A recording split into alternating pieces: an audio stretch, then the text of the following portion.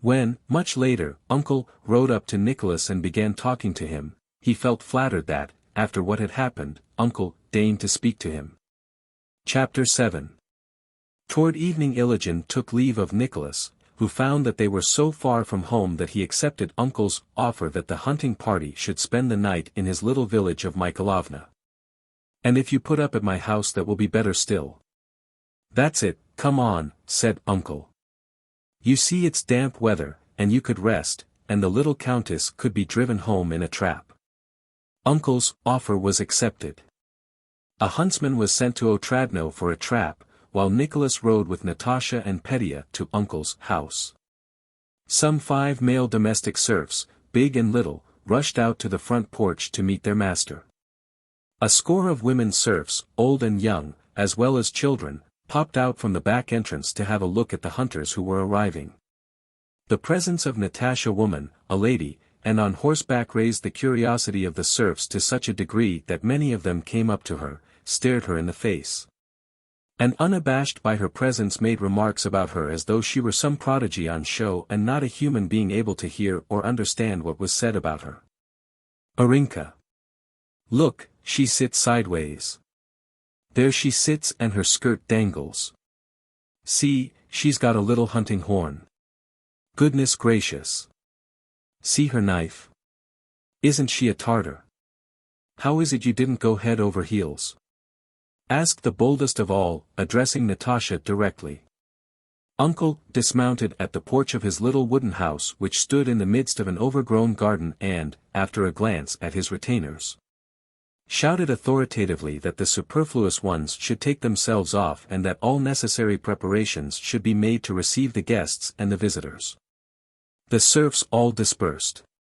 Uncle lifted Natasha off her horse and taking her hand led her up the rickety wooden steps of the porch. The house, with its bare, unplastered log walls, was not over-clean. It did not seem that those living in it aimed at keeping it spotless, but neither was it noticeably neglected.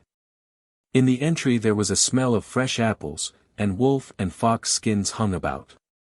Uncle led the visitors through the anteroom into a small hall with a folding table and red chairs, then into the drawing room with a round birchwood table and a sofa, and finally into his private room where there was a tattered sofa, a worn carpet, and portraits of Suvorov, of the host's father and mother, and of himself in military uniform. The study smelt strongly of tobacco and dogs. Uncle asked his visitors to sit down and make themselves at home, and then went out of the room. Rugai, his back still muddy, came into the room and lay down on the sofa, cleaning himself with his tongue and teeth. Leading from the study was a passage in which a partition with ragged curtains could be seen. From behind this came women's laughter and whispers. Natasha, Nicholas, and Petya took off their wraps and sat down on the sofa. Petya, leaning on his elbow, fell asleep at once. Natasha and Nicholas were silent. Their faces glowed, they were hungry and very cheerful. They looked at one another. Now that the hunt was over and they were in the house, Nicholas no longer considered it necessary to show his manly superiority over his sister. Natasha gave him a wink. And neither refrained long from bursting into a peal of ringing laughter even before they had a pretext ready to account for it. After a while Uncle came in a Cossack coat, blue trousers, and small top boots. And Natasha felt that this costume, the very one she had regarded with surprise and amusement at Otradno, was just the right thing and not at all worse than a swallowtail or frock coat. Uncle, too, was in high spirits and far from being offended by the brothers' and sisters' laughter. It could never enter his head that they might be laughing at his way of life. He himself joined in the merriment. "That's right, young countess, that's it, come on. I never saw anyone like her," said he, offering Nicholas a pipe with a long stem and, with a practiced motion of 3 fingers, taking down another that had been cut short. "She's ridden all day like a man, and is as fresh as ever." Soon after Uncle's reappearance the door was opened, evidently from the sound by a barefooted girl, and a stout, rosy, good-looking woman of about 40, with a double chin and full red lips, entered carrying a large loaded tray. With hospitable dignity and cordiality in her glance and in every motion, she looked at the visitors and, with a pleasant smile, bowed respectfully. In spite of her exceptional stoutness, which caused her to protrude her chest and stomach and throw back her head, this woman, who was Uncle's housekeeper, trod very lightly. She went to the table, set down the tray, and with her plump white hands deftly took from it the bottles and various hors d'oeuvres and dishes and arranged them on the table. When she had finished, she stepped aside and stopped at the door with a smile on her face. "Here I am. I am she. Now do you understand, Uncle?" her expression said to Rostov. How could one help understanding? Not only Nicholas, but even Natasha understood the meaning of his puckered brow and the happy complacent smile that slightly puckered his lips when Anisia Fedorovna entered. On the tray was a bottle of herb wine, different kinds of vodka, pickled mushrooms, rye cakes made with buttermilk, honey in the comb, still mead and sparkling mead, apples, nuts, raw and roasted, and nut and honey sweets. Afterwards she brought a freshly roasted chicken, ham, preserves made with honey, and preserves made with sugar. All this was the fruit of Anisia Fedorovna's housekeeping, gathered and prepared by her. The smell and taste of it all had a smack of Anisia Fedorovna herself, a savor of juiciness, cleanliness, whiteness, and pleasant smiles. "Take this, little lady countess," she kept saying, as she offered Natasha first one thing and then another. Natasha ate of everything and thought she had never seen or eaten such buttermilk cakes, such aromatic jam, such honey and nut sweets, or such a chicken anywhere. Anisia Fedorovna left the room. After supper, over their cherry brandy, Rostov and Uncle talked of past and future hunts, of Rugai and Iligin's dogs, while Natasha sat upright on the sofa and listened with sparkling eyes. She tried several times to wake Petya that he might eat something, but he only muttered incoherent words without waking up. Natasha felt so light-hearted and happy in these novel surroundings that she only feared the trap would come for her too soon. After a casual pause, such as often occurs when receiving friends for the first time in one's own house, Uncle, answering a thought that was in his visitor's mind, said, "This, you see, is how I am finishing my days. Death will come. That's it, come on. Nothing will remain. Then why harm anyone?" Uncle's face was very significant and even handsome as he said this. Involuntarily Rostov recalled all the good he had heard about him from his father and the neighbors. Throughout the whole province Uncle had the reputation of being the most honorable and disinterested of cranks. They called him in to decide family disputes, chose him as executor, confided secrets to him, elected him to be a justice and to other posts. But he always persistently refused public appointments, passing the autumn and spring in the fields on his bay gelding, sitting at home in winter, and lying in his overgrown garden in summer. "Why don't you enter the service, Uncle?" "I did once, but gave it up. I am not fit for it." "That's it, come on. I can't make head or tail of it. That's for you, I haven't brains enough. Now, hunting is another matter, that's it, come on. Open the door, there," he shouted.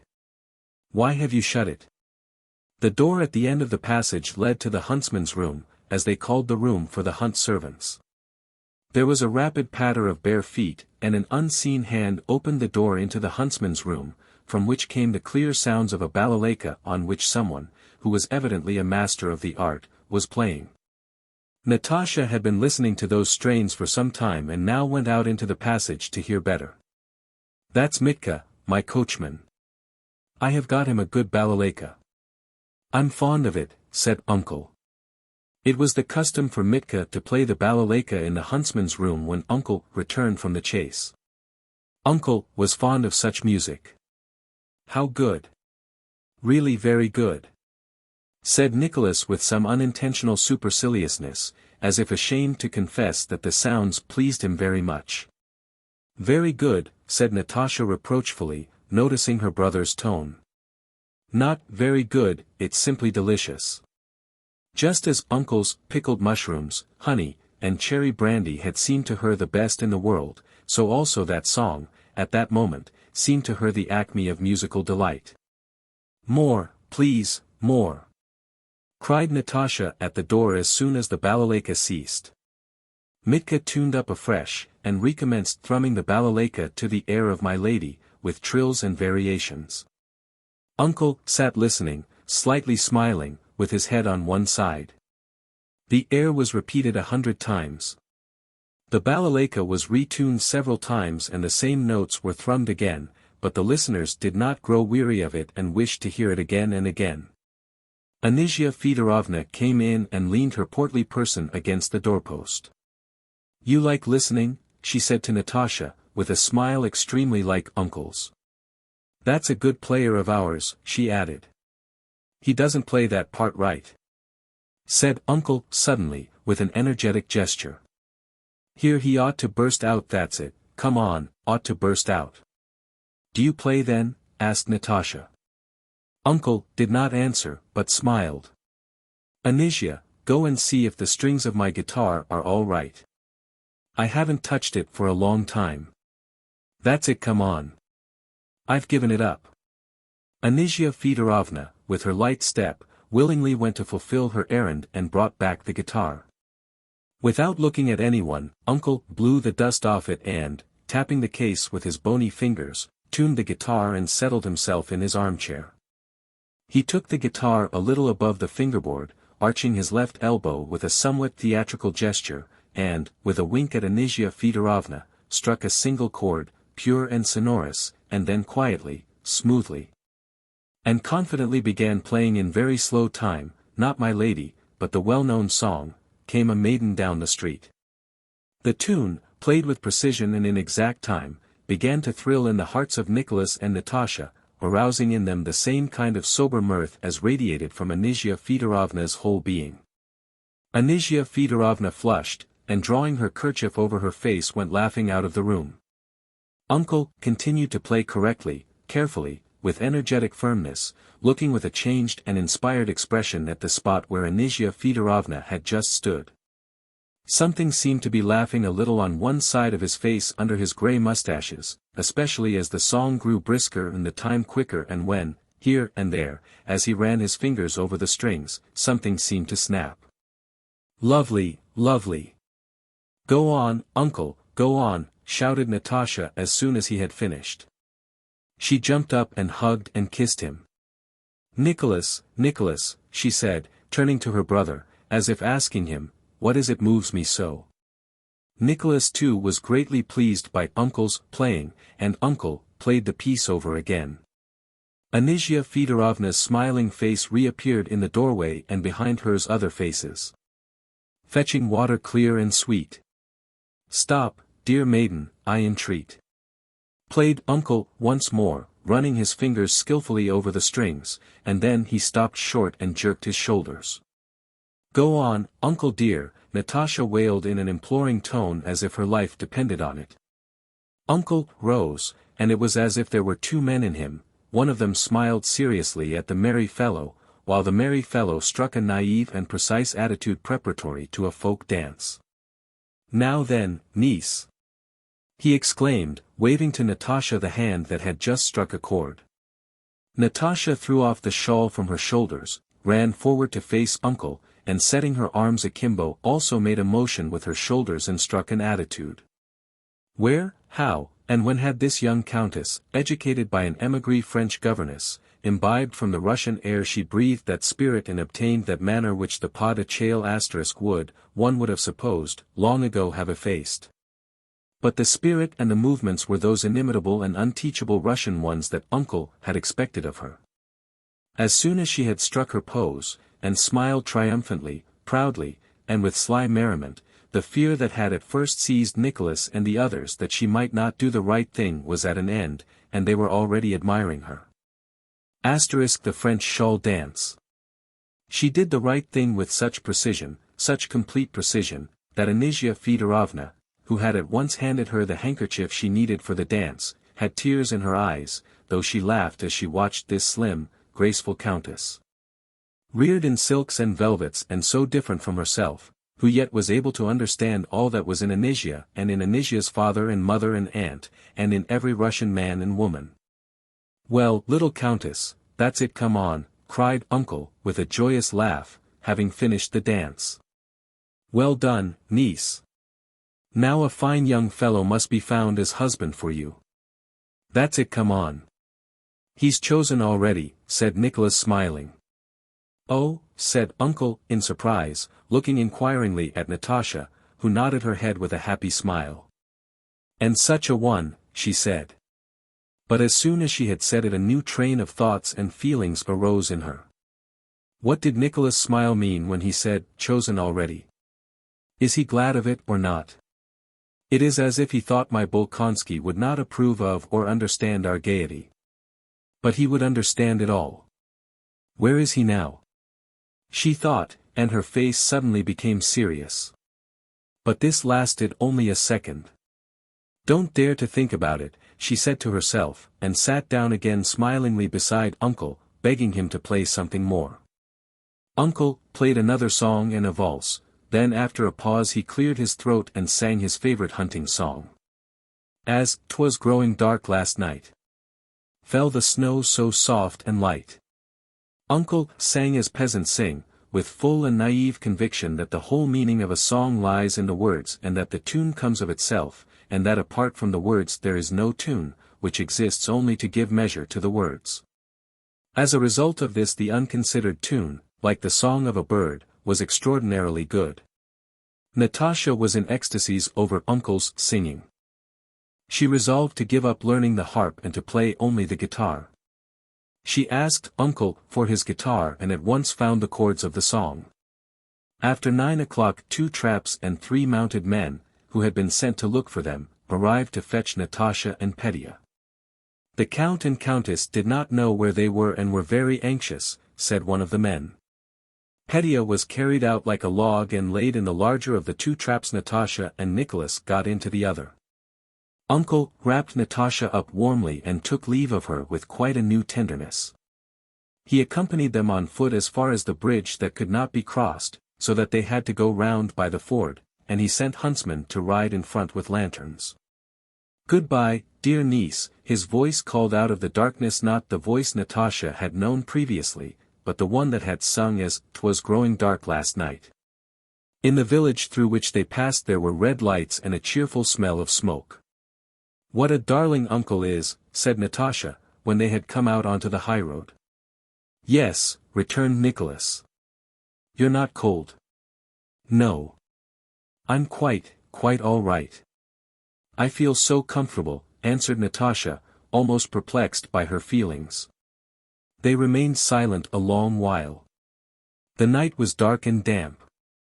They could not see the horses, but only heard them splashing through the unseen mud. What was passing in that receptive childlike soul that so eagerly caught and assimilated all the diverse impressions of life? How did they all find place in her? But she was very happy. As they were nearing home she suddenly struck up the air of As 'twas growing dark last night, the tune of which she had all the way been trying to get and had at last caught. "Got it?" said Nicholas. "What were you thinking about just now, Nicholas?" inquired Natasha. They were fond of asking one another that question. "I," said Nicholas, trying to remember. "Well, you see, first I thought that Rugai, the red hound, was like uncle, and that if he were a man he would always keep uncle near him, if not for his riding, then for his manner. What a good fellow uncle is. Don't you think so? Well, and you?" Wait a bit, wait. Yes, first I thought that we are driving along and imagining that we are going home, but that heaven knows where we are really going in the darkness, and that we shall arrive and suddenly find that we are not in Otradno, but in fairyland. And then I thought. No, nothing else. I know, I expect you thought of him, said Nicholas, smiling as Natasha knew by the sound of his voice. No, said Natasha, though she had in reality been thinking about Prince Andrew at the same time as of the rest, and of how he would have liked uncle. And then I was saying to myself all the way, how well Anisia carried herself, how well. And Nicholas heard her spontaneous, happy, ringing laughter. And do you know, she suddenly said, I know that I shall never again be as happy and tranquil as I am now. Rubbish, nonsense, humbug! Exclaimed Nicholas, and he thought, how charming this Natasha of mine is. I have no other friend like her and never shall have. Why should she marry? We might always drive about together. What a darling this Nicholas of mine is, thought Natasha.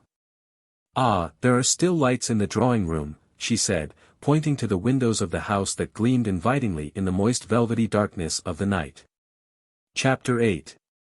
Count Ilya Rostov had resigned the position of Marshal of the Nobility because it involved him in too much expense, but still his affairs did not improve. Natasha and Nicholas often noticed their parents conferring together anxiously and privately and heard suggestions of selling the fine ancestral Rostov house and estate near Moscow. It was not necessary to entertain so freely as when the Count had been Marshal, and life at Otradno was quieter than in former years, but still the enormous house and its lodges were full of people and more than 20 sat down to table every day. These were all their own people who had settled down in the house almost as members of the family, or persons who were, it seemed, obliged to live in the Count's house. Such were Dimmler the musician and his wife, Vogel the dancing master and his family, Belova, an old maiden lady, an inmate of the house, and many others such as Petya's tutors, the girl's former governess. And other people who simply found it preferable and more advantageous to live in the Count's house than at home. They had not as many visitors as before, but the old habits of life without which the Count and Countess could not conceive of existence remained unchanged. There was still the hunting establishment which Nicholas had even enlarged, the same 50 horses and 15 grooms in the stables, the same expensive presents and dinner parties to the whole district on name days. There were still the Count's games of whist and Boston, at which spreading out his cards so that everybody could see them let himself be plundered of hundreds of rubles every day by his neighbors, who looked upon an opportunity to play a rubber with Count Rostov as a most profitable source of income. The Count moved in his affairs as in a huge net, trying not to believe that he was entangled but becoming more and more so at every step, and feeling too feeble to break the meshes or to set to work carefully and patiently to disentangle them. The Countess, with her loving heart, felt that her children were being ruined. That it was not the Count's fault, for he could not help being what he was, that, though he tried to hide it, he himself suffered from the consciousness of his own and his children's ruin, and she tried to find means of remedying the position. From her feminine point of view she could see only one solution, namely, for Nicholas to marry a rich heiress. She felt this to be their last hope, and that if Nicholas refused the match she had found for him, she would have to abandon the hope of ever getting matters right. This match was with Julie Karagina, the daughter of excellent and virtuous parents, a girl the Rostovs had known from childhood, and who had now become a wealthy heiress through the death of the last of her brothers. The Countess had written direct to Julie's mother in Moscow suggesting a marriage between their children and had received a favorable answer from her. Karagina had replied that for her part she was agreeable, and everything depended on her daughter's inclination. She invited Nicholas to come to Moscow. Several times the Countess, with tears in her eyes, told her son that now both her daughters were settled, her only wish was to see him married. She said she could lie down in her grave peacefully if that were accomplished. Then she told him that she knew of a splendid girl and tried to discover what he thought about marriage. At other times she praised Julie to him and advised him to go to Moscow during the holidays to amuse himself. Nicholas guessed what his mother's remarks were leading to, and during one of these conversations induced her to speak quite frankly. She told him that her only hope of getting their affairs disentangled now lay in his marrying Julie Karagina. "But, Mama, suppose I loved a girl who has no fortune, would you expect me to sacrifice my feelings and my honor for the sake of money?" he asked his mother, not realizing the cruelty of his question and only wishing to show his noble-mindedness. "No, you have not understood me," said his mother, not knowing how to justify herself. "You have not understood me, Nikolenka. It is your happiness I wish for," she added, feeling that she was telling an untruth and was becoming entangled. She began to cry. "Mama, don't cry. Only tell me that you wish it, and you know I will give my life, anything, to put you at ease," said Nicholas. "I would sacrifice anything for you, even my feelings." But the Countess did not want the question put like that. she did not want a sacrifice from her son, she herself wished to make a sacrifice for him. "No, you have not understood me, don't let us talk about it," she replied, wiping away her tears. "Maybe I do love a poor girl," said Nicholas to himself. "Am I to sacrifice my feelings and my honor for money? I wonder how Mama could speak so to me. Because Sonia is poor I must not love her," he thought, "must not respond to her faithful, devoted love. Yet I should certainly be happier with her than with some doll like Julie. I can always sacrifice my feelings for my family's welfare," he said to himself, "but I can't coerce my feelings. If I love Sonia, that feeling is for me stronger and higher than all else." Nicholas did not go to Moscow, and the Countess did not renew the conversation with him about marriage. She saw with sorrow, and sometimes with exasperation, symptoms of a growing attachment between her son and the portionless Sonia. Though she blamed herself for it, she could not refrain from grumbling at and worrying Sonia, often pulling her up without reason, addressing her stiffly as "my dear," and using the formal "you" instead of the intimate "thou" in speaking to her. The kind-hearted Countess was the more vexed with Sonia because that poor, dark-eyed niece of hers was so meek, so kind, so devotedly grateful to her benefactors, and so faithfully, unchangingly, and unselfishly in love with Nicholas, that there were no grounds for finding fault with her. Nicholas was spending the last of his leave at home. A fourth letter had come from Prince Andrew, from Rome, in which he wrote that he would have been on his way back to Russia long ago had not his wound unexpectedly reopened in the warm climate, which obliged him to defer his return till the beginning of the new year. Natasha was still as much in love with her betrothed, found the same comfort in that love, and was still as ready to throw herself into all the pleasures of life as before. But at the end of the 4th month of their separation she began to have fits of depression which she could not master. She felt sorry for herself, sorry that she was being wasted all this time and of no use to anyone while she felt herself so capable of loving and being loved. Things were not cheerful in the Rostovs' home. Chapter 9.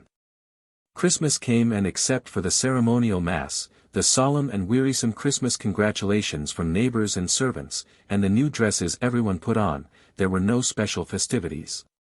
Though the calm frost of 20 degrees Romer, the dazzling sunshine by day, and the starlight of the winter nights seemed to call for some special celebration of the season.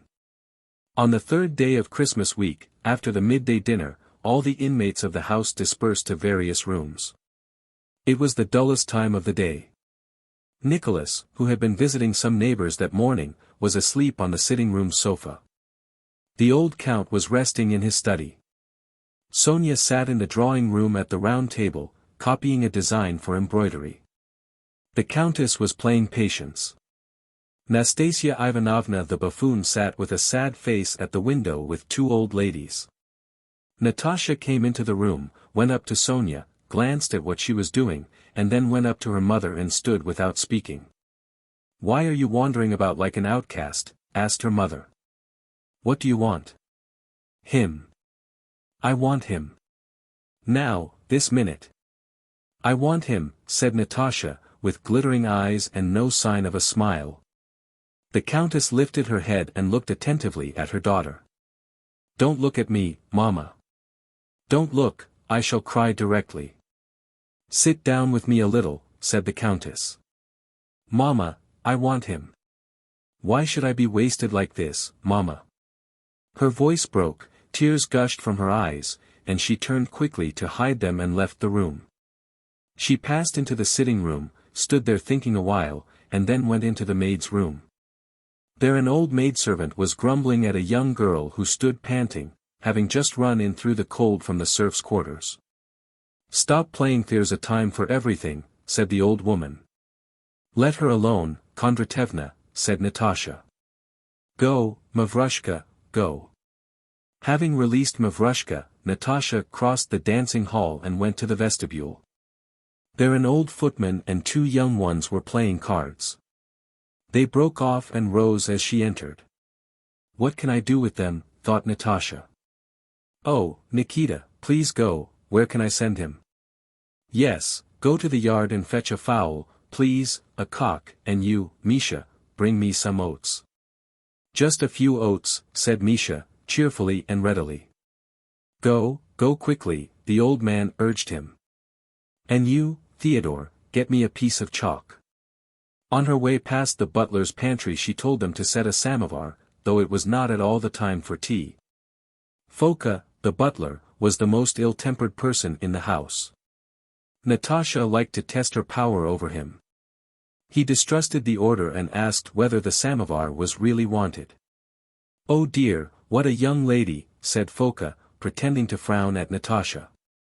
No one in the house sent people about or gave them as much trouble as Natasha did. She could not see people unconcernedly, but had to send them on some errand. She seemed to be trying whether any of them would get angry or sulky with her, but the serfs fulfilled no one's orders so readily as they did hers. "What can I do, where can I go?" thought she, as she went slowly along the passage. "Nastasia Ivanovna, what sort of children shall I have?" she asked the buffoon, who was coming toward her in a woman's jacket. "Why, fleas, crickets, grasshoppers," answered the buffoon. Oh Lord, it's always the same. Oh, where am I to go? What am I to do with myself?" And tapping with her heels, she ran quickly upstairs to see Vogel and his wife who lived on the upper story. Two governesses were sitting with the Vogels at a table, on which were plates of raisins, walnuts, and almonds. The governesses were discussing whether it was cheaper to live in Moscow or Odessa. Natasha sat down, listened to their talk with a serious and thoughtful air, and then got up again. "The island of Madagascar," she said. "Madagascar," she repeated, articulating each syllable distinctly, and, not replying to Madame Schoss who asked her what she was saying, she went out of the room. Her brother Petya was upstairs too. With the man in attendance on him he was preparing fireworks to let off that night. "Petya! Petya!" she called to him. "Carry me downstairs." Petya ran up and offered her his back. She jumped on it, putting her arms round his neck, and he pranced along with her. "No, don't, the island of Madagascar," she said, and jumping off his back she went downstairs. Having as it were reviewed her kingdom, tested her power, and made sure that everyone was submissive, but that all the same it was dull, Natasha betook herself to the ballroom, picked up her guitar, sat down in a dark corner behind a bookcase, and began to run her fingers over the strings in the bass, picking out a passage she recalled from an opera she had heard in Petersburg with Prince Andrew. What she drew from the guitar would have had no meaning for other listeners, but in her imagination a whole series of reminiscences arose from those sounds. She sat behind the bookcase with her eyes fixed on a streak of light escaping from the pantry door and listened to herself and pondered. She was in a mood for brooding on the past. Sonia passed to the pantry with a glass in her hand. Natasha glanced at her and at the crack in the pantry door, and it seemed to her that she remembered the light failing through that crack once before and Sonia passing with a glass in her hand. Yes, it was exactly the same, thought Natasha. "Sonia, what is this?" she cried, twanging a thick string.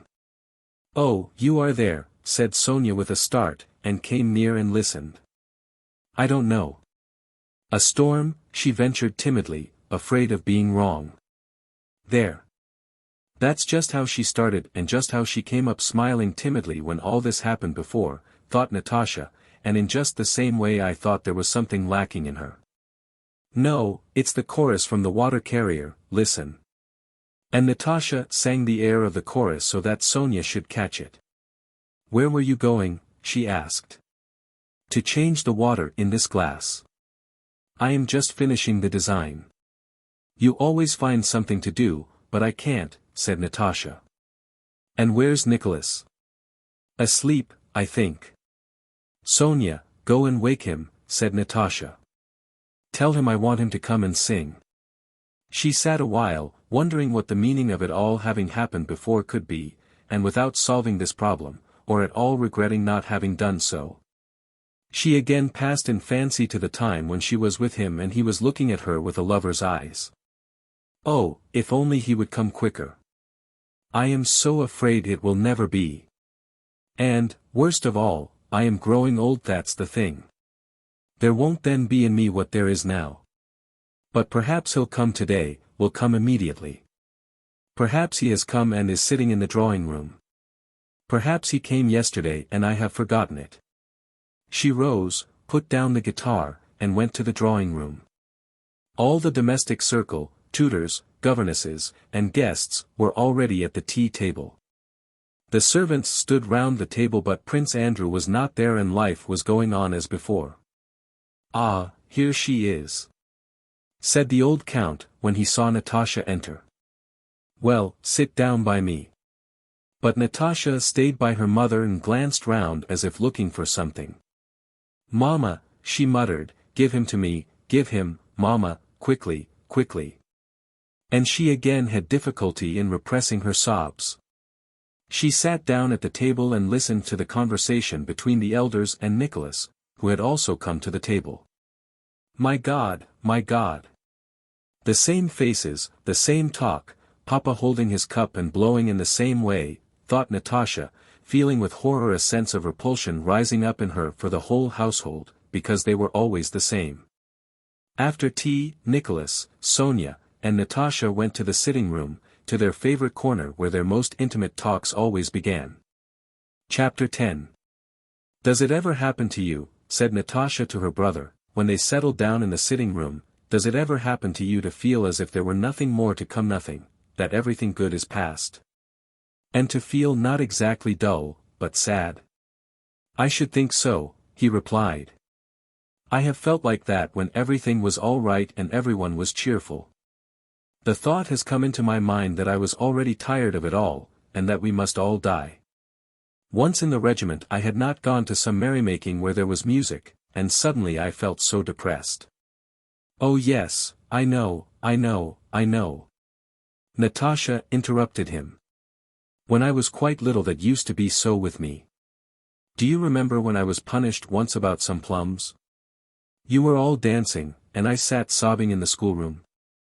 I shall never forget it. I felt sad and sorry for everyone, for myself, and for everyone. And I was innocent, that was the chief thing," said Natasha. "Do you remember?" "I remember," answered Nicholas. "I remember that I came to you afterwards and wanted to comfort you, but do you know, I felt ashamed to. We were terribly absurd. I had a funny doll then and wanted to give it to you. Do you remember?" "And do you remember," Natasha asked with a pensive smile, "how once, long, long ago, when we were quite little, Uncle called us into the study that was in the old house and it was dark, we went in and suddenly there stood a Negro," chimed in Nicholas with a smile of delight. "Of course I remember. Even now I don't know whether there really was a Negro, or if we only dreamed it or were told about him. He was gray, you remember, and had white teeth, and stood and looked at us." "Sonia, do you remember?" asked Nicholas. Yes, I do remember something too," Sonia answered timidly. "You know I have asked Papa and Mama about that Negro," said Natasha, "and they say there was no Negro at all, but you see, you remember." "Of course I do, I remember his teeth as if I had just seen them. How strange it is. It's as if it were a dream. I like that. And do you remember how we rolled hard-boiled eggs in the ballroom, and suddenly two old women began spinning round on the carpet? Was that real or not? Do you remember what fun it was?" "Yes, and you remember how Papa in his blue overcoat fired a gun in the porch?" So they went through their memories, smiling with pleasure, not the sad memories of old age, but poetic, youthful ones, those impressions of one's most distant past in which dreams and realities blend, and they laughed with quiet enjoyment. Sonia, as always, did not quite keep pace with them, though they shared the same reminiscences. Much that they remembered had slipped from her mind, and what she recalled did not arouse the same poetic feeling as they experienced. She simply enjoyed their pleasure and tried to fit in with it. She only really took part when they recalled Sonia's first arrival. She told them how afraid she had been of Nicholas because he had on a corded jacket, and her nurse had told her that she, too, would be sewn up with cords. "And I remember their telling me that you had been born under a cabbage," said Natasha, "and I remember that I dared not disbelieve it then, but knew that it was not true, and I felt so uncomfortable. While they were talking, a maid thrust her head in at the other door of the sitting room. "They have brought the cock, miss," she said in a whisper. "It isn't wanted, Petya." "Tell them to take it away," replied Natasha. In the middle of their talk in the sitting room, Dimmler came in and went up to the harp that stood there in a corner. He took off its cloth covering, and the harp gave out a jarring sound. "Mr. Dimmler, please play my favorite nocturne by Field," came the old countess' voice from the drawing room. Dimmler struck a chord and, turning to Natasha, Nicholas, and Sonia, remarked, "How quiet you young people are." "Yes, we're philosophizing," said Natasha, glancing round for a moment and then continuing the conversation. They were now discussing dreams. Dimmler began to play. Natasha went on tiptoe noiselessly to the table, took up a candle, carried it out, and returned, seating herself quietly in her former place. It was dark in the room, especially where they were sitting on the sofa, but through the big windows the silvery light of the full moon fell on the floor. Dimmler had finished the piece but still sat softly running his fingers over the strings, evidently uncertain whether to stop or to play something else. "Do you know," said Natasha in a whisper, moving closer to Nicholas and Sonia, "that when one goes on and on recalling memories, one at last begins to remember what happened before one was in the world." "That is metempsychosis," said Sonia, who had always learned well, and remembered everything. "The Egyptians believed that our souls have lived in animals, and will go back into animals again." "No, I don't believe we ever were in animals," said Natasha, still in a whisper though the music had ceased. "But I am certain that we were angels somewhere there, and have been here, and that is why we remember." "May I join you?" said Dimmler, who had come up quietly, and he sat down by them. "If we have been angels, why have we fallen lower?" said Nicholas. "No, that can't be. Not lower, who said we were lower? How do I know what I was before?" Natasha rejoined with conviction. "The soul is immortal. Well then, if I shall always live I must have lived before, lived for a whole eternity." "Yes, but it is hard for us to imagine eternity," remarked Dimmler, who had joined the young folk with a mildly condescending smile but now spoke as quietly and seriously as they. "Why is it hard to imagine eternity?" said Natasha. "It is now today, and it will be tomorrow, and always, and there was yesterday, and the day before." "Natasha. Now it's your turn. Sing me something," they heard the countess say. "Why are you sitting there like conspirators?" "Mama, I don't at all want to," replied Natasha, but all the same she rose. None of them, not even the middle-aged Dimmler, wanted to break off their conversation and quit that corner in the sitting room, but Natasha got up and Nicholas sat down at the clavichord. Standing as usual in the middle of the hall and choosing the place where the resonance was best, Natasha began to sing her mother's favorite song. She had said she did not want to sing, but it was long since she had sung, and long before she again sang, as she did that evening. The Count, from his study where he was talking to Mitenka, heard her and, like a schoolboy in a hurry to run out to play, blundered in his talk while giving orders to the steward, and at last stopped. While Mitenka stood in front of him also listening and smiling. Nicholas did not take his eyes off his sister and drew breath in time with her. Sonia, as she listened, thought of the immense difference there was between herself and her friend, and how impossible it was for her to be anything like as bewitching as her cousin. The old countess sat with a blissful yet sad smile and with tears in her eyes, occasionally shaking her head. She thought of Natasha and of her own youth, and of how there was something unnatural and dreadful in this impending marriage of Natasha and Prince Andrew. Dimmler, who had seated himself beside the countess, listened with closed eyes. "Ah, Countess," he said at last, "that's a European talent, she has nothing to learn but softness, tenderness, and strength." "Ah, how afraid I am for her, how afraid I am," said the countess, not realizing to whom she was speaking. Her maternal instinct told her that Natasha had too much of something, and that because of this she would not be happy.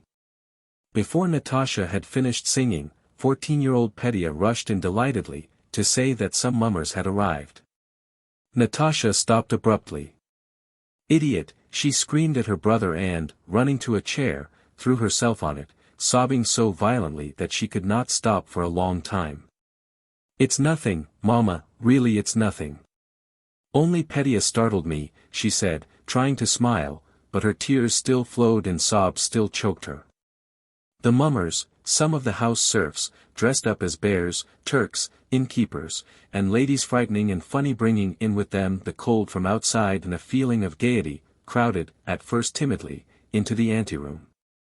Then hiding behind one another they pushed into the ballroom where, shyly at first and then more and more merrily and heartily, they started singing, dancing, and playing Christmas games. The Countess, when she had identified them and laughed at their costumes, went into the drawing-room. The Count sat in the ballroom, smiling radiantly and applauding the players. The young people had disappeared. Half an hour later there appeared among the other mummers in the ballroom an old lady in a hooped skirt. This was Nicholas. A Turkish girl was Petya. A clown was Dimmler. An hussar was Natasha, and a Circassian was Sonia with burnt cork mustache and eyebrows. After the condescending surprise, non-recognition, and praise, from those who were not themselves dressed up, the young people decided that their costumes were so good that they ought to be shown elsewhere. Nicholas, who, as the roads were in splendid condition, wanted to take them all for a drive in his troika, proposed to take with them about a dozen of the serf mummers and drive to Uncle's. "No, why disturb the old fellow," said the Countess. "Besides, you wouldn't have room to turn round there. If you must go, go to the Melyukovs." Melyukova was a widow, who, with her family and their tutors and governesses, lived 3 miles from the Rostovs. "That's right, my dear," chimed in the old Count, thoroughly aroused. "I'll dress up at once and go with them. I'll make Pachette open her eyes." But the Countess would not agree to his going. He had had a bad leg all these last days. It was decided that the Count must not go, but that if Louisa Ivanovna, Madame Schoss, would go with them, the young ladies might go to the Melyukovs, Sonia, generally so timid and shy. More urgently than anyone begging Louisa Ivanovna not to refuse. Sonia's costume was the best of all. Her mustache and eyebrows were extraordinarily becoming. Everyone told her she looked very handsome, and she was in a spirited and energetic mood unusual with her. Some inner voice told her that now or never her fate would be decided, and in her male attire she seemed quite a different person. Louisa Ivanovna consented to go, and in half an hour 4 troika sleighs with large and small bells, their runners squeaking and whistling over the frozen snow, drove up to the porch. Natasha was foremost in setting a merry holiday tone, which, passing from one to another, grew stronger and reached its climax when they all came out into the frost and got into the sleighs, talking, calling to one another, laughing, and shouting. 2 of the troikas were the usual household sleighs, the 3rd was the old Count's with a trotter from the Orlov stud as shaft horse, the 4th was Nicholas' own with a short shaggy black shaft horse. Nicholas, in his old lady's dress over which he had belted his hussar overcoat, stood in the middle of the sleigh, reins in hand. It was so light that he could see the moonlight reflected from the metal harness discs and from the eyes of the horses, who looked round in alarm at the noisy party under the shadow of the porch roof.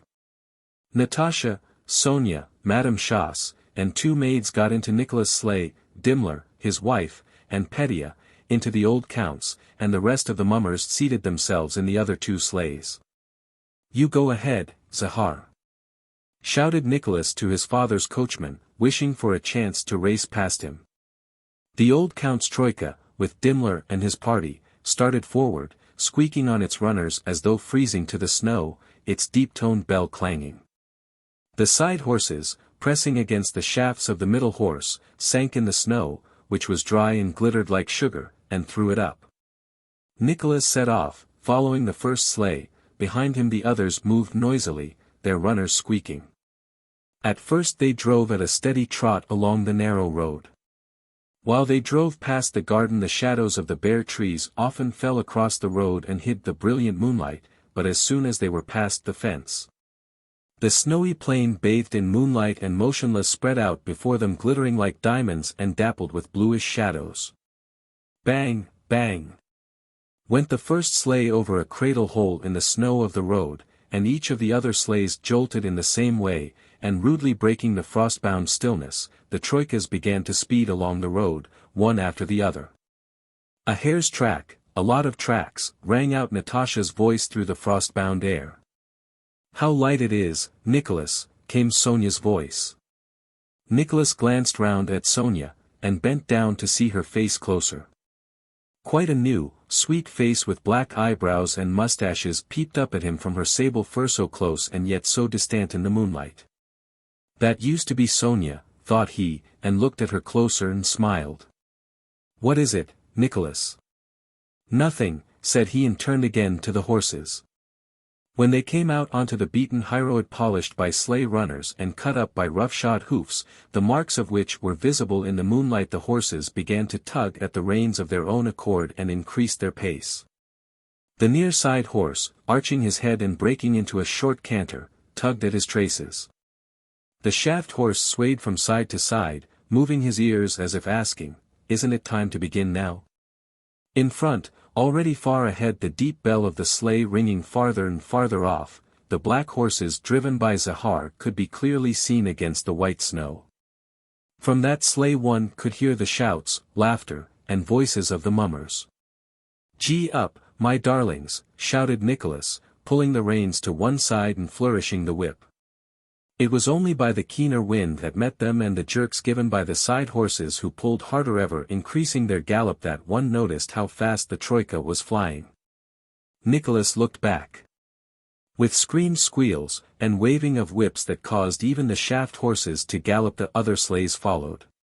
The shaft horse swung steadily beneath the bow over its head, with no thought of slackening pace and ready to put on speed when required. Nicholas overtook the first sleigh. They were driving downhill and coming out upon a broad trodden track across a meadow, near a river. "Where are we?" thought he. "It's the Kosoi meadow, I suppose. But not his is something new I've never seen before. This isn't the Kosoi meadow nor the Demkin hill, and heaven only knows what it is. It is something new and enchanted. Well, whatever it may be." And shouting to his horses, he began to pass the first sleigh. Zahar held back his horses and turned his face, which was already covered with hoarfrost, to his eyebrows. Nicholas gave the horses the rein, and Zahar, stretching out his arms, clucked his tongue and let his horses go. "Now, look out, master!" he cried. Faster still the two troikas flew side by side, and faster moved the feet of the galloping side horses. Nicholas began to draw ahead. Zahar, while still keeping his arms extended, raised one hand with the reins. "No, you won't, master!" he shouted. Nicholas put all his horses to a gallop and passed Zahar. The horses showered the fine dry snow on the faces of those in the sleigh beside them, sounded quick ringing bells, and they caught confused glimpses of swiftly moving legs and the shadows of the troika they were passing. The whistling sound of the runners on the snow and the voices of girls shrieking were heard from different sides. Again checking his horses, Nicholas looked around him. They were still surrounded by the magic plain, bathed in moonlight and spangled with stars. "Zahar is shouting that I should turn to the left, but why to the left?" thought Nicholas. "Are we getting to the Melyukovs? Is this Melyukovka? Heaven only knows where we are going, and heaven knows what is happening to us, but it is very strange and pleasant whatever it is." And he looked round in the sleigh. "Look, his mustache and eyelashes are all white," said one of the strange, pretty, unfamiliar people, the one with fine eyebrows and mustache. "I think this used to be Natasha," thought Nicholas, "and that was Madame Schoss, but perhaps it's not, and this Circassian with the mustache I don't know, but I love her." "Aren't you cold?" he asked. They did not answer but began to laugh. Dimmler from the sleigh behind shouted something, probably something funny, but they could not make out what he said. "Yes, yes," some voices answered, laughing. But here was a fairy forest with black moving shadows, and a glitter of diamonds, and a flight of marble steps, and the silver roofs of fairy buildings, and the shrill yells of some animals. And if this is really Melyukovka, it is still stranger that we drove heaven knows where and have come to Melyukovka, thought Nicholas. It really was Melyukovka, and maids and footmen with merry faces came running out to the porch carrying candles. "Who is it?" asked someone in the porch. "The mummers from the count's." "I know by the horses," replied some voices. Chapter 11. Pelagia Danilovna Melyukova, a broadly built, energetic woman wearing spectacles, sat in the drawing room in a loose dress, surrounded by her daughters whom she was trying to keep from feeling dull. They were quietly dropping melted wax into snow and looking at the shadows the wax figures would throw on the wall, when they heard the steps and voices of new arrivals in the vestibule. Hussars, ladies, witches, clowns, and bears, after clearing their throats and wiping the hoarfrost from their faces in the vestibule, came into the ballroom where candles were hurriedly lighted. The clown Dimmler and the Lady Nicola started a dance. Surrounded by the screaming children, the mummers, covering their faces and disguising their voices, bowed to their hostess and arranged themselves about the room. "Dear me! There's no recognizing them. And Natasha. See whom she looks like. She really reminds me of somebody. But her Dimmler, isn't he good? I didn't know him. And how he dances. Dear me, there's a Circassian. Really, how becoming it is to dear Sonia. And who is that? Well, you have cheered us up. Nikita and Vanya clear away the tables. And we were sitting so quietly. Ha, ha, ha. The hussar, the hussar. Just like a boy. And the legs. I can't look at him.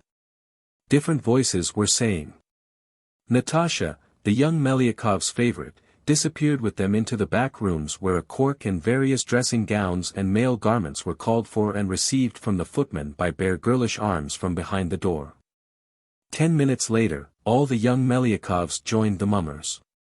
Pelagia Danilovna, having given orders to clear the rooms for the visitors and arranged about refreshments for the gentry and the serfs, went about among the mummers without removing her spectacles. Peering into their faces with a suppressed smile and failing to recognize any of them. It was not merely Dimmler and the Rostovs she failed to recognize, she did not even recognize her own daughters, or her late husbands, dressing gowns and uniforms, which they had put on. And who is this? She asked her governess, peering into the face of her own daughter dressed up as a Kazan Tartar. I suppose it is one of the Rostovs. Well, Mr. Hussar, and what regiment do you serve in? She asked Natasha. Here, hand some fruit jelly to the Turk. She ordered the butler who was handing things round. That's not forbidden by his law. Sometimes, as she looked at the strange but amusing capers cut by the dancers, who having decided once for all that being disguised, no one would recognize them, were not at all shy, Pelagia Danilovna hid her face in her handkerchief. And her whole stout body shook with irrepressible, kindly, elderly laughter. My little Sasha. Look at Sasha, she said. After Russian country dances and chorus dances, Pelagia Danilovna made the serfs and gentry join in one large circle, a ring, a string, and a silver ruble were fetched and they all played games together. In an hour, all the costumes were crumpled and disordered. The corked eyebrows and mustaches were smeared over the perspiring, flushed, and merry faces. Pelagia Danilovna began to recognize the mummers, admired their cleverly contrived costumes, and particularly how they suited the young ladies, and she thanked them all for having entertained her so well. The visitors were invited to supper in the drawing-room, and the serfs had something served to them in the ballroom. Now to tell one's fortune in the empty bathhouse is frightening, said an old maid who lived with the Melyukovs, during supper. Why, said the eldest Melyukov girl. You wouldn't go, it takes courage. I'll go, said Sonia. Tell what happened to the young lady, said the second Melyukov girl. Well, began the old maid, a young lady once went out, took a cock, laid the table for two, all properly, and sat down. After sitting a while, she suddenly hears someone coming. A sleigh drives up with harness bells, she hears him coming. He comes in, just in the shape of a man, like an officer comes in and sits down to table with her. Ah!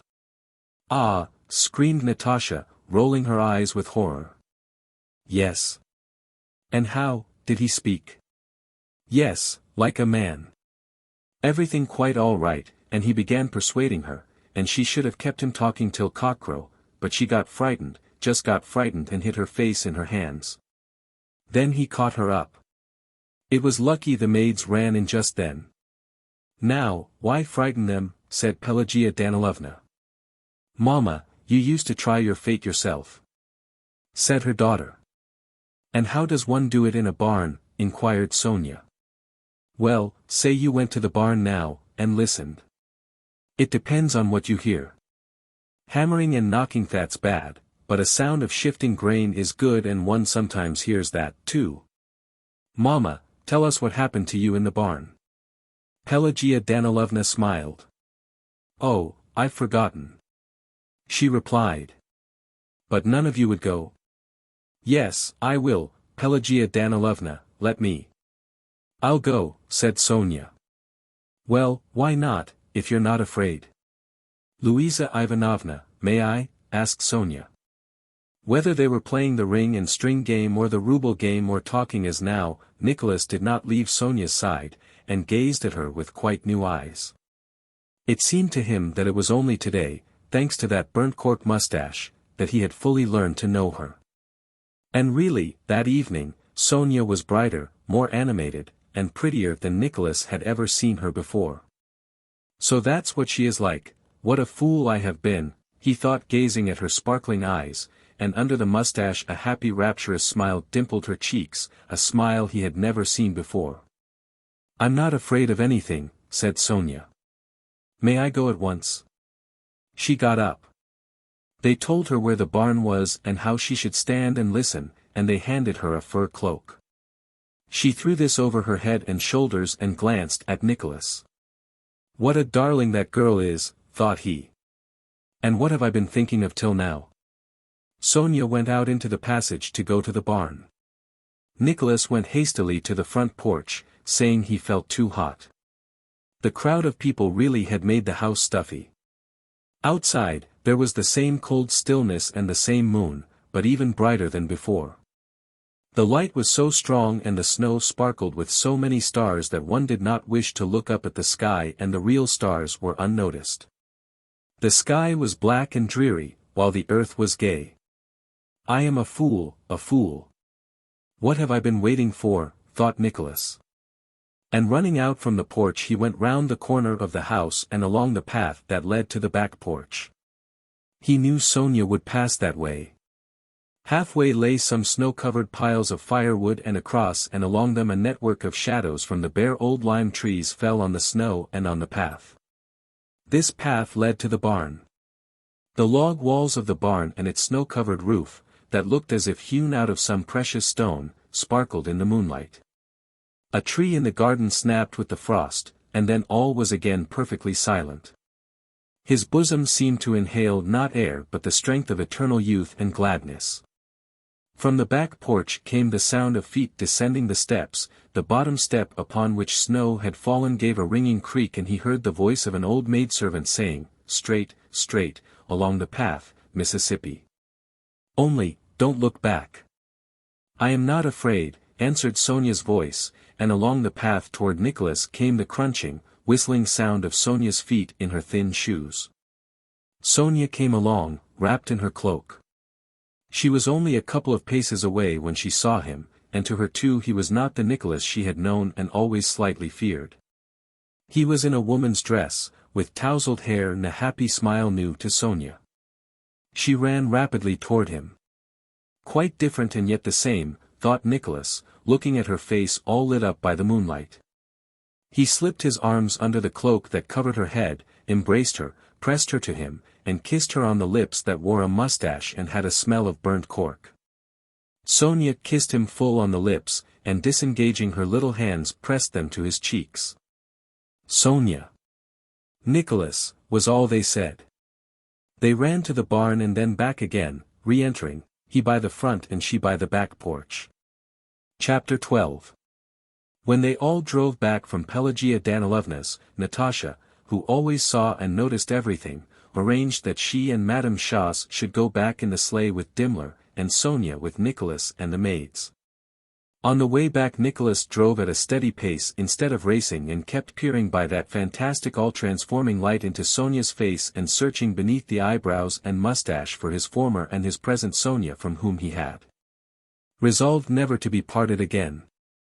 He looked and recognizing in her both the old and the new Sonia, and being reminded by the smell of burnt cork of the sensation of her kiss, inhaled the frosty air with a full breast and, looking at the ground flying beneath him and at the sparkling sky, felt himself again in fairyland.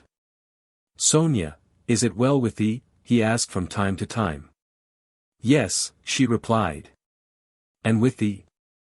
When halfway home Nicholas handed the reins to the coachman and ran for a moment to Natasha's sleigh and stood on its wing.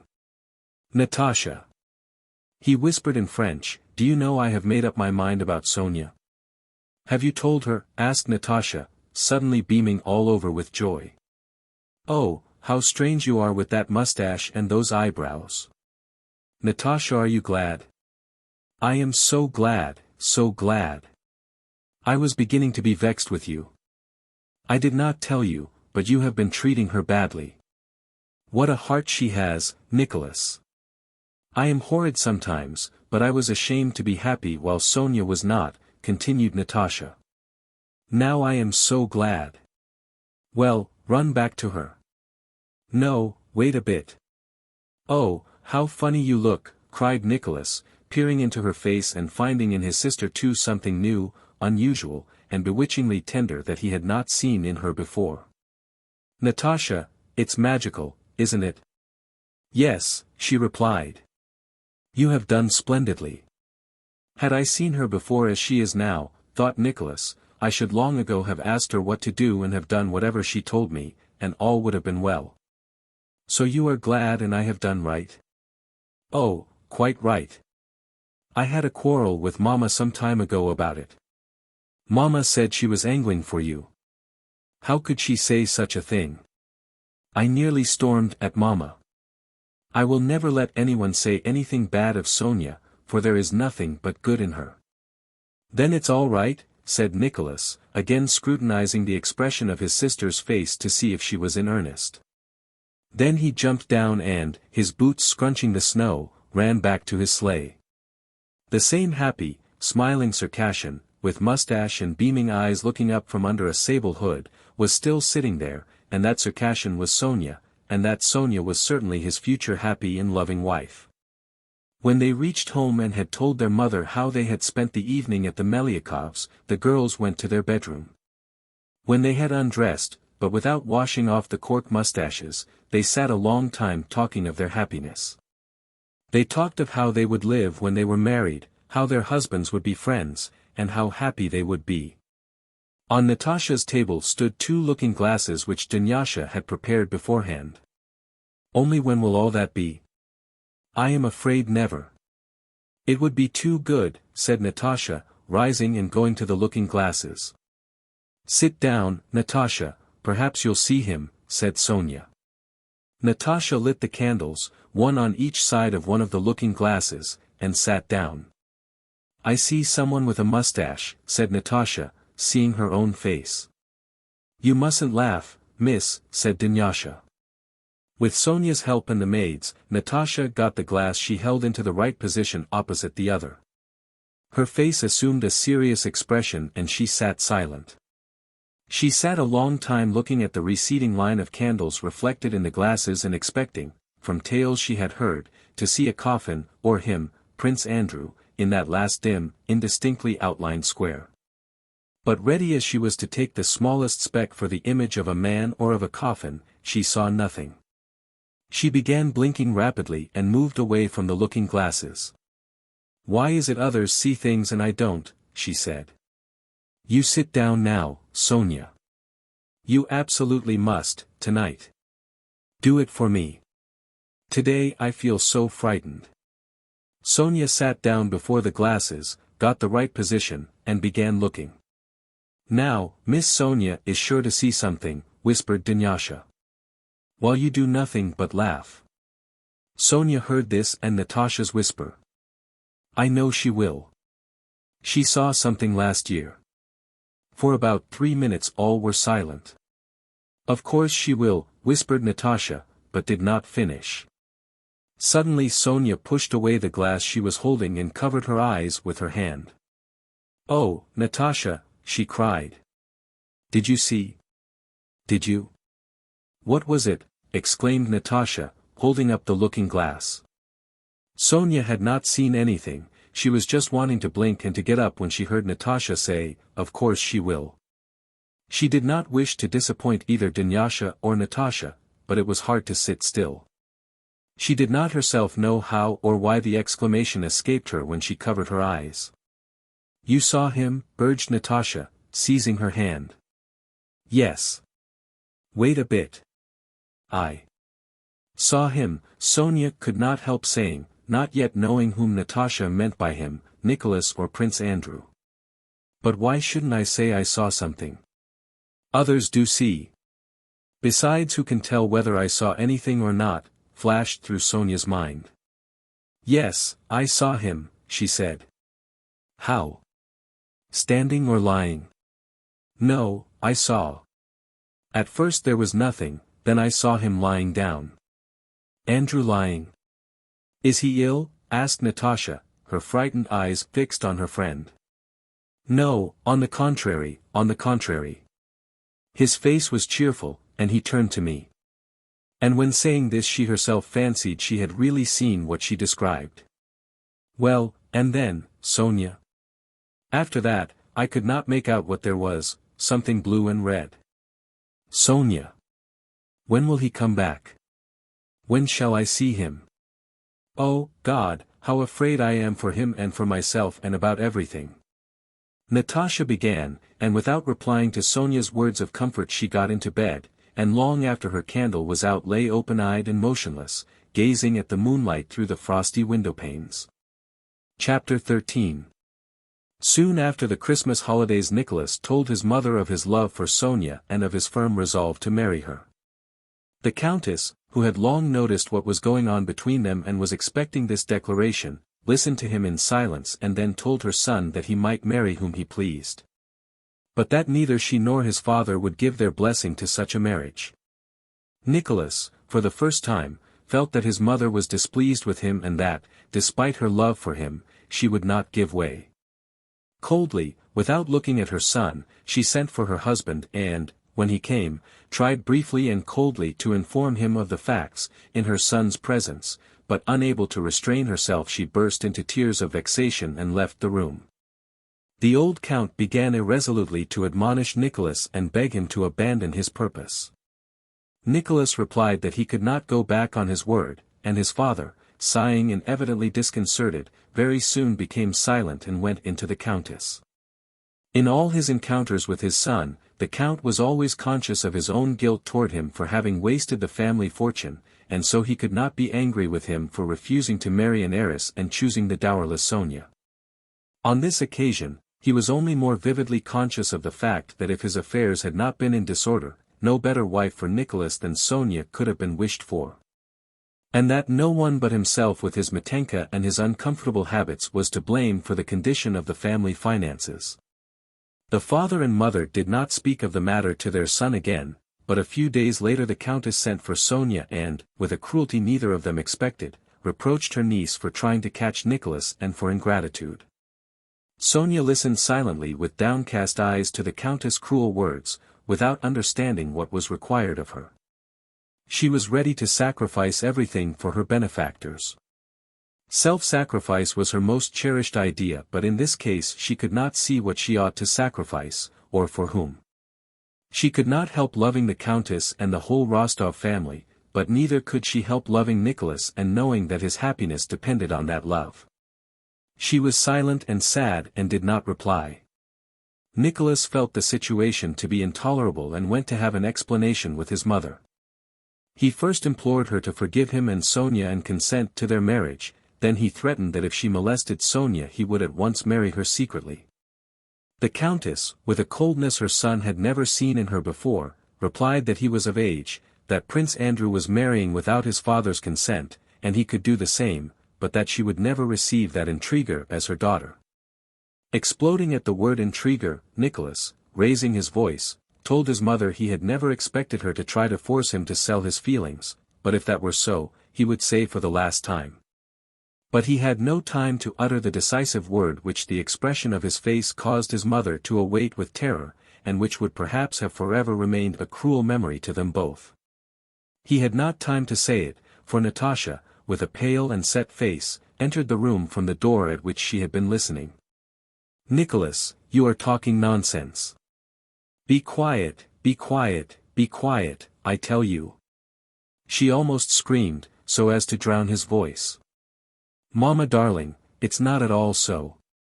My poor, sweet darling," she said to her mother, who, conscious that they had been on the brink of a rupture, gazed at her son with terror, but in the obstinacy and excitement of the conflict could not and would not give way. "Nicholas, I'll explain to you. Go away." "Listen, mamma darling," said Natasha. Her words were incoherent, but they attained the purpose at which she was aiming. The countess, sobbing heavily, hid her face on her daughter's breast, while Nicholas rose, clutching his head, and left the room. Natasha set to work to effect a reconciliation, and so far succeeded that Nicholas received a promise from his mother that Sonia should not be troubled, while he on his side promised not to undertake anything without his parents' knowledge. Firmly resolved, after putting his affairs in order in the regiment, to retire from the army in return and marry Sonia, Nicholas, serious, sorrowful, and at variance with his parents, but, as it seemed to him, passionately in love, left at the beginning of January to rejoin his regiment. After Nicholas had gone, things in the Rostov household were more depressing than ever, and the countess fell ill from mental agitation.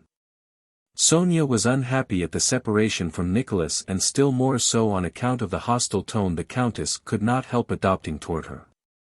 The count was more perturbed than ever by the condition of his affairs, which called for some decisive action. Their town house and estate near Moscow had inevitably to be sold, and for this they had to go to Moscow. But the countess' health obliged them to delay their departure from day to day. Natasha, who had borne the first period of separation from her betrothed lightly and even cheerfully, now grew more agitated and impatient every day. The thought that her best days, which she would have employed in loving him, were being vainly wasted, with no advantage to anyone, tormented her incessantly. His letters for the most part irritated her. It hurt her to think that while she lived only in the thought of him, he was living a real life, seeing new places and new people that interested him. The more interesting his letters were, the more vexed she felt. Her letters to him, far from giving her any comfort, seemed to her a wearisome and artificial obligation. She could not write, because she could not conceive the possibility of expressing sincerely in a letter even 1,000th part of what she expressed by voice, smile, and glance. She wrote to him formal, monotonous, and dry letters, to which she attached no importance herself, and in the rough copies of which the countess corrected her mistakes in spelling. There was still no improvement in the countess' health, but it was impossible to defer the journey to Moscow any longer. Natasha's trousseau had to be ordered and the house sold. Moreover, Prince Andrew was expected in Moscow, where old Prince Bolkonsky was spending the winter, and Natasha felt sure he had already arrived. So the countess remained in the country, and the count, taking Sonia and Natasha with him, went to Moscow at the end of January. Book 8, 1811-12. Chapter 1. After Prince Andrew's engagement to Natasha, Pierre, without any apparent cause, suddenly felt it impossible to go on living as before. Firmly convinced as he was of the truths revealed to him by his benefactor, and happy as he had been in perfecting his inner man, to which he had devoted himself with such ardor, all the zest of such a life vanished after the engagement of Andrew and Natasha and the death of Joseph Alexievich, the news of which reached him almost at the same time. Only the skeleton of life remained, his house, a brilliant wife who now enjoyed the favors of a very important personage, acquaintance with all Petersburg, and his court service with its dull formalities. And this life suddenly seemed to Pierre unexpectedly loathsome. He ceased keeping a diary, avoided the company of the brothers, began going to the club again, drank a great deal, and came once more in touch with the bachelor sets. Leading such a life that the Countess Hélène thought it necessary to speak severely to him about it. Pierre felt that she right, and to avoid compromising her went away to Moscow. In Moscow, as soon as he entered his huge house in which the faded and fading princesses still lived, with its enormous retinue.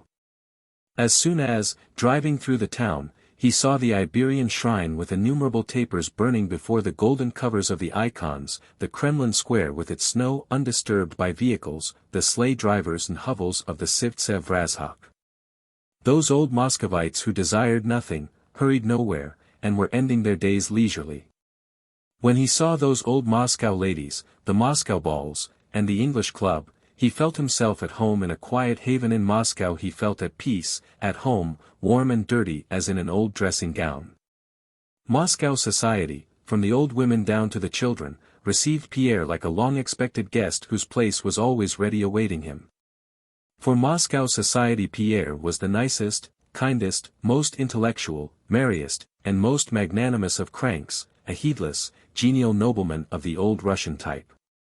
His purse was always empty because it was open to everyone. Benefit performances, poor pictures, statues, benevolent societies, gypsy choirs, schools, subscription dinners, sprees, Freemasons, churches, and books, no one and nothing met with a refusal from him. And had it not been for two friends who had borrowed large sums from him and taken him under their protection, he would have given everything away. There was never a dinner or soirée at the club without him. As soon as he sank into his place on the sofa after 2 bottles of Margaux, he was surrounded, and talking, disputing, and joking began. When there were quarrels, his kindly smile and well-timed jests reconciled the antagonists. The Masonic dinners were dull and dreary when he was not there. When after a bachelor supper he rose with his amiable and kindly smile, yielding to the entreaties of the festive company to drive off somewhere with them, shouts of delight and triumph arose among the young men. At balls he danced if a partner was needed.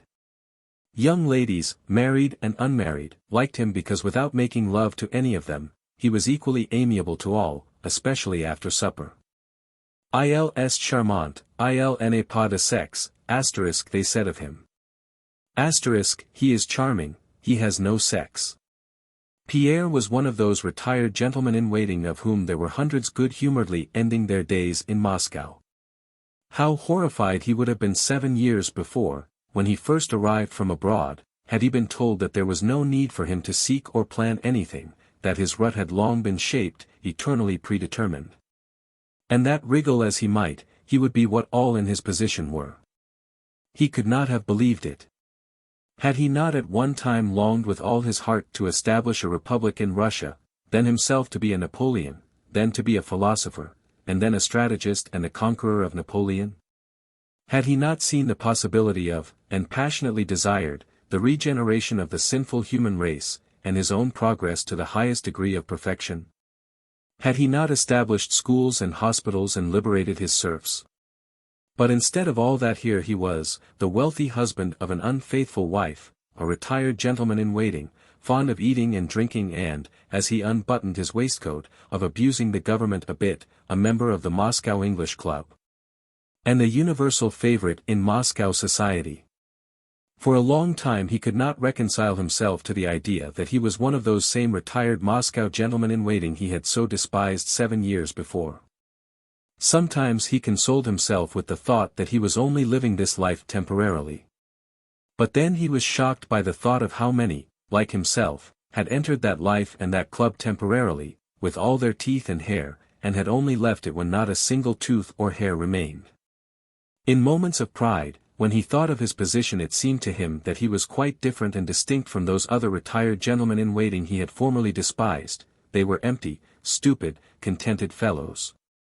Satisfied with their position, while I am still discontented and want to do something for mankind. But perhaps all these comrades of mine struggled just like me and sought something new, a path in life of their own, and like me were brought by force of circumstances, society, and race by that elemental force against which man is powerless. Oh, the condition I am in, said he to himself in moments of humility. And after living some time in Moscow he no longer despised, but began to grow fond of, to respect, and to pity his comrades in destiny, as he pitied himself. Pierre longer suffered moments of despair, hypochondria, and disgust with life, but the malady that had formerly found expression in such acute attacks was driven inwards and never left him for a moment. What for? Why? What is going on in the world? He would ask himself in perplexity several times a day, involuntarily beginning to reflect anew on the meaning of the phenomena of life. But knowing by experience that there were no answers to these questions, he made haste to turn away from them, and took up a book, or hurried off to the club or to Apollon Nikolaievitch's, to exchange the gossip of the town. Hélène, who has never cared for anything but her own body and is one of the stupidest women in the world, thought Pierre, is regarded by people as the acme of intelligence and refinement, and they pay homage to her. Napoleon Bonaparte was despised by all as long as he was great, but now that he has become a wretched comedian, the Emperor Francis wants to offer him his daughter in an illegal marriage. The Spaniards, through the Catholic clergy, offer praise to God for their victory over the French on the 14th of June, and the French, also through the Catholic clergy, offer praise because on that same 14th of June they defeated the Spaniards. My brother Masons swear by the blood that they are ready to sacrifice everything for their neighbor, but they do not give a ruble each to the collections for the poor, and they intrigue, the Astrea Lodge against the manna seekers, and fuss about an authentic Scotch carpet and a charter that nobody needs, and the meaning of which the very man who wrote it does not understand. We all profess the Christian law of forgiveness of injuries and love of our neighbors. The law in honor of which we have built in Moscow 40 times 40 churches, but yesterday a deserter was knouted to death and a minister of that same law of love and forgiveness, a priest, gave the soldier a cross to kiss before his execution. So thought Pierre, and the whole of this general deception which everyone accepts, accustomed as he was to it, astonished him each time as if it were something new. I understand the deception and confusion, he thought, but how am I to tell them all that I see? I have tried, and have always found that they too in the depths of their souls understand it as I do, and only try not to see it. So it appears that it must be so. But what is to become of me, thought he. He had the unfortunate capacity many men, especially Russians, have of seeing and believing in the possibility of goodness and truth, but of seeing the evil and falsehood of life too clearly to be able to take a serious part in it. Every sphere of work was connected, in his eyes, with evil and deception. Whatever he tried to be, whatever he engaged in, the evil and falsehood of it repulsed him and blocked every path of activity. Yet he had to live and to find occupation. It was too dreadful to be under the burden of these insoluble problems, so he abandoned himself to any distraction in order to forget them. He frequented every kind of society, drank much, bought pictures, engaged in building, and above all read. He read, and read everything that came to hand. On coming home, while his valets were still taking off his things, he picked up a book and began to read. From reading he passed to sleeping, from sleeping to gossip in drawing rooms of the club, from gossip to carousals and women, from carousals back to gossip, reading, and wine. Drinking became more and more a physical and also a moral necessity. Though the doctors warned him that with his corpulence wine was dangerous for him, he drank a great deal. He was only quite at ease when, having poured several glasses of wine mechanically into his large mouth, he felt a pleasant warmth in his body, an amiability toward all his fellows, and a readiness to respond superficially to every idea without probing it deeply. Only after emptying a bottle or two did he feel dimly that the terribly tangled skein of life which previously had terrified him was not as dreadful as he had thought.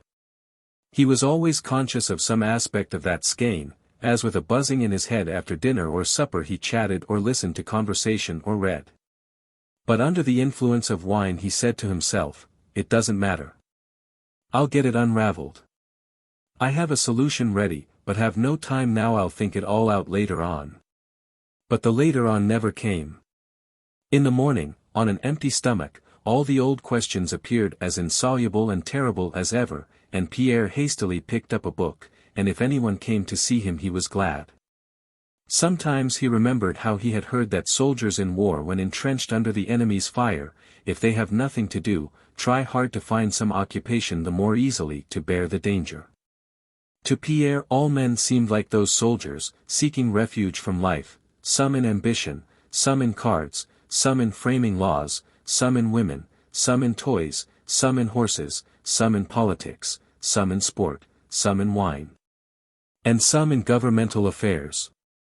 Nothing is trivial, and nothing is important, it's all the same, only to save oneself from it as best one can, thought Pierre.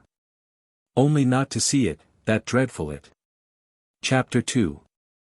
At the beginning of winter, Prince Nicholas Bolkonsky and his daughter moved to Moscow.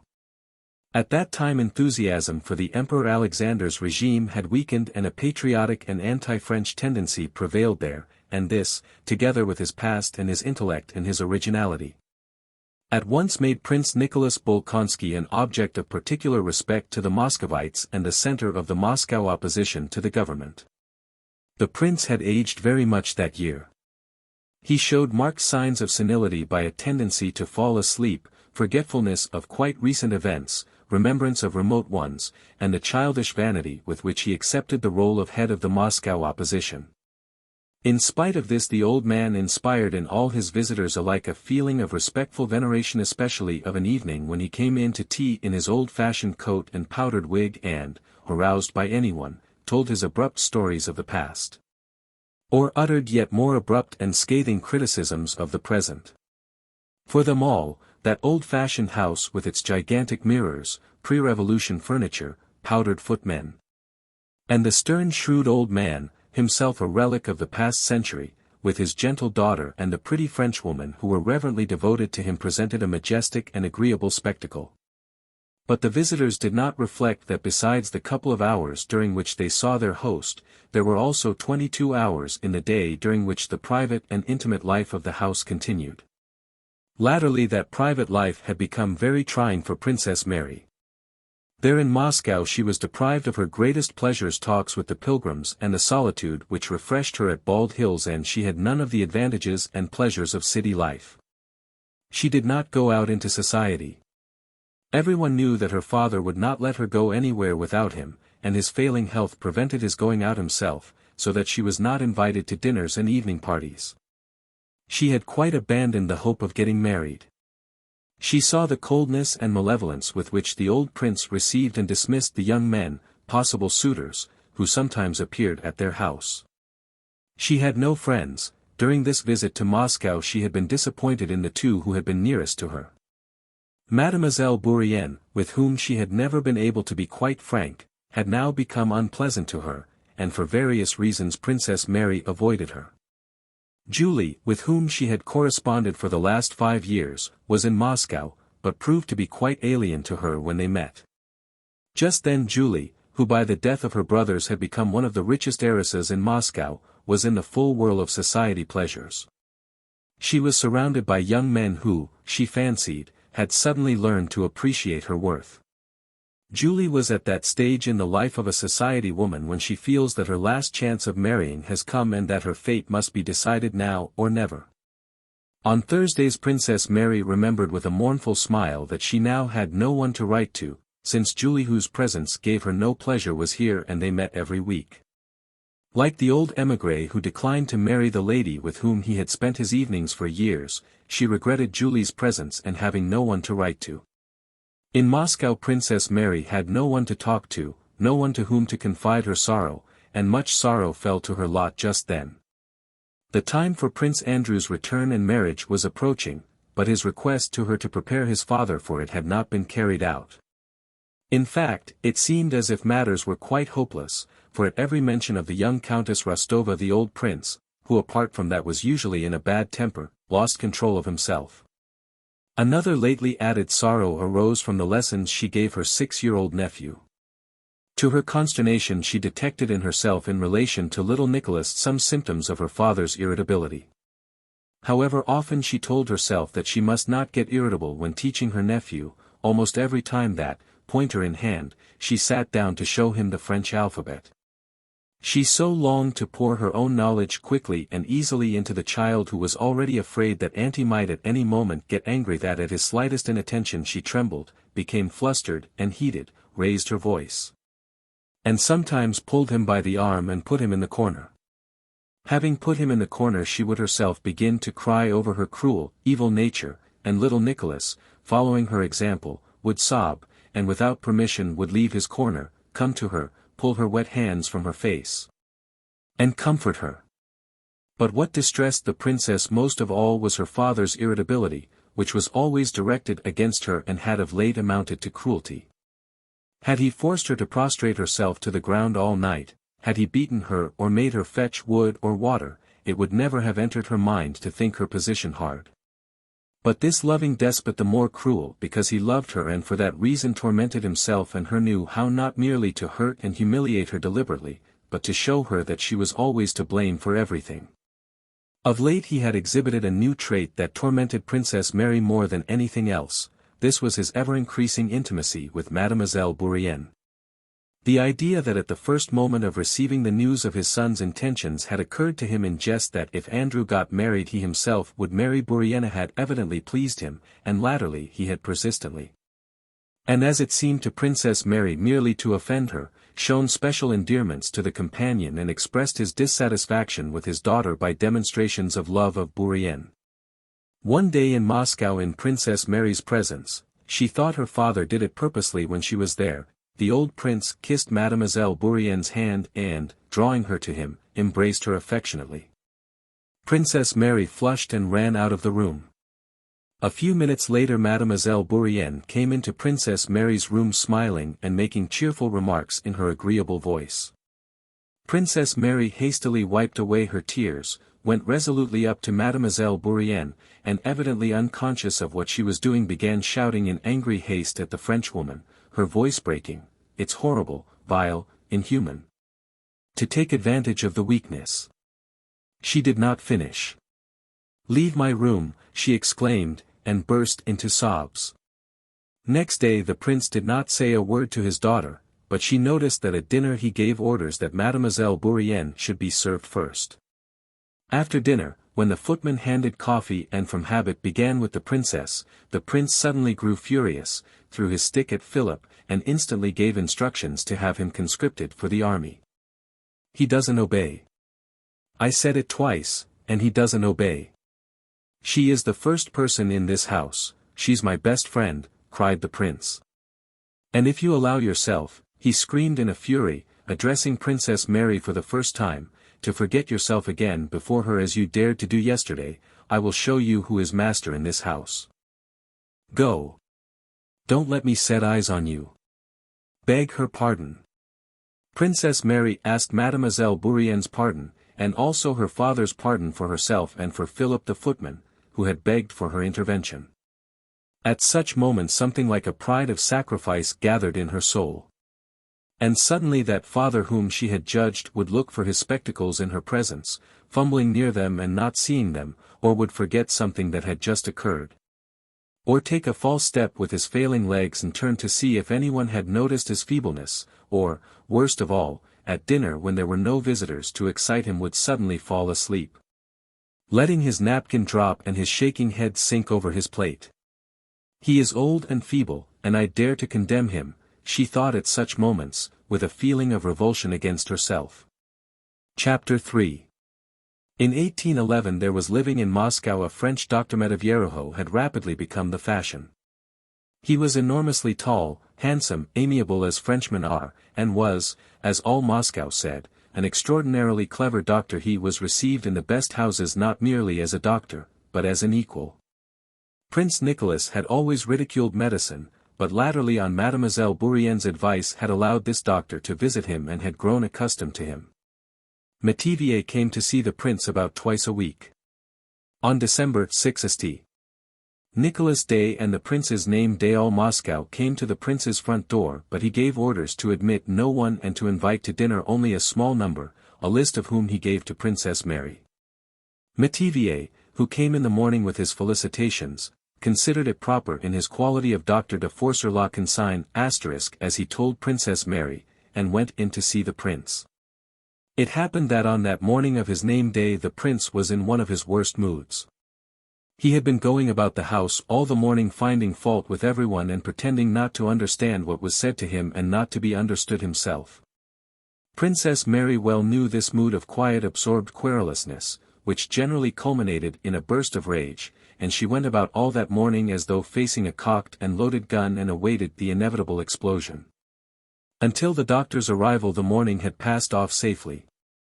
After admitting the doctor, Princess Mary sat down with a book in the drawing-room near the door through which she could hear all that passed in the study. To force the guard. At first she heard only Métivier's voice, then her father's, then both voices began speaking at the same time, the door was flung open, and on the threshold appeared the handsome figure of the terrified Métivier with his shock of black hair. And the prince in his dressing gown and fez, his face distorted with fury and the pupils of his eyes rolled downwards. "You don't understand," shouted the prince, "but I do. French spy, slave of Bonaparte, spy, get out of my house. Be off, I tell you." Métivier, shrugging his shoulders, went up to Mademoiselle Bourienne who at the sound of shouting had run in from an adjoining room. "The prince is not very well, bile and rush of blood to the head." "Keep calm, I will call again tomorrow," said Métivier, and putting his fingers to his lips he hastened away. Through the study door came the sound of slippered feet and the cry, "Spies, traitors, traitors everywhere. Not a moment's peace in my own house." After Métivier's departure the old prince called his daughter in, and the whole weight of his wrath fell on her. She was to blame that a spy had been admitted. Had he not told her, yes, told her to make a list, and not to admit anyone who was not on that list? Then why was that scoundrel admitted? She was the cause of it all. With her, he said, he could not have a moment's peace and could not die quietly. "No, ma'am. We must part, we must part. Understand that, understand it. I cannot endure any more," he said, and left the room. Then, as if afraid she might find some means of consolation, he returned and trying to appear calm added, "And don't imagine I have said this in a moment of anger. I am calm. I have thought it over, and it will be carried out. We must part. So find some place for yourself." But he could not restrain himself and with the virulence of which only one who loves is capable, evidently suffering himself, he shook his fists at her and screamed. If only some fool would marry her. Then he slammed the door, sent for Mademoiselle Bourienne, and subsided into his study. At 2 o'clock the 6 chosen guests assembled for dinner. These guests the famous Count Rostophin, Prince Lopukhin with his nephew, General Shatrov an old war comrade of the prince's, and of the younger generation Pierre and Boris Drubetskoy awaited the prince in the drawing-room. Boris, who had come to Moscow on leave a few days before, had been anxious to be presented to Prince Nicholas Bolkonsky, and had contrived to ingratiate himself so well that the old prince in his case made an exception to the rule of not receiving bachelors in his house. The prince's house did not belong to what is known as fashionable society, but his little circle though not much talked about in town was one it was more flattering to be received in than any other. Boris had realized this the week before when the commander-in-chief in his presence invited Rostophin to dinner on St. Nicholas Day, and Rostophin had replied that he could not come. "On that day I always go to pay my devotions to the relics of Prince Nicholas Bolkonsky." "Oh, yes, yes," replied the commander-in-chief. "How is he?" The small group that assembled before dinner in the lofty old-fashioned drawing-room with its old furniture resembled the solemn gathering of a court of justice. All were silent or talked in low tones. Prince Nicholas came in serious and taciturn. Princess Mary seemed even quieter and more diffident than usual. The guests were reluctant to address her, feeling that she was in no mood for their conversation. Count Rostophin alone kept the conversation going, now relating the latest town news, and now the latest political gossip. Lopukhin and the old general occasionally took part in the conversation. Prince Bolkonsky listened as a presiding judge receives a report, only now and then, silently or by a brief word, showing that he took heed of what was being reported to him. The tone of the conversation was such as indicated that no one approved of what was being done in the political world. Incidents were related evidently confirming the opinion that everything was going from bad to worse, but whether telling a story or giving an opinion the speaker always stopped, or was stopped at the point beyond which his criticism might touch the sovereign himself. At dinner the talk turned on the latest political news, Napoleon's seizure of the Duke of Oldenburg's territory, and the Russian note, hostile to Napoleon, which had been sent to all the European courts. Bonaparte treats Europe as a pirate does a captured vessel, said Count Rostophin, repeating a phrase he had uttered several times before. One only wonders at the long-suffering or blindness of the crowned heads. Now the Pope's turn has come and Bonaparte doesn't scruple to depose the head of the Catholic Church, yet all keep silent. Our sovereign alone has protested against the seizure of the Duke of Oldenburg's territory, and even Count Rostophin paused, feeling that he had reached the limit beyond which censure was impossible. Other territories have been offered in exchange for the Duchy of Oldenburg, said Prince Bolkonsky. He shifts the dukes about as I might move my serfs from Bald Hills to Bogucharovo or my Ryazan estates. The Duke of Oldenburg bears his misfortunes with admirable strength of character and resignation, remarked Boris, joining in respectfully. He said this because on his journey from Petersburg he had had the honor of being presented to the Duke. Prince Bolkonsky glanced at the young man as if about to say something in reply, but changed his mind, evidently considering him too young. I have read our protests about the Oldenburg affair and was surprised how badly the note was worded, remarked Count Rostophin in the casual tone of a man dealing with a subject quite familiar to him.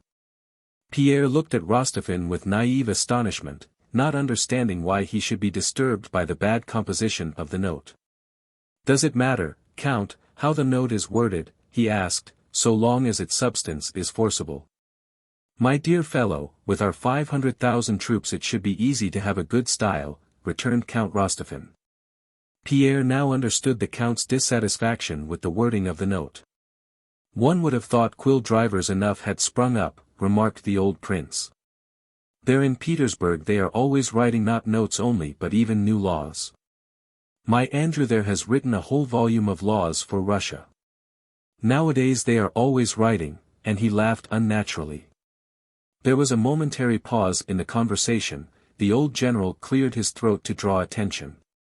Did you hear of the last event at the review in Petersburg? The figure cut by the new French ambassador.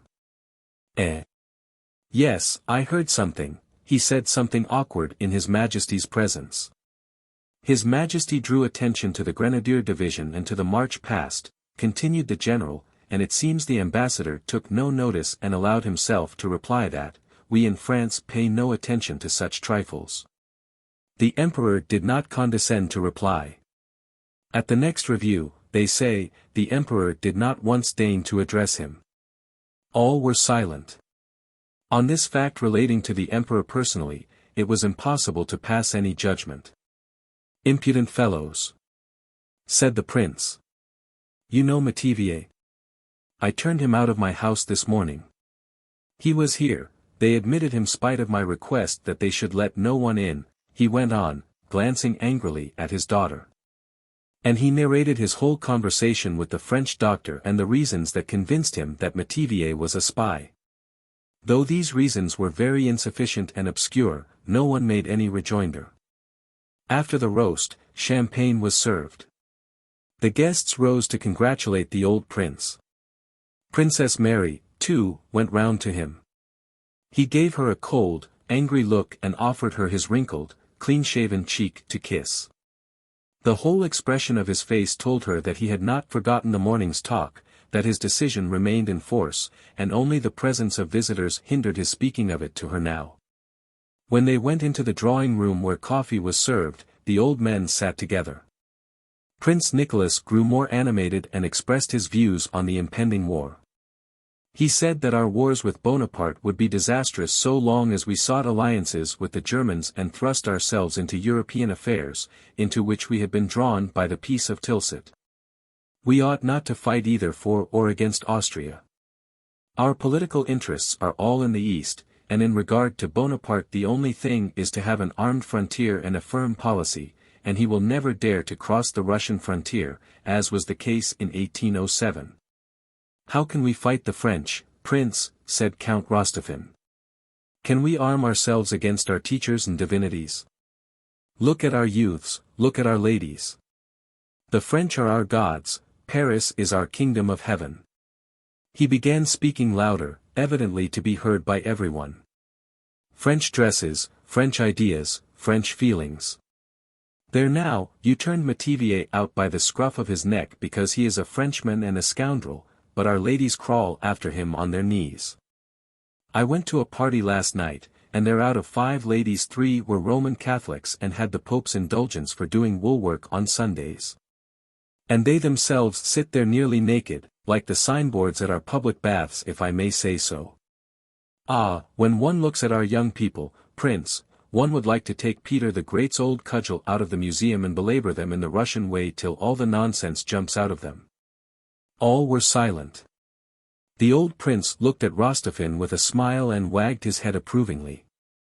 "Well, good-bye, your excellency, keep well," said Rostophin, getting up with characteristic briskness and holding out his hand to the prince. "Good-bye, my dear fellow. His words are music, I never tire of hearing him," said the old prince, keeping hold of the hand and offering his cheek to be kissed. Following Rostofin's example, the others also rose. Chapter 4. Princess Mary, as she sat listening to the old men's talk and fault-finding, understood nothing of what she heard. She only wondered whether the guests had all observed her father's hostile attitude toward her.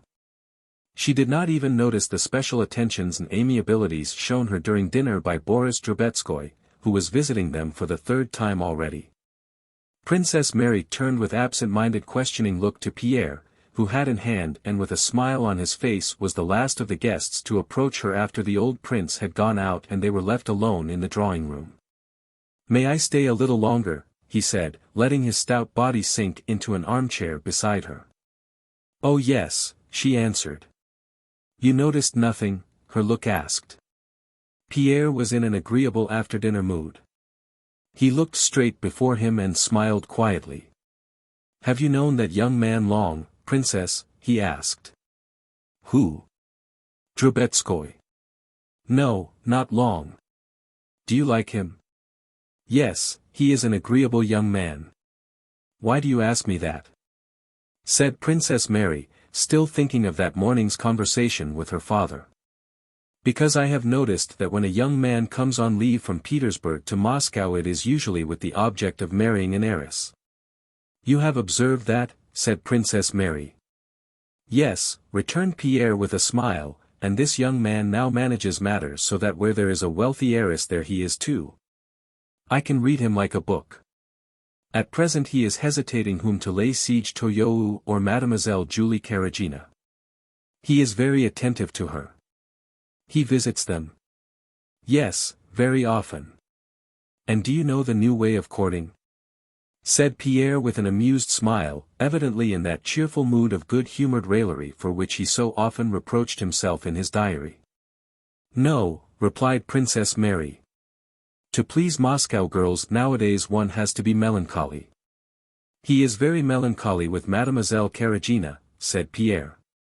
"Really?" asked Princess Mary, looking into Pierre's kindly face and still thinking of her own sorrow. "It would be a relief," thought she, "if I ventured to confide what I am feeling to someone.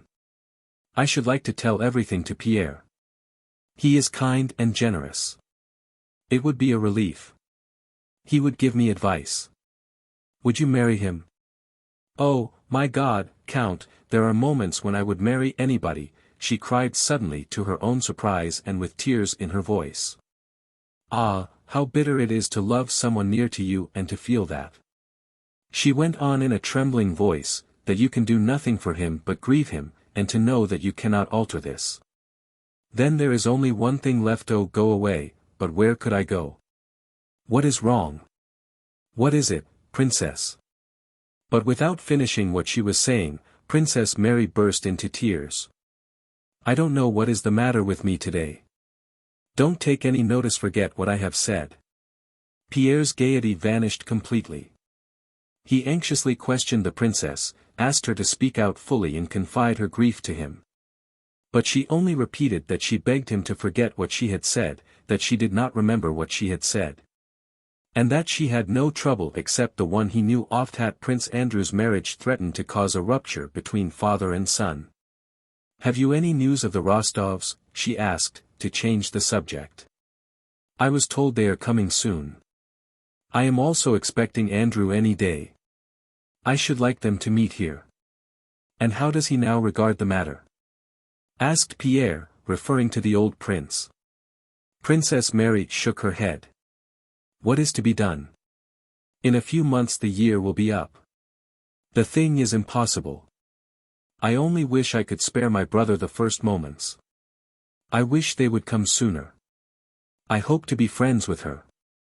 "You have known them a long time," said Princess Mary. "Tell me honestly the whole truth. What sort of girl is she, and what do you think of her?" "The real truth, because you know Andrew is risking so much doing this against his father's will that I should like to know." An undefined instinct told Pierre that these explanations, and repeated requests to be told the whole truth, expressed ill will on the princess' part toward her future sister-in-law and a wish that he should disapprove of Andrew's choice. But in reply he said what he felt rather than what he thought.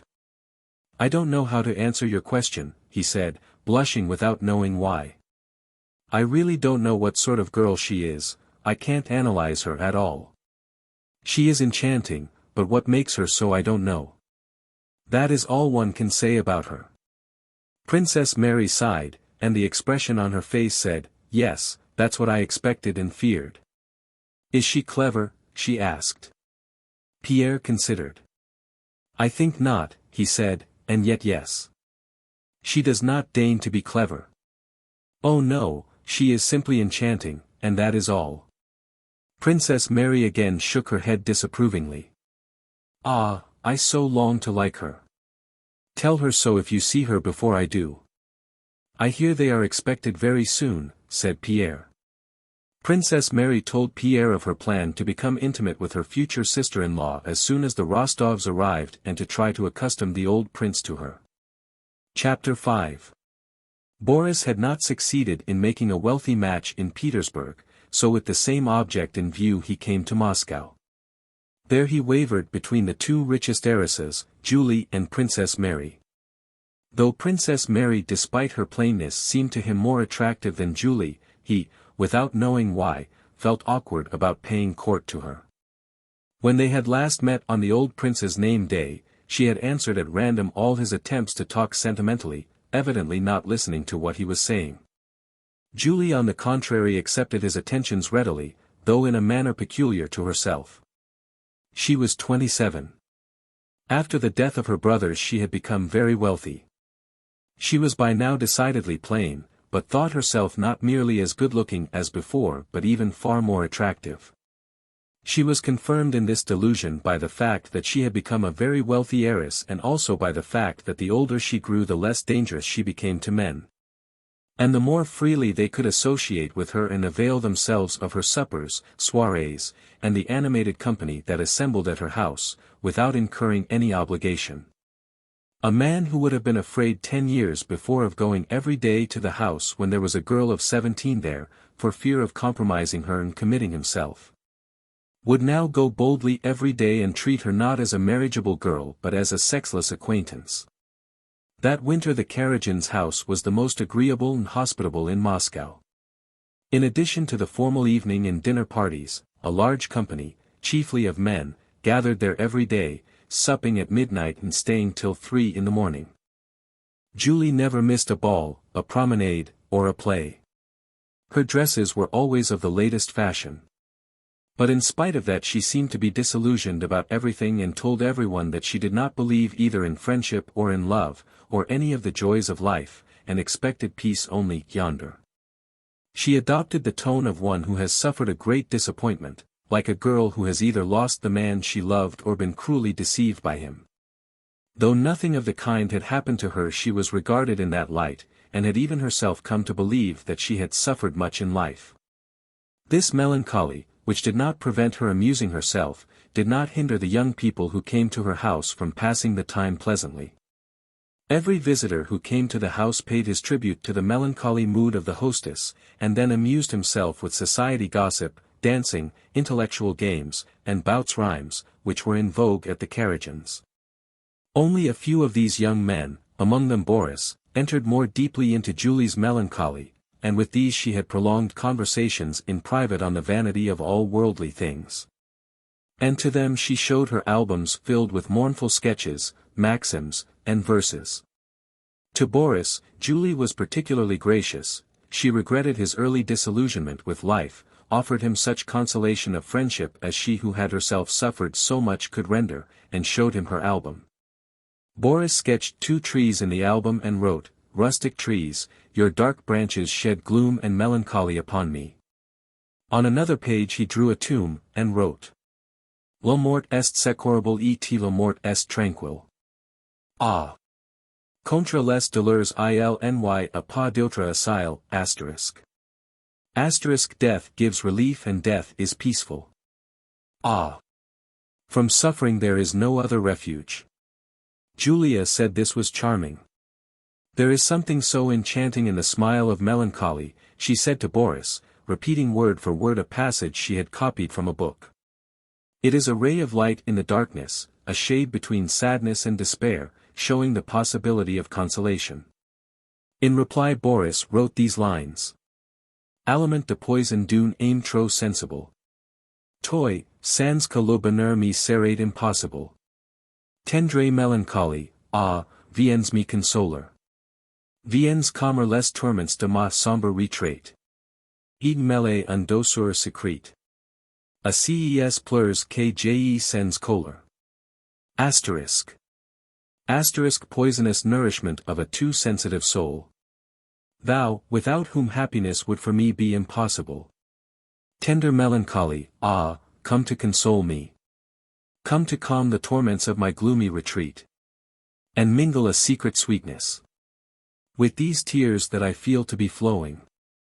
For Boris, Julie played most doleful nocturnes on her harp. Boris read Poor Liza aloud to her, and more than once interrupted the reading because of the emotions that choked him. Meeting at large gatherings, Julie and Boris looked on one another as the only souls who understood one another in a world of indifferent people. Anna Mikhailovna, who often visited the Kuragins, while playing cards with the mother, made careful inquiries as to Julie's dowry. She was to have 2 estates in Penza and the Nizhegorod forests. Anna Mikhailovna regarded the refined sadness that united her son to the wealthy Julie with emotion, and resignation to the divine will. "You are always charming in melancholy, my dear Julie," she said to the daughter. "Boris says his soul finds repose at your house. He has suffered so many disappointments and is so sensitive," said she to the mother. "Ah, my dear, I can't tell you how fond I have grown of Julie latterly," she said to her son. "But who could help loving her? She is an angelic being. Ah, Boris, Boris," she paused. "And how I pity her mother," she went on. "Today she showed me her accounts and letters from Penza. They have enormous estates there, and she, poor thing, has no one to help her, and they do cheat her so." Boris smiled almost imperceptibly while listening to his mother. He laughed blandly at her naive diplomacy but listened to what she had to say, and sometimes questioned her carefully about the Penza and Nizhegorod estates. Julie had long been expecting a proposal from her melancholy adorer and was ready to accept it. But some secret feeling of repulsion for her passionate desire to get married, for her artificiality, and a feeling of horror at renouncing the possibility of real love still restrained Boris. His leave was expiring.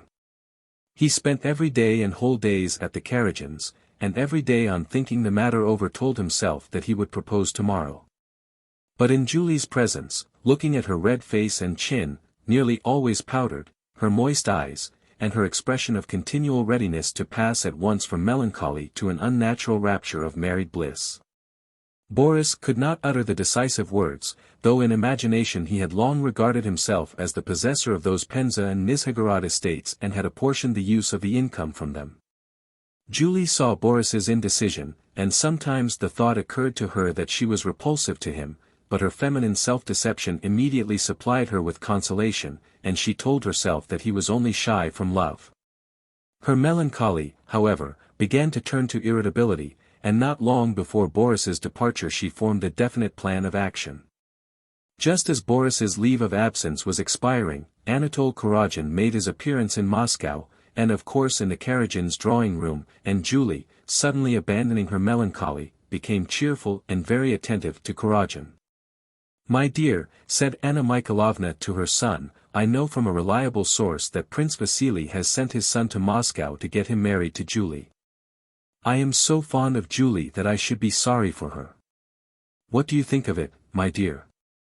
The idea of being made a fool of and of having thrown away that whole month of arduous melancholy service to Julie, and of seeing all the revenue from the Penza estates which he had already mentally apportioned and put to proper use fall into the hands of another, and especially into the hands of that idiot Anatole, pained Boris. He drove to the Kuragins with the firm intention of proposing. Julie met him in a gay, careless manner, spoke casually of how she had enjoyed yesterday's ball, and asked when he was leaving. Though Boris had come intentionally to speak of his love and therefore meant to be tender, he began speaking irritably of feminine inconstancy, of how easily women can turn from sadness to joy, and how their moods depend solely on who happens to be paying court to them. Julie was offended and replied that it was true that a woman needs variety, and the same thing over and over again would weary anyone. "Then I should advise you," Boris began, wishing to sting her. But at that instant the galling thought occurred to him that he might have to leave Moscow without having accomplished his aim, and have vainly wasted his efforts, which was a thing he never allowed to happen. He checked himself in the middle of the sentence, lowered his eyes to avoid seeing her unpleasantly irritated and irresolute face, and said, "I did not come here at all to quarrel with you. On the contrary." He glanced at her to make sure that he might go on. Her irritability had suddenly quite vanished, and her anxious, imploring eyes were fixed on him with greedy expectation. "I can always arrange so as not to see her often," thought Boris. "The affair has been begun and must be finished." He blushed hotly, raised his eyes to hers, and said, "You know my feelings for you." There was no need to say more. Julie's face shone with triumph and self-satisfaction. But she forced Boris to say all that is said on such occasions, that he loved her and had never loved any other woman more than her. She knew that for the Penza estates and Nizhegorod forest she could demand this, and she received what she demanded. The affianced couple, no longer alluding to trees that shed gloom and melancholy upon them, planned the arrangements of a splendid house in Petersburg, paid calls, and prepared everything for a brilliant wedding. Chapter 6. At the end of January old Count Rostov went to Moscow with Natasha and Sonia. The countess was still unwell and unable to travel, but it was impossible to wait for her recovery. Prince Andrew was expected in Moscow any day, the trousseau had to be ordered and the estate near Moscow had to be sold. Besides which the opportunity of presenting his future daughter-in-law to old Prince Bolkonsky while he was in Moscow could not be missed. The Rostovs' Moscow house had not been heated that winter and, as they had come only for a short time and the countess was not with them, the count decided to stay with Maria Dmitrievna Akrosimova, who had long been pressing her hospitality on them. Late one evening the Rostovs' 4 sleighs drove into Maria Dmitrievna's courtyard in the old Konyeshny Street. Maria Dmitrievna lived alone. She had already married off her daughter, and her sons were all in the service. She held herself as erect, told everyone her opinion as candidly, loudly, and bluntly as ever, and her whole bearing seemed a reproach to others for any weakness, passion, or temptation the possibility of which she did not admit. From early in the morning, wearing a dressing jacket, she attended to her household affairs, and then she drove out, on holy days to church and after the service to jails and prisons on affairs of which she never spoke to anyone. On ordinary days, after dressing, she received petitioners of various classes, of whom there were always some. Then she had dinner, a substantial and appetizing meal at which there were always 3 or 4 guests. After dinner she played a game of Boston, and at night she had the newspapers or a new book read to her while she knitted. She rarely made an exception and went out to pay visits, and then only to the most important persons in the town. She had not yet gone to bed when the Rostovs arrived and the pulley of the hall door squeaked from the cold as it let in the Rostovs and their servants. Marya Dmitrievna, with her spectacles hanging down on her nose and her head flung back, stood in the hall doorway looking with a stern, grim face at the new arrivals. One might have thought she was angry with the travelers and would immediately turn them out, had she not at the same time been giving careful instructions to the servants for the accommodation of the visitors and their belongings. "The Count's things. Bring them here," she said, pointing to the portmanteaus and not greeting anyone. "The young ladies? There to the left. Now what are you dawdling for?" she cried to the maids. "Get the samovar ready. You've grown plumper and prettier," she remarked, drawing Natasha, whose cheeks were glowing from the cold, to her by the hood. "Phoo! You are cold. Now take off your things, quick," she shouted to the Count who was going to kiss her hand. "You're half frozen, I'm sure. Bring some rum for tea. Bonjour, Sonia dear," she added, turning to Sonia and indicating by this French greeting her slightly contemptuous though affectionate attitude toward her. When they came in to tea, having taken off their outdoor things and tidied themselves up after their journey, Marya Dmitrievna kissed them all in due order. "I'm heartily glad you have come and are staying with me. It was high time," she said, giving Natasha a significant look. "The old man is here and his son's expected any day. You'll have to make his acquaintance. But we'll speak of that later on," she added, glancing at Sonia with a look that showed she did not want to speak of it in her presence. "Now listen," she said to the Count. "What do you want tomorrow? Whom will you send for? Shin. She crooked one of her fingers. The sniveling Anna Mikhailovna. That's two. She's here with her son. The son is getting married. Then Bezukhov, he is here too, with his wife. He ran away from her and she came galloping after him. He dined with me on Wednesday. As for them," and she pointed to the girls, "tomorrow I'll take them first to the Iberian shrine of the Mother of God, and then we'll drive to the Superrogues. I suppose you'll have everything new. Don't judge by me, sleeves nowadays are this size. The other day young Princess Irina Vasilievna came to see me, she was an awful sight, looked as if she had put 2 barrels on her arms. You know, not a day passes now without some new fashion." "And what have you to do yourself?" she asked the Count sternly. "One thing has come on top of another, her rags to buy, and now a purchaser has turned up for the Moscow estate and for the house. If you will be so kind, I'll fix a time and go down to the estate just for a day, and leave my lassies with you." "All right. All right. They'll be safe with me, as safe as in Chancery. I'll take them where they must go, scold them a bit, and pet them a bit," said Marya Dmitrievna, touching her goddaughter and favorite, Natasha, on the cheek with her large hand. Next morning Marya Dmitrievna took the young ladies to the Iberian shrine of the Mother of God and to Madame Supatroget, who was so afraid of Marya Dmitrievna that she always let her have costumes at a loss merely to get rid of her. Marya Dmitrievna ordered almost the whole trousseau. When they got home she turned everybody out of the room except Nat Aisha, and then called her pet to her armchair. "Well, now we'll talk. I congratulate you on your betrothed. You've hooked a fine fellow. I am glad for your sake, and I've known him since he was so high." She held her hand a couple of feet from the ground. Natasha blushed happily. "I like him and all his family.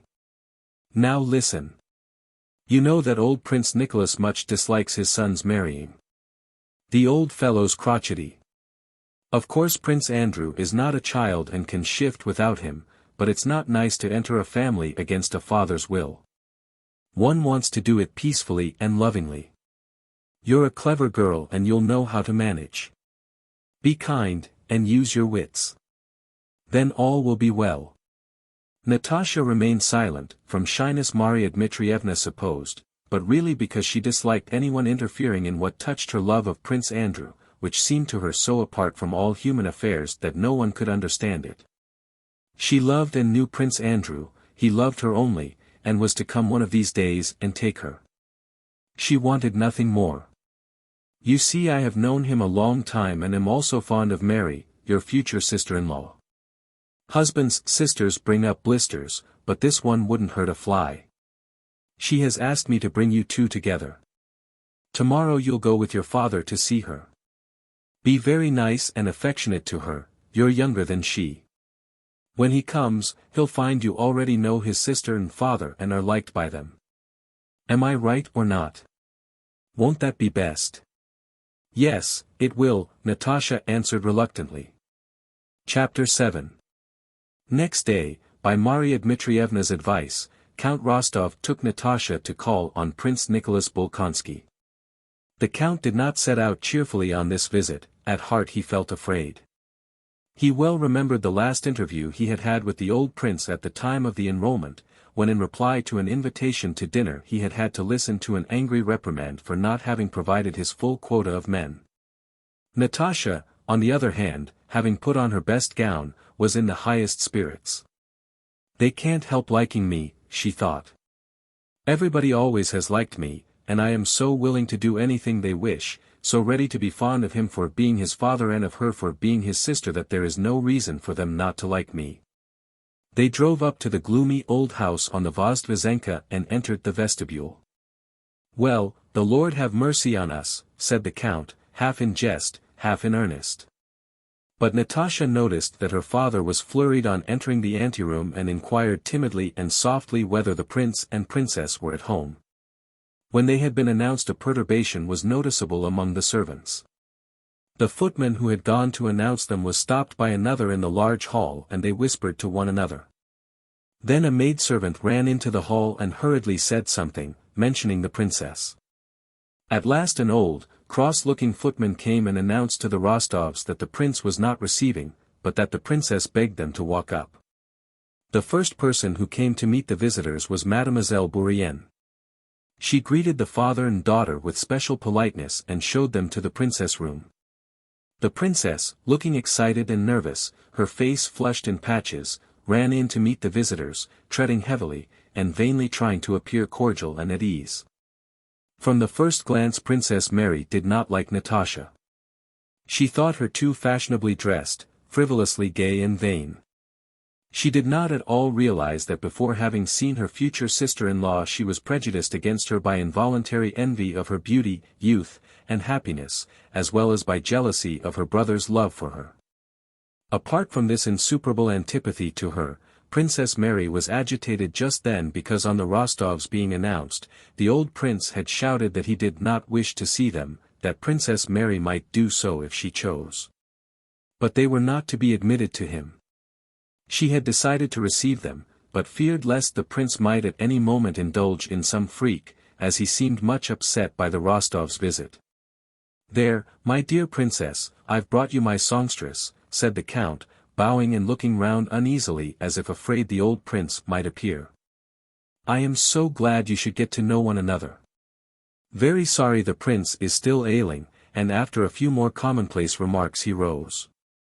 "If you'll allow me to leave my Natasha in your hands for a quarter of an hour, princess, I'll drive round to see Anna Semenovna, it's quite near in the Dog's Square, and then I'll come back for her."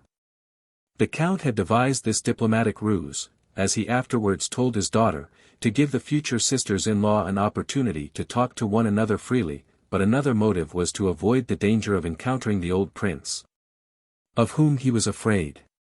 He did not mention this to his daughter, but Natasha noticed her father's nervousness and anxiety and felt mortified by it.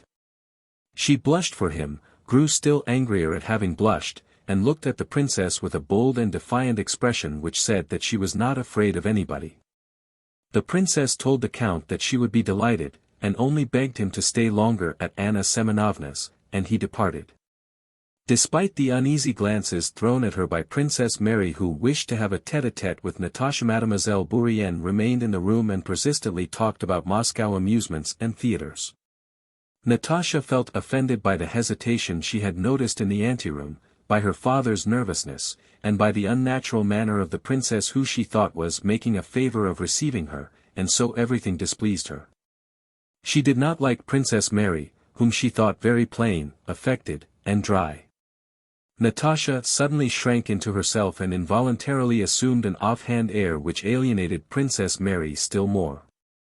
After 5 minutes of irksome, constrained conversation, they heard the sound of slippered feet rapidly approaching. Princess Mary looked frightened.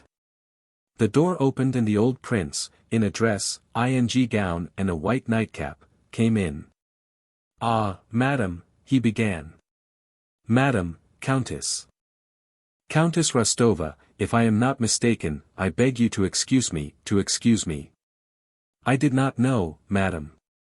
God is my witness, I did not know you had honored us with a visit, and I came in such a costume only to see my daughter. I beg you to excuse me.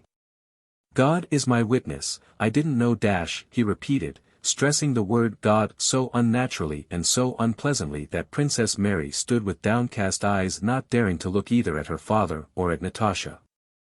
Nor did the latter, having risen and curtsied, know what to do. Mademoiselle Bourienne alone smiled agreeably. "I beg you to excuse me. God is my witness, I did not know," muttered the old man, and after looking Natasha over from head to foot he went out. Mademoiselle Bourienne was the first to recover herself after this apparition and began speaking about the prince's indisposition. Natasha and Princess Mary looked at one another in silence, and the longer they did so without saying what they wanted to say, the greater grew their antipathy to one another. When the count returned, Natasha was impolitely pleased and hastened to get away. At that moment she hated the stiff, elderly princess. Who could place her in such an embarrassing position, and had spent half an hour with her without once mentioning Prince Andrew. I couldn't begin talking about him in the presence of that Frenchwoman, thought Natasha. The same thought was meanwhile tormenting Princess Mary. She knew what she ought to have said to Natasha, but she had been unable to say it because Mademoiselle Bourienne was in the way, and because, without knowing why, she felt it very difficult to speak of the marriage. When the count was already leaving the room, Princess Mary went up hurriedly to Natasha, took her by the hand, and said with a deep sigh, "Wait, I must." Natasha glanced at her ironically without knowing why. "Dear Natalie," said Princess Mary, "I want you to know that I am glad my brother has found happiness." She paused, feeling that she was not telling the truth. Natasha noticed this and guessed its reason. "I think, Princess, it is not convenient to speak of that now," she said with external dignity and coldness, though she felt the tears choking her. "What have I said and what have I done?" thought she, as soon as she was out of the room. They waited a long time for Natasha to come to dinner that day. She sat in her room crying like a child, blowing her nose and sobbing. Sonia stood beside her, kissing her hair. "Natasha, what is it about?" she asked. "What do they matter to you?" "It will all pass, Natasha. But if you only knew how offensive it was, as if I—" "Don't talk about it, Natasha. It wasn't your fault, so why should you mind?" "Kiss me," said Sonia. Natasha raised her head and, kissing her friend on the lips, pressed her wet face against her. "I can't tell you, I don't know." "No one's to blame," said Natasha, "it's my fault. But it all hurts terribly. Oh, why doesn't he come?" She came in to dinner with red eyes. Marya Dmitrievna, who knew how the prince had received the Rostovs, pretended not to notice how upset Natasha was and jested resolutely and loudly at table with the count and the other guests. Chapter 8. That evening the Rostovs went to the opera, for which Marya Dmitrievna had taken a box. Natasha did not want to go, but could not refuse Marya Dmitrievna's kind offer, which was intended expressly for her. When she came ready dressed into the ballroom to await her father, and looking in the large mirror there saw that she was pretty, very pretty, she felt even more sad, but it was a sweet, tender sadness. "Oh God, if he were here now I would not behave as I did then, but differently. I would not be silly and afraid of things, I would simply embrace him, cling to him, and make him look at me with those searching inquiring eyes with which he has so often looked at me, and then I would make him laugh as he used to laugh. And his eyes, how I see those eyes," thought Natasha. And what do his father and sister matter to me? I love him alone, him, with that face and those eyes, with his smile, manly and yet childlike. No, I had better not think of him. Not think of him but forget him, quite forget him for the present. I can't bear this waiting and I shall cry in a minute, and she turned away from the glass, making an effort not to cry. And how can Sonia love Nicholas so calmly and quietly and wait so long and so patiently, thought she, looking at Sonia, who also came in quite ready, with a fan in her hand. No, she's altogether different. I can't. Natasha at that moment felt so softened and tender that it was not enough for her to love and know she was beloved, she wanted now, at once, to embrace the man she loved, to speak and hear from him words of love such as filled her heart. While she sat in the carriage beside her father, pensively watching the lights of the street lamps flickering on the frozen window, she felt still sadder and more in love, and forgot where she was going and with whom. Having fallen into the line of carriages, the Rostovs' carriage drove up to the theater, its wheels squeaking over the snow. Natasha and Sonia, holding up their dresses, jumped out quickly. The Count got out helped by the footmen, and, passing among men and women who were entering and the program sellers, they all three went along the corridor to the first row of boxes. Through the closed doors the music was already audible. "Natasha, your hair," whispered Sonia. An attendant deferentially and quickly slipped before the ladies and opened the door of their box. The music sounded louder and through the door rows of brightly lit boxes in which ladies sat with bare arms and shoulders, and noisy stalls brilliant with uniforms, glittered before their eyes. A lady entering the next box shot a glance of feminine envy at Natasha. The curtain had not yet risen and the overture was being played. Natasha, smoothing her gown, went in with Sonia and sat down, scanning the brilliant tiers of boxes opposite. A sensation she had not experienced for a long time, that of hundreds of eyes looking at her bare arms and neck, suddenly affected her both agreeably and disagreeably and called up a whole crowd of memories, desires and emotions associated with that feeling. The two remarkably pretty girls, Natasha and Sonia, with Count Rostov who had not been seen in Moscow for a long time, attracted general attention. Moreover, everybody knew vaguely of Natasha's engagement to Prince Andrew, and knew that the Rostovs had lived in the country ever since, and all looked with curiosity at a fiancé who was making one of the best matches in Russia. Natasha's looks, as everyone told her, had improved in the country, and that evening thanks to her agitation she was particularly pretty. She struck those who saw her by her fullness of life and beauty, combined with her indifference to everything about her. Her black eyes looked at the crowd without seeking anyone, and her delicate arm, bare to above the elbow, lay on the velvet edge of the box, while, evidently unconsciously, she opened and closed her hand in time to the music, crumpling her program. "Look, there's Elnina," said Sonia, with her mother, "isn't it?" "Dear me, Michael Kirillovitch has grown still stouter," remarked the Count. "Look at our Anna Mikhailovna, what a headdress she has on. The Karagins, Julie and Boris with them. One can see at once that they're engaged. Drobetskoy has proposed." "Oh yes, I heard it today," said Shinshin, coming into the Rostovs' box. Natasha looked in the direction in which her father's eyes were turned and saw Julie sitting beside her mother with a happy look on her face and a string of pearls round her thick red neck which Natasha knew was covered with powder. Behind them, wearing a smile and leaning over with an ear to Julie's mouth, was Boris's handsome smoothly brushed head. He looked the Rostovs from under his brows and said something, smiling, to his betrothed. "They are talking about us, about me and him," thought Natasha. "And he no doubt is calming her jealousy of me. They needn't trouble themselves. If only they knew how little I am concerned about any of them." Behind them sat Anna Mikhailovna wearing a green headdress and with a happy look of resignation to the will of God on her face. Their box was pervaded by that atmosphere of an affianced couple which Natasha knew so well and liked so much. She turned away and suddenly remembered all that had been so humiliating in her morning's visit. "What right has he not to wish to receive me into his family?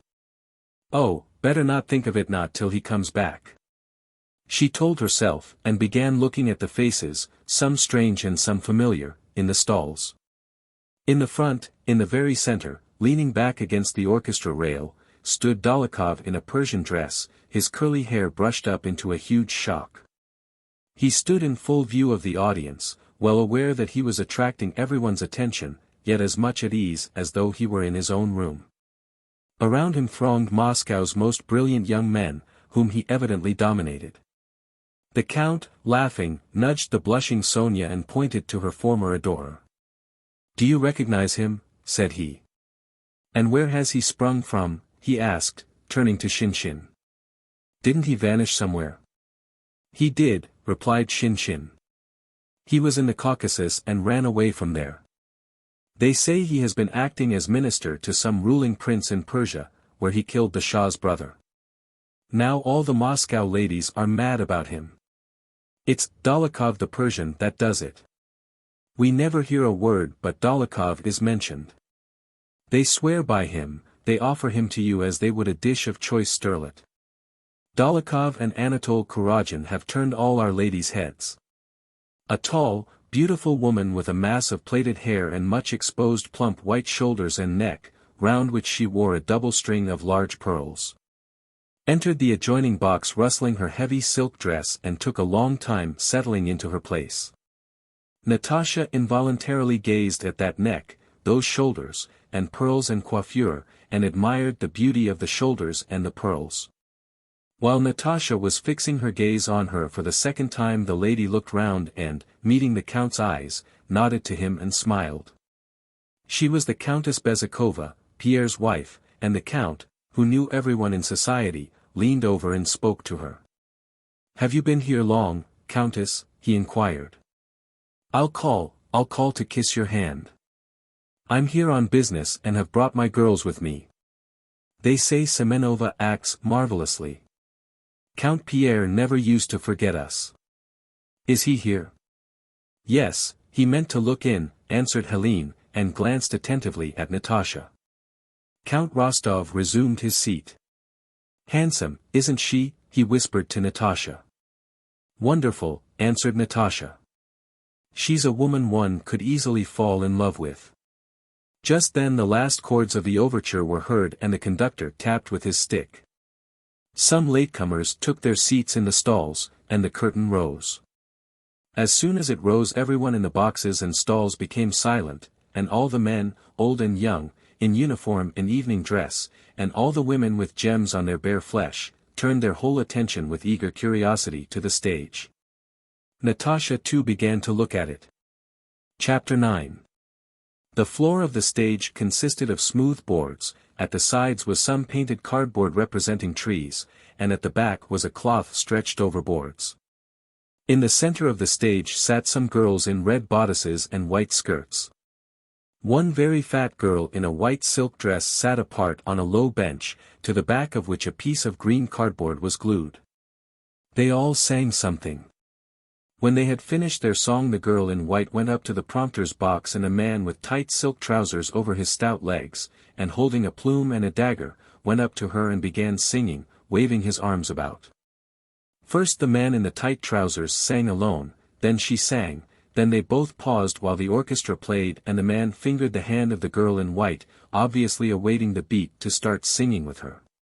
They sang together and everyone in the theater began clapping and shouting, while the man and woman on the stage who represented lovers began smiling, spreading out their arms, and bowing. After her life in the country, and in her present serious mood, all this seemed grotesque and amazing to Natasha. She could not follow the opera nor even listen to the music. She saw only the painted cardboard and the queerly dressed men and women who moved, spoke, and sang so strangely in that brilliant light. She knew what it was all meant to represent, but it was so pretentiously false and unnatural that she first felt ashamed for the actors and then amused at them. She looked at the faces of the audience, seeking in them the same sense of ridicule and perplexity she herself experienced, but they all seemed attentive to what was happening on the stage, and expressed delight which to Natasha seemed feigned. "I suppose it has to be like this," she thought.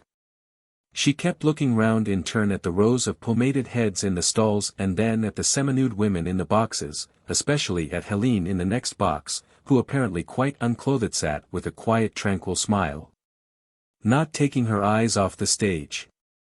And feeling the bright light that flooded the whole place and the warm air heated by the crowd, Natasha little by little began to pass into a state of intoxication she had not experienced for a long while. She did not realize who and where she was, nor what was going on before her. As she looked and thought, the strangest fancies unexpectedly and disconnectedly passed through her mind. The idea occurred to her of jumping onto the edge of the box and singing the air the actress was singing. Then she wished to touch with her fan an old gentleman sitting not far from her, then to lean over to Hélène and tickle her. At a moment when all was quiet before the commencement of a song, a door leading to the stalls on the side nearest the Rostovs' box creaked, and the steps of a belated arrival were heard. "There's Kuragin," whispered Shin. Countess Bezukhova turned smiling to the newcomer, and Natasha, following the direction of that look, saw an exceptionally handsome adjutant approaching their box with a self-assured yet courteous bearing. This was Anatole Kuragin, whom she had seen and noticed long ago at the ball in Petersburg. He was now in an adjutant's uniform with one epaulette and a shoulder knot. He moved with a restrained swagger which would have been ridiculous had he not been so good-looking and had his handsome face not worn such an expression of good-humored complacency and gaiety. Though the performance was proceeding, he walked deliberately down the carpeted gangway, his sword and spurs slightly jingling and his handsome perfumed head held high. Having looked at Natasha, he approached his sister, laid his well-gloved hand on the edge of her box, nodded to her, and leaning forward asked a question, with a motion toward Natasha. "Mais charmante," said he, evidently referring to Natasha, who did not exactly hear his words but understood them from the movement of his lips. Then he took his place in the first row of the stalls and sat down beside Dólokhov, nudging with his elbow in a friendly and off-hand way that Dólokhov whom others treated so fawningly. He winked at him gaily, smiled, and rested his foot against the orchestra screen. "How like the brother is to the sister," remarked the count. "And how handsome they both are." Shin, lowering his voice, began to tell the count of some intrigue of Kuragin's in Moscow, and Natasha tried to overhear it just because he had said she was charmante. The first act was over. In the stalls everyone began moving about, going out and coming in. Boris came to the Rostovs' box, received their congratulations very simply, and raising his eyebrows with an absent-minded smile conveyed to Natasha and Sonia his fiancée's invitation to her wedding, and went away. Natasha with a gay, coquettish smile talked to him, and congratulated on his approaching wedding that same Boris with whom she had formerly been in love. In the state of intoxication she was in, everything seemed simple and natural. The scantily clad Hélène smiled at everyone in the same way, and Natasha gave Boris a similar smile. Helene's box was filled and surrounded from the stalls by the most distinguished and intellectual men, who seemed to vie with one another in their wish to let everyone see that they knew her. During the whole of that entr'acte Kuragin stood with Dólokhov in front of the orchestra partition, looking at the Rostovs' box. Natasha knew he was talking about her and this afforded her pleasure. She even turned so that he should see her profile in what she thought was its most becoming aspect. Before the beginning of the second act Pierre appeared in the stalls. The Rostovs had not seen him since their arrival. His face looked sad, and he had grown still stouter since Natasha last saw him. He passed up to the front rows, not noticing anyone. Anatole went up to him and began speaking to him, looking at and indicating the Rostovs' box. On seeing Natasha, Pierre grew animated and, hastily passing between the rows, came toward their box. When he got there he leaned on his elbows and, smiling, talked to her for a long time. While conversing with Pierre, Natasha heard a man's voice in Countess Bezukhova's box and something told her it was Kuragin. She turned and their eyes met. Almost smiling, he gazed straight into her eyes with such an enraptured caressing look that it seemed strange to be so near him, to look at him like that, to be so sure he admired her, and not to be acquainted with him. In the second act there was scenery representing tombstones, there was a round hole in the canvas to represent the moon, shades were raised over the footlights. And from horns and contrabass came deep notes, while many people appeared from right and left wearing black cloaks and holding things like daggers in their hands.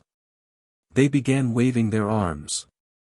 Then some other people ran in and began dragging away the maiden who had been in white and was now in light blue.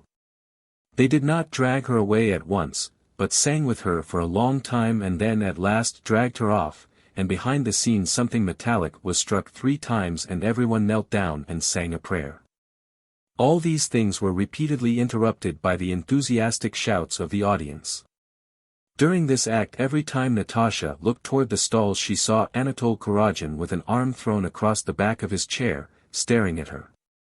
She was pleased to see that he was captivated by her, and it did not occur to her that there was anything wrong in it.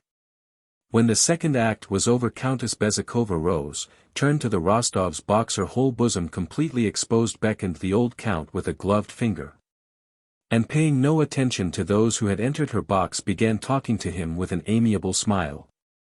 "Do make me acquainted with your charming daughters," said she. "The whole town is singing their praises and I don't even know them." Natasha rose and curtsied to the splendid countess. She was so pleased by praise from this brilliant beauty that she blushed with pleasure. "I want to become a Muscovite too, now," said Hélène. "How is it you're not ashamed to bury such pearls in the country?" Countess Bezukhova quite deserved her reputation of being a fascinating woman.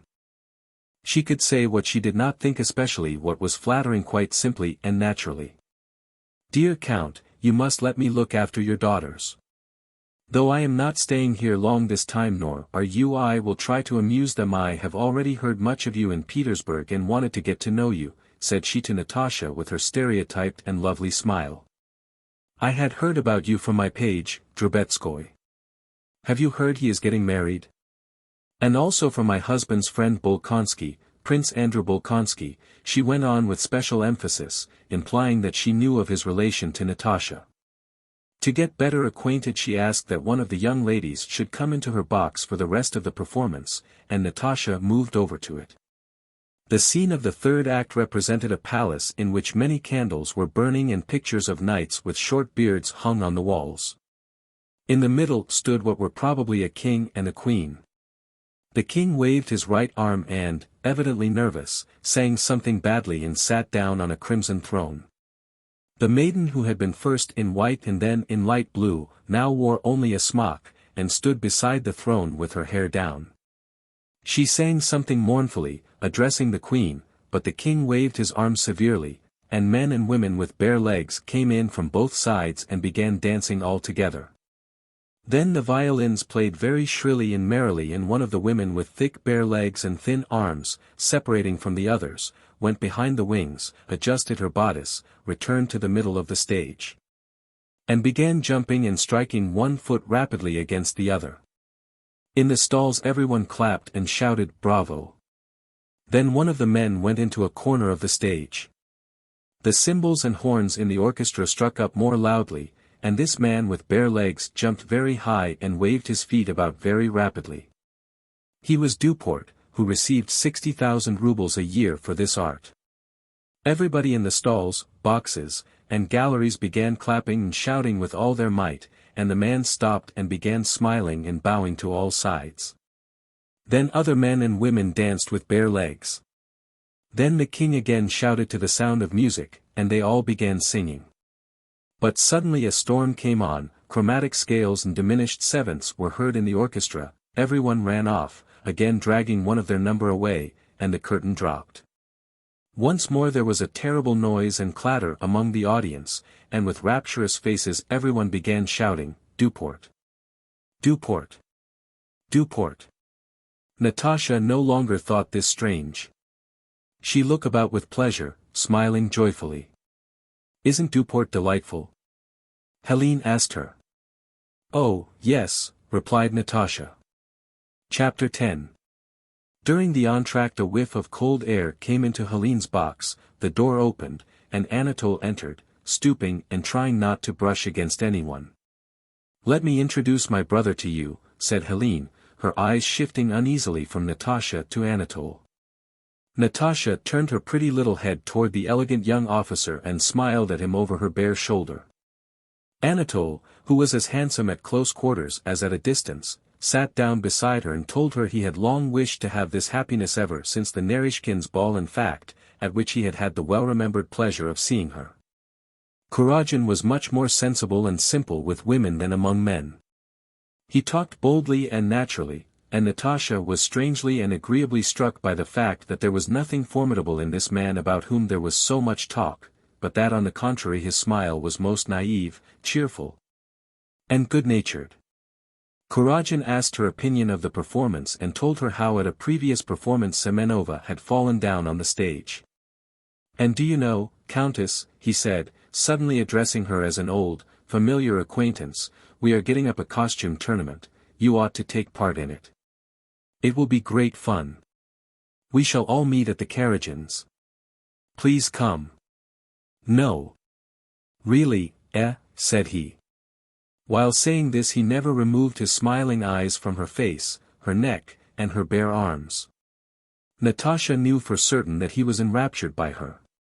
This pleased her, yet his presence made her feel constrained and oppressed.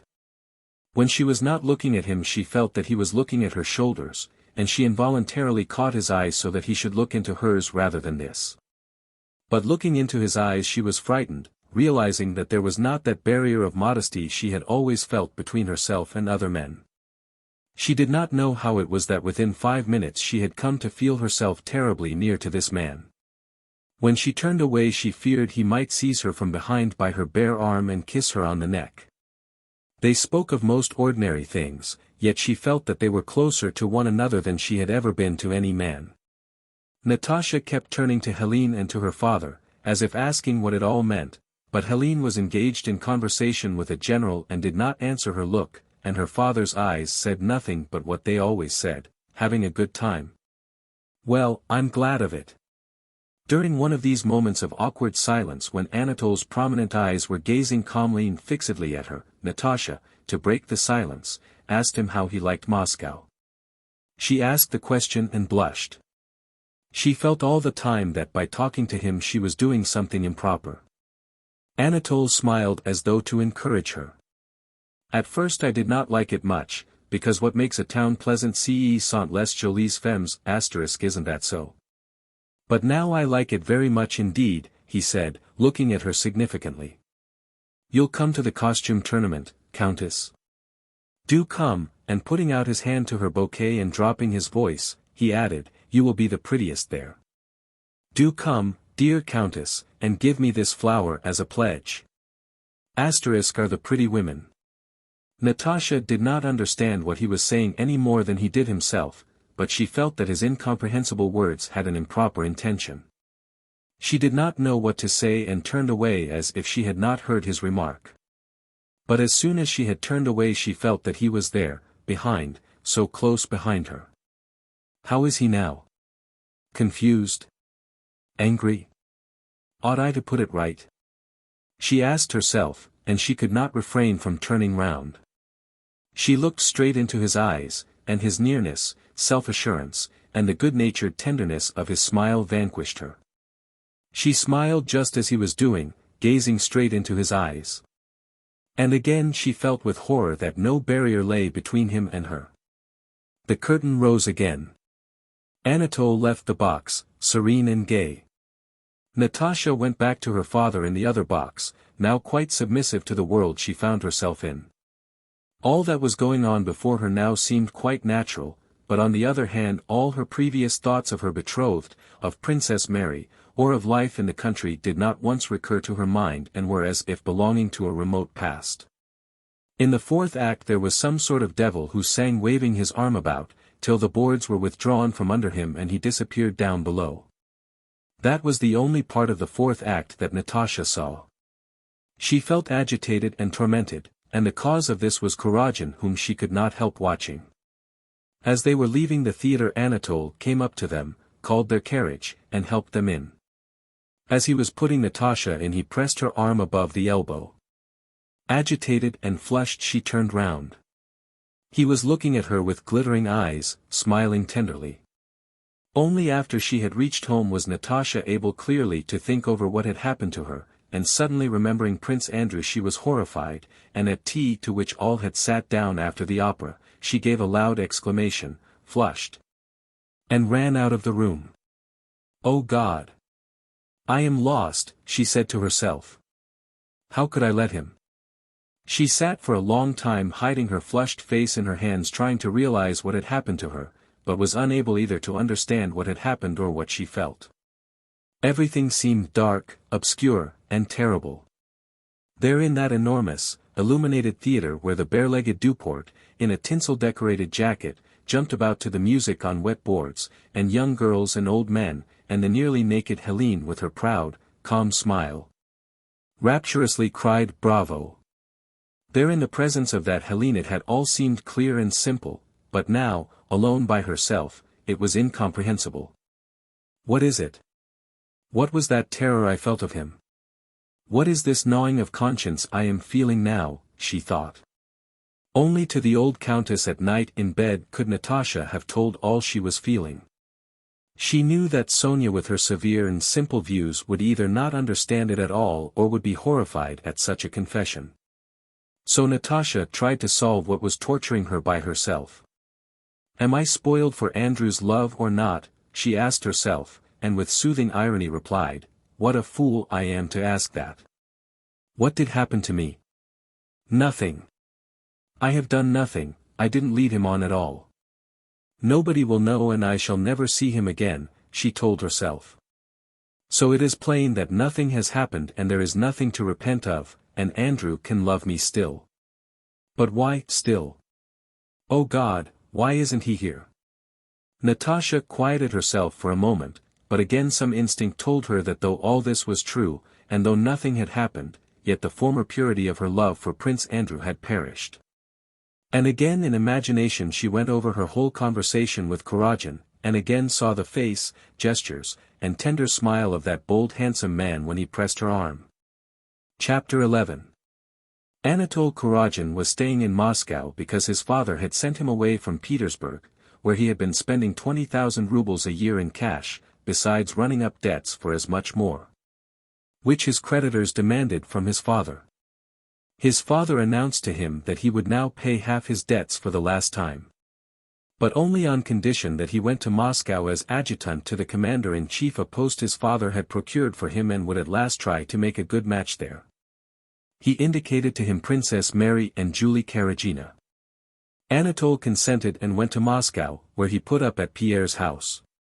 Pierre received him unwillingly at first, but got used to him after a while, sometimes even accompanied him on his carousals, and gave him money under the guise of loans. As Shinshin had remarked, from the time of his arrival Anatole had turned the heads of the Moscow ladies, especially by the fact that he slighted them and plainly preferred the gypsy girls and French actresses, with the chief of whom, Mademoiselle George, he was said to be on intimate relations. He had never missed a carousal at Danilov's or other Moscow revelers, drank whole nights through, outvying everyone else, and was at all the balls and parties of the best society. There was talk of his intrigues with some of the ladies, and he flirted with a few of them at the balls. But he did not run after the unmarried girls, especially the rich heiresses who were most of them plain.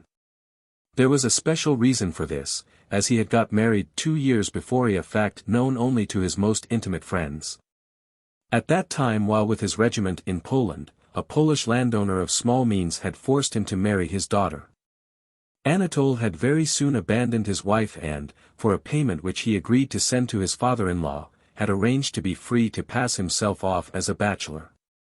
Anatole was always content with his position, with himself, and with others. He was instinctively and thoroughly convinced that it was impossible for him to live otherwise than as he did, and that he had never in his life done anything base. He was incapable of considering how his actions might affect others or what the consequences of this or that action of his might be. He was convinced that, as a duck is so made that it must live in water, so God had made him such that he must spend 30,000 rubles a year and always occupy a prominent position in society. He believed this so firmly that others, looking at him, were persuaded of it too, and did not refuse him either a leading place in society or money, which he borrowed from anyone and everyone and evidently would not repay. He was not a gambler, at any rate he did not care about winning. He was not vain. He did not mind what people thought of him. Still less could he be accused of ambition. More than once he had vexed his father by spoiling his own career, and he laughed at distinctions of all kinds. He was not mean, and did not refuse anyone who asked of him. All he cared about was gaiety in women, and as according to his ideas there was nothing dishonorable in these tastes, and he was incapable of considering what the gratification of his tastes entailed for others. He honestly considered himself irreproachable, sincerely despised rogues and bad people, and with a tranquil conscience carried his head high. Rakes, those male Magdalenes, have a secret feeling of innocence similar to that which female Magdalenes have, based on the same hope of forgiveness. All will be forgiven her, for she loved much, and all will be forgiven him, for he enjoyed much. Dólokhov, who had reappeared that year in Moscow after his exile and his Persian adventures, and was leading a life of luxury, gambling, and dissipation, associated with his old Petersburg comrade Kuragin and made use of him for his own ends. Anatole was sincerely fond of Dólokhov for his cleverness and audacity. Dólokhov, who needed Anatole Kuragin's name, position, and connections as a bait to draw rich young men into his gambling set, made use of him and amused himself at his expense without letting the other feel it. Apart from the advantage he derived from Anatole, the very process of dominating another's will was in itself a pleasure, a habit, and a necessity to Dólokhov. Natasha had made a strong impression on Kuragin. At supper after the opera he described to Dólokhov with the air of a connoisseur the attractions of her arms, shoulders, feet, and hair and expressed his intention of making love to her. Anatole had no notion and was incapable of considering what might come of such love-making, as he never had any notion of the outcome of any of his actions. "She's first-rate, my dear fellow, but not for us," replied Dólokhov. "I will tell my sister to ask her to dinner," said Anatole.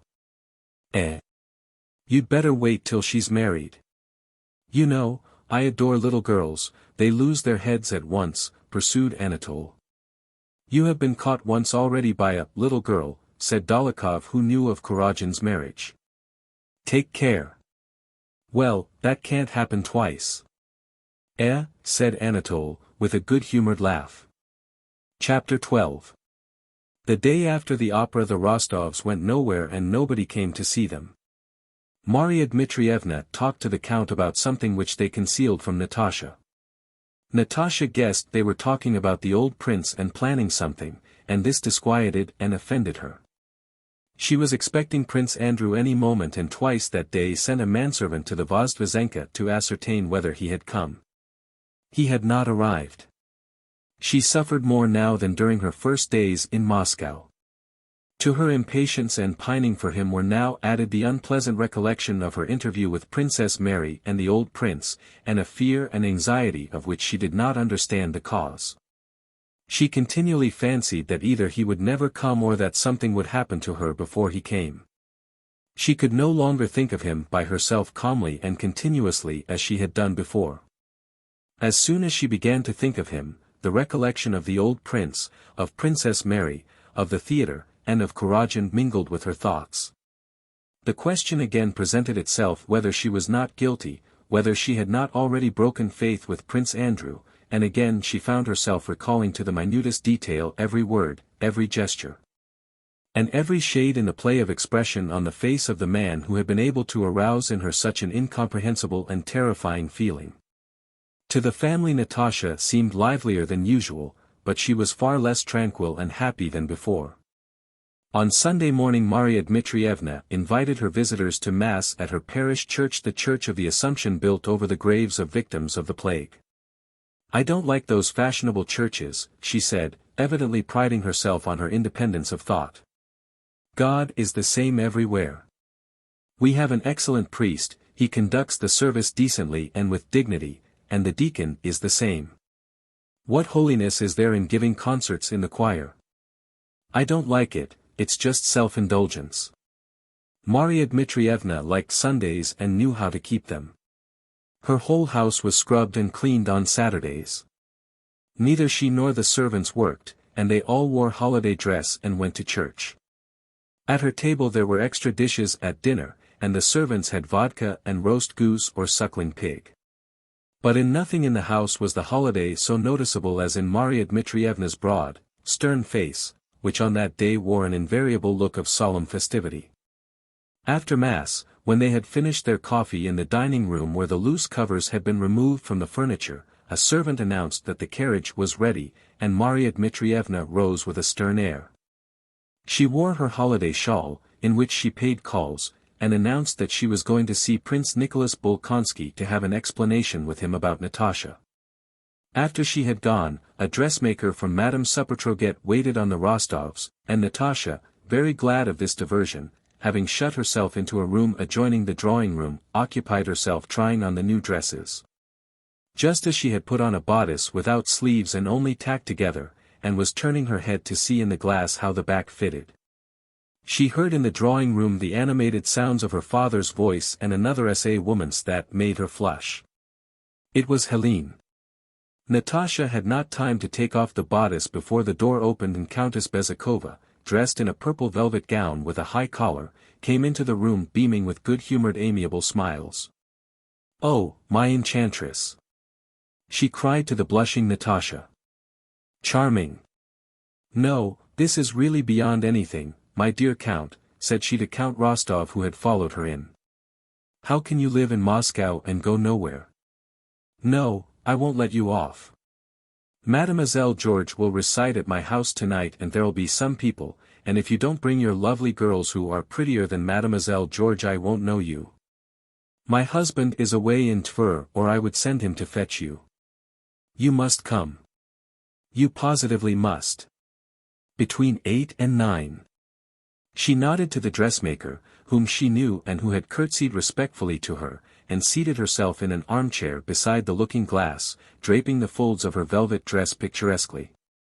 She did not cease chattering good-naturedly and gaily, continually praising Natasha's beauty. She looked at Natasha's dresses and praised them, as well as a new dress of her own made of metallic gauze, which she had received from Paris, and advised Natasha to have one like it. "But anything suits you, my charmer," she remarked. A smile of pleasure never left Natasha's face.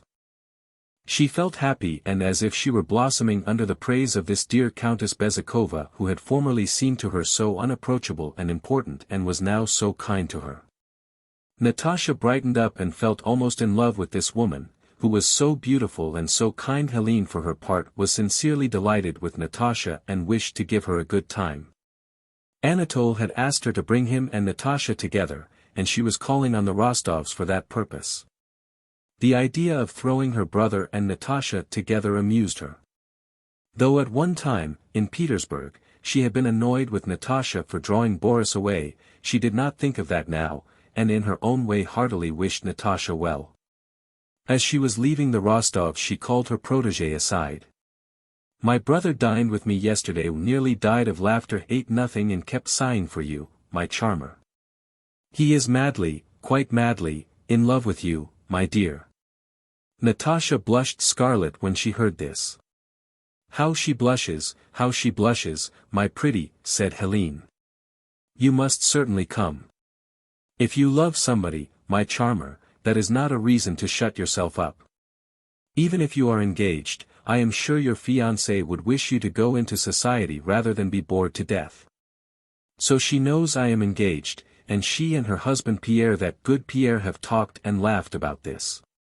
So it's all right." And again, under Helene's influence, what had seemed terrible now seemed simple and natural. "And she is such a grande dame, so kind, and evidently likes me so much. And why not enjoy myself?" thought Natasha, gazing at Hélène with wide-open, wondering eyes. Marya Dmitrievna came back to dinner taciturn and serious, having evidently suffered a defeat at the old prince's. She was still too agitated by the encounter to be able to talk of the affair calmly. In answer to the Count's inquiries she replied that things were all right and that she would tell about it next day. On hearing of Countess Bezukhova's visit and the invitation for that evening, Marya Dmitrievna remarked, "I don't care to have anything to do with Bezukhova and don't advise you to, however, if you've promised Ejo." It will divert your thoughts, she added, addressing Natasha. Chapter 13. Count Rostov took the girls to Countess Bezukhova's. There were a good many people there, but nearly all strangers to Natasha. Count Rostov was displeased to see that the company consisted almost entirely of men and women known for the freedom of their conduct. Mademoiselle Georges was standing in a corner of the drawing-room surrounded by young men. There were several Frenchmen present, among them Métivier, who from the time Hélène reached Moscow had been an intimate in her house. The Count decided not to sit down to cards or let his girls out of his sight and to get away as soon as Mademoiselle Georges' performance was over. Anatole was at the door, evidently on the lookout for the Rostovs. Immediately after greeting the Count he went up to Natasha and followed her. As soon as she saw him she was seized by the same feeling she had had at the opera, gratified vanity at his admiration of her and fear at the absence of a moral barrier between them. Hélène welcomed Natasha delightedly and was loud in admiration of her beauty and her dress.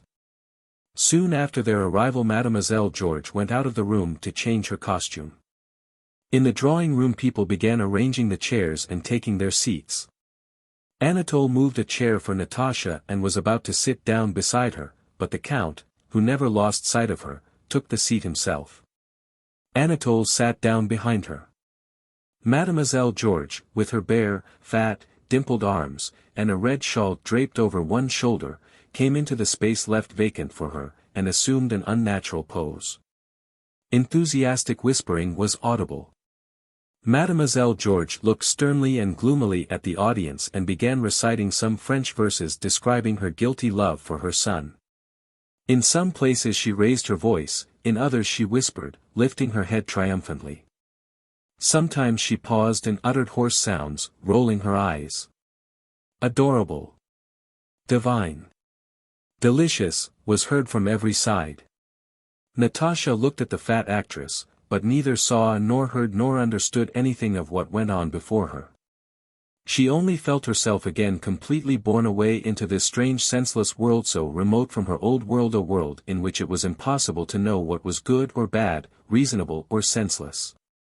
Behind her sat Anatole, and conscious of his proximity she experienced a frightened sense of expectancy. After the first monologue the whole company rose and surrounded Mademoiselle Georges, expressing their enthusiasm. "How beautiful she is!" Natasha remarked to her father, who had also risen and was moving through the crowd toward the actress. "I don't think so when I look at you," said Anatole, following Natasha. He said this at a moment when she alone could hear him. "You are enchanting, from the moment I saw you I have never ceased." "Come, come, Natasha," said the Count, as he turned back for his daughter. "How beautiful she is!" Natasha without saying anything stepped up to her father and looked at him with surprised inquiring eyes. After giving several recitations, Mademoiselle Georges left, and Countess Bezukhova asked her visitors into the ballroom. The Count wished to go home, but Hélène entreated him not to spoil her improvised ball, and the Rostovs stayed on. Anatole asked Natasha for a valse, and as they danced he pressed her waist and hand and told her she was bewitching and that he loved her. During the XVIII, which she also danced with him, Anatole said nothing when they happened to be by themselves, but merely gazed at her. Natasha lifted her frightened eyes to him, but there was such confident tenderness in his affectionate look and smile that she could not, whilst looking at him, say what she had to say. She lowered her eyes. "Don't say such things to me. I am betrothed and love another," she said rapidly. She glanced at him. Anatole was not upset or pained by what she had said. "Don't speak to me of that." "What can I do?" said he. "I tell you I am madly, madly, in love with you. Is it my fault that you are enchanting? It's our turn to begin." Natasha, animated and excited, looked about her with wide-open frightened eyes and seemed merrier than usual. She understood hardly anything that went on that evening. They danced the XVIII and the Grossvater. Her father asked her to come home, but she begged to remain. Wherever she went and whomever she was speaking to, she felt his eyes upon her. Later on she recalled how she had asked her father to let her go to the dressing room to rearrange her dress, that Hélène had followed her and spoken laughingly of her brother's love, and that she again met Anatole in the little sitting room. Hélène had disappeared leaving them alone, and Anatole had taken her hand and said in a tender voice, "I cannot come to visit you, but is it possible that I shall never see you? I love you madly. Can I never?" And, blocking her path, he brought his face close to hers. His large, glittering, masculine eyes were so close to hers that she saw nothing but them. "Natalie," he whispered inquiringly while she felt her hands being painfully pressed. "Natalie? I don't understand." "I have nothing to say," her eyes replied. Burning lips were pressed to hers, and at the same instant she felt herself released, and Helene's footsteps and the rustle of her dress were heard in the room.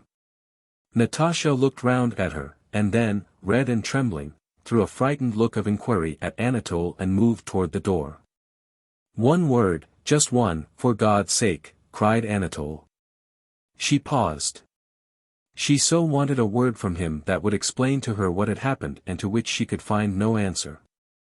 "Natalie, just a word, only one," he kept repeating, evidently not knowing what to say, and he repeated it till Hélène came up to them. Hélène returned with Natasha to the drawing room. The Rostovs went away without staying for supper. After reaching home Natasha did not sleep all night. She was tormented by the insoluble question whether she loved Anatole or Prince Andrew. She loved Prince Andrew. She remembered distinctly how deeply she loved him. But she also loved Anatole, of that there was no doubt. Else how could all this have happened, thought she. If, after that, I could return his smile when saying goodbye, if I was able to let it come to that, it means that I loved him from the first. It means that he is kind, noble, and splendid, and I could not help loving him. What am I to do if I love him and the other one too, she asked herself, unable to find an answer to these terrible questions. Chapter 14. Morning came with its cares and bustle. Everyone got up and began to move about and talk. Dressmakers came again. Marya Dmitrievna appeared, and they were called to breakfast. Natasha kept looking uneasily at everybody with wide-open eyes, as if wishing to intercept every glance directed toward her, and tried to appear the same as usual. After breakfast, which was her best time, Marya Dmitrievna sat down in her armchair and called Natasha and the Count to her. "Well, friends, I have now thought the whole matter over, and this is my advice," she began. "Yesterday, as you know, I went to see Prince Bolkonsky. Well, I had a talk with him. He took it into his head to begin shouting, but I am not one to be shouted down. I said what I had to say." "Well, and he?" asked the Count. He's crazy. He did not want to listen. But what's the use of talking? As it is we have worn the poor girl out," said Marya Dmitrievna. "My advice to you is finish your business and go back home to Otradno, and wait there." "Oh, no," exclaimed Natasha. "Yes, go back," said Marya Dmitrievna, "and wait there. If your betrothed comes here now there will be no avoiding a quarrel, but alone with the old man he will talk things over and then come on to you." Count Rostov approved of this suggestion, appreciating its reasonableness.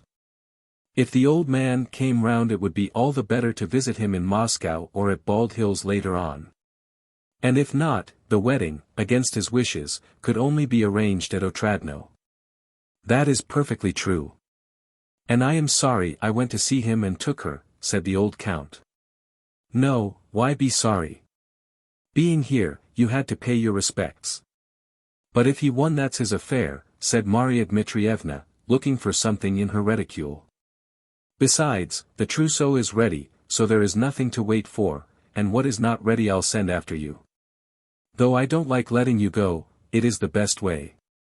So go, with God's blessing." Having found what she was looking for in the reticule she handed it to Natasha. It was a letter from Princess Mary. "She has written to you. How she torments herself, poor thing. She's afraid you might think that she does not like you." "But she doesn't like me," said Natasha. "Don't talk nonsense," cried Marya Dmitrievna.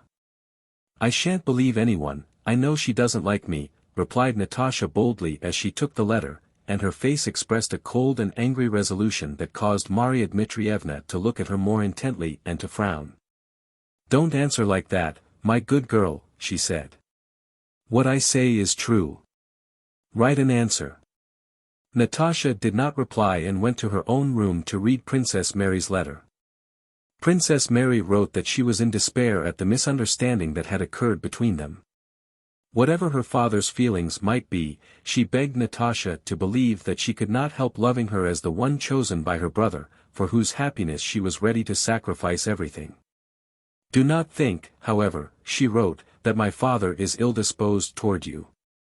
He is an invalid and an old man who must be forgiven, but he is good and magnanimous and will love her who makes his son happy.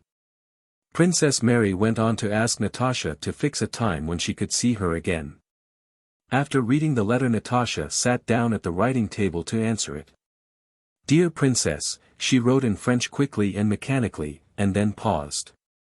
What more could she write after all that had happened the evening before? Yes, yes. All that has happened, and now all is changed, she thought as she sat with the letter she had begun before her. Must I break off with him? Must I really? That's awful. And to escape from these dreadful thoughts she went to Sonia and began sorting patterns with her. After dinner Natasha went to her room and again took up Princess Mary's letter. Can it be that it is all over, she thought. Can it be that all this has happened so quickly and has destroyed all that went before? She recalled her love for Prince Andrew in all its former strength, and at the same time felt that she loved Kuragin. She vividly pictured herself as Prince Andrew's wife, and the scenes of happiness with him she had so often repeated in her imagination, and at the same time, aglow with excitement, recalled every detail of yesterday's interview with Anatole. Why could that not be as well, she sometimes asked herself in complete bewilderment. Only so could I be completely happy, but now I have to choose, and I can't be happy without either of them. Only, she thought, to tell Prince Andrew what has happened or to hide it from him are both equally impossible. But with that one nothing is spoiled. But am I really to abandon forever the joy of Prince Andrew's love, in which I have lived so long? Please, miss, whispered a maid entering the room with a mysterious air. A man told me to give you this dash, and she handed Natasha a letter. Only, for Christ's sake.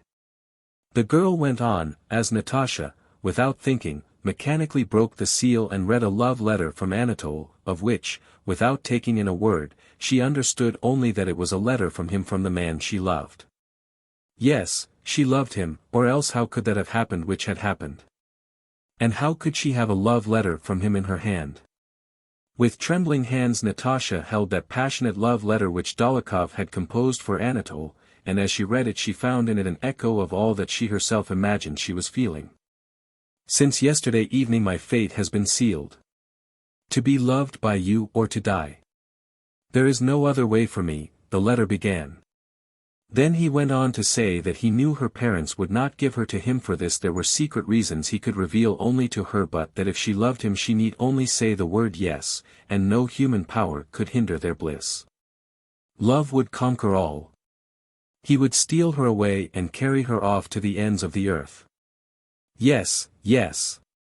I love him, thought Natasha, reading the letter for the 20th time and finding some peculiarly deep meaning in each word of it. That evening Marya Dmitrievna was going to the Akharovs and proposed to take the girls with her. Natasha, pleading a headache, remained at home. Chapter 15. On returning late in the evening Sonia went to Natasha's room, and to her surprise found her still dressed and asleep on the sofa. Open on the table, beside her lay Anatole's letter. Sonia picked it up and read it. As she read she glanced at the sleeping Natasha, trying to find in her face an explanation of what she was reading, but did not find it. Her face was calm, gentle, and happy. Clutching her breast to keep herself from choking, Sonia, pale and trembling with fear and agitation, sat down in an armchair and burst into tears. How was it I noticed nothing? How could it go so far? Can she have left off loving Prince Andrew? And how could she let Kuragin go to such lengths? He is a deceiver and a villain, that's plain. What will Nicholas, dear noble Nicholas, do when he hears of it? So this is the meaning of her excited, resolute, unnatural look the day before yesterday, and today, thought Sonia. But it can't be that she loves him. She probably opened the letter without knowing who it was from. Probably she is offended by it. She could not do such a thing. Sonia wiped away her tears and went up to Natasha, again scanning her face. "Natasha," she said, just audibly. Natasha awoke and saw Sonia. "Ah, you're back." And with the decision and tenderness that often come at the moment of awakening, she embraced her friend, but noticing Sonia's look of embarrassment, her own face expressed confusion and suspicion. "Sonia, you've read that letter?" she demanded. "Yes," answered Sonia softly. Natasha smiled rapturously. "No, Sonia, I can't any longer," she said. "I can't hide it from you any longer. You know, we love one another. Sonia, darling," he writes. Sonia. Sonia stared open-eyed at Natasha, unable to believe her ears. "And Bolkonsky?" she asked. "Ah, Sonia, if you only knew how happy I am," cried Natasha. "You don't know what love is." "But, Natasha, can that be all over?" Natasha looked at Sonia with wide-open eyes as if she could not grasp the question. "Well, then, are you refusing Prince Andrew?" said Sonia. "Oh, you don't understand anything. Don't talk nonsense, just listen," said Natasha, with momentary vexation. "But I can't believe it," insisted Sonia. "I don't understand. How is it you have loved a man for a whole year and suddenly? Why, you have only seen him 3 times. Natasha, I don't believe you, you're joking. In 3 days to forget everything and so." "3 days," said Natasha. "It seems to me I've loved him 100 years. It seems to me that I have never loved anyone before. You can't understand it." "Sonia, wait a bit, sit here," and Natasha embraced and kissed her. "I had heard that it happens like this, and you must have heard it too, but it's only now that I feel such love. It's not the same as before. As soon as I saw him I felt he was my master nigh his slave, and that I could not help loving him. Yes, his slave. Whatever he orders I shall do. You don't understand that. What can I do? What can I do, Sonia?" cried Natasha with a happy yet frightened expression. "But think what you are doing," cried Sonia. "I can't leave it like this. This secret correspondence. How could you let him go so far?" She went on, with a horror and disgust she could hardly conceal. "I told you that I have no will," Natasha replied. "Why can't you understand? I love him. Then I won't let it come to that." "I shall tell," cried Sonia, bursting into tears. "What do you mean? For God's sake. If you tell, you are my enemy," declared Natasha. "You want me to be miserable, you want us to be separated." When she saw Natasha's fright, Sonia shed tears of shame and pity for her friend. "But what has happened between you?" she asked. "What has he said to you? Why doesn't he come to the house?" Natasha did not answer her questions. "For God's sake, Sonia, don't tell anyone, don't torture me," Natasha entreated. "Remember, no one ought to interfere in such matters. I have confided in you. But why this secrecy? Why doesn't he come to the house?" asked Sonia. "Why doesn't he openly ask for your hand? You know Prince Andrew gave you complete freedom if it is really so, but I don't believe it. Natasha, have you considered what these secret reasons can be?" Natasha looked at Sonia with astonishment. Evidently this question presented itself to her mind for the first time and she did not know how to answer it. "I don't know what the reasons are. But there must be reasons." Sonia sighed and shook her head incredulously. "If there were reasons," she began. But Natasha, guessing her doubts, interrupted her in alarm. Sonia, one can't doubt him. One can't. Don't you understand? She cried. Does he love you? Does he love me? Natasha repeated with a smile of pity at her friend's lack of comprehension. Why, you have read his letter and you have seen him. But if he is dishonorable? He. Dishonorable? If you only knew, exclaimed Natasha. If he is an honorable man he should either declare his intentions or cease seeing you, and if you won't do this, I will. I will write to him, and I will tell Papa, said Sonia resolutely. But I can't live without him, cried Natasha. Natasha, I don't understand you. And what are you saying? Think of your father and of Nicholas. I don't want anyone, I don't love anyone but him. How dare you say he is dishonorable? Don't you know that I love him? Screamed Natasha. Go away, Sonia. I don't want to quarrel with you, but go, for God's sake go. You see how I am suffering. Natasha cried angrily, in a voice of despair and repressed irritation. Sonia burst into sobs and ran from the room.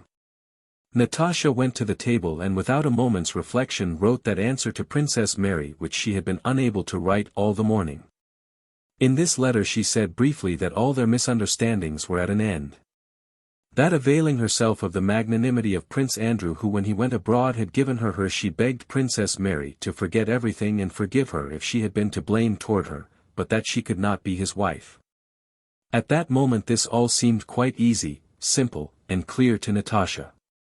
On Friday the Rostovs were to return to the country, but on Wednesday the Count went with the prospective purchaser to his estate near Moscow.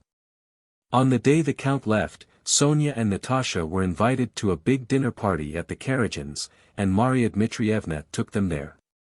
At that party Natasha again met Anatole, and Sonia noticed that she spoke to him, trying not to be overheard, and that all through dinner she was more agitated than ever. When they got home Natasha was the first to begin the explanation Sonia expected. There, Sonia, you were talking all sorts of nonsense about him, Natasha began in a mild voice such as children use when they wish to be praised. We have had an explanation today. Well, what happened? What did he say? Natasha, how glad I am you're not angry with me. Tell me everything, the whole truth. What did he say? Natasha became thoughtful. Oh, Sonia, if you knew him as I do. He said. He asked me what I had promised Bolkonsky. He was glad I was free to refuse him. Sonia sighed sorrowfully. But you haven't refused Bolkonsky, said she. Perhaps I have. Perhaps all is over between me and Bolkonsky. Why do you think so badly of me? I don't think anything, only I don't understand this. Wait a bit, Sonia, you'll understand everything. You'll see what a man he is. Now don't think badly of me or of him. I don't think badly of anyone, I love and pity everybody. But what am I to do? Sonia did not succumb to the tender tone Natasha used toward her. The more emotional and ingratiating the expression of Natasha's face became, the more serious and stern grew Sonia's. Natasha, said she, you asked me not to speak to you, and I haven't spoken, but now you yourself have begun. I don't trust him, Natasha. Why this secrecy? Again, interrupted Natasha. Natasha, I am afraid for you. Afraid of what? I am afraid you're going to your ruin, said Sonia resolutely, and was herself horrified at what she had said. Anger again showed in Natasha's face. And I'll go to my ruin, I will, as soon as possible. It's not your business. It won't be you, but I, who'll suffer. Leave me alone, leave me alone. I hate you. Natasha, moaned Sonia, aghast. I hate you, I hate you. You're my enemy forever. And Natasha ran out of the room. Natasha did not speak to Sonia again and avoided her.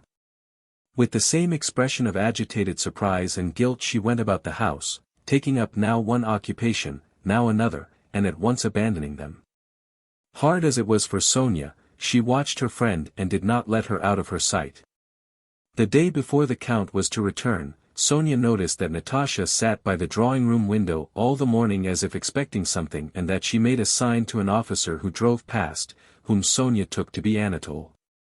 Sonia began watching her friend still more attentively and noticed that at dinner and all that evening Natasha was in a strange and unnatural state. She answered questions at random, began sentences she did not finish, and laughed at everything. After tea Sonia noticed a housemaid at Natasha's door timidly waiting to let her pass. She let the girl go in, and then listening at the door learned that another letter had been delivered. Then suddenly it became clear to Sonia that Natasha had some dreadful plan for that evening. Sonia knocked at her door. Natasha did not let her in. She will run away with him, thought Sonia. She is capable of anything. There was something particularly pathetic and resolute in her face today. She cried as she said goodbye to Uncle, Sonia remembered. Yes, that's it, she means to elope with him, but what am I to do? Thought she, recalling all the signs that clearly indicated that Natasha had some terrible intention. The Count is away. What am I to do? Write to Kuragin demanding an explanation. But what is there to oblige him to reply? Write to Pierre, as Prince Andrew asked me to in case of some misfortune. But perhaps she really has already refused. Bolkonskish sent a letter to Princess Mary yesterday. And Uncle is away. To tell Maria Dmitrievna, who had such faith in Natasha, seemed to Sonia terrible. Well, anyway, thought Sonia as she stood in the dark passage, now or never I must prove that I remember the family's goodness to me and that I love Nicholas. Yes. If I don't sleep for 3 nights I'll not leave this passage and will hold her back by force and will and not let the family be disgraced, thought she. Chapter 16. Anatole had lately moved to Dólokhov's. The plan for Natalie Rostova's abduction had been arranged and the preparations made by Dólokhov a few days before, and on the day that Sonia, after listening at Natasha's door, resolved to safeguard her, it was to have been put into execution. Natasha had promised to come out to Kuragin at the back porch at 10 that evening. Kuragin was to put her into a troika he would have ready and to drive her 40 miles to the village of Kamenka, where an unfrocked priest was in readiness to perform a marriage ceremony over them. At Kamenka a relay of horses was to wait which would take them to the Warsaw highroad, and from there they would hasten abroad with post horses. Anatole had a passport, an order for post horses, 10,000 rubles he had taken from his sister and another 10,000 borrowed with Dólokhov's help. 2 witnesses for the mock marriage: Khvostikov, a retired petty official whom Dólokhov made use of in his gambling transactions, and Makarin, a retired hussar, a kindly, weak fellow who had an unbounded affection for Kuragin, were sitting at tea in Dólokhov's front room. In his large study, the walls of which were hung to the ceiling with Persian rugs, bearskins, and weapons, sat Dólokhov in a traveling cloak and high boots, at an open desk on which lay abacus and some bundles of paper money. Anatole, with uniform unbuttoned, walked to and fro from the room where the witnesses were sitting, through the study to the room behind, where his French valet and others were packing the last of his things. Dólokhov was counting the money and noting something down. Well, he said, Khvostikov must have 2,000. Give it to him, then, said Anatole. Makarka, their name for Makarin, will go through fire and water for you for nothing. So here are our accounts all settled, said Dólokhov, showing him the memorandum. Is that right? Yes, of course, returned Anatole, evidently not listening to Dólokhov and looking straight before him with a smile that did not leave his face. Dólokhov banged down the oar of his and turned to Anatole with an ironic smile. Do you know? You'd really better drop it all. There's still time. Fool, retorted Anatole. Don't talk nonsense. If you only knew, it's the devil knows what. No, really, give it up, said Dólokhov. I am speaking seriously. It's no joke, this plot you've hatched. What, teasing again? Go to the devil. Said Anatole, making a grimace. Really it's no time for your stupid jokes, and he left the room. Dólokhov smiled contemptuously and condescendingly when Anatole had gone out. "You wait a bit," he called after him. "I'm not joking, I'm talking sense. Come here, come here." Anatole returned and looked at Dólokhov, trying to give him his attention and evidently submitting to him involuntarily.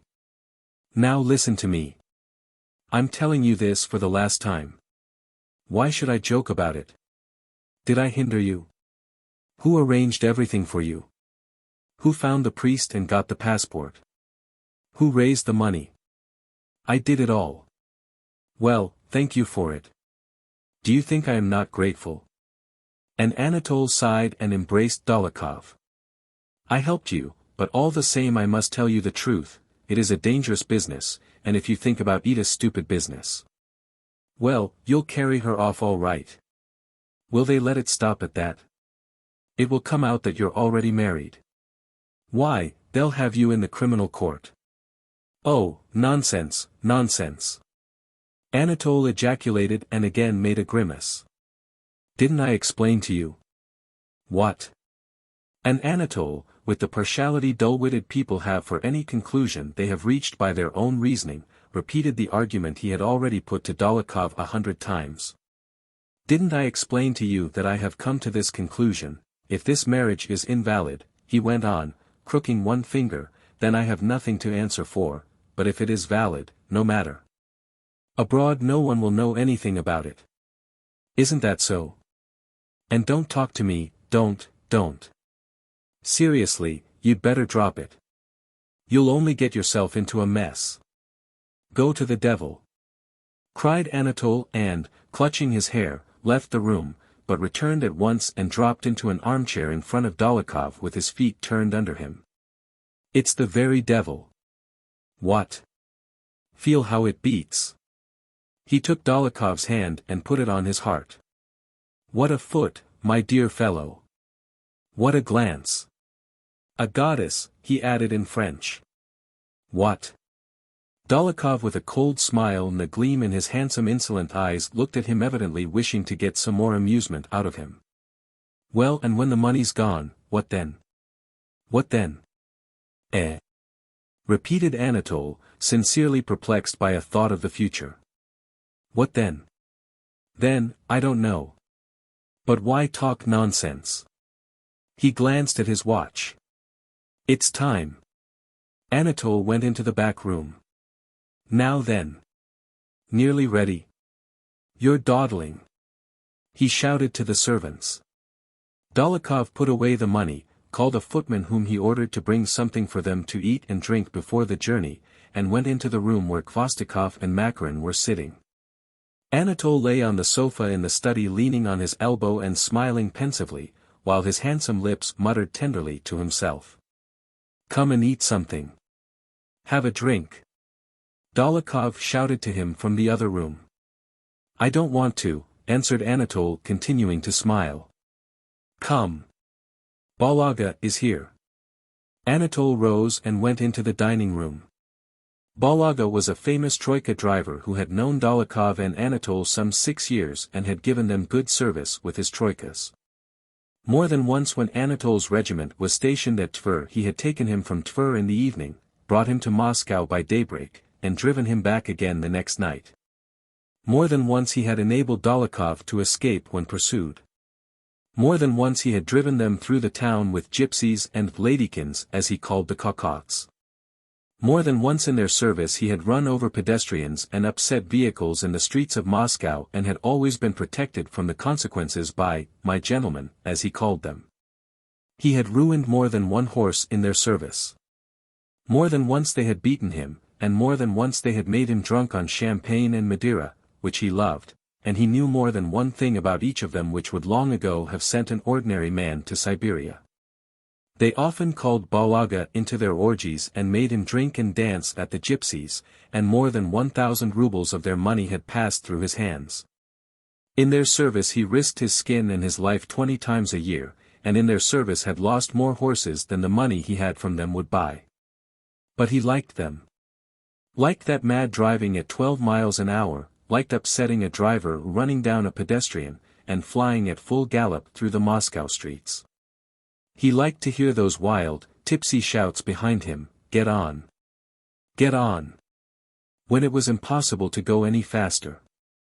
He liked giving a painful lash on the neck to some peasant who, more dead than alive, was already hurrying out of his way. Real gentlemen, he considered them. Anatole and Dólokhov liked Balaga too for his masterly driving and because he liked the things they liked. With others Balaga bargained, charging 25 rubles for a 2 hours drive, and rarely drove himself, generally letting his young men do so. But with his gentlemen, he always drove himself and never demanded anything for his work. Only a couple of times a year when he knew from their valets that they had money in Honda would turn up of a morning quite sober and with a deep bow would ask them to help him. The gentleman always made him sit down. "Do help me out, Fyodor Ivanitch, sir," or "Your Excellency," he would say. "I am quite out of horses. Let me have what you can to go to the fair."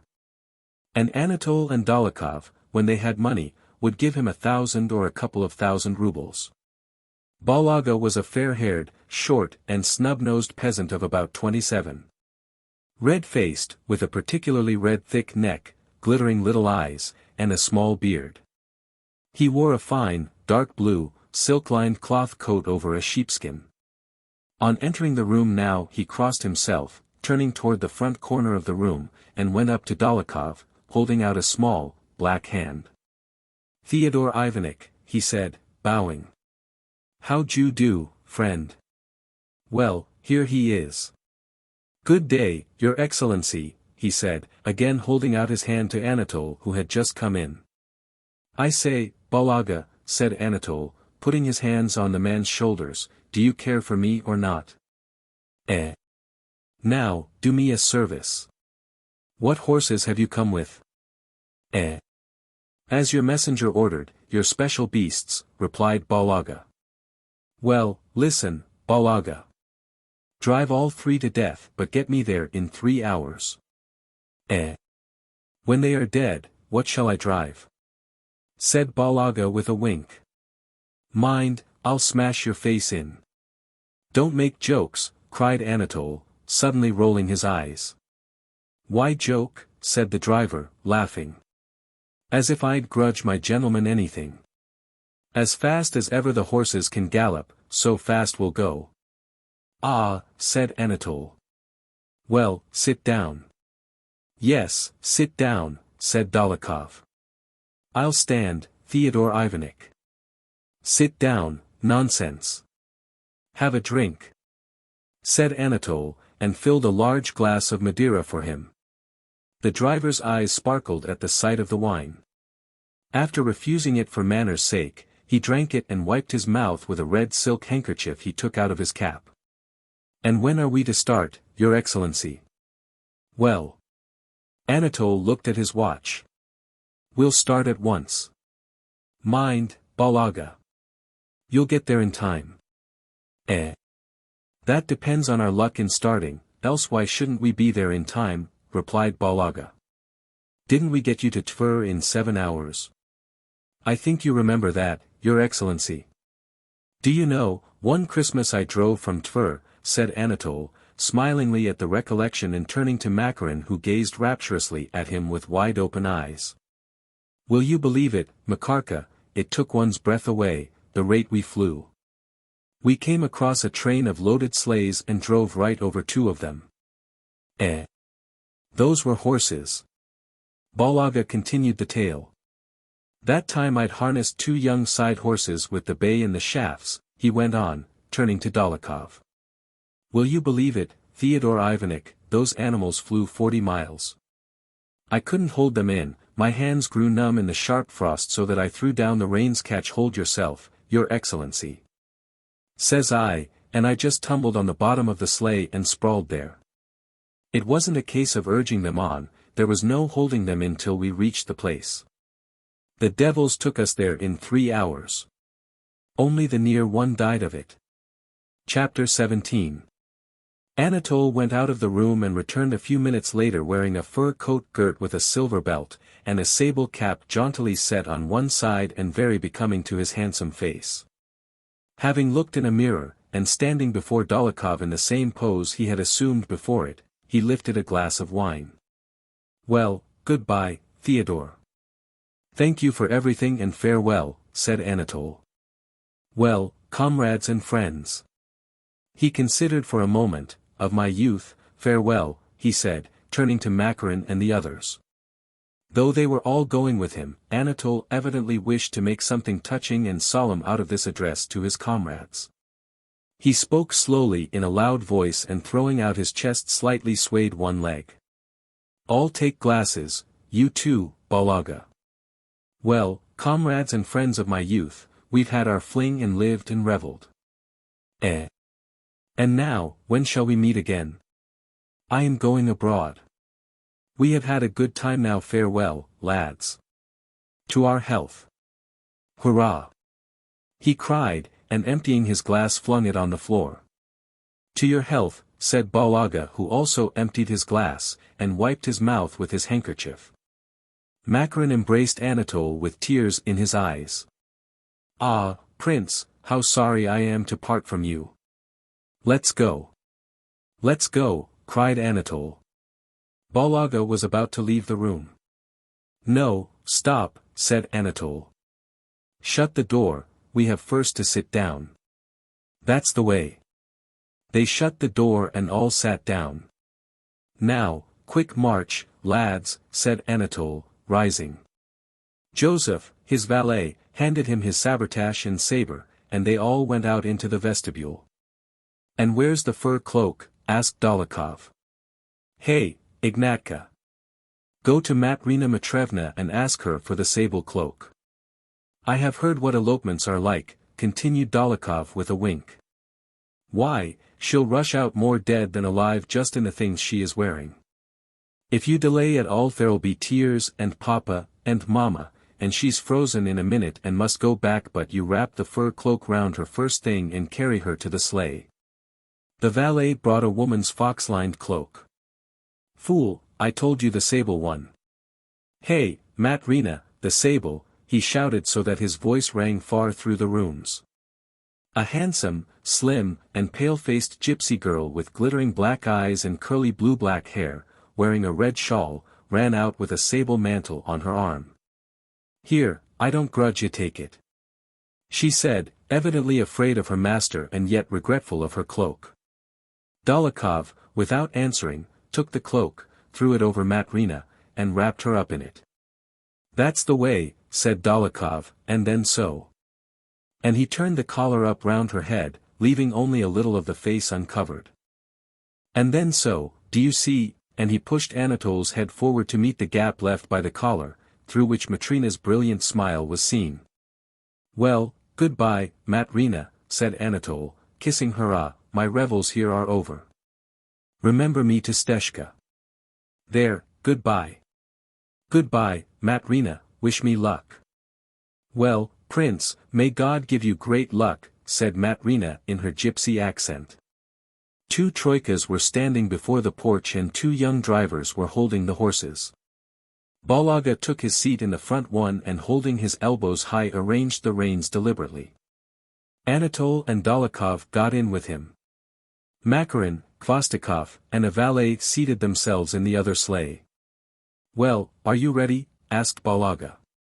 "Go," he cried, twisting the reins round his hands, and the troika tore down the Nikitsky Boulevard. "Tpru! Get out of the way! Hi! Tpru!" The shouting of Balaga and of the sturdy young fellow seated on the box was all that could be heard. On the Arbat square the troika caught against a carriage. Something cracked, shouts were heard, and the troika flew along the Arbat street. After taking a turn along the Podnovinsky Boulevard, Balaga began to rein in, and turning back drew up at the crossing of the old Konyeshny Street. The young fellow on the box jumped down to hold the horses and Anatole and Dólokhov went along the pavement. When they reached the gate Dólokhov whistled. The whistle was answered, and a maidservant ran out. "Come into the courtyard or you'll be seen, she'll come out directly," said she. Dólokhov stayed by the gate. Anatole followed the maid into the courtyard, turned the corner, and ran up into the porch. He was met by Gabriel, Marya Dmitrievna's gigantic footman. "Come to the mistress, please," said the footman in his deep bass, intercepting any retreat. "To what mistress?" "Who are you?" asked Anatole in a breathless whisper. "Kindly step in, my orders are to bring you in." "Kuragin." "Come back," shouted Dolokhov. "Betrayed." "Back."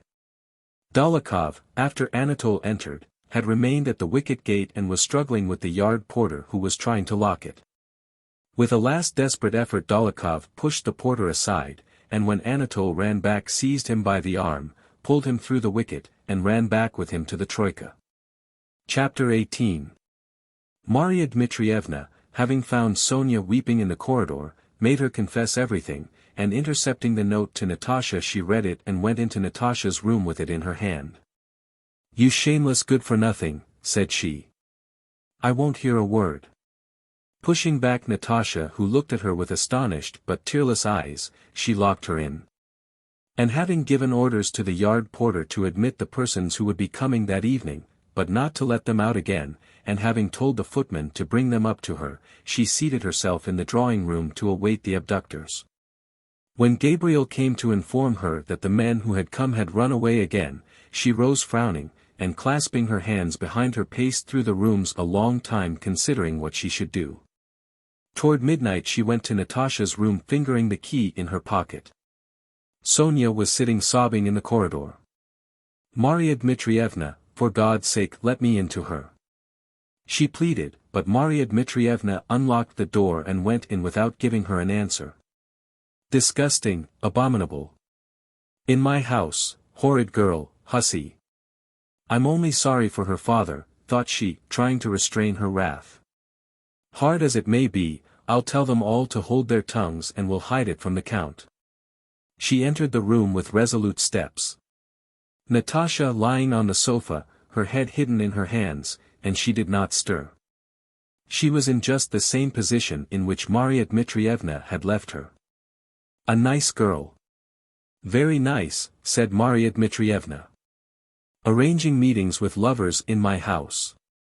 It's no use pretending, you listen when I speak to you." And Marya Dmitrievna touched her arm. "Listen when I speak.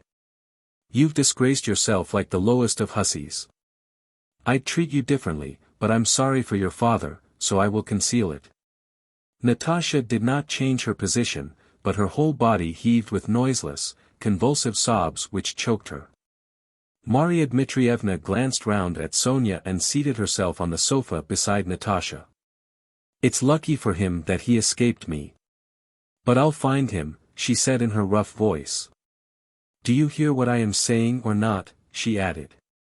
She put her large hand under Natasha's face and turned it toward her. Both Marya Dmitrievna and Sonia were amazed when they saw how Natasha looked. Her eyes were dry and glistening, her lips compressed, her cheeks sunken. "Let me be. What is it to me? I shall die," she muttered, wrenching herself from Marya Dmitrievna's hands with a vicious effort and sinking down again into her former position. "Natalie," said Marya Dmitrievna. "I wish for your good. Lie still, stay like that then, I won't touch you. But listen. I won't tell you how guilty you are. You know that yourself. But when your father comes back tomorrow what am I to tell him?" Again Natasha's body shook with sobs. "Suppose he finds out, and your brother, and your betrothed?" "I have no betrothed, I have refused him," cried Natasha. "That's all the same," continued Dmitrievna. "If they hear of this, will they let it pass? Your father, I know him, if he challenges him to a duel will that be all right?" "Oh, let me be. Why have you interfered at all? Why? Why? Who asked you to?" shouted Natasha, raising herself on the sofa and looking malignantly at Marya Dmitrievna. "But what did you want?" cried Marya Dmitrievna, growing angry again. "Were you kept under lock and key? Who hindered his coming to the house? Why carry you off as if you were some gypsy singing girl? Well, if he had carried you off, do you think they wouldn't have found him? Your father, or brother, or your betrothed. And he's a scoundrel, a wretch, that's a fact. He is better than any of you, exclaimed Natasha, getting up. If you hadn't interfered. Oh, my God! What is it all? What is it? Sonia, why? Go away. And she burst into sobs with the despairing vehemence with which people bewail disasters they feel they have themselves occasioned. Marya Dmitrievna was to speak again, but Natasha cried out. Go away. Go away. You all hate and despise me. And she threw herself back on the sofa. Marya Dmitrievna went on admonishing her for some time, enjoining on her that it must all be kept from her father and assuring her that nobody would know anything about it if only Natasha herself would undertake to forget it all and not let anyone see that something had happened. Natasha did not reply, nor did she sob any longer, but she grew cold and had a shivering fit. Marya Dmitrievna put a pillow under her head, covered her with 2 quilts, and herself brought her some lime-flower water, but Natasha did not respond to her. Well, let her sleep, said Marya Dmitrievna as she went of the room, supposing Natasha to be asleep. But Natasha was not asleep. With pale face and fixed wide-open eyes she looked straight before her. All that night she did not sleep or weep and did not speak to Sonia, who got up and went to her several times. Next day Count Rostov returned from his estate near Moscow in time for lunch as he had promised. He was in very good spirits. The affair with the purchaser was going on satisfactorily, and there was nothing to keep him any longer in Moscow, away from the countess whom he missed. Marya Dmitrievna met him and told him that Natasha had been very unwell the day before and that they had sent for the doctor, but that she was better now. Natasha had not left her room that morning.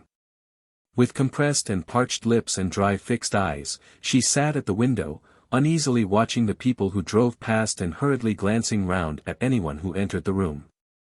She was evidently expecting news of him and that he would come or would write to her. When the Count came to see her she turned anxiously round at the sound of a man's footstep, and then her face resumed its cold and malevolent expression. She did not even get up to greet him. "What is the matter with you, my angel? Are you ill?" asked the Count.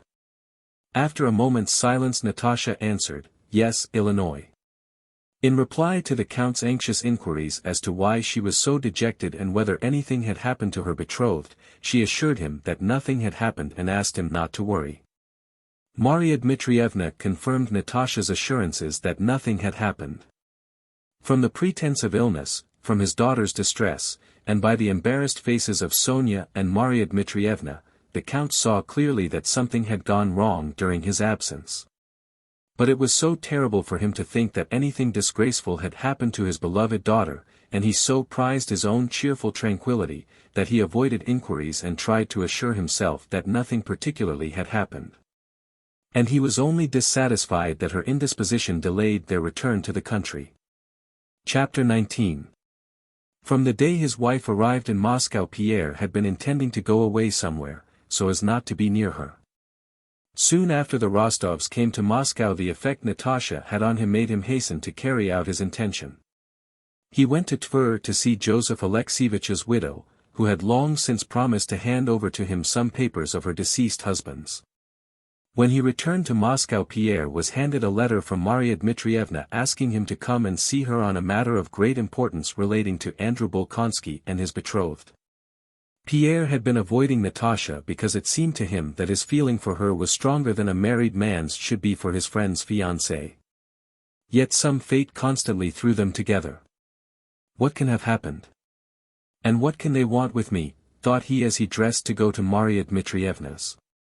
If only Prince Andrew would hurry up and come and marry her, thought he on his way to the house. On the Tverskoy Boulevard a familiar voice called to him. "Pierre! Been back long?" someone shouted. Pierre raised his head. In a sleigh drawn by 2 grey trotting horses that were bespattering the dashboard with snow, Anatole and his constant companion Macarin dashed past. Anatole was sitting upright in the classic pose of military dandies, the lower part of his face hidden by his beaver collar and his head slightly bent. His face was fresh and rosy, his white-plumed hat, tilted to one side, disclosed his curled and pomaded hair besprinkled with powdery snow. Yes, indeed, that's a true sage, thought Pierre. He sees nothing beyond the pleasure of the moment, nothing troubles him, and so he is always cheerful, satisfied, and serene. What wouldn't I give to be like him, he thought enviously. In Marya Dmitrievna's anteroom the footman who helped him off with his fur coat said that the mistress asked him to come to her bedroom. When he opened the ballroom door Pierre saw Natasha sitting at the window, with a thin, pale, and spiteful face. She glanced round at him, frowned, and left the room with an expression of cold dignity. "What has happened?" asked Pierre, entering Marya Dmitrievna's room. "Fine doings," answered Dmitrievna. "For 58 years have I lived in this world and never known anything so disgraceful." And having put him on his honor not to repeat anything she told him, Marya Dmitrievna informed him that Natasha had refused Prince Andrew without her parents' knowledge and that the cause of this was Anatole Kuragin, into whose society Pierre's wife had thrown her and with whom Natasha had tried to elope during her father's absence, in order to be married secretly. Pierre raised his shoulders and listened open-mouthed to what was told him, scarcely able to believe his own ears. That Prince Andrew's deeply loved affianced wife, the same Natasha Rostova who used to be so charming, should give up Bolkonsky for that fool Anatole who was already secretly married, as Pierre knew, and should be so in love with him as to agree to run away with him, was something Pierre could not conceive and could not imagine. He could not reconcile the charming impression he had of Natasha, whom he had known from a child, with this new conception of her baseness, folly, and cruelty. He thought of his wife. "They are all alike," he said to himself, reflecting that he was not the only man unfortunate enough to be tied to a bad woman. But still he pitied Prince Andrew to the point of tears and sympathized with his wounded pride. And the more he pitied his friend the more did he think with contempt and even with disgust of that Natasha who had just passed him in the ballroom with such a look of cold dignity. He did not know that Natasha's soul was overflowing with despair, shame, and humiliation, and that it was not her fault that her face happened to assume an expression of calm dignity and severity. "But how get married?" said Pierre, in answer to Marya Dmitrievna. "He could not marry is married." "Things get worse from hour to hour," ejaculated Marya Dmitrievna. "A nice youth. What a scoundrel. And she's expecting him since yesterday. She must be told. Then at least she won't go on expecting him." After hearing the details of Anatole's marriage from Pierre, and giving vent to her anger against Anatole in words of abuse, Marya Dmitrievna told Pierre why she had sent for him. She was afraid that the Count or Bolkonsky, who might arrive at any moment, if they knew of this affair, which she hoped to hide from them, might challenge Anatole to a duel. And she therefore asked Pierre to tell his brother-in-law in her name to leave Moscow and not dare to let her set eyes on him again.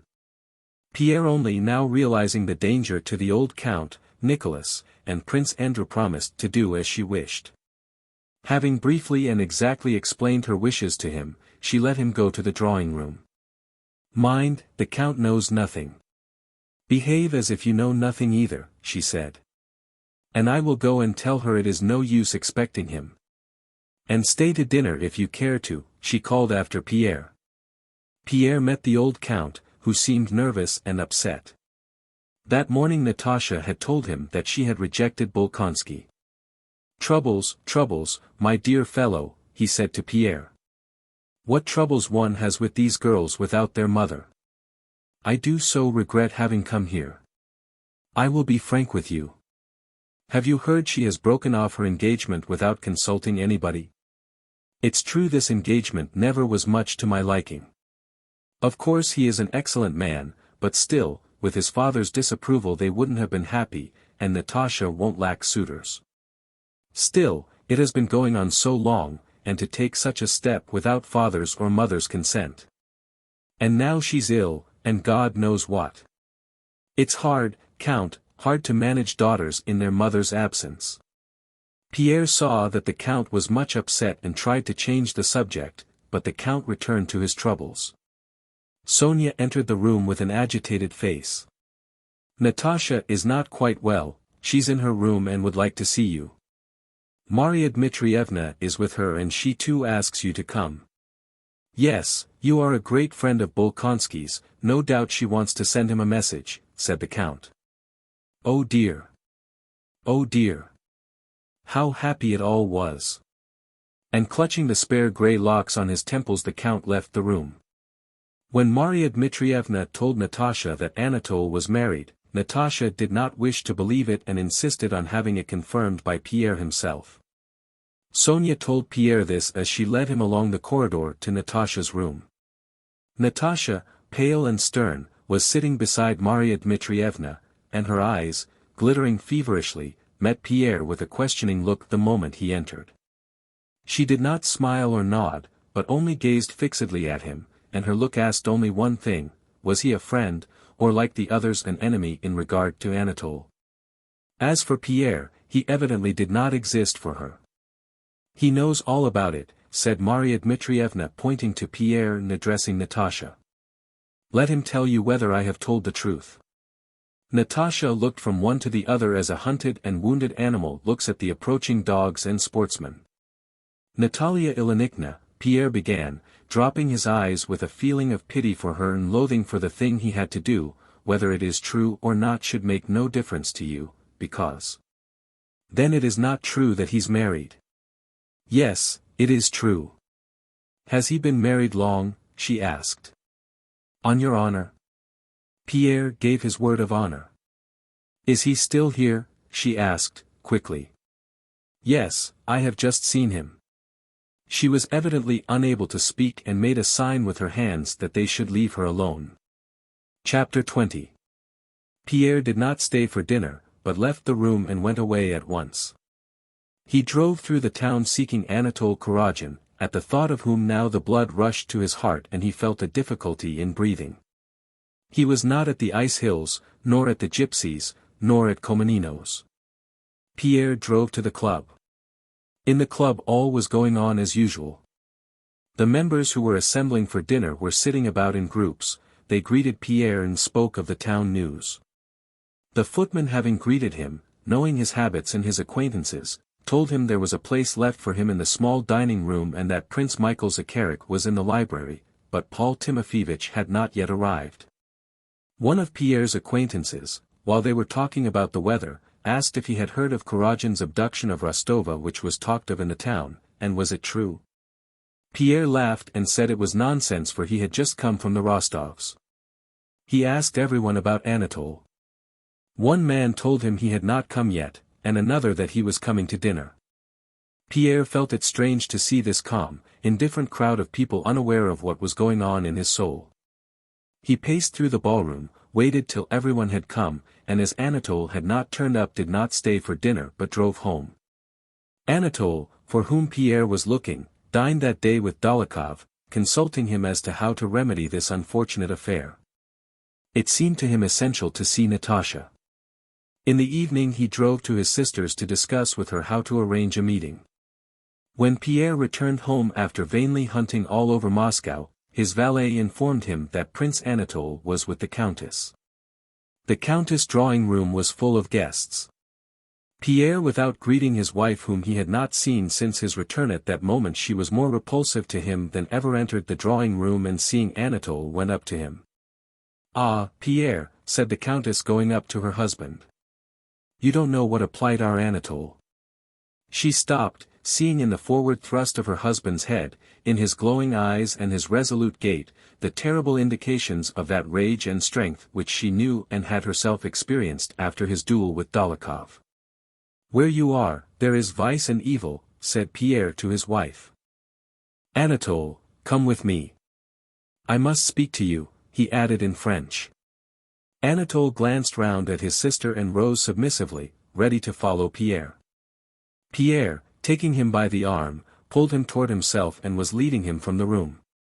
"If you allow yourself in my drawing-room," whispered Hélène, but Pierre did not reply and went out of the room. Anatole followed him with his usual jaunty step, but his face betrayed anxiety. Having entered his study, Pierre closed the door and addressed Anatole without looking at him. You promised Countess Rostova to marry her and were about to elope with her, is that so? Mon cher, answered Anatole, their whole conversation was in French. I don't consider myself bound to answer questions put to me in that tone. Pierre's face, already pale, became distorted by fury. He seized Anatole by the collar of his uniform with his big hand and shook him from side to side till Anatole's face showed a sufficient degree of terror. When I tell you that I must talk to you, repeated Pierre. Come now, this is stupid. What? Said Anatole, fingering a button of his collar that had been wrenched loose with a bit of the cloth. You're a scoundrel and a blackguard, and I don't know what deprives me from the pleasure of smashing your head with this, said Pierre, expressing himself so artificially because he was talking French.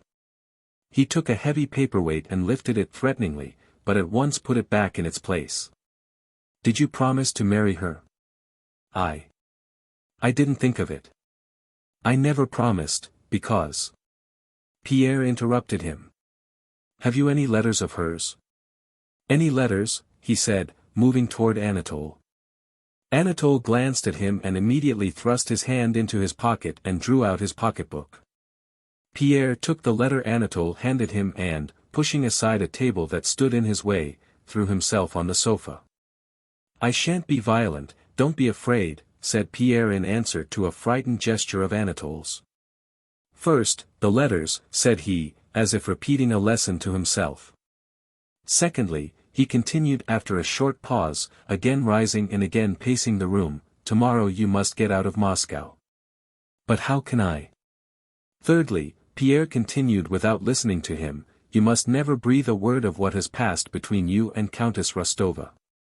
I know I can't prevent your doing so, but if you have a spark of conscience. Pierre paced the room several times in silence. Anatole sat at a table frowning and biting his lips. After all, you must understand that besides your pleasure there is such a thing as other people's happiness and peace, and that you are ruining a whole life for the sake of amusing yourself. Amuse yourself with women like my wife, with them you are within your rights, for they know what you want of them. They are armed against you by the same experience of debauchery, but to promise a maid to marry her, to deceive, to kidnap. Don't you understand that it is as mean as beating an old man or a child? Pierre paused and looked at Anatole no longer with an angry but with a questioning look. I don't know about that, said Anatole, growing more confident as Pierre mastered his wrath. I don't know that and don't want to, he said, not looking at Pierre and with a slight tremor of his lower jaw, but you have used such words to me, mean and so on, which as a man of honor I can't allow anyone to use. Pierre glanced at him with amazement, unable to understand what he wanted. Though it was tête-à-tête, Anatole continued, still I can't. Is it satisfaction you want? Said Pierre ironically. You could at least take back your words. What? If you want me to do as you wish, I take them back, said Pierre, and I ask you to forgive me. Pierre involuntarily glanced at the loose button. And if you require money for your journey? Anatole smiled. The expression of that base and cringing smile, which Pierre knew so well in his wife, revolted him. Oh, vile and heartless brood, he exclaimed, and left the room. Next day Anatole left for Petersburg. Chapter 21. Pierre drove to Marya Dmitrievna's to tell her of the fulfillment of her wish that Kuragin should be banished from Moscow. The whole house was in a state of alarm and commotion. Natasha was very ill, having, as Marya Dmitrievna told him in secret, poisoned herself the night after she had been told that Anatole was married, with some arsenic she had stealthily procured. After swallowing a little she had been so frightened that she woke Sonia and told her what she had done. The necessary antidotes had been administered in time and she was now out of danger, though still so weak that it was out of the question to move her to the country, and so the countess had been sent for. Pierre saw the distracted count, and Sonia, who had a tear-stained face, but he could not see Natasha. Pierre dined at the club that day and heard on all sides gossip about the attempted abduction of Rostova. He resolutely denied these rumors, assuring everyone that nothing had happened except that his brother-in-law had proposed to her and been refused. It seemed to Pierre that it was his duty to conceal the whole affair and re-establish Natasha's reputation. He was awaiting Prince Andrew's return with dread and went every day to the old prince's for news of him. Old Prince Bolkonsky heard all the rumors current in the town from Mademoiselle Bourienne and had read the note to Princess Mary in which Natasha had broken off her engagement. He seemed in better spirits than usual and awaited his son with great impatience. Some days after Anatole's departure, Pierre received a note from Prince Andrew, informing him of his arrival and asking him to come to see him. As soon as he reached Moscow, Prince Andrew had received from his father Natasha's note to Princess Mary breaking off her engagement. Mademoiselle Bourienne had purloined it from Princess Mary and given it to the old prince. And he heard from him the story of Natasha's elopement, with additions. Prince Andrew had arrived in the evening and Pierre came to see him next morning. Pierre expected to find Prince Andrew in almost the same state as Natasha and was therefore surprised on entering the drawing-room to hear him in the study talking in a loud animated voice about some intrigue going on in Petersburg. The old prince's voice and another now and then interrupted him. Princess Mary came out to meet Pierre. She sighed, looking toward the door of the room where Prince Andrew was, evidently intending to express her sympathy with his sorrow. But Pierre saw by her face that she was glad both at what had happened and at the way her brother had taken the news of Natasha's faithlessness. He says he expected it, she remarked. I know his pride will not let him express his feelings, but still he has taken it better, far better, than I expected.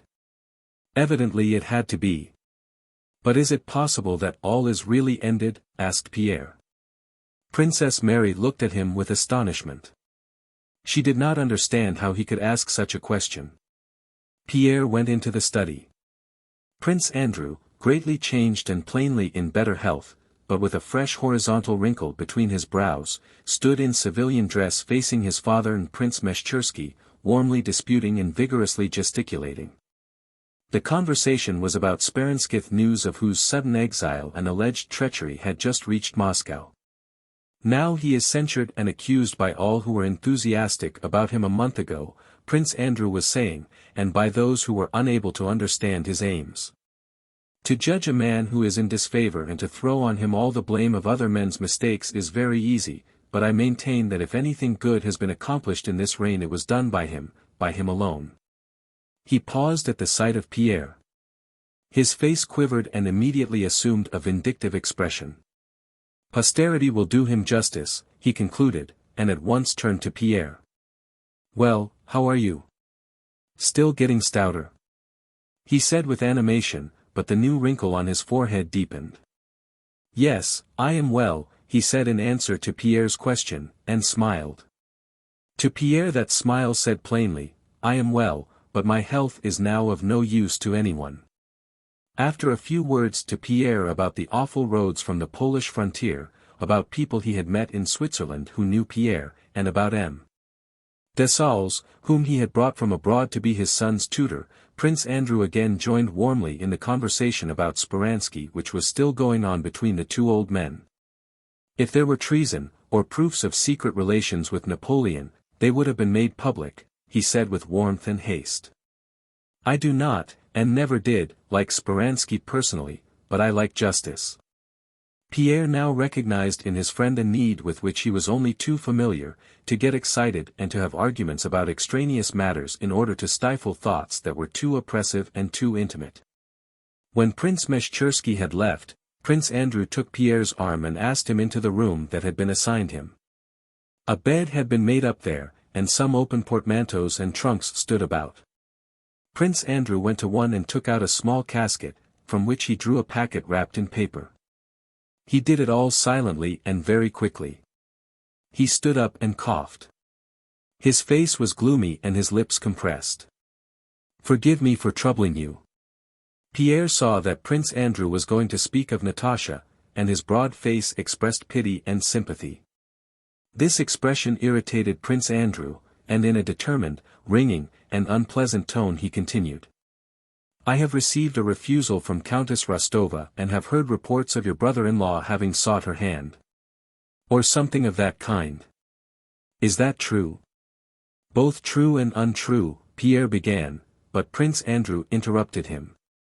Here are her letters and her portrait, said he. He took the packet from the table and handed it to Pierre. Give this to the Countess, if you see her. She is very ill, said Pierre. Then she is here still, said Prince Andrew. And Prince Kuragin, he added quickly. He left long ago. She has been at death's door. I much regret her illness, said Prince Andrew.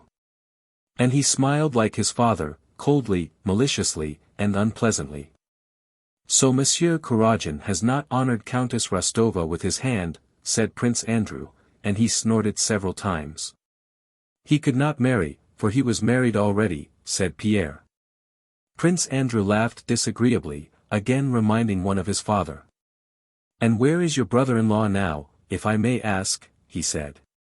He has gone to Peter's. But I don't know, said Pierre.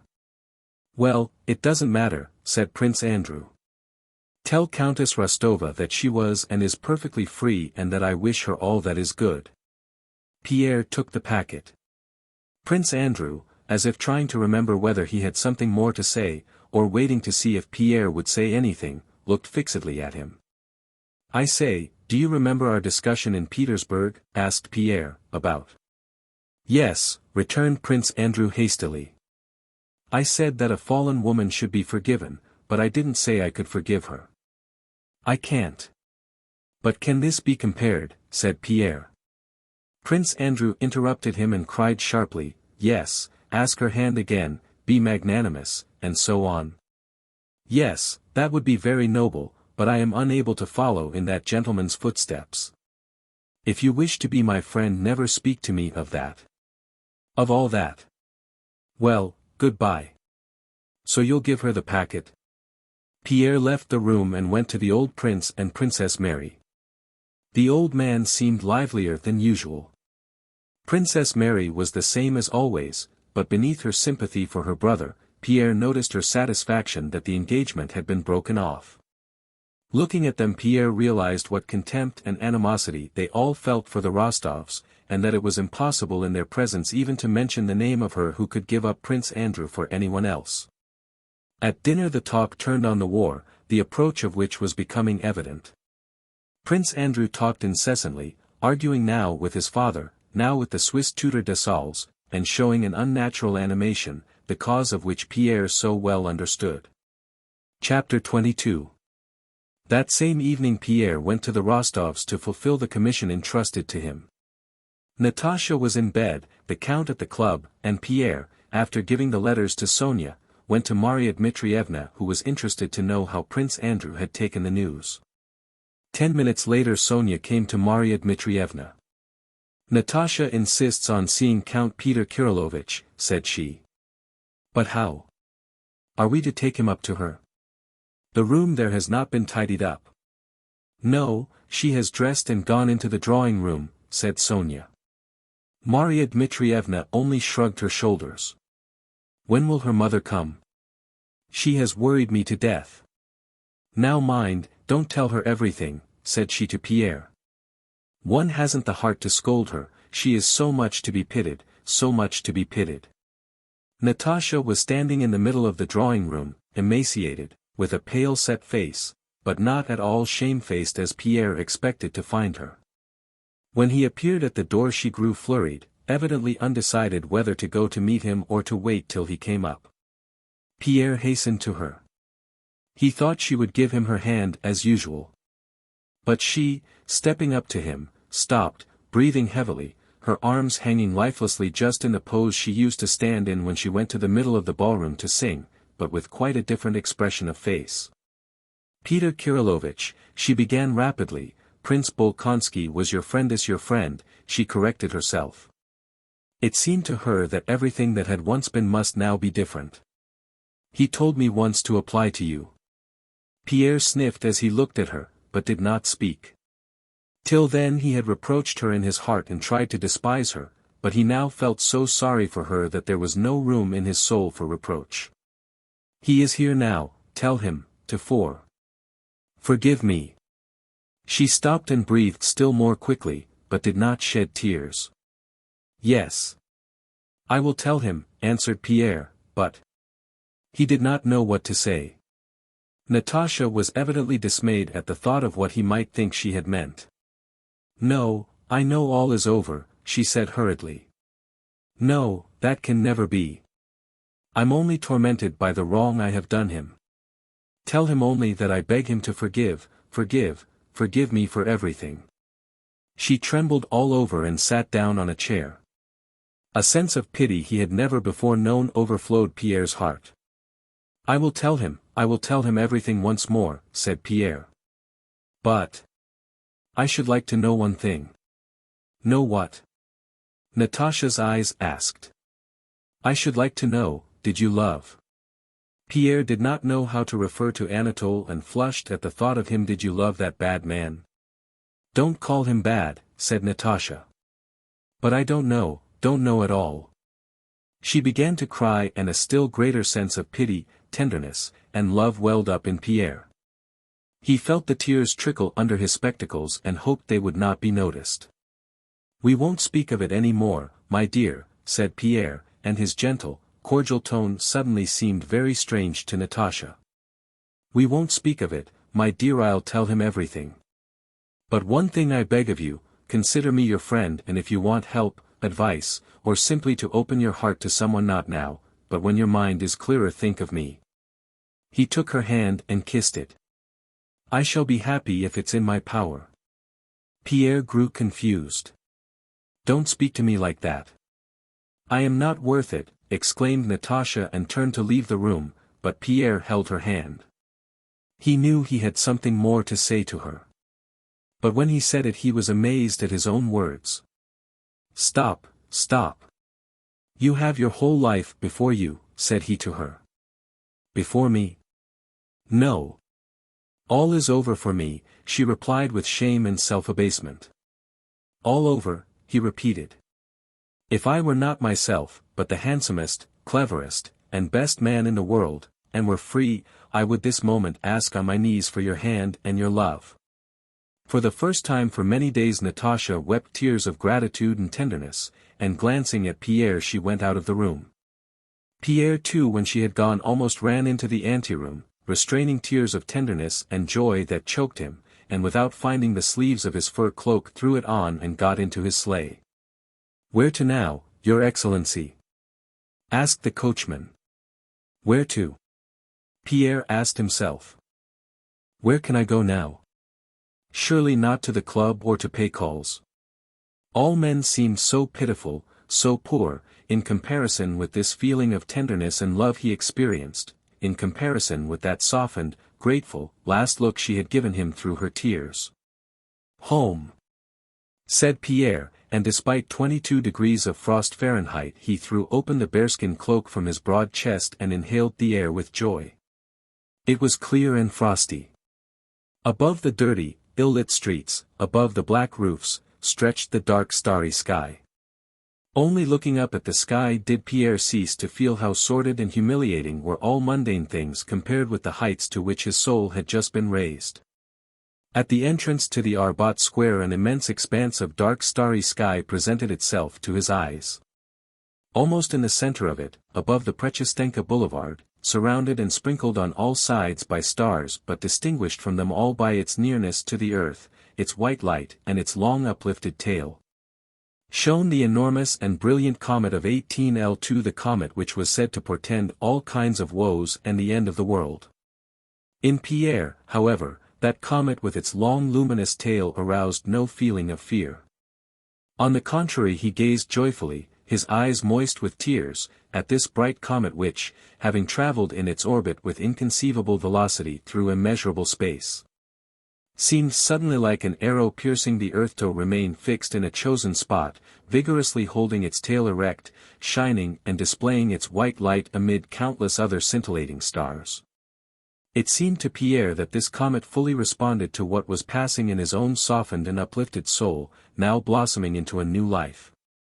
Book 9, 1812. Chapter 1. From the close of the year 1811 intensified arming and concentrating of the forces of Western Europe began, and in 1812 these forces millions of men. Reckoning those transporting and feeding the army moved from the west eastwards to the Russian frontier, toward which since 1811 Russian forces had been similarly drawn. On the 12th of June, 1812, the forces of Western Europe crossed the Russian frontier and war began, that is, an event took place opposed to human reason and to human nature. Millions of men perpetrated against one another such innumerable crimes, frauds, treacheries, thefts, forgeries, issues of false money, burglaries, incendiarisms, and murders as in whole centuries are not recorded in the annals of all the law courts of the world, but which those who committed them did not at the time regard as being crimes. What produced this extraordinary occurrence? What were its causes? The historians tell us with naive assurance that its causes were the wrongs inflicted on the Duke of Oldenburg, the non-observance of the continental system, the ambition of Napoleon, the firmness of Alexander, the mistakes of the diplomatists, and so on. Consequently, it would only have been necessary for Metternich, Rumyantsev, or Talleyrand, between a levee and an evening party, to have taken proper pains and written a more adroit note. Or for Napoleon to have written to Alexander, "My respected brother, I consent to restore the duchy to the Duke of Oldenburg," and there would have been no war. We can understand that the matter seemed like that to contemporaries. It naturally seemed to Napoleon that the war was caused by England's intrigues, as in fact he said on the island of St. Helena. It naturally seemed to members of the English Parliament that the cause of the war was Napoleon's ambition, to the Duke of Oldenburg, that the cause of the war was the violence done to him. To businessmen that the cause of the way was the continental system which was ruining Europe, to the generals and old soldiers that the chief reason for the war was the necessity of giving them employment. To the legitimists of that day that it was the need of re-establishing les bons principes. And to the diplomatists of that time that it all resulted from the fact that the alliance between Russia and Austria in 1809 had not been sufficiently well concealed from Napoleon, and from the awkward wording of Memorandum No.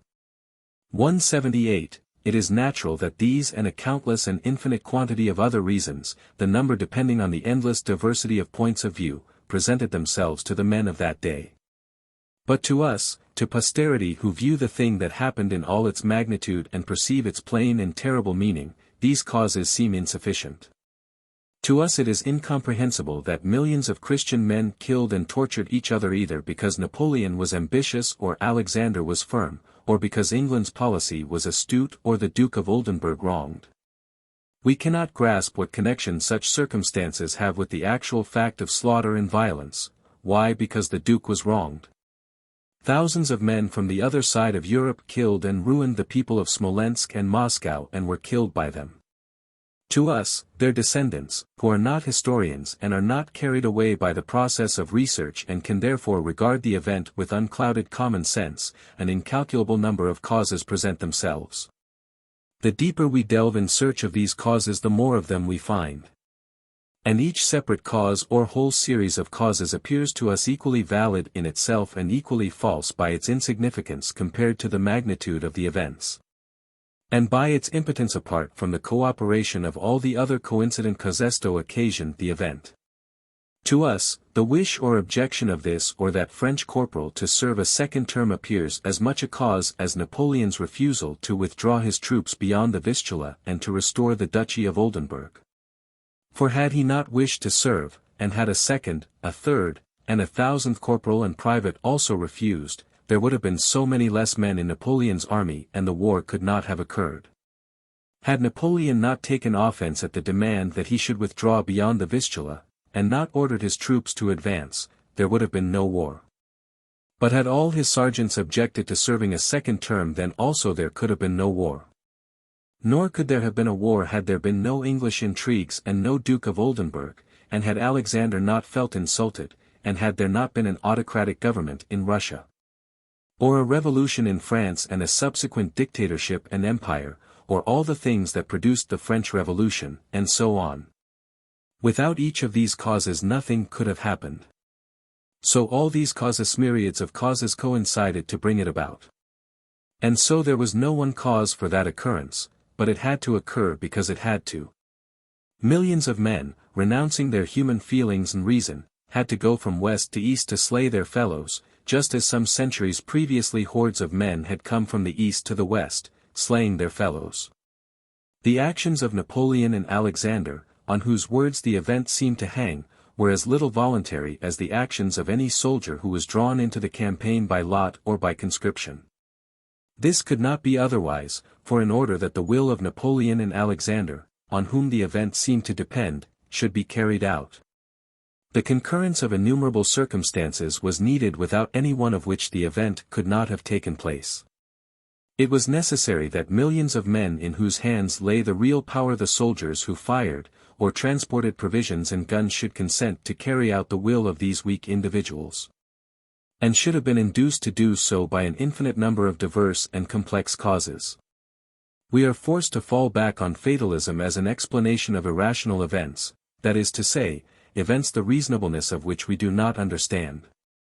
The more we try to explain such events in history reasonably, the more unreasonable and incomprehensible do they become to us.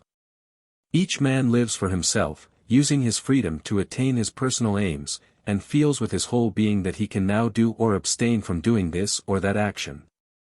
But as soon as he has done it, that action performed at a certain moment in time becomes irrevocable and belongs to history, in which it has not a free but a predestined significance. There are two sides to the life of every man: his individual life, which is the more free the more abstract its interests, and his elemental hive life, in which he inevitably obeys laws laid down for him. Man lives consciously for himself, but is an unconscious instrument in the attainment of the historic, universal, aims of humanity. A deed done is irrevocable, and its result coinciding in time with the actions of millions of other men assumes an historic significance. The higher a man stands on the social ladder, the more people he is connected with and the more power he has over others, the more evident is the predestination and inevitability of his every action. The king's heart is in the hands of the Lord. A king is history's slave. History, that is, the unconscious, general, hive life of mankind, uses every moment of the life of kings as a tool for its own purposes. Though Napoleon at that time, in 1812, was more convinced than ever that it depended on him. Verser, o unipa verser, was sang de ses pupils asterisk, as Alexander expressed it in the last letter he wrote him, had never been so much in the grip of inevitable laws, which compelled him, while thinking that he was acting on his own volition, to perform for the hive life, that is to say, for history, whatever had to be performed. Asterisk, to shed, or not to shed, the blood of his peoples. The people of the West moved eastwards to slay their fellow men, and by the law of coincidence thousands of minute causes fitted in and coordinated to produce that movement and war, reproaches for the non-observance of the continental system. The Duke of Oldenburg's wrongs, the movement of troops into Prussia undertaken, as it seemed to Napoleon, only for the purpose of securing an armed peace, the French Emperor's love and habit of war coinciding with his people's inclinations. Allurement by the grandeur of the preparations, and the expenditure on those preparations, and the need of obtaining advantages to compensate for that expenditure, the intoxicating honors he received in Dresden, the diplomatic negotiations which, in the opinion of contemporaries, were carried on with a sincere desire to attain peace, but which only wounded the self-love of both sides. And millions of other causes that adapted themselves to the event that was happening or coincided with it. When an apple has ripened and falls, why does it fall? Because of its attraction to the earth, because its stalk withers, because it is dried by the sun, because it grows heavier, because the wind shakes it, or because the boy standing below wants to eat it? Nothing is the cause. All this is only the coincidence of conditions in which all vital organic and elemental events occur. And the botanist who finds that the apple falls because the cellular tissue decays and so forth is equally right with the child who stands under the tree and says the apple fell because he wanted to eat it and prayed for it. Equally right or wrong is he who says that Napoleon went to Moscow because he wanted to, and perished because Alexander desired his destruction. And he who says that an undermined hill weighing 1,000,000 tons fell because the last navvy struck it for the last time with his mattock. In historic events the so-called great men are labels giving names to events, and like labels they have but the smallest connection with the event itself.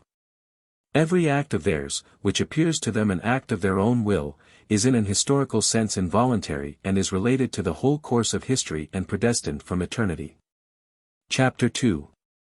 On the 29th of May Napoleon left Dresden, where he had spent 3 weeks surrounded by a court that included princes, dukes, kings, and even an emperor. Before leaving, Napoleon showed favor to the emperor, kings, and princes who had deserved it, reprimanded the kings and princes with whom he was dissatisfied, presented pearls and diamonds of his own, that is, which he had taken from other kings, to the Empress of Austria, and having, as his historian tells us, tenderly embraced the Empress Marie-Louise, who regarded him as her husband. Though he had left another wife in Paris, left her grieved by the parting which she seemed hardly able to bear. Though the diplomatists still firmly believed in the possibility of peace and worked zealously to that end, and though the Emperor Napoleon himself wrote a letter to Alexander, calling him Monsieur mon frère, and sincerely assured him that he did not want war and would always love and honor him, yet he set off to join his army, and at every station gave fresh orders to accelerate the movement of his troops from west to east. He went in a traveling coach with 6 horses, surrounded by pages, aides-de-camp, and an escort, along the road to Posen, Thorn, Danzig, and Königsberg. At each of these towns thousands of people met him with excitement and enthusiasm. The army was moving from west to east, and relays of 6 horses carried him in the same direction. On the 10th of June, coming up with the army, he spent the night in apartments prepared for him on the estate of a Polish count in the Wilkowiecki forest. Old style.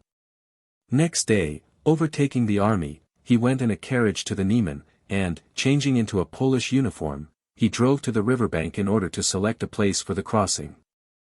Seeing, on the other side, some Cossacks, less Cossacks, and the wide-spreading steppes in the midst of which lay the holy city of Moscow, Moscou, la ville sainte, the capital of a realm such as the Scythia into which Alexander the Great had marched, Napoleon unexpectedly, and contrary alike to strategic and diplomatic considerations, ordered an advance, and the next day his army began to cross the Niemen. Early in the morning of the 12th of June he came out of his tent, which was pitched that day on the steep left bank of the Niemen, and looked through a spyglass at the streams of his troops pouring out of the Wilkowiecki forest and flowing over the 3 bridges thrown across the river. The troops, knowing of the emperor's presence, were on the lookout for him, and when they caught sight of a figure in an overcoat and a cocked hat standing apart from his suite in front of his tent on the hill, they threw up their caps and shouted, "Vive l'Empereur!" And one after another poured in a ceaseless stream out of the vast forest that had concealed them and, separating, flowed on and on by the 3 bridges to the other side. Now we'll go into action. Oh, when he takes it in hand himself, things get hot, by heaven. There he is. Vive l'Empereur. So these are the steppes of Asia. It's a nasty country all the same. Au revoir, Boche, I'll keep the best palace in Moscow for you. Au revoir. Good luck. Did you see the emperor? Vive l'Empereur. Prr, if they make me governor of India, Gerard, I'll make you minister of Kashmir. That's settled. Vive l'Empereur. Hurrah! Hurrah! Hurrah! The Cossacks, those rascals, see how they run. Vive l'Empereur. There he is, do you see him?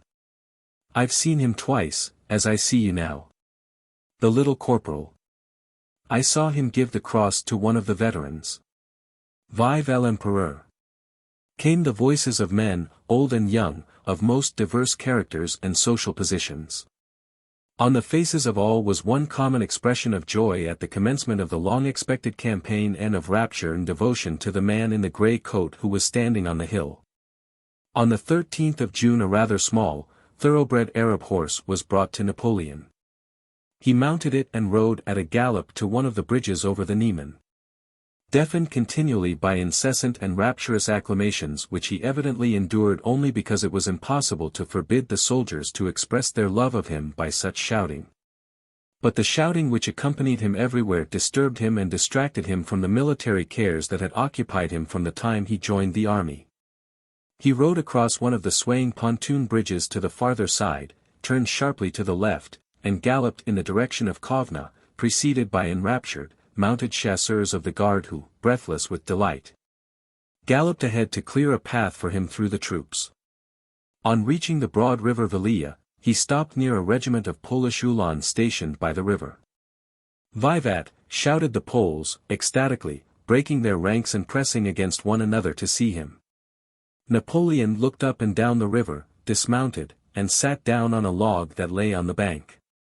At a mute sign from him, a telescope was handed him which he rested on the back of a happy page who had run up to him, and he gazed at the opposite bank.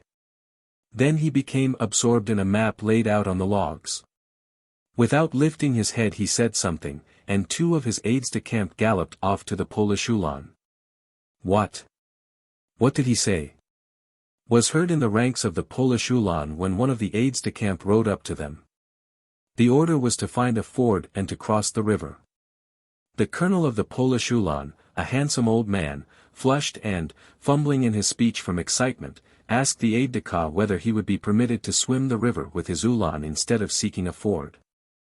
In evident fear of refusal, like a boy asking for permission to get on a horse, he begged to be allowed to swim across the river before the emperor's eyes.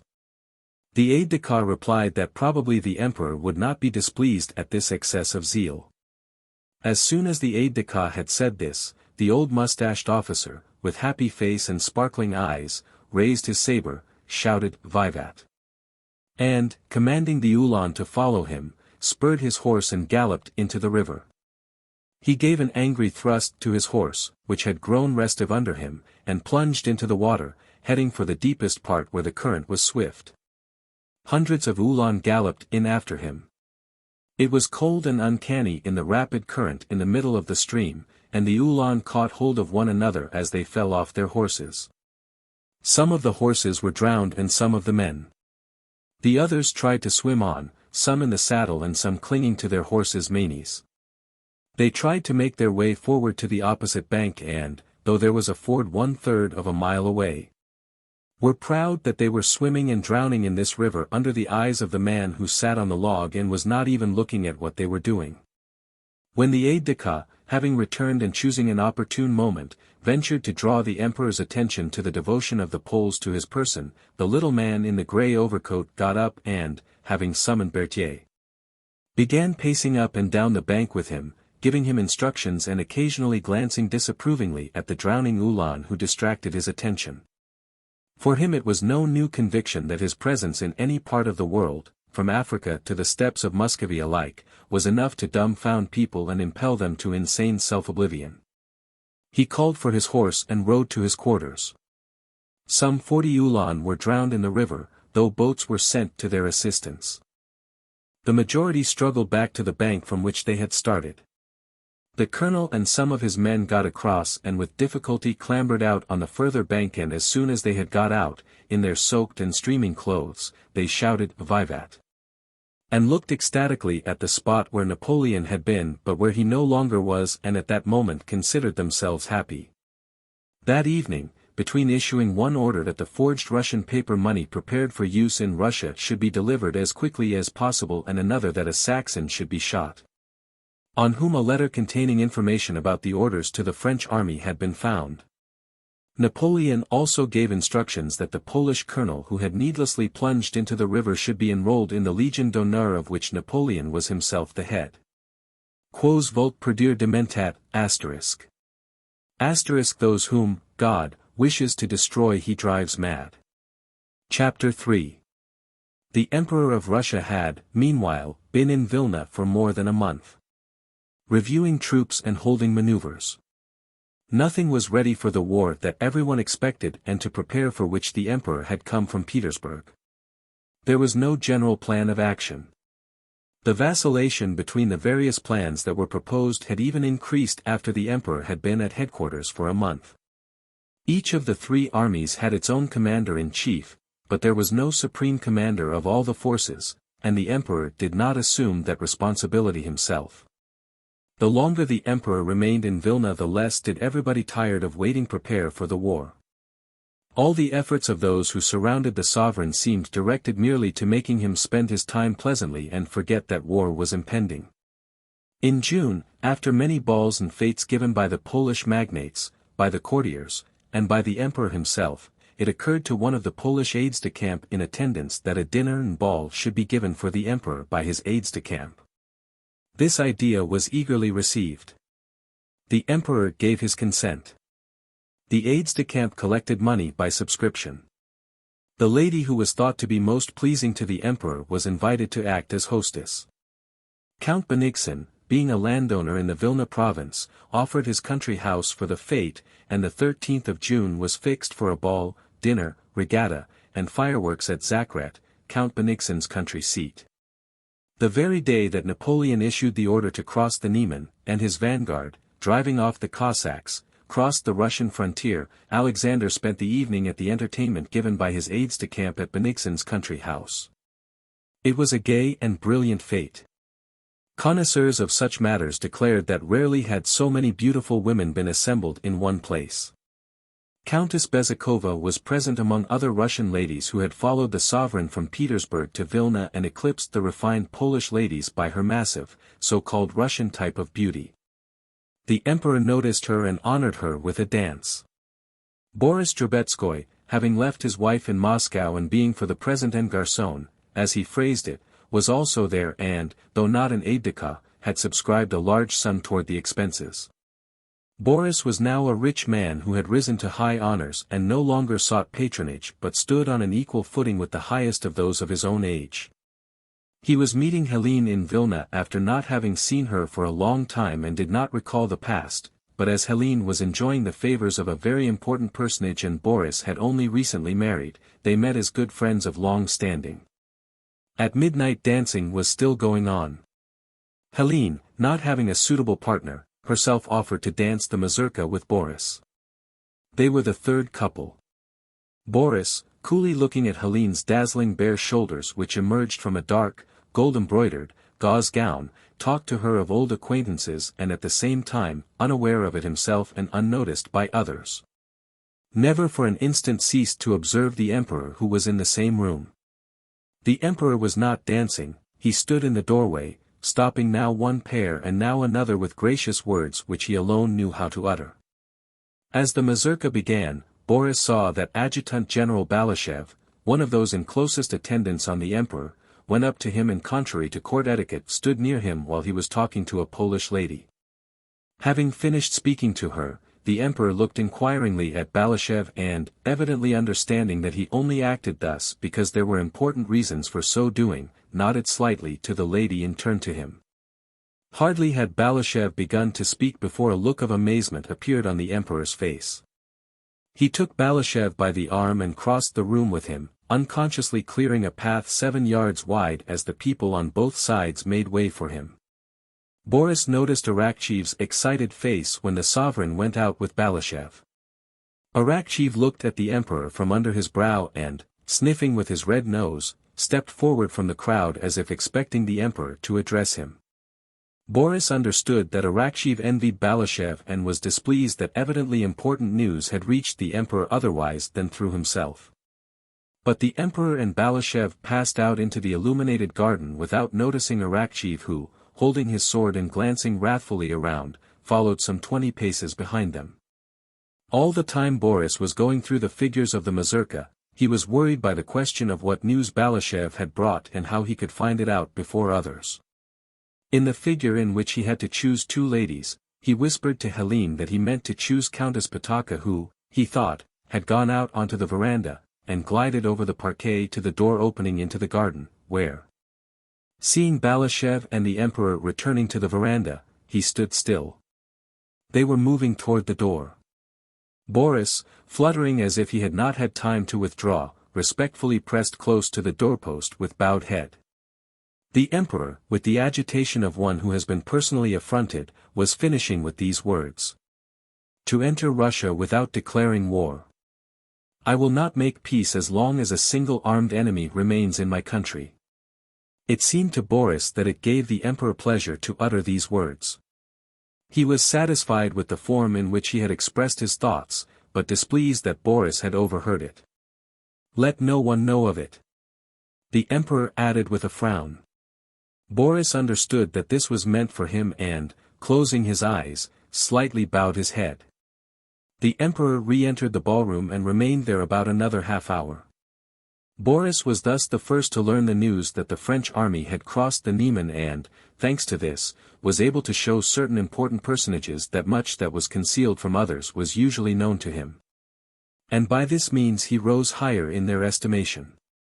The unexpected news of the French having crossed the Niemen was particularly startling after a month of unfulfilled expectations, and at a ball.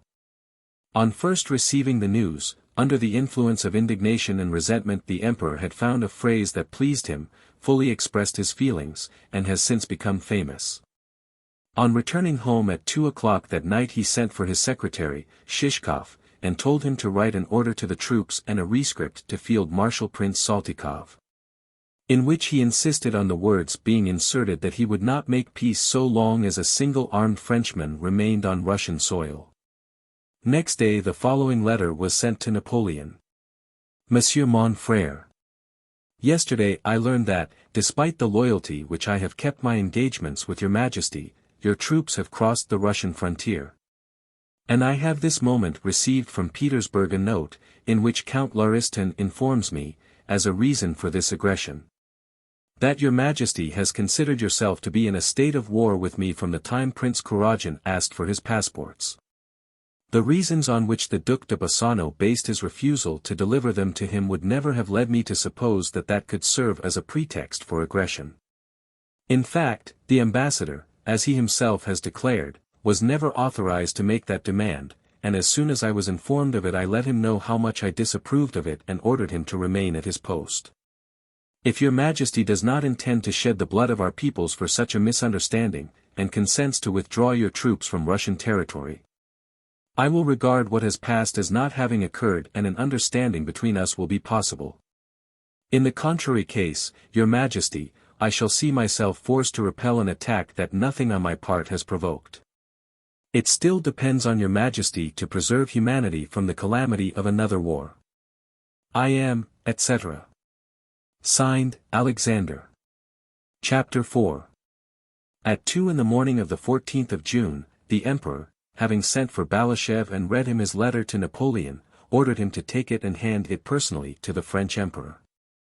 When dispatching Balashev, the Emperor repeated to him the words that he would not make peace so long as a single armed enemy remained on Russian soil and told him to transmit those words to Napoleon. Alexander did not insert them in his letter to Napoleon, because with his characteristic tact he felt it would be injudicious to use them at a moment when a last attempt at reconciliation was being made. But he definitely instructed Balashev to repeat them personally to Napoleon. Having set off in the small hours of the 14th, accompanied by a bugler and 2 Cossacks, Balashev reached the French outposts at the village of Reikendy, on the Russian side of the Niemen, by dawn. There he was stopped by French cavalry sentinels. A French non-commissioned officer of hussars, in crimson uniform and a shaggy cap, shouted to the approaching Balashev to halt. Balashev did not do so at once, but continued to advance along the road at a walking pace. The non-commissioned officer frowned and, muttering words of abuse, advanced his horse's chest against Balashev, put his hand to his saber, and shouted rudely at the Russian general, asking, was he deaf that he did not do as he was told? Balashev mentioned who he was. The non-commissioned officer began talking with his comrades about regimental matters without looking at the Russian general. After living at the seat of the highest authority and power, after conversing with the emperor less than 3 hours before, and in general being accustomed to the respect due to his rank in the service, Balashev found it very strange here on Russian soil to encounter this hostile, and still more this disrespectful, application of brute force to himself. The sun was only just appearing from behind the clouds, the air was fresh and dewy. A herd of cattle was being driven along the road from the village, and over the fields the larks rose trilling, one after another, like bubbles rising in water. Balashev looked around him, awaiting the arrival of an officer from the village. The Russian Cossacks and bugler and the French hussars looked silently at one another from time to time. A French colonel of hussars, who had evidently just left his bed, came riding from the village on a handsome sleek grey horse, accompanied by 2 hussars. The officer, the soldiers, and their horses all looked smart and well kept. It was that first period of a campaign when troops are still in full trim, almost like that of peacetime maneuvers, but with a shade of martial swagger in their clothes. And a touch of the gaiety and spirit of enterprise which always accompany the opening of a campaign. The French colonel with difficulty repressed a yawn, but was polite and evidently understood Balashev's importance. He led him past his soldiers and behind the outposts and told him that his wish to be presented to the emperor would most likely be satisfied immediately, as the emperor's quarters were, he believed, not far off. They rode through the village of Reichendy, past tethered French hussar horses, past sentinels and men who saluted their colonel and stared with curiosity at a Russian uniform, and came out at the other end of the village. The colonel said that the commander of the division was 1.25 miles away and would receive Balashev and conduct him to his destination. The sun had by now risen and shone gaily on the bright verdure.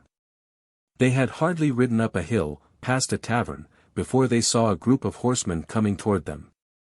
In front of the group, on a black horse with trappings that glittered in the sun, rode a tall man with plumes in his hat and black hair curling down to his shoulders. He wore a red mantle, and stretched his long legs forward in French fashion.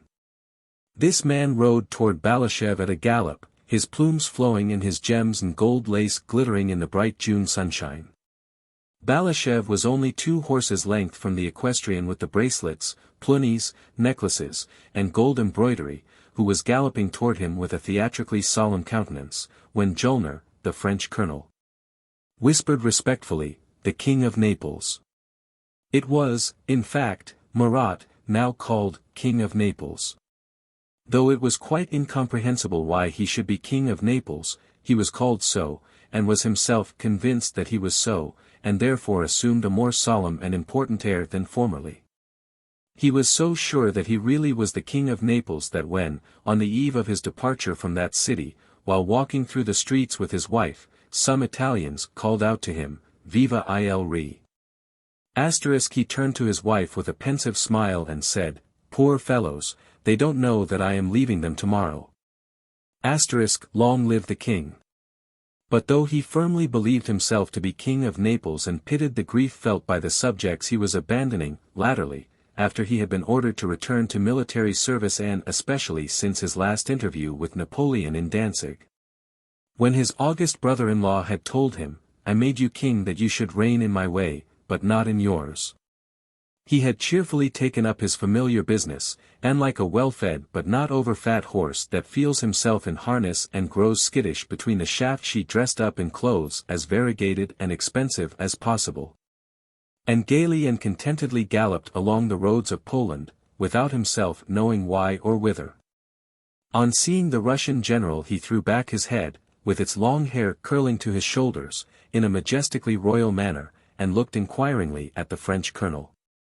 The colonel respectfully informed His Majesty of Balashev's mission, whose name he could not pronounce. "De Balmashiev," said the king, overcoming by his assurance the difficulty that had presented itself to the colonel. "Charmed to make your acquaintance, General," he added, with a gesture of kingly condescension.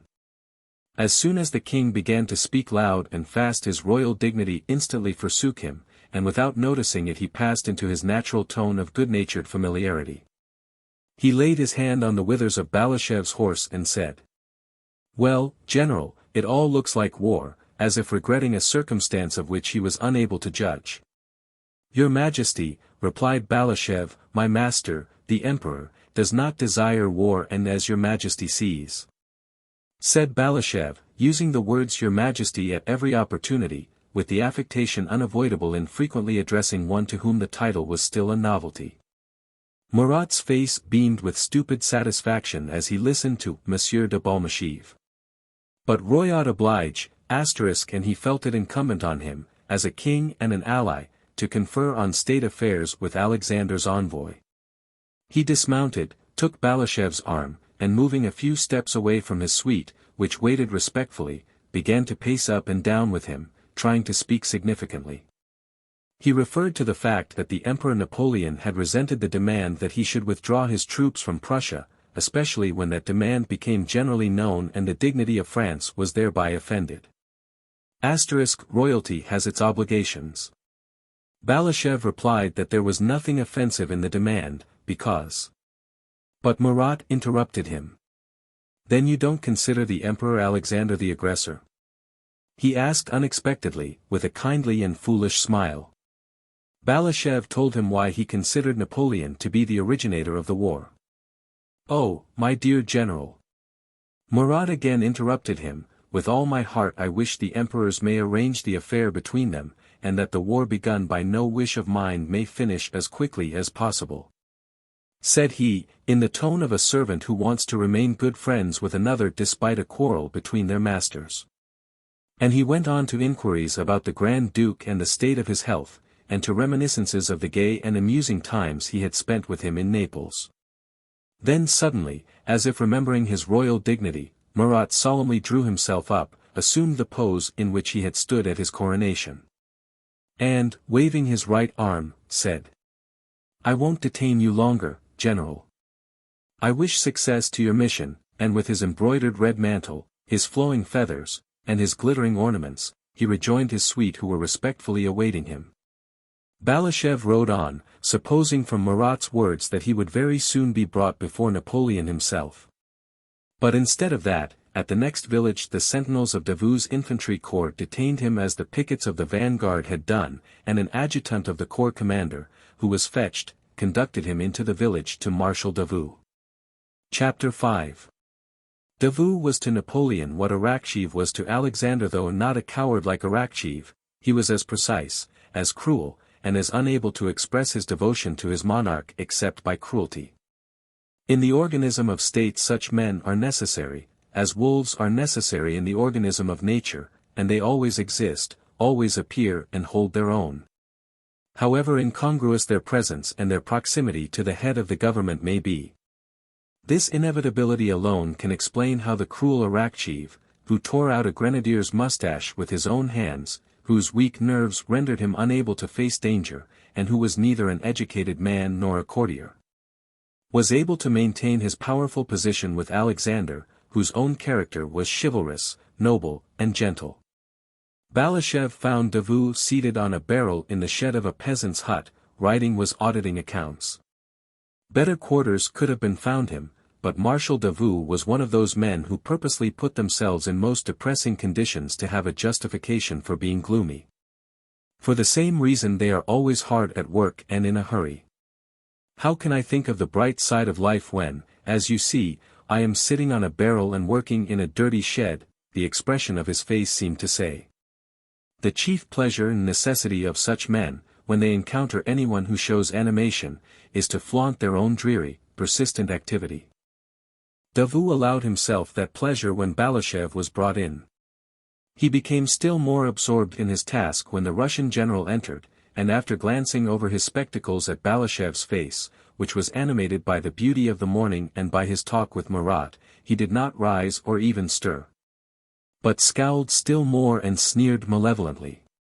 When he noticed in Balashev's face the disagreeable impression this reception produced, Davout raised his head and coldly asked what he wanted.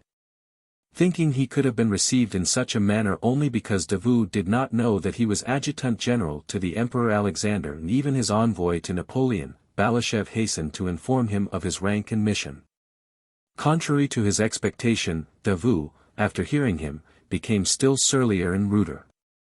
"Where is your dispatch?" he inquired. "Give it to me. I will send it to the Emperor." Balashev replied that he had been ordered to hand it personally to the Emperor. "Your Emperor's orders are obeyed in your army, but here," said Davout, "you must do as you're told." And, as if to make the Russian general still more conscious of his dependence on brute force, Davout sent an adjutant to call the officer on duty. Balashev took out the packet containing the Emperor's letter and laid it on the table, made of a door with its hinges still hanging on it, laid across two barrels. Davout took the packet and read the inscription. "You are perfectly at liberty to treat me with respect or not," protested Balashev, "but permit me to observe that I have the honor to be adjutant general to His Majesty." Davout glanced at him silently and plainly derived pleasure from the signs of agitation and confusion which appeared on Balashev's face. "You will be treated as is fitting," said he and, putting the packet in his pocket, left the shed. A minute later the marshal's adjutant, de Castres, came in and conducted Balashev to the quarters assigned him. That day he dined with the marshal, at the same board on the barrels. Next day Davout rode out early and, after asking Balashev to come to him, peremptorily requested him to remain there, to move on with the baggage train should orders come for it to move, and to talk to no one except Monsieur de Castres. After 4 days of solitude, ennui, and consciousness of his impotence and insignificance particularly acute by contrast with the sphere of power in which he had so lately moved and after several marches with the marshal's baggage and the French army, which occupied the whole district, Balashev was brought to Villeneuve occupied by the French through the very gate by which he had left it 4 days previously. Next day the imperial gentleman-in-waiting, the Comte de Turenne, came to Balashev and informed him of the Emperor Napoleon's wish to honor him with an audience. For days before, sentinels of the Preobrazhensk regiment had stood in front of the house to which Balashev was conducted, and now 2 French grenadiers stood there in blue uniforms unfastened in front and with shaggy caps on their heads. And an escort of hussars and uhlans and a brilliant suite of aides-de-camp, pages, and generals, who were waiting for Napoleon to come out, were standing at the porch, round his saddle horse and his Mameluke, Rustin. Napoleon received Balashev in the very house in Vilna from which Alexander had dispatched him on his mission. Chapter 6. Though Balashev was used to imperial pomp, he was amazed at the luxury and magnificence of Napoleon's court. The Comte de Turenne showed him into a big reception room where many generals, gentlemen-in-waiting, and Polish magnates several of whom Balashev had seen at the court of the Emperor of Russia were waiting. Duroc said that Napoleon would receive the Russian general before going for his ride. After some minutes, the gentleman-in-waiting who was on duty came into the great reception room and, bowing politely, asked Balashev to follow him. Balashev went into a small reception room, one door of which led into a study, the very one from which the Russian emperor had dispatched him on his mission. He stood a minute or two, waiting. He heard hurried footsteps beyond the door, both halves of it were opened rapidly, all was silent and then from the study the sound was heard of other steps, firm and resolute they were those of Napoleon. He had just finished dressing for his ride, and wore a blue uniform, opening in front over a white waistcoat so long that it covered his rotund stomach, white leather breeches tightly fitting the fat thighs of his short legs, and Hessian boots. His short hair had evidently just been brushed, but one lock hung down in the middle of his broad forehead. His plump white neck stood out sharply above the black collar of his uniform, and he smelled of eau de cologne. His full face, rather young-looking, with its prominent chin, wore a gracious and majestic expression of imperial welcome. He entered briskly, with a jerk at every step and his head slightly thrown back. His whole short corpulent figure with broad thick shoulders, and chest and stomach involuntarily protruding, had that imposing and stately appearance one sees in men of 40 who live in comfort. It was evident, too, that he was in the best of spirits that day.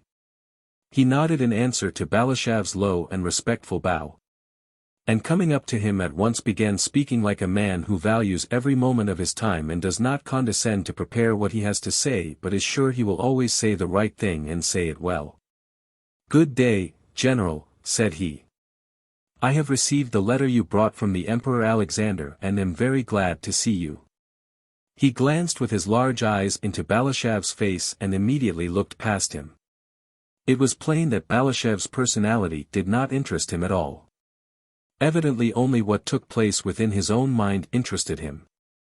Nothing outside himself had any significance for him, because everything in the world, it seemed to him, depended entirely on his will. "I do not, and did not, desire war," he continued, "but it has been forced on me. Even now," he emphasized the word, "I am ready to receive any explanations you can give me." And he began clearly and concisely to explain his reasons for dissatisfaction with the Russian government. Judging by the calmly moderate and amicable tone in which the French emperor spoke, Balashev was firmly persuaded that he wished for peace and intended to enter into negotiations. When Napoleon, having finished speaking, looked inquiringly at the Russian envoy, Balashev began a speech he had prepared long before. "Sire. The emperor, my master." But the sight of the emperor's eyes bent on him confused him. "You are flurried, compose yourself."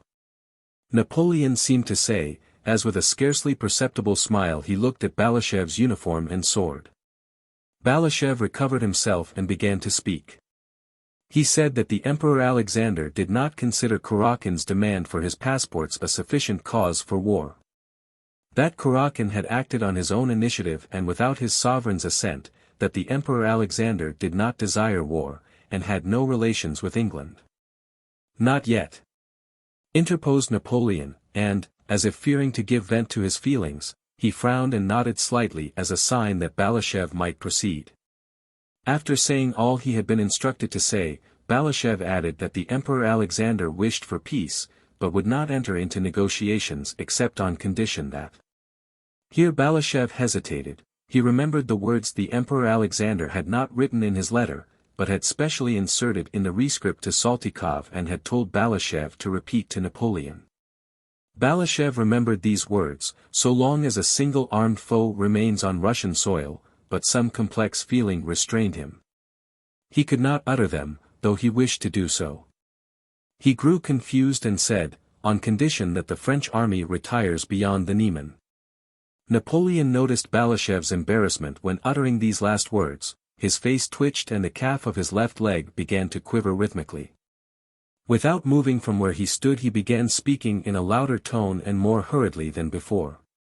During the speech that followed, Balashev, who more than once lowered his eyes, involuntarily noticed the quivering of Napoleon's left leg, which increased the more Napoleon raised his voice. "I desire peace, no less than the Emperor Alexander," he began. "Have I not for 18 months been doing everything to obtain it? I have waited 18 months for explanations. But in order to begin negotiations, what is demanded of me?" he said, frowning and making an energetic gesture of inquiry with his small white plump hand. "The withdrawal of your army beyond the Niemen, sire," replied Balashev. "The Niemen," repeated Napoleon.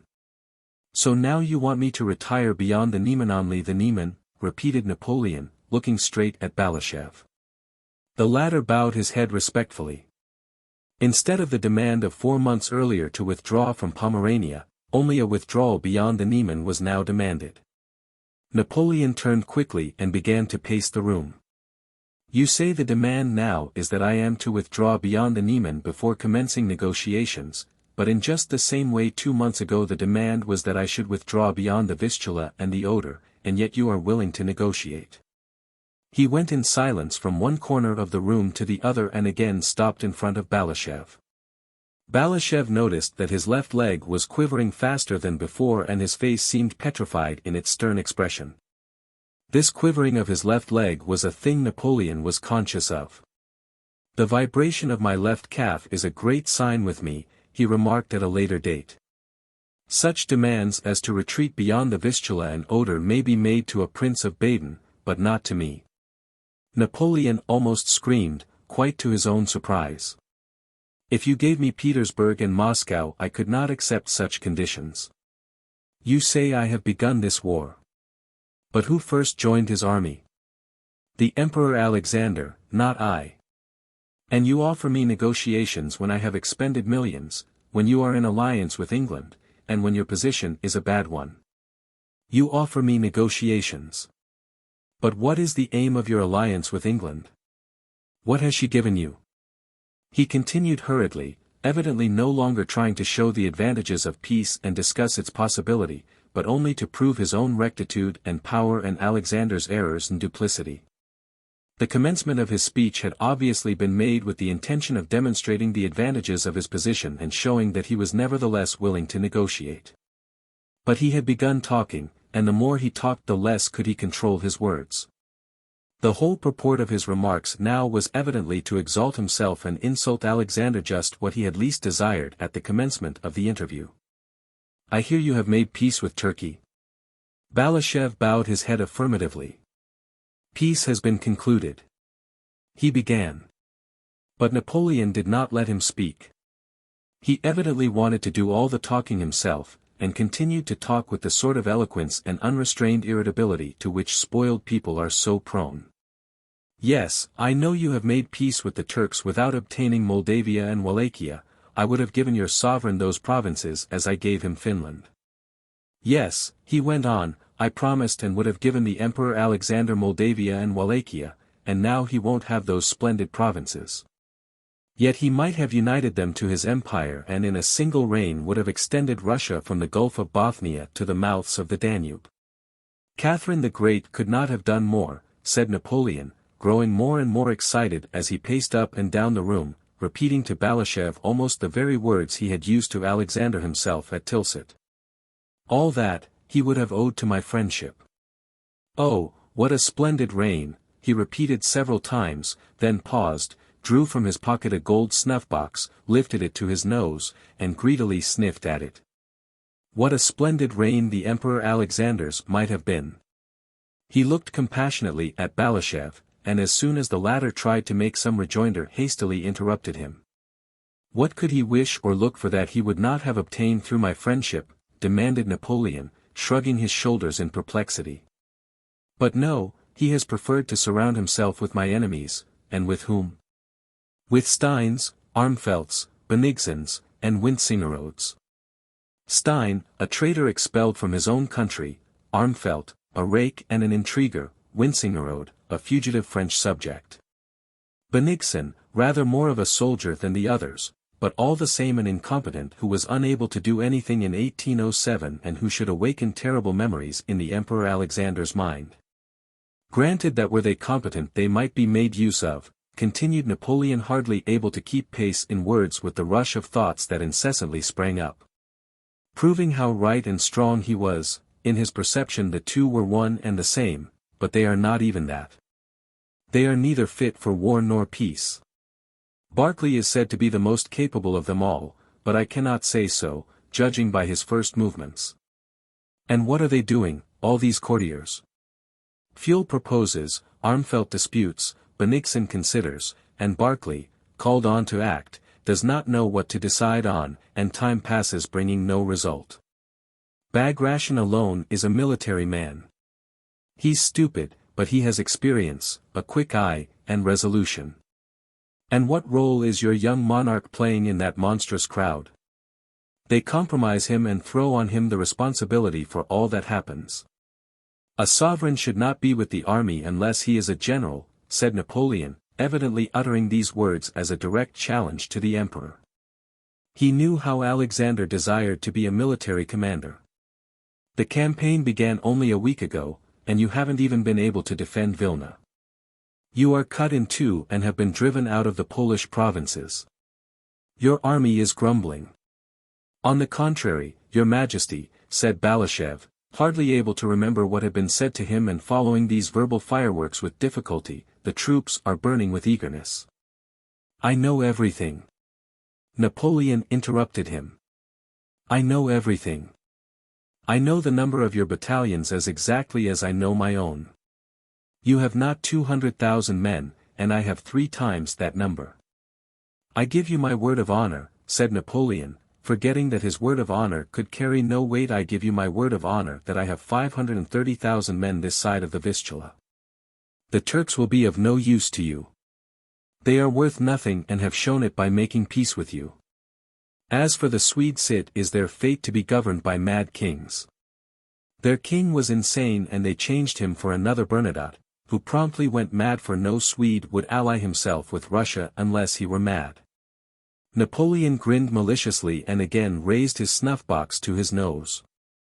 Balashev knew how to reply to each of Napoleon's remarks, and would have done so. He continually made the gesture of a man wishing to say something, but Napoleon always interrupted him. To the alleged insanity of the Swedes, Balashev wished to reply that when Russia is on her side Sweden is practically an island, but Napoleon gave an angry exclamation to drown his voice. Napoleon was in that state of irritability in which a man has to talk, and talk, merely to convince himself that he is in the right. Balashev began to feel uncomfortable. As envoy he feared to demean his dignity and felt the necessity of replying, but, as a man, he shrank before the transport of groundless wrath that had evidently seized Napoleon.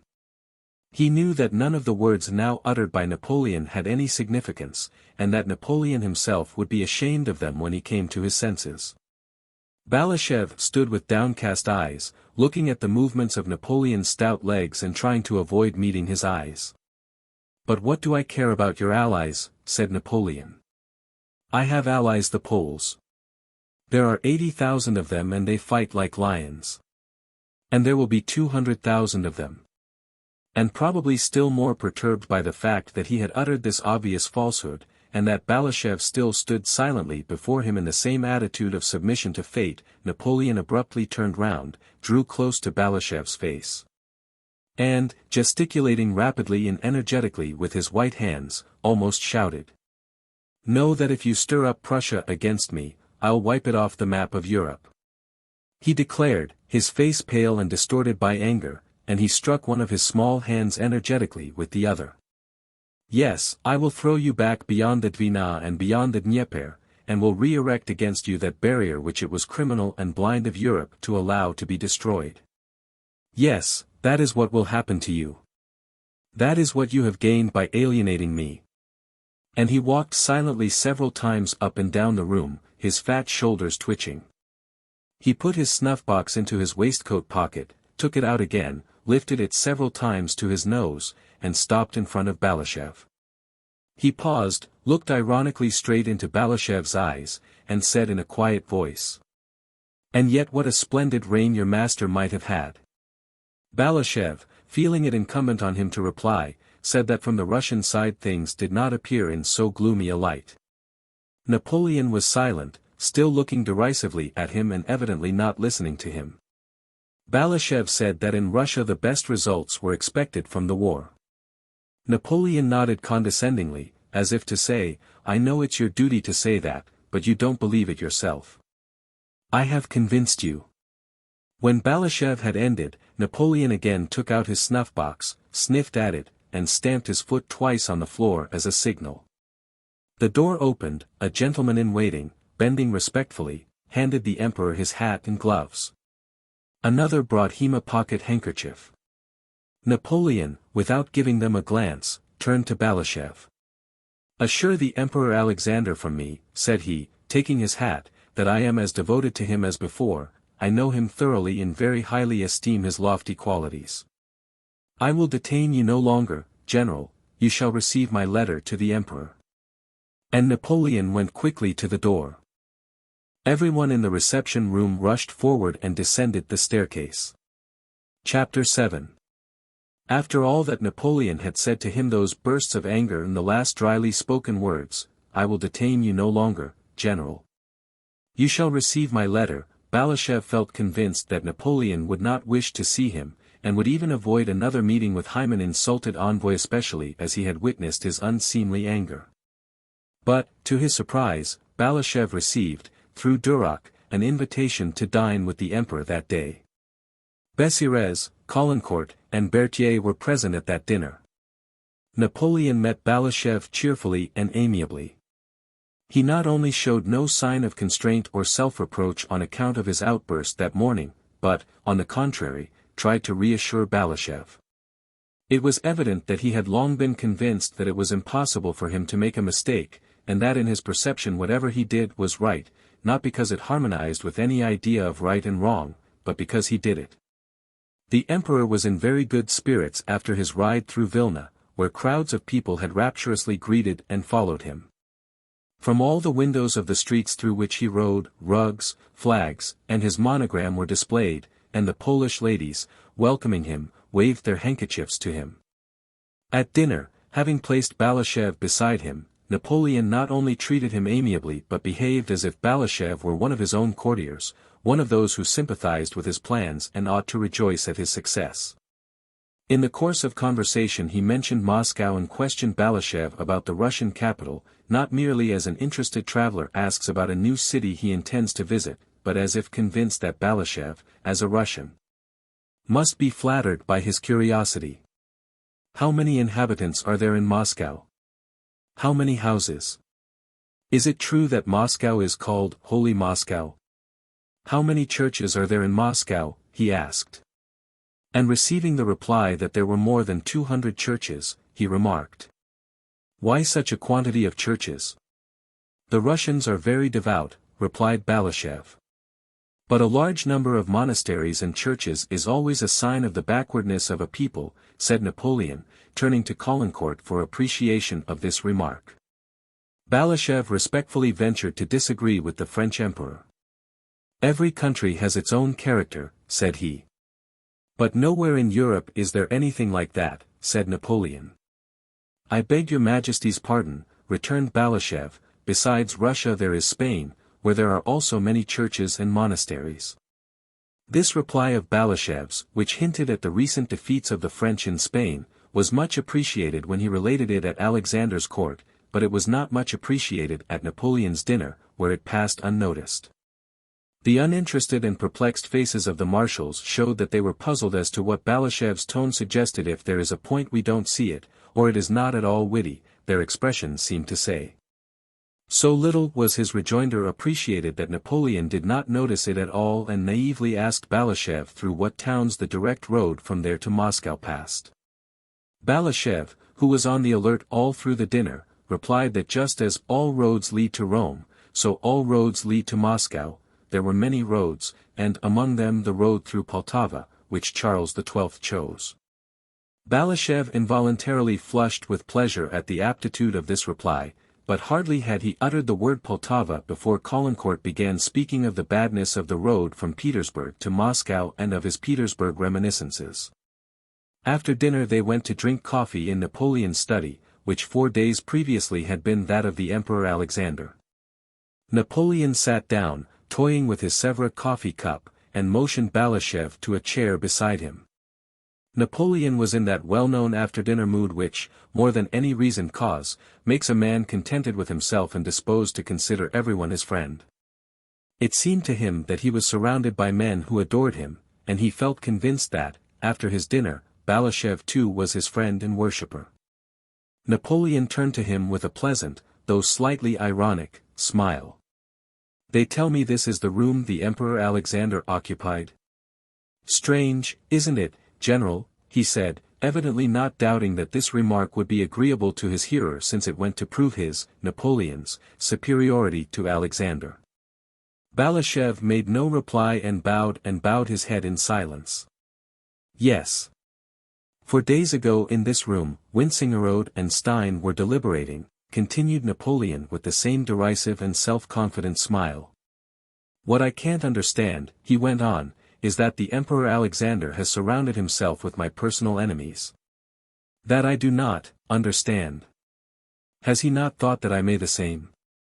And he turned inquiringly to Balashev, and evidently this thought turned him back on to the track of his morning's anger, which was still fresh in him. And let him know that I will do so, said Napoleon, rising and pushing his cup away with his hand. I'll drive all his Württemberg, Baden, and Weimar relations out of Germany. Yes. I'll drive them out. Let him prepare an asylum for them in Russia. Balashev bowed his head with an air indicating that he would like to make his bow and leave, and only listened because he could not help hearing what was said to him. Napoleon did not notice this expression. He treated Balashev not as an envoy from his enemy, but as a man now fully devoted to him and who must rejoice at his former master's humiliation. And why has the Emperor Alexander taken command of the armies? What is the good of that? War is my profession, but his business is to reign and not to command armies.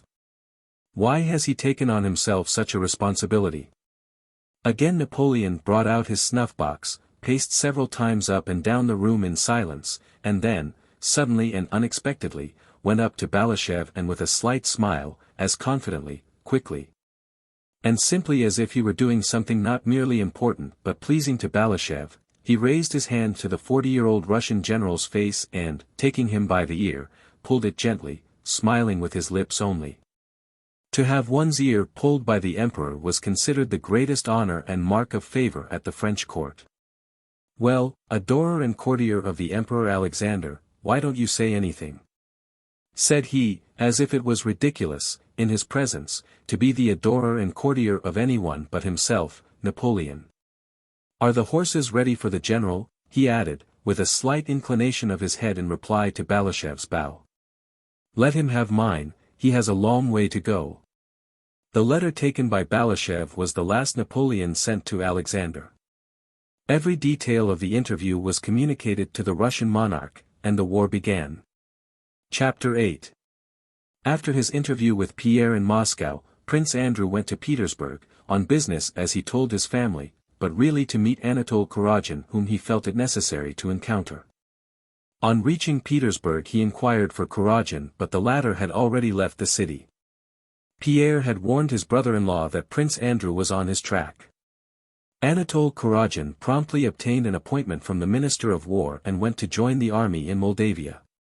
While in Petersburg Prince Andrew met Kutuzov, his former commander, who was always well disposed toward him, and Kutuzov suggested that he should accompany him to the army in Moldavia, to which the old general had been appointed commander-in-chief.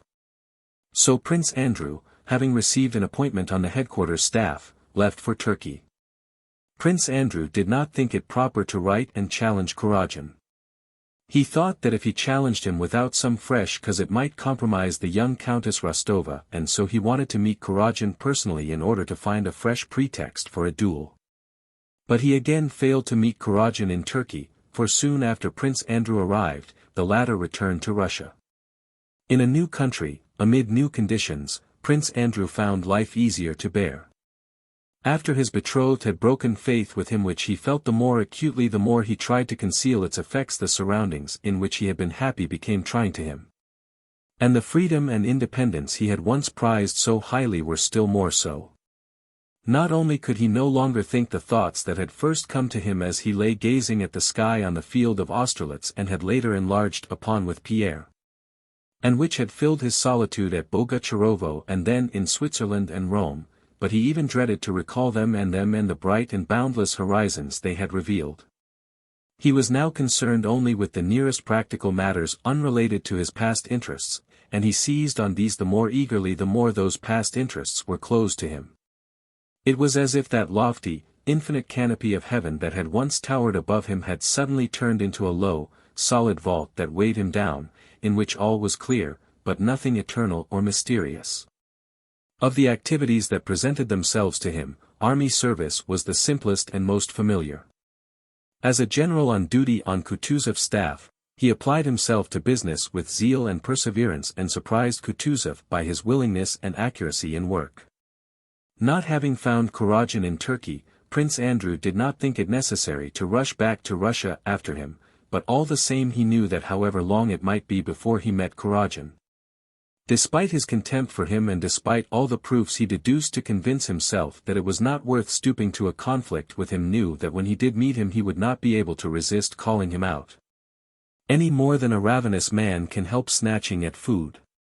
And the consciousness that the insult was not yet avenged, that his rancor was still unspent, weighed on his heart and poisoned the artificial tranquility which he managed to obtain in Turkey by means of restless, plodding, and rather vainglorious and ambitious activity. In the year 1812, when news of the war with Napoleon reached Bucharest, where Kutuzov had been living for 2 months, passing his days and nights with a Wallachian woman, Prince Andrew asked Kutuzov to transfer him to the Western Army. Kutuzov, who was already weary of Bolkonsky's activity which seemed to reproach his own idleness, very readily let him go and gave him a mission to Barclay de Tolly. Before joining the Western Army, which was then, in May, encamped at Drissa, Prince Andrew visited Bald Hills, which was directly on his way, being only 2 miles off the Smolensk highroad. During the last 3 years there had been so many changes in his life, he had thought, felt, and seen so much, having travelled both in the East and the West, that on reaching Bald Hills it struck him as strange and unexpected to find the way of life there unchanged and still the same in every detail. He entered through the gates with their stone pillars and drove up the avenue leading to the house as if he were entering an enchanted, sleeping castle. The same old stateliness, the same cleanliness, the same stillness reigned there, and inside there was the same furniture, the same walls, sounds, and smell, and the same timid faces, only somewhat older. Princess Mary was still the same timid, plain maiden getting on in years, uselessly and joylessly passing the best years of her life in fear and constant suffering. Mademoiselle Bourienne was the same coquettish, self-satisfied girl, enjoying every moment of her existence and full of joyous hopes for the future. She had merely become more self-confident, Prince Andrew thought. Dessalles, the tutor he had brought from Switzerland, was wearing a coat of Russian cut and talking broken Russian to the servants, but was still the same narrowly intelligent, conscientious, and pedantic preceptor. The old prince had changed in appearance only by the loss of a tooth, which left a noticeable gap on one side of his mouth.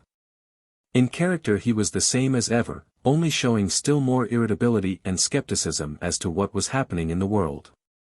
Little Nicholas alone had changed. He had grown, become rosier, had curly dark hair, and, when merry and laughing, quite unconsciously lifted the upper lip of his pretty little mouth just as the little princess used to do. He alone did not obey the law of immutability in the enchanted, sleeping castle. But though externally all remained as of old, the inner relations of all these people had changed since Prince Andrew had seen them last. The household was divided into two alien and hostile camps, who changed their habits for his sake and only met because he was there. To the one camp belonged the old prince, Mademoiselle Bourienne, and the architect. To the other Princess Mary, Dessalles, little Nicholas, and all the old nurses and maids. During his stay at Bald Hills all the family dined together, but they were ill at ease and Prince Andrew felt that he was a visitor for whose sake an exception was being made and that his presence made them all feel awkward.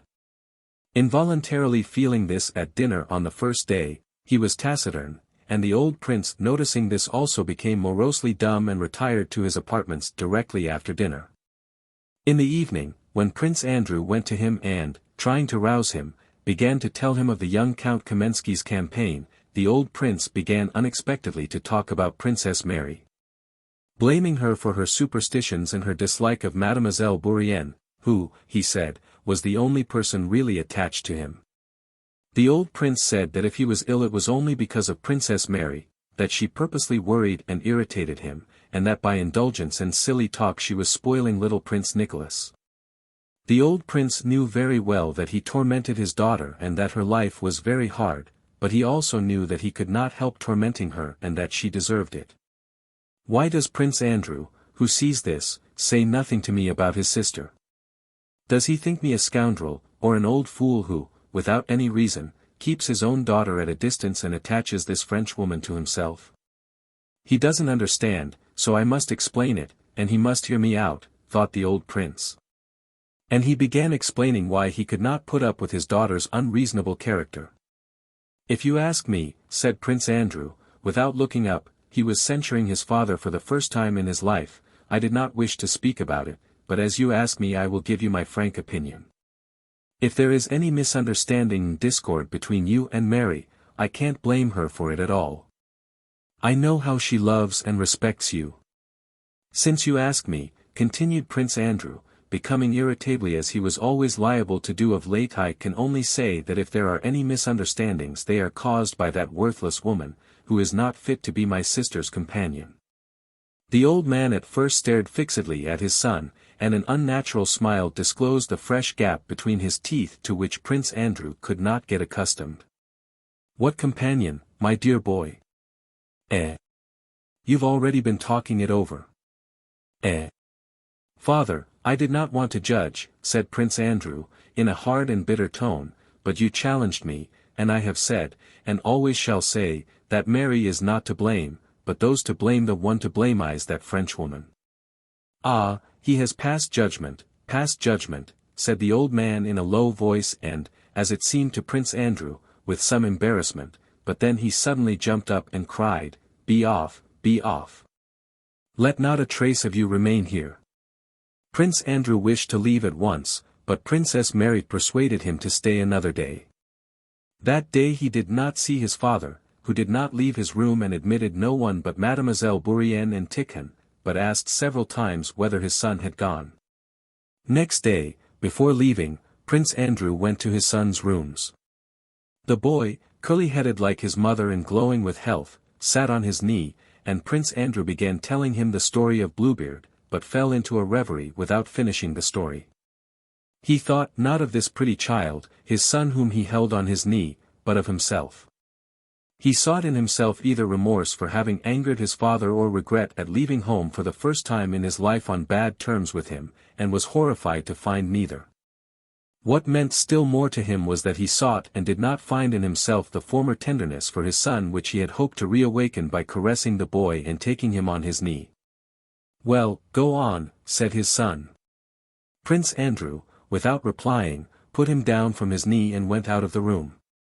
As soon as Prince Andrew had given up his daily occupations, and especially on returning to the old conditions of life amid which he had been happy, weariness of life overcame him with its former intensity.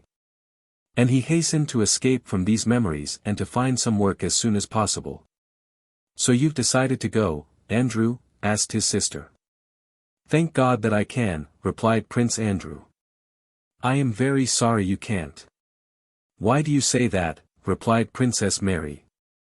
"Why do you say that, when you are going to this terrible war, and he is so old?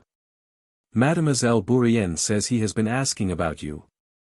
As soon as she began to speak of that, her lips trembled and her tears began to fall. Prince Andrew turned away and began pacing the room. "Ah, my God! My God! When one thinks who and what trash can cause people misery," he said with a malignity that alarmed Princess Mary. She understood that when speaking of trash he referred not only to Mademoiselle Bourienne, the cause of her misery, but also to the man who had ruined his own happiness. "Andrew! One thing I beg, I entreat of you," she said, touching his elbow and looking at him with eyes that shone through her tears. "I understand you," she looked down. "Don't imagine that sorrow is the work of men. Men are his tools." She looked a little above Prince Andrew's head with the confident, accustomed look with which one looks at the place where a familiar portrait hangs. "Sorrow is sent by him, not by men. Men are his instruments, they are not to blame. If you think someone has wronged you, forget it and forgive. We have no right to punish. And then you will know the happiness of forgiving. If I were a woman I would do so, Mary. That is a woman's virtue. But a man should not and cannot forgive and forget," he replied, and though till that moment he had not been thinking of Kuragin, all his unexpended anger suddenly swelled up in his heart. "If Mary is already persuading me forgive, it means that I ought long ago to have punished him," he thought. And giving her no further reply, he began thinking of the glad vindictive moment when he would meet Kuragin who he knew was now in the army. Princess Mary begged him to stay one day more, saying that she knew how unhappy her father would be if Andrew left without being reconciled to him. But Prince Andrew replied that he would probably soon be back again from the army and would certainly write to his father, but that the longer he stayed now the more embittered their differences would become. "Goodbye, Andrew. Remember that misfortunes come from God, and men are never to blame," were the last words he heard from his sister when he took leave of her.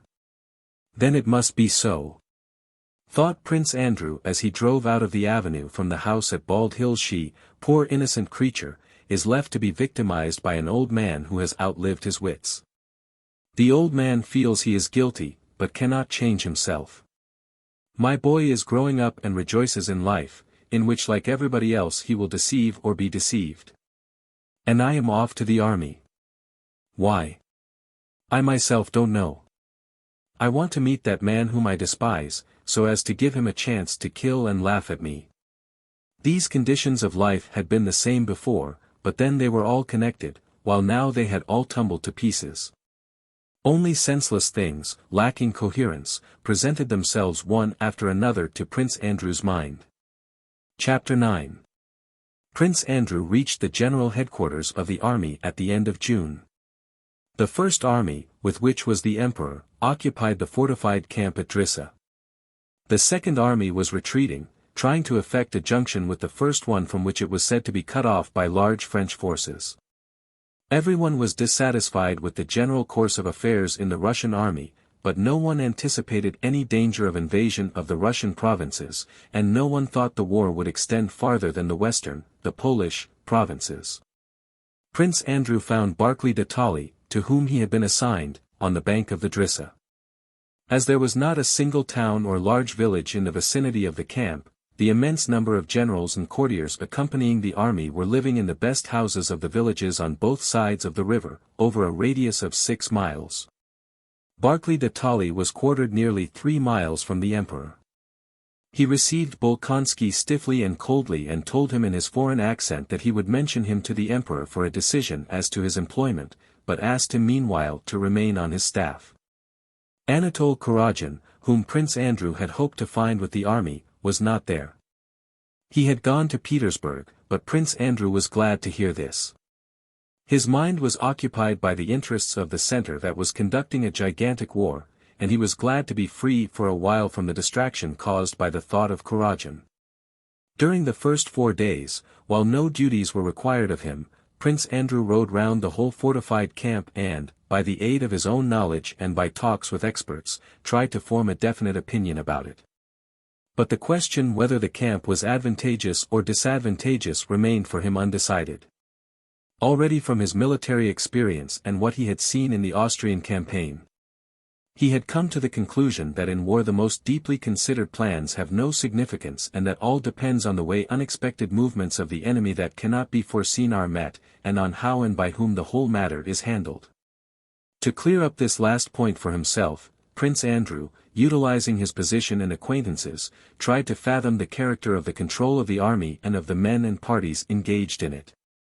And he deduced for himself the following of the state of affairs. While the emperor had still been at Vilna, the forces had been divided into 3 armies. First, the army under Barclay de Tolly, secondly, the army under Bagration, and thirdly, the one commanded by Tormasov. The emperor was with the first army, but not as commander-in-chief. In the orders issued it was stated, not that the emperor would take command, but only that he would be with the army. The emperor, moreover, had with him not a commander-in-chief's staff but the imperial headquarters staff. In attendance on him was the head of the imperial staff, Quartermaster General Prince Volkonsky, as well as generals, imperial aides-de-camp, diplomatic officials, and a large number of foreigners, but not the army staff. Besides these, there were in attendance on the emperor without any definite appointments, Arakcheev, the ex-minister of war, Count Bennigsen, the senior general in rank, the Grand Duke Tsarevich Konstantin Pavlovich, Count Rumiantsev, the chancellor, Stein, a former Prussian minister, Armfeldt, a Swedish general, Fuel, the chief author of the plan of campaign, Paulucci, an adjutant general and Sardinian émigré, Woolsegen and many others. Though these men had no military appointment in the army, their position gave them influence, and often a corps commander, or even the commander-in-chief, did not know in what capacity he was questioned by Bennigsen, the Grand Duke, Arakcheev, or Prince Volkonsky, or was given this or that advice and did not know whether a certain order received in the form of advice emanated from the man who gave it or from the emperor and whether it had to be executed or not. But this was only the external condition. The essential significance of the presence of the emperor and of all these people, from a courtier's point of view, and in an emperor's vicinity all became courtiers, was clear to everyone. It was this: the emperor did not assume the title of commander-in-chief, but disposed of all the armies, the men around him were his assistants. Arakcheev was a faithful custodian to enforce order and acted as the sovereign's bodyguard. Bennigsen was a landlord in the Vilna province who appeared to be doing the honors of the district, but was in reality a good general, useful as an advisor and ready at hand to replace Barclay. The Grand Duke was there because it suited him to be. The ex-minister Stein was there because his advice was useful and the Emperor Alexander held him in high esteem personally. Armfeldt virulently hated Napoleon and was a general full of self-confidence, a quality that always influenced Alexander. Paulucci was there because he was bold and decided in speech. The adjutants general were there because they always accompanied the emperor, and lastly and chiefly Pfuel was there because he had drawn up the plan of campaign against Napoleon and, having induced Alexander to believe in the efficacy of that plan. was directing the whole business of the war. With Pfuel was Woolsogin, who expressed Pfuel's thoughts in a more comprehensible way than Pfuel himself, who was a harsh, bookish theorist, self-confident to the point of despising everyone else, was able to do. Besides these Russians and foreigners who propounded new and unexpected ideas every day, especially the foreigners, who did so with a boldness characteristic of people employed in a country not their own, there were many secondary personages accompanying the army because their principles were there. Among the opinions and voices in this immense, restless, brilliant, and proud sphere, Prince Andrew noticed the following sharply defined subdivisions of and parties. The first party consisted of Pfuel and his adherents, military theorists who believed in a science of war with immutable laws of oblique movements, outflankings, and so forth. Pfuel and his adherents demanded a retirement into the depths of the country in accordance with precise laws defined by a pseudo-theory of war, and they saw only barbarism, ignorance, or evil intention in every deviation from that theory. To this party belonged the foreign nobles, Woolsogin, Wintzingerode, and others, chiefly Germans. The second party was directly opposed to the first. One extreme, as always happens, was met by representatives of the other. The members of this party were those who had demanded an advance from Vilna into Poland and freedom from all prearranged plans. Besides being advocates of bold action, this section also represented nationalism, which made them still more one-sided in the dispute. They were Russians, Bagration, Ermolov, who was beginning to come to the front, and others. At that time a famous joke of Ermolov's was being circulated, that as a great favor he had petitioned the emperor to make him a German. The men of that party, remembering Suvorov, said that what one had to do was not to reason, or stick pins into maps, but to fight, beat the enemy, keep him out of Russia, and not let the army get discouraged. To the third party, in which the emperor had most confidence, belonged the courtiers who tried to arrange compromises between the other two. The members of this party, chiefly civilians and to whom Arakcheev belonged, thought and said what men who have no convictions but wish to seem to have some generally say. They said that undoubtedly war, particularly against such a genius as Bonaparte, they called him Bonaparte now, needs most deeply devised plans and profound scientific knowledge, and in that respect Pfuel was a genius. But at the same time it had to be acknowledged that the theorists are often one-sided, and therefore one should not trust them absolutely, but should also listen to what Pfuel's opponents and practical men of experience in warfare had to say. And then choose a middle course. They insisted on the retention of the camp at Drissa, according to Pfuel's plan, but on changing the movements of the other armies. Though, by this course, neither one aim nor the other could be attained, yet it seemed best to the adherents of this third party. Of a fourth opinion the most conspicuous representative was the Tsarevich, who could not forget his disillusionment at Austerlitz, where he had ridden out at the head of the guards, in his casque and cavalry uniform as to a review, expecting to crush the French gallantly, but unexpectedly finding himself in the front line had narrowly escaped amid the general confusion. The men of this party had both the quality and the defect of frankness in their opinions. They feared Napoleon, recognized his strength and their own weakness, and frankly said so. They said, "Nothing but sorrow, shame, and ruin will come of all this.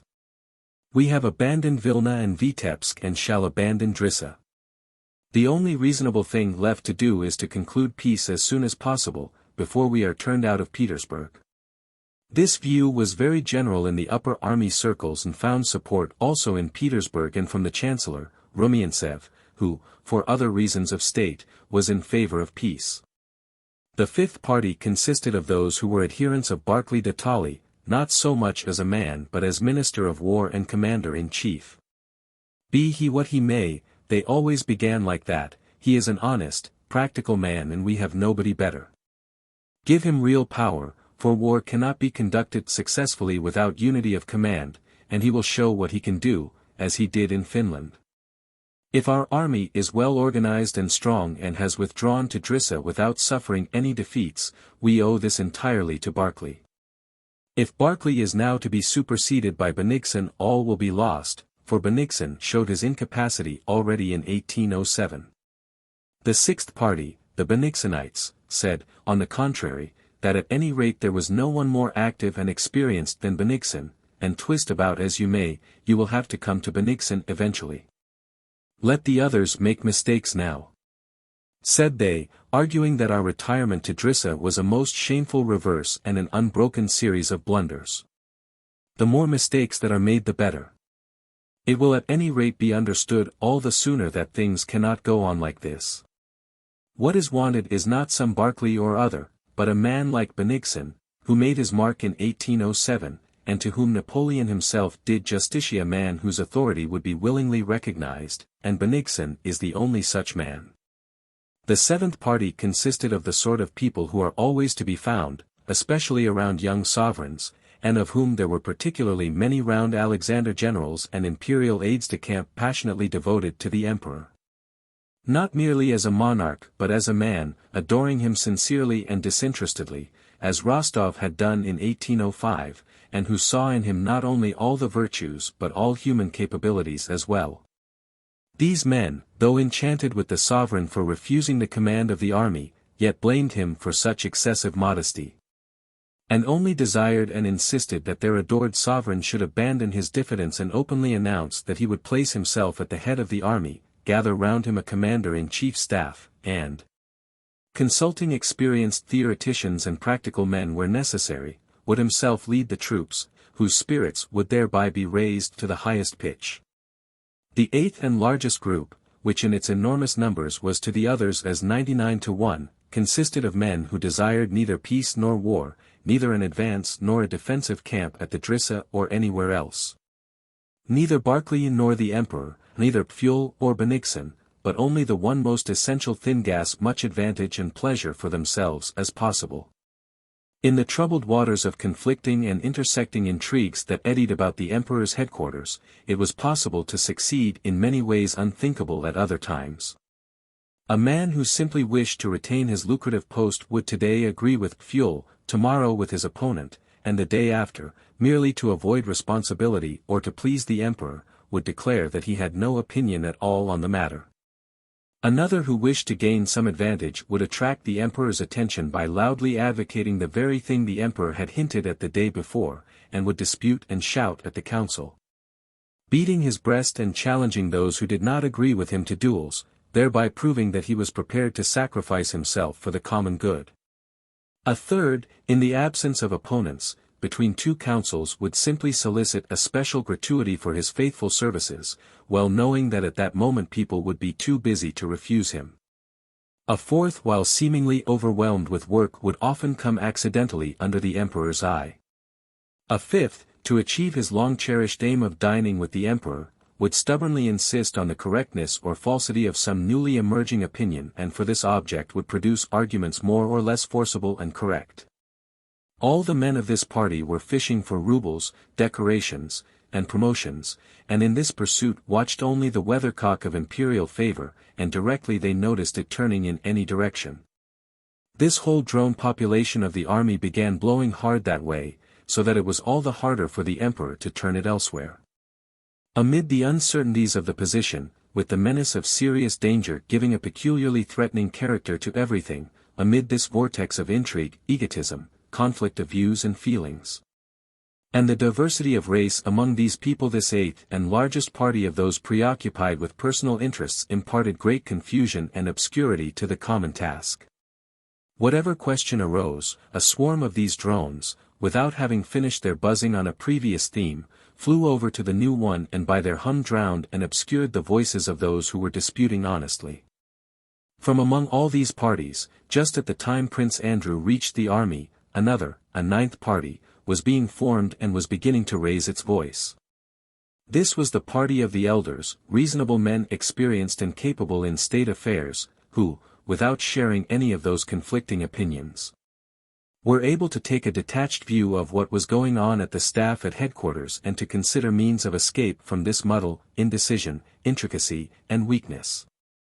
The men of this party said and thought that what was wrong resulted chiefly from the emperor's presence in the army with his military court and from the consequent presence there of an indefinite, conditional, and unsteady fluctuation of relations, which is in place at court but harmful in an army. That a sovereign should reign but not command the army, and that the only way out of the position would be for the emperor and his court to leave the army. That the mere presence of the emperor paralyzed the action of 50,000 men required to secure his personal safety. And that the worst commander-in-chief if independent would be better than the very best one trammeled by the presence and authority of the monarch. Just at the time Prince Andrew was living unoccupied at Drissa, Shishkov, the Secretary of State and one of the chief representatives of this party, wrote a letter to the emperor which Arakchev and Balashev agreed to sign. In this letter, availing himself of permission given him by the emperor to discuss the general course of affairs, he respectfully suggested in the plea that it was necessary for the sovereign to arouse a warlike spirit in the people of the capital that the emperor should leave the army. That arousing of the people by their sovereign and his call to them to defend their country, the very incitement which was the chief cause of Russia's triumph in so far as it was produced by the Tsar's personal presence in Moscow, was suggested to the emperor and accepted by him as a pretext for quitting the army. Chapter 10. This letter had not yet been presented to the emperor when Barclay, one day at dinner, informed Bolkonsky that the sovereign wished to see him personally, to question him about Turkey, and that Prince Andrew was to present himself at Bennigsen's quarters at 6 that evening. News was received at the emperor's quarters that very day of a fresh movement by Napoleon which might endanger the army. News subsequently found to be false. And that morning Colonel Michaud had ridden round the Drissa fortifications with the emperor and had pointed out to him that this fortified camp constructed by Pfuel, until then considered a chef d'oeuvre of tactical science which would ensure Napoleon's destruction, was an absurdity, threatening the destruction of the Russian army. Prince Andrew arrived at Bennigsen's quarters, a country gentleman's house of moderate size, situated on the very banks of the river.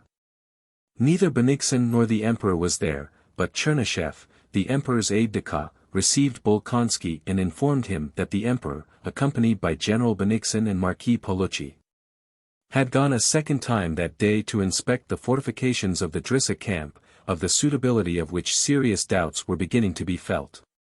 Chernyshev was sitting at a window in the first room with a French novel in his hand. This room had probably been a music room. There was still an organ in it on which some rugs were piled, and in one corner stood the folding bedstead of Bennigsen's adjutant. This adjutant was also there and sat dozing on the rolled-up bedding, evidently exhausted by work or by feasting. 2 doors led from the room, one straight on into what had been the drawing-room, and another, on the right, to the study. Through the first door came the sound of voices conversing in German and occasionally in French. In that drawing-room were gathered, by the emperor's wish, not a military council. The emperor preferred indefiniteness, but certain persons whose opinions he wished to know in view of the impending difficulties. It was not a council of war, but, as it were, a council to elucidate certain questions for the emperor personally.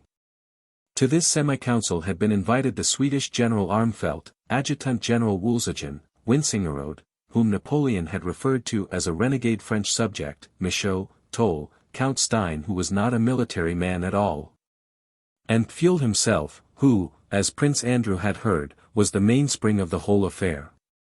Prince Andrew had an opportunity of getting a good look at him, for Pfuel arrived soon after himself and, in passing through to the drawing-room, stopped a minute to speak to Chernyshev. At first sight, Pfuel, in his ill-made uniform of a Russian general, which fitted him badly like a fancy costume, seemed familiar to Prince Andrew, though he saw him now for the first time. There was about him something of Weyrother, Mack, and Schmidt, and many other German theorist generals whom Prince Andrew had seen in 1805, but he was more typical than any of them. Prince Andrew had never yet seen a German theorist in whom all the characteristics of those others were united to such an extent. Pfuel was short and very thin but broad-boned, of course, robust build, broad in the hips, and with prominent shoulder blades. His face was much wrinkled and his eyes deep-set. His hair had evidently been hastily brushed smooth in front of the temples, but stuck up behind in quaint little tufts. He entered the room, looking restlessly and angrily around, as if afraid of everything in that large apartment. Awkwardly holding up his sword, he addressed Chernyshev and asked in German where the emperor was. One could see that he wished to pass through the rooms as quickly as possible, finish with the bows and greetings, and sit down to business in front of a map, where he would feel at home. He nodded hurriedly in reply to Chernyshev, and smiled ironically on hearing that the sovereign was inspecting the fortifications that he, Pfuel, had planned in accord with his theory. He muttered something to himself abruptly and in a bass voice, as self-assured Germans doit might have been, "Stupid fellow," or, "The whole affair will be ruined," or, "Something absurd will come of it." Prince Andrew did not catch what he said and would have passed on, but Chernyshev introduced him to Pfuel, remarking that Prince Andrew was just back from Turkey where the war had terminated so fortunately. Pfuel barely glanced not so much at Prince Andrew as past him and said, with a laugh, "That must have been a fine tactical war," and, laughing contemptuously, went on into the room from which the sound of voices was heard. Pfuel, always inclined to be irritably sarcastic, was particularly disturbed that day, evidently by the fact that they had dared to inspect and criticize his camp in his absence. From this short interview with Pfuel, Prince Andrew, thanks to his Austerlitz experiences, was able to form a clear conception of the man. Pfuel was one of those hopelessly and immutably self-confident men, self-confident to the point of martyrdom as only Germans are, because only Germans are self-confident on the basis of an abstract notion science, that is, the supposed knowledge of absolute truth. A Frenchman is self-assured because he regards himself personally, both in mind and body, as irresistibly attractive to men and women. An Englishman is self-assured, as being a citizen of the best organized state in the world, and therefore as an Englishman always knows what he should do and knows that all he does as an Englishman is undoubtedly correct.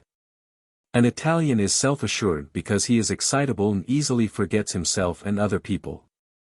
A Russian is self-assured just because he knows nothing, does not want to know anything, since he does not believe that anything can be known.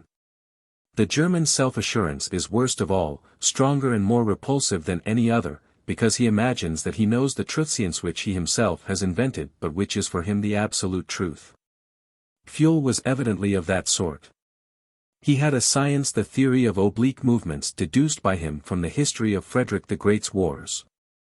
And all he came across in the history of more recent warfare seemed to him absurd and barbarous, monstrous collisions in which so many blunders were committed by both sides that these wars could not be called wars, they did not accord with the theory, and therefore could not serve as material for science. In 1806 Pfuel had been one of those responsible for the plan of campaign that ended in Jena and Auerstadt, but he did not see the least proof of the fallibility of his theory in the disasters of that war.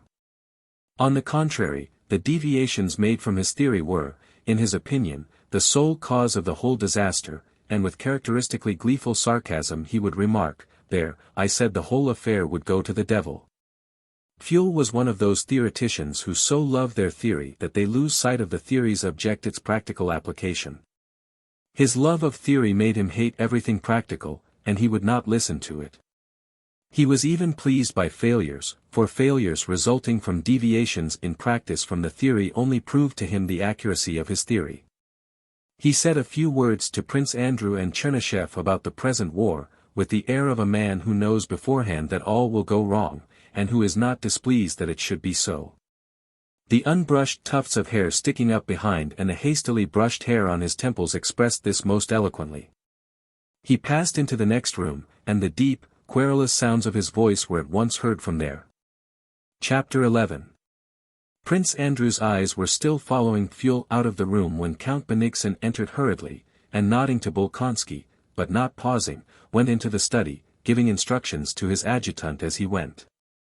The Emperor was following him, and Bennigsen had hastened on to make some preparations and to be ready to receive the sovereign. Chernyshev and Prince Andrew went out into the porch, where the Emperor, who looked fatigued, was dismounting.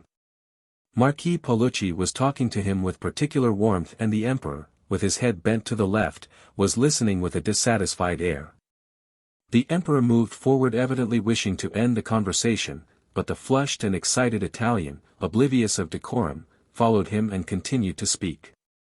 "And as for the man who advised forming this camp, the Drissa camp," said Paulucci, as the Emperor mounted the steps and noticing Prince Andrew scanned his unfamiliar face, "as to that person, sire," continued Paulucci, desperately, apparently unable to restrain himself, the man who advised the XVIII see no alternative but the lunatic asylum or the gallows. Without heeding the end of the Italian's remarks, and as though not hearing them, the emperor, recognizing Bolkonsky, addressed him graciously. "I am very glad to see you. Go in there where they are meeting, and wait for me." The emperor went into the study.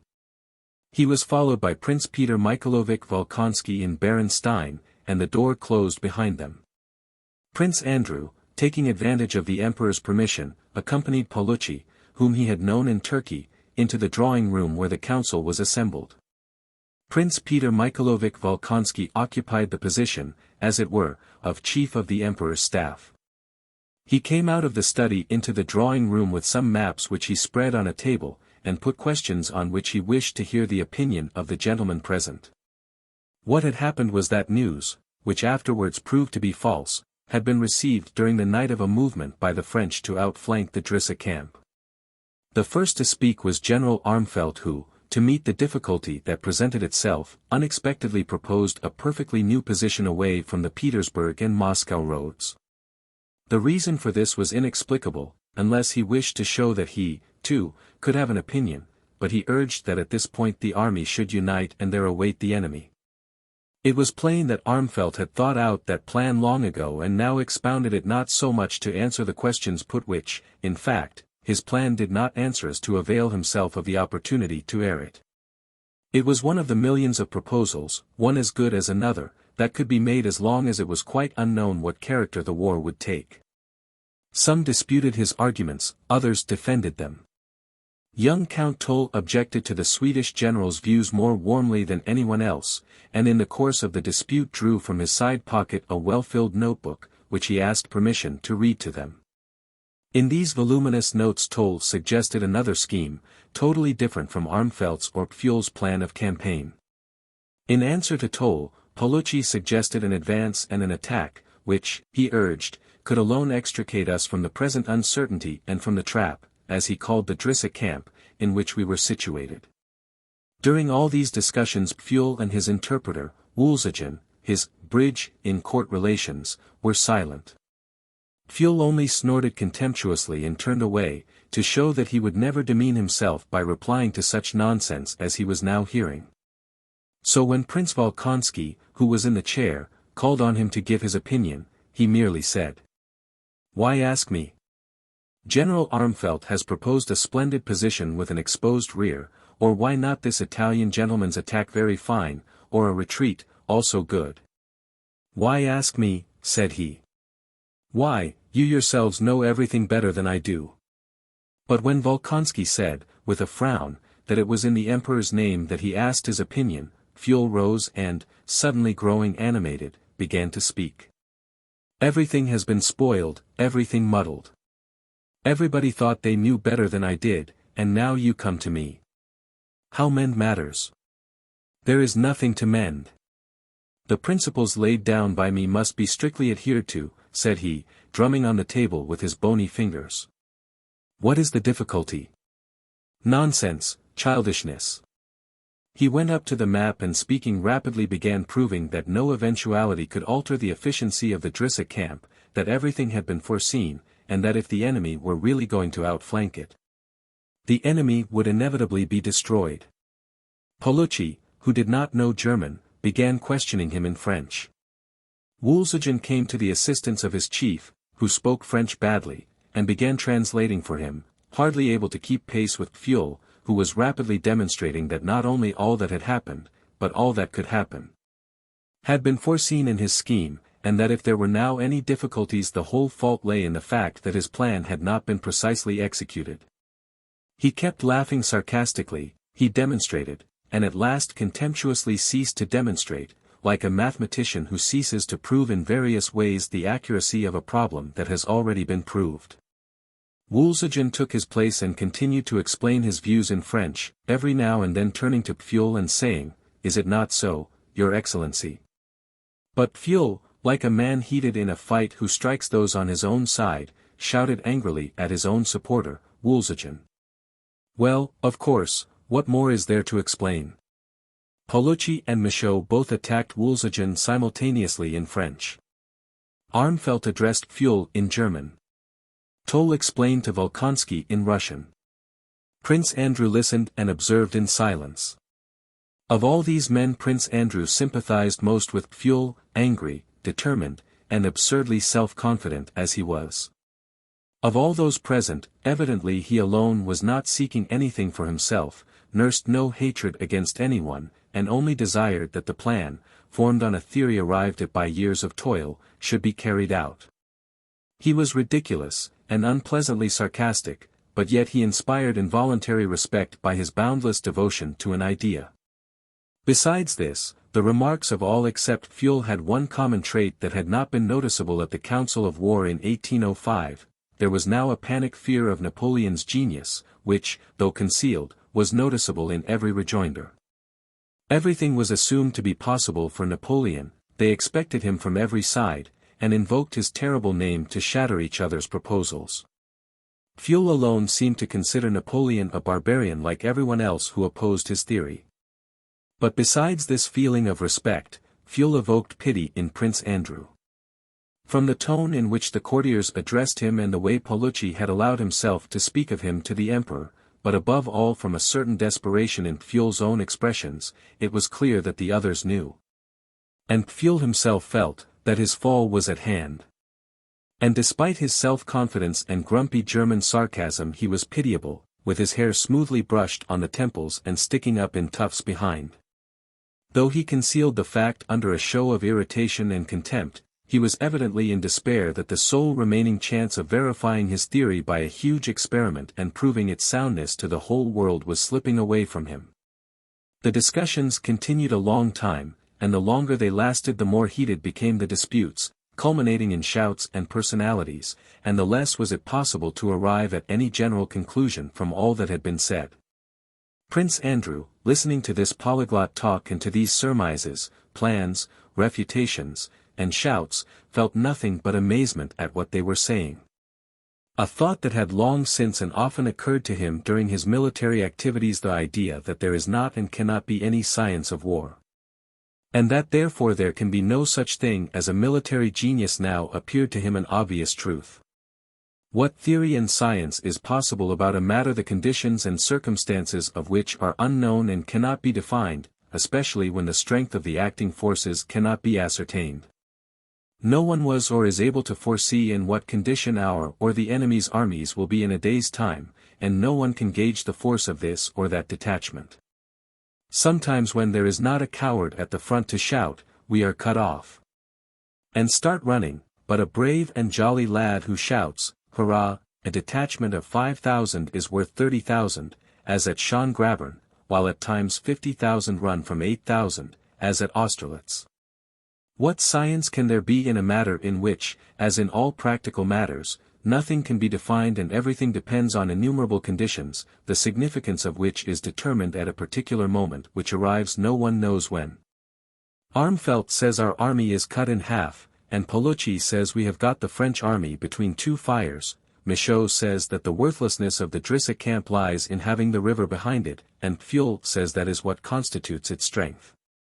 Toll proposes one plan, Armfelt another, and they are all good and all bad, and the advantages of any suggestions can be seen only at the moment of trial.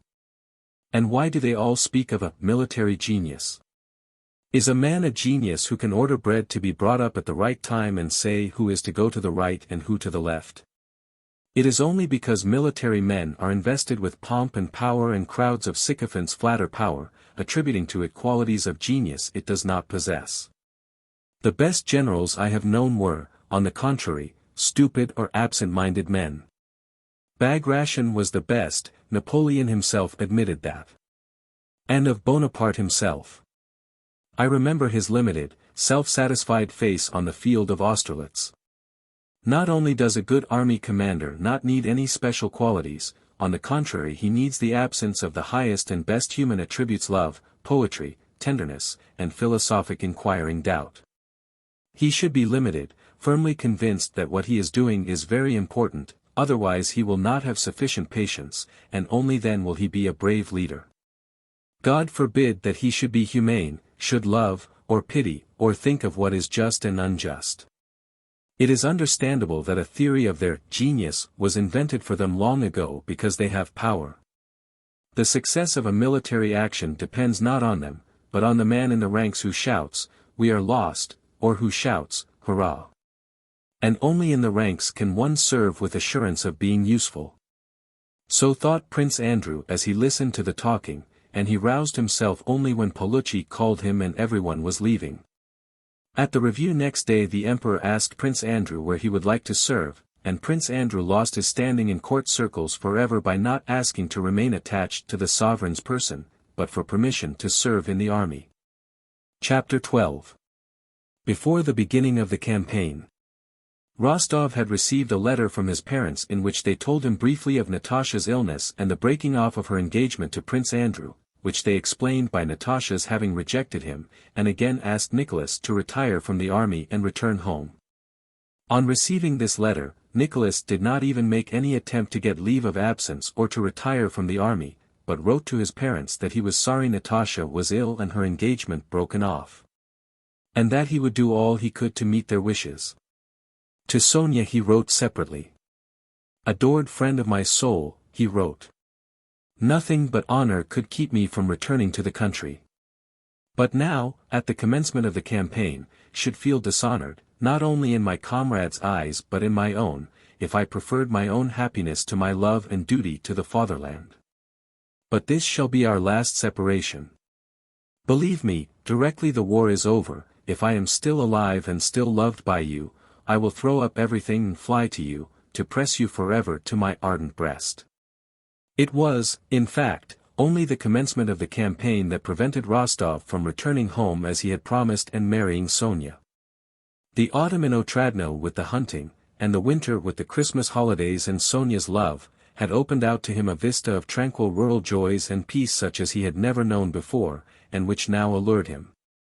A splendid wife, children, a good pack of hounds, a dozen leashes of smart borzois, agriculture, neighbors, service by election. Thought he. But now the campaign was beginning, and he had to remain with his regiment. And since it had to be so, Nicholas Rostov, as was natural to him, felt contented with the life he led in the regiment and was able to find pleasure in that life. On his return from his furlough Nicholas, having been joyfully welcomed by his comrades, was sent to obtain remounts and brought back from the Ukraine excellent horses which pleased him and earned him commendation from his commanders. During his absence he had been promoted captain, and when the regiment was put on war footing with an increase in numbers, he was again allotted his old squadron. The campaign began, the regiment was moved into Poland on double pay, new officers arrived, new men and horses, and above all everybody was infected with the merrily excited mood that goes with the commencement of a war, and Rostov, conscious of his advantageous position in the regiment, devoted himself entirely to the pleasures and interests of military service, though he knew that sooner or later he would have to relinquish them. The troops retired from Vilna for various complicated reasons of state, political and strategic. Each step of the retreat was accompanied by a complicated interplay of interests, arguments, and passions at headquarters. For the Pavlograd Hussars, however, the whole of this retreat during the finest period of summer and with sufficient supplies was a very simple and agreeable business. It was only at headquarters that there was depression, uneasiness, and intriguing. In the body of the army they did not ask themselves where they were going or why. If they regretted having to retreat, it was only because they had to leave billets they had grown accustomed to, or some pretty young Polish lady. If the thought that things looked bad chanced to enter anyone's head, he tried to be as cheerful as befits a good soldier and not to think of the general trend of affairs, but only of the task nearest to hand. First they camped gaily before Vilna, making acquaintance with the Polish landowners, preparing for reviews and being reviewed by the Emperor and other high commanders. Then came an order to retreat to Sventsyany and destroy any provisions they could not carry away with them. Sventsyany was remembered by the Hussars only as the drunken camp, a name the whole army gave to their encampment there, and because many complaints were made against the troops, who, taking advantage of the order to collect provisions, took also horses, carriages, and carpets from the Polish proprietors. Rostov remembered Sventsyany, because on the first day of their arrival at that small town he changed his sergeant major and was unable to manage all the drunken men of his squadron who, unknown to him, had appropriated 5 barrels of old beer. From Sventsyany they retired farther and farther to Drissa, and thence again beyond Drissa, drawing near to the frontier of Russia proper. On the 13th of July the Pavlograds took part in a serious action for the first time. On the 12th of July, on the eve of that action, there was a heavy storm of rain and hail. In general, the summer of 1802 was remarkable for its storms. The 2 Pavlograd squadrons were bivouacking on a field of rye, which was already in ear but had been completely trodden down by cattle and horses. The rain was descending in torrents, and Rostov, with a young officer named Hélène, his protégé, was sitting in a hastily constructed shelter. An officer of their regiment, with long mustaches extending onto his cheeks, who after riding to the staff had been overtaken by the rain, entered Rostov's shelter. "I have come from the staff, Count. Have you heard of Revsky's exploit?" And the officer gave them details of the Sultanov battle, which he had heard at the staff. Rostov, smoking his pipe and turning his head about as the water trickled down his neck, listened inattentively, with an occasional glance at Hélène, who was pressing close to him. This officer, a lad of 16 who had recently joined the regiment, was now in the same relation to Nicholas that Nicholas had been to Denisov 7 years before. Hélène tried to imitate Rostov in everything and adored him as a girl might have done.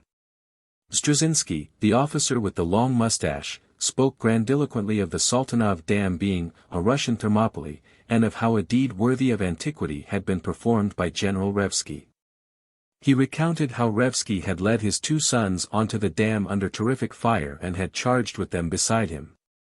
Rostov heard the story and not only said nothing to encourage Struzinski's enthusiasm but, on the contrary, looked like a man ashamed of what he was hearing, though with no intention of contradicting it. Since the campaigns of Austerlitz and of 1807 Rostov knew by experience that men always lie when describing military exploits, as he himself had done when recounting them. Besides that, he had experience enough to know that nothing happens in war at all as we can imagine or relate it. And so he did not like Struzinski's tale, nor did he like Struzinski himself who, with his mustaches extending over his cheeks, bent low over the face of his hearer, as was his habit, and crowded Rostov in the narrow shanty. Rostov looked at him in silence. In the first place, there must have been such a confusion and crowding on the dam that was being attacked that if Revsky did lead his sons there, it could have had no effect except perhaps on some dozen men nearest to him, thought he. The rest could not have seen how or with whom Revsky came onto the dam. And even those who did see it would not have been much stimulated by it, for what had they to do with Revsky's tender paternal feelings when their own skins were in danger? And besides, the fate of the fatherland did not depend on whether they took the Sultanov Dam or not, as we are told was the case at Thermopylae. So why should he have made such a sacrifice? And why expose his own children in the battle? I would not have taken my brother Petya there, or even Hélène, who's a stranger to me but a nice lad, but would have tried to put them somewhere under cover, Nicholas continued to think, as he listened to Struzinski. But he did not express his thoughts, for in such matters, too, he had gained experience. He knew that this tale redounded to the glory of our arms and so one had to pretend not to doubt it. And he acted accordingly. "I can't stand this any more," said Hélène, noticing that Rostov did not relish Struzinski's conversation. "My stockings and shirt, and the water is running on my seat. I'll go and look for shelter. The rain seems less heavy." Hélène went out and Struzinski rode away. 5 minutes later Hélène, splashing through the mud, came running back to the shanty. "Hurrah! Rostov, come quick. I've found it. About 200 yards away there's a tavern where ours have already gathered. We can at least get dry there, and Mary Hendrikovna's there." Mary Hendrikovna was the wife of the regimental doctor, a pretty young German woman he had married in Poland. The doctor, whether from lack of means or because he did not like to part from his young wife in the early days of their marriage, took her about with him wherever the Hussar regiment went and his jealousy had become a standing joke among the Hussar officers. Rostov threw his cloak over his shoulders, shouted to Lavrushka to follow with the things, and now slipping in the mud. Now splashing right through it, set off with Hélène in the lessening rain and the darkness that was occasionally rent by distant lightning. "Rostov, where are you?" "Here." "What lightning?" they called to one another. Chapter 13. In the tavern, before which stood the doctor's covered cart, there were already some 5 officers. Mary Hendrikovna, a plump little blonde German, in a dressing jacket and nightcap, was sitting on a broad bench in the front corner. Her husband, the doctor, lay asleep behind her. Rostov and Hélène, on entering the room, were welcomed with merry shouts and laughter. "Dear me, how jolly we are," said Rostov, laughing. "And why do you stand there gaping? What swells they are! Why, the water streams from them. Don't make our drawing-room so wet. Don't mess Mary Hendrikovna's dress," cried other voices. Rostov and Hélène hastened to find a corner where they could change into dry clothes without offending Mary Hendrikovna's modesty. They were going into a tiny recess behind a partition to change, but found it completely filled by 3 officers who sat playing cards by the light of a solitary candle on an empty box, and these officers would on no account yield their position. Mary Hendrikovna obliged them with the loan of a petticoat to be used as a curtain, and behind that screen Rostov and Hélène, helped by Lavrushka who had brought their kits, changed their wet things for dry ones. A fire was made up in the dilapidated brick stove. A board was found, fixed on 2 saddles and covered with a horse cloth, a small samovar was produced and a cellaret and half a bottle of rum, and having asked Mary Hendrikovna to preside, they all crowded round her. One offered her a clean handkerchief to wipe her charming hands, another spread a jacket under her little feet to keep them from the damp, another hung his coat over the window to keep out the draught. And yet another waved the flies off her husband's face, lest he should wake up. "Leave him alone," said Mary Hendrikovna, smiling timidly and happily. "He is sleeping well as it is, after a sleepless night." "Oh, no, Mary Hendrikovna," replied the officer, "one must look after the doctor. Perhaps he'll take pity on me some day, when it comes to cutting off a leg or an arm for me."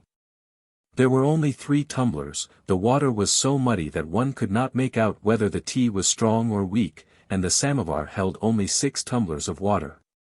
But this made it all the pleasanter to take turns in order of seniority to receive one's tumbler from Mary Hendrikovna's plump little hands with their short and not over-clean nails. All the officers appeared to be, and really were, in love with her that evening. Even those playing cards behind the partition soon left their game and came over to the samovar, yielding to the general mood of courting Mary Hendrikovna.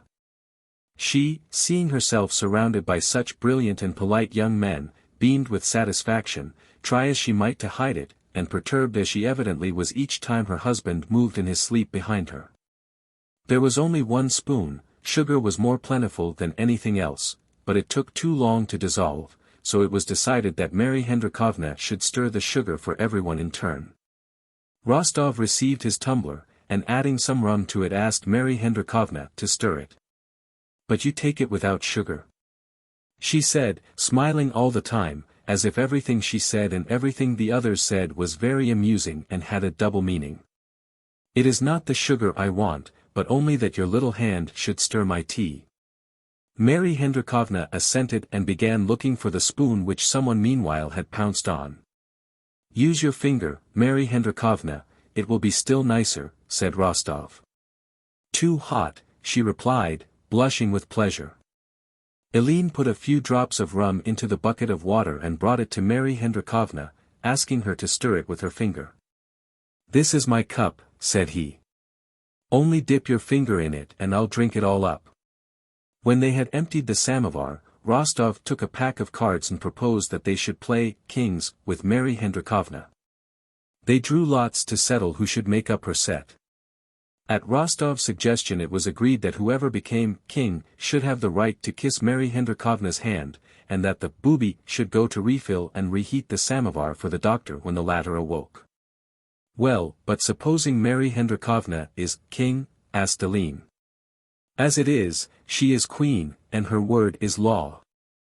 They had hardly begun to play before the doctor's disheveled head suddenly appeared from behind Mary Hendrikovna. He had been awake for some time, listening to what was being said, and evidently found nothing entertaining or amusing in what was going on. His face was sad and depressed. Without greeting the officers, he scratched himself and asked to be allowed to pass as they were blocking the way. As soon as he had left the room all the officers burst into loud laughter and Mary Hendrikovna blushed till her eyes filled with tears and thereby became still more attractive to them. Returning from the yard, the doctor told his wife, who had ceased to smile so happily, and looked at him in alarm, awaiting her sentence, that the rain had ceased and they must go to sleep in their covered cart, or everything in it would be stolen. "But I'll send an orderly." "Two of them," said Rostov. "What an idea, doctor." "I'll stand guard on it myself," said Hélène. "No, gentlemen, you have had your sleep, but I have not slept for 2 nights, replied the doctor, and he sat down morosely beside his wife, waiting for the game to end. Seeing his gloomy face as he frowned at his wife, the officers grew still merrier, and some of them could not refrain from laughter, for which they hurriedly sought plausible pretexts. When he had gone, taking his wife with him, and had settled down with her in their covered cart, the officers lay down in the tavern, covering themselves with their wet cloaks, but they did not sleep for a long time. Now they exchanged remarks, recalling the doctor's uneasiness and his wife's delight. Now they ran out into the porch and reported what was taking place in the covered trap.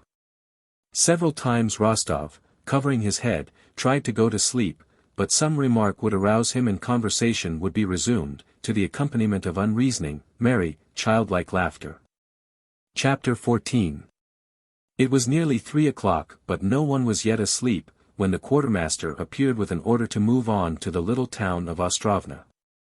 Still laughing and talking, the officers began hurriedly getting ready and again boiled some muddy water in the samovar. But Rostov went off to his squadron without waiting for tea. Day was breaking, the rain had ceased, and the clouds were dispersing. It felt damp and cold, especially in clothes that were still moist. As they left the tavern in the twilight of the dawn, Rostov and Hélène both glanced under the wet and glistening leather hood of the doctor's cart, from under the apron of which his feet were sticking out. And in the middle of which his wife's nightcap was visible and her sleepy breathing audible. "She really is a dear little thing," said Rostov to Hélène, who was following him. "A charming woman," said Hélène, with all the gravity of a boy of 16. Half an hour later the squadron was lined up on the road. The command was heard to mount and the soldiers crossed themselves and mounted. Rostov riding in front gave the order, "Forward." And the hussars, with clanking sabers and subdued talk, their horses' hoofs splashing in the mud, defiled in fours and moved along the broad road planted with birch trees on each side, following the infantry and a battery that had gone on in front. Tattered, blue-purple clouds, reddening in the east, were scudding before the wind. It was growing lighter and lighter.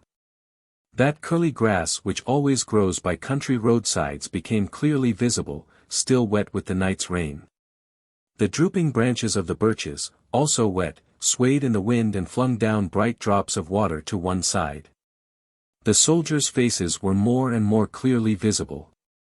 Rostov, always closely followed by Hélène, rode along the side of the road between 2 rows of birch trees. When campaigning, Rostov allowed himself the indulgence of riding not a regimental but a Cossack horse. A judge of horses and a sportsman, he had lately procured himself a large, fine, mettlesome, Donets horse, dun-colored, with light mane and tail, and when he rode it no one could out-gallop him. To ride this horse was a pleasure to him, and he thought of the horse, of the morning, of the doctor's wife, but not once of the impending danger. Formerly, when going into action, Rostov had felt afraid, now he had not the least feeling of fear. He was fearless, not because he had grown used to being under fire, one cannot grow used to danger, but because he had learned how to manage his thoughts when in danger. He had grown accustomed when going into action to think about anything but what would seem most likely to interest him, the impending danger. During the first period of his service, hard as he tried and much as he reproached himself with cowardice, he had not been able to do this, but with time it had come of itself. Now he rode beside Hélène under the birch trees, occasionally plucking leaves from a branch that met his hand, sometimes touching his horse's side with his foot, or, without turning round, handing a pipe he had finished to an hussar riding behind him, with as calm and careless an air as though he were merely out for a ride. He glanced with pity at the excited face of Hélène, who talked much and in great agitation. He knew from experience the tormenting expectation of terror and death the cornet was suffering and knew that only time could help him. As soon as the sun appeared in a clear strip of sky beneath the clouds, the wind fell, as if it dared not spoil the beauty of the summer morning after the storm. Drops still continued to fall, but vertically now, and all was still. The whole sun appeared on the horizon and disappeared behind a long narrow cloud that hung above it. A few minutes later it reappeared brighter still from behind the top of the cloud, tearing its edge. Everything grew bright and glittered. And with that light, and as if in reply to it, came the sound of guns ahead of them. Before Rostov had had time to consider and determine the distance of that firing, Count Osterman Tolstoy's adjutant came galloping from Vitebsk with orders to advance at a trot along the road. The squadron overtook and passed the infantry and the battery, which had also quickened their pace, rode down a hill, and passing through an empty and deserted village again ascended. The horses began to lather and the men to flush. "Halt! Dress your ranks," the order of the regimental commander was heard ahead. "Forward by the left." "Walk, march," came the order from in front. And the hussars, passing along the line of troops on the left flank of our position, halted behind our Uhlans who were in the front line. To the right stood our infantry in a dense column, they were the reserve. Higher up the hill, on the very horizon, our guns were visible through the wonderfully clear air, brightly illuminated by slanting morning sunbeams. In front, beyond a hollow dale, could be seen the enemy's columns and guns. Our advanced line, already in action, could be heard briskly exchanging shots with the enemy in the dale. At these sounds, long unheard, Rostov's spirits rose, as at the strains of the merriest music. Trap-ta-ta-tap. Cracked the shots, now together, now several quickly one after another. Again all was silent, and then again it sounded as if someone were walking on detonators and exploding them. The hussars remained in the same place for about an hour. A cannonade began. Count Osterman with his suite rode up behind the squadron, halted, spoke to the commander of the regiment, and rode up the hill to the guns. After Osterman had gone, a command rang out to the Uhlans. "Form column. Prepare to charge." The infantry in front of them parted into platoons to allow the cavalry to pass. The Uhlans started, the streamers on their spears fluttering, and trotted downhill toward the French cavalry, which was seen below to the left. As soon as the Uhlans descended the hill, the hussars were ordered up the hill to support the battery. As they took the places vacated by the Uhlans, bullets came from the front, whining and whistling, but fell spent without taking effect. The sounds, which he had not heard for so long, had an even more pleasurable and exhilarating effect on Rostov than the previous sounds of firing. Drawing himself up, he viewed the field of battle opening out before him from the hill, and with his whole soul followed the movement of the Uhlans. They swooped down close to the French dragoons. Something confused happened there amid the smoke, and 5 minutes later our Uhlans were galloping back, not to the place they had occupied but more to the left. And among the orange-colored Uhlans on chestnut horses and behind them, in a large group, blue French dragoons on grey horses could be seen. Chapter 15. Rostov, with his keen sportsman's eye, was one of the first to catch sight of these blue French dragoons pursuing our Uhlans. Nearer and nearer in disorderly crowds came the Uhlans and the French dragoons pursuing them. He could already see how these men, who looked so small at the foot of the hill, jostled and overtook one another, waving their arms and their sabers in the air. Rostov gazed at what was happening before him as at a hunt.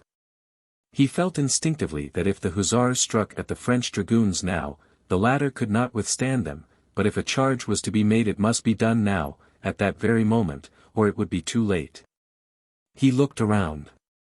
A captain, standing beside him, was gazing like himself with eyes fixed on the cavalry below them. Andrew Sevastianic, said Rostov. You know, we could crush them. A fine thing too, replied the captain, and really.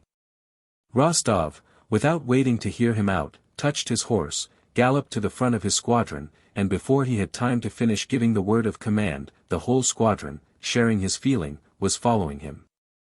Rostov himself did not know how or why he did it. He acted as he did when hunting, without reflecting or considering. He saw the dragoons near and that they were galloping in disorder. He knew they could not withstand an attack, knew there was only that moment and that if he let it slip it would not return.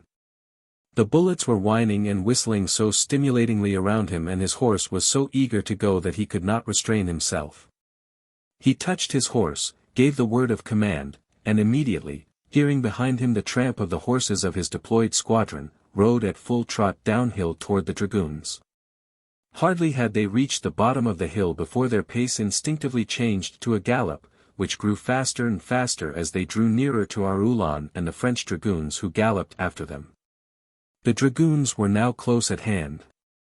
On seeing the hussars, the foremost began to turn, while those behind began to halt. With the same feeling with which he had galloped across the path of a wolf, Rostov gave rein to his Donet's horse and galloped to intersect the path of the dragoons' disordered lines. One Ulan stopped, another who was on foot flung himself to the ground to avoid being knocked over, and a riderless horse fell in among the hussars. Nearly all the French dragoons were galloping back. Rostov, picking out one on a grey horse, dashed after him. On the way he came upon a bush, his gallant horse cleared it, and almost before he had righted himself in his saddle he saw that he would immediately overtake the enemy he had selected. That Frenchman, by his uniform an officer, was going at a gallop, crouching on his grey horse and urging it on with his sabre. In another moment Rostov's horse dashed its breast against the hindquarters of the officer's horse, almost knocking it over, and at the same instant Rostov, without knowing why, raised his sabre and struck the Frenchman with it. The instant he had done this, all Rostov's animation vanished. The officer fell, not so much from the blow which had but slightly cut his arm above the elbow as from the shock to his horse and from fright. Rostov reined in his horse, and his eyes sought his foe to see whom he had vanquished. The French dragoon officer was hopping with one foot on the ground, the other being caught in the stirrup. His eyes, screwed up with fear as if he every moment expected another blow, gazed up at Rostov with shrinking terror. His pale and mud-stained face, fair and young, with a dimple in the chin and light blue eyes, was not an enemy's face at all suited to a battlefield, but a most ordinary, homelike face. Before Rostov had decided what to do with him, the officer cried, "I surrender." He hurriedly but vainly tried to get his foot out of the stirrup and did not remove his frightened blue eyes from Rostov's face. Some hussars who galloped up disengaged his foot and helped him into the saddle. On all sides, the hussars were busy with the dragoons. One was wounded, but though his face was bleeding, he would not give up his horse. Another was perched up behind an hussar with his arms round him, a third was being helped by an hussar to mount his horse. In front, the French infantry were firing as they ran. The hussars galloped hastily back with their prisoners. Rostov galloped back with the rest, aware of an unpleasant feeling of depression in his heart. Something vague and confused, which he could not at all account for, had come over him with the capture of that officer and the blow he had dealt him. Count Osterman Tolstoy met the returning hussars, sent for Rostov, thanked him, and said he would report his gallant deed to the Emperor and would recommend him for a St. George's Cross. When sent for by Count Osterman, Rostov, remembering that he had charged without orders, felt sure his commander was sending for him to punish him for breach of discipline. Osterman's flattering words and promise of a reward should therefore have struck him all the more pleasantly, but he still felt that same vaguely disagreeable feeling of moral nausea. "But what on earth is worrying me?" he asked himself as he rode back from the general. "Hélène? No, he's safe. Have I disgraced myself in any way? No, that's not it. Something else, resembling remorse, tormented him. Yes, oh yes, that French officer with the dimple. And I remember how my arm paused when I raised it. Rostov saw the prisoners being led away and galloped after them to have a look at his Frenchman with the dimple on his chin. He was sitting in his foreign uniform on an hussar packhorse and looked anxiously about him. The sword cut on his arm could scarcely be called a wound. He glanced at Rostov with a feigned smile and waved his hand in greeting. Rostov still had the same indefinite feeling, as of shame. All that day and the next his friends and comrades noticed that Rostov, without being dull or angry, was silent, thoughtful, and preoccupied. He drank reluctantly, tried to remain alone, and kept turning something over in his mind. Rostov was always thinking about that brilliant exploit of his, which to his amazement had gained him the St. George's Cross and even given him a reputation for bravery, and there was something he could not at all understand. So others are even more afraid than I am, he thought. So that's all there is in what is called heroism. And heroism. And did I do it for my country's sake? And how was he to blame, with his dimple and blue eyes? And how frightened he was. He thought that I should kill him. Why should I kill him? My hand trembled. And they have given me a St. George's Cross. I can't make it out at all. But while Nicholas was considering these questions and still could reach no clear solution of what puzzled him so, the wheel of fortune in the service, as often happens, turned in his favor. After the affair at Ostrovna he was brought into notice, received command of an hussar battalion, and when a brave officer was needed he was chosen. Chapter 16. On receiving news of Natasha's illness, the countess, though not quite well yet and still weak, went to Moscow with Petya and the rest of the household. And the whole family moved from Marya Dmitrievna's house to their own and settled down in town. Natasha's illness was so serious that, fortunately for her and for her parents, the consideration of all that had caused the illness, her conduct and the breaking off of her engagement, receded into the background. She was so ill that it was impossible for them to consider in how far she was to blame for what had happened.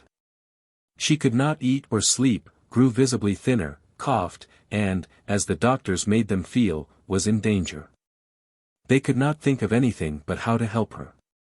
Doctors came to see her singly and in consultation, talked much in French, German, and Latin, blamed one another, and prescribed a great variety of medicines for all the diseases known to them.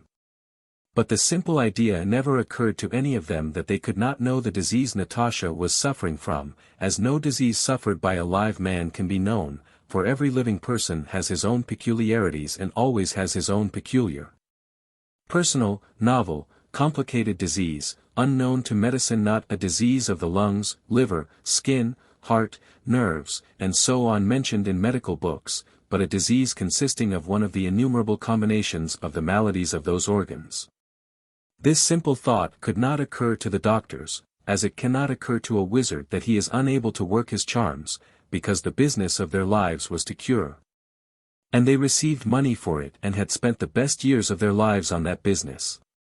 But, above all, that thought was kept out of their minds by the fact that they saw they were really useful, as in fact they were to the whole Rostov family.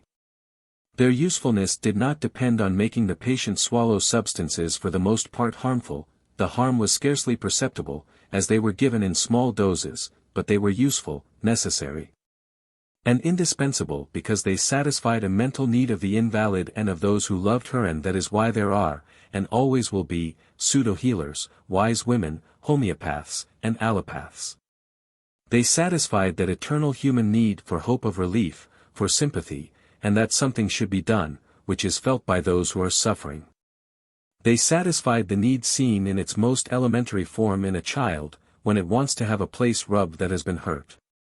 A child knocks itself and runs at once to the arms of its mother or nurse to have the aching spot rubbed or kissed, and it feels better when this is done.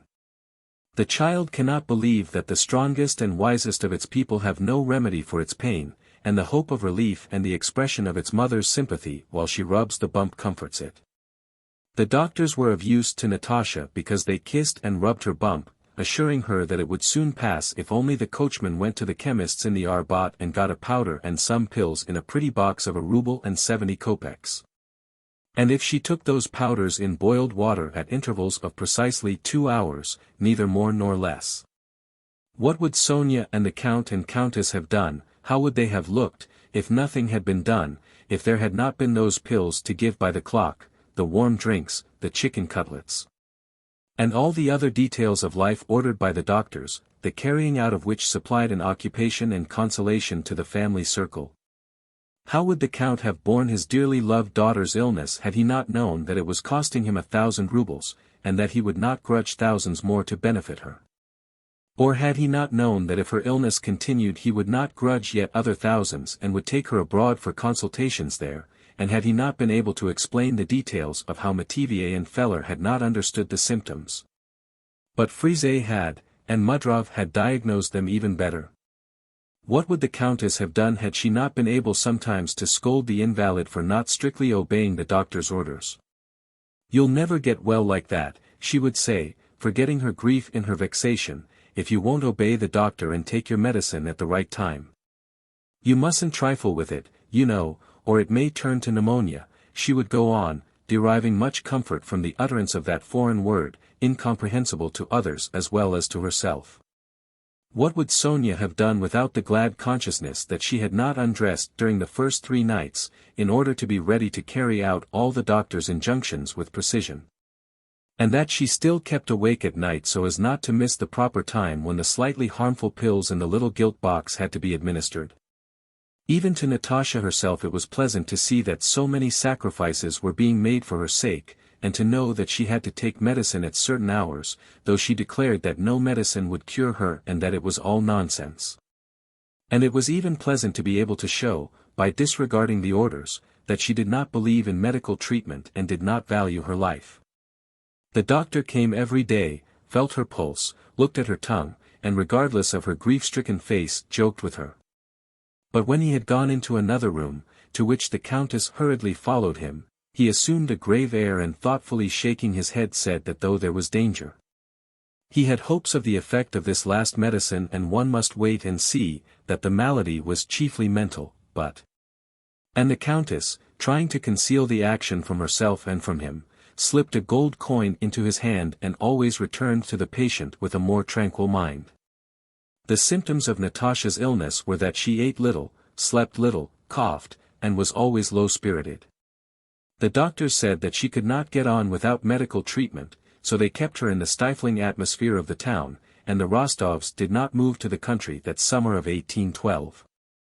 In spite of the many pills she swallowed and the drops and powders out of the little bottles and boxes of which Madame Chasse, who was fond of such things, made a large collection. And in spite of being deprived of the country life to which she was accustomed, youth prevailed.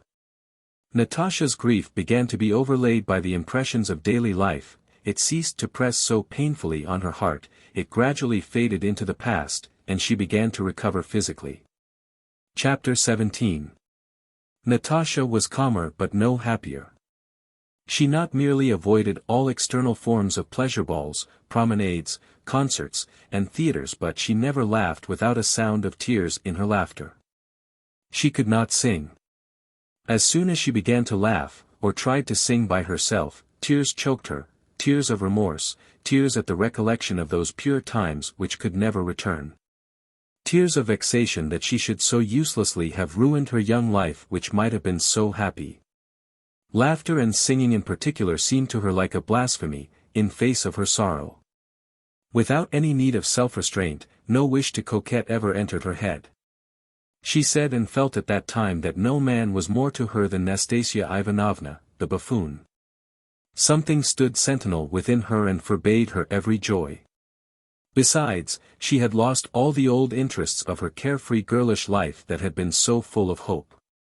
The previous autumn, the hunting, uncle, and the Christmas holidays spent with Nicholas at Otradno were what she recalled oftenest and most painfully. What would she not have given to bring back even a single day of that time? But it was gone forever. Her presentiment at the time had not deceived her that state of freedom and readiness for any enjoyment would not return again. Yet it was necessary to live on. It comforted her to reflect that she was not better as she had formerly imagined, but worse, much worse, than anybody else in the world. But this was not enough. She knew that, and asked herself, what next? But there was nothing to come. There was no joy in life, yet life was passing. Natasha apparently tried not to be a burden or a hindrance to anyone, but wanted nothing for herself. She kept away from everyone in the house and felt at ease only with her brother Petya. She liked to be with him better than with the others, and when alone with him she sometimes laughed. She hardly ever left the house, and of those who came to see them was glad to see only one person, Pierre. It would have been impossible to treat her with more delicacy, greater care, and at the same time more seriously than did Count Bezukhov. Natasha unconsciously felt this delicacy and so found great pleasure in his society. But she was not even grateful to him for it. Nothing good on Pierre's part seemed to her to be an effort. It seemed so natural for him to be kind to everyone that there was no merit in his kindness. Sometimes Natasha noticed embarrassment and awkwardness on his part in her presence, especially when he wanted to do something to please her, or feared that something they spoke of would awaken memories distressing to her. She noticed this and attributed it to his general kindness and shyness, which she imagined must be the same toward everyone as it was to her. After those involuntary words that if he were free he would have asked on his knees for her hand and her love uttered at a moment when she was so strongly agitated, Pierre never spoke to Natasha of his feelings. And it seemed plain to her that those words, which had then so comforted her, were spoken as all sorts of meaningless words are spoken to comfort a crying child.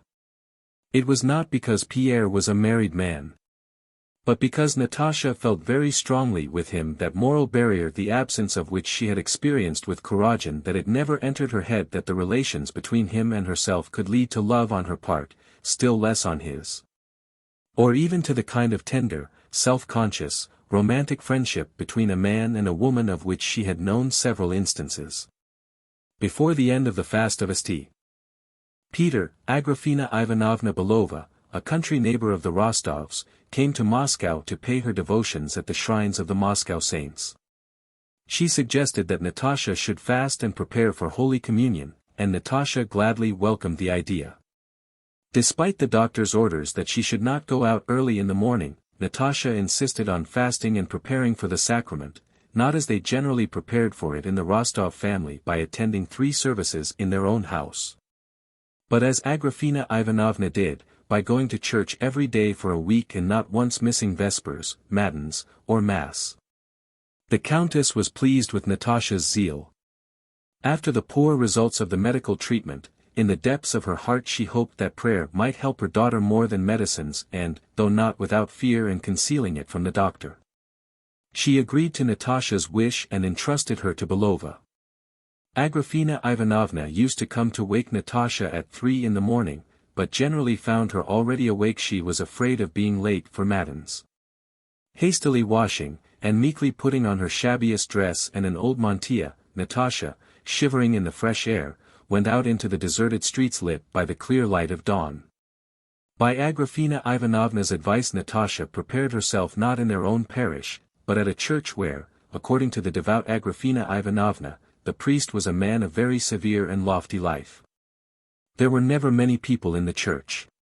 Natasha always stood beside Belova in the customary place before an icon of the Blessed Virgin, let into the screen before the choir on the left side, and a feeling, new to her, of humility before something great and incomprehensible seized her when at that unusual morning hour, gazing at the dark face of the Virgin illuminated by the candles burning before it and by the morning light falling from the window, she listened to the words of the service which she tried to follow with understanding. When she understood them her personal feeling became interwoven in the prayers with shades of its own. When she did not understand, it was sweeter still to think that the wish to understand everything is pride, that it is impossible to understand all, that it is only necessary to believe and to commit oneself to God, whom she felt guiding her soul at those moments. She crossed herself, bowed low, and when she did not understand, in horror at her own vileness, simply asked God to forgive her everything, to have mercy upon her. The prayers to which she surrendered herself most of all were those of repentance. On her way home at an early hour when she met no one but bricklayers going to work or men sweeping the street, and everybody within the houses was still asleep, Natasha experienced a feeling new to her. A sense of the possibility of correcting her faults, the possibility of a new, clean life, and of happiness. During the whole week she spent in this way, that feeling grew every day.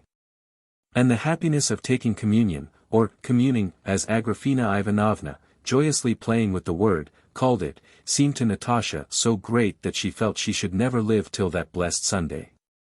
But the happy day came, and on that memorable Sunday, when, dressed in white muslin, she returned home after communion, for the first time for many months she felt calm and not oppressed by the thought of the life that lay before her. The doctor who came to see her that day ordered her to continue the powders he had prescribed a fortnight previously. She must certainly go on taking them morning and evening, said he, evidently sincerely satisfied with his success. Only, please be particular about it. Be quite easy, he continued playfully, as he adroitly took the gold coin in his palm. She will soon be singing and frolicking about. The last medicine has done her a very great deal of good. She has freshened up very much. The countess, with a cheerful expression on her face, looked down at her nails and spat a little for luck as she returned to the drawing-room. Chapter 18. At the beginning of July more and more disquieting reports about the war began to spread in Moscow. People spoke of an appeal by the emperor to the people, and of his coming himself from the army to Moscow. And as up to the 11th of July no manifesto or appeal had been received, exaggerated reports became current about them and about the position of Russia. It was said that the emperor was leaving the army because it was in danger, it was said that Smolensk had surrendered, that Napoleon had an army of 1,000,000 and only a miracle could save Russia. On the 11th of July, which was Saturday, the manifesto was received but was not yet in print, and Pierre, who was at the Rostovs, promised to come to dinner next day, Sunday, and bring a copy of the manifesto and appeal, which he would obtain from Count Rostophin. That Sunday, the Rostovs went to Mass at the Razumovskys' private chapel as usual.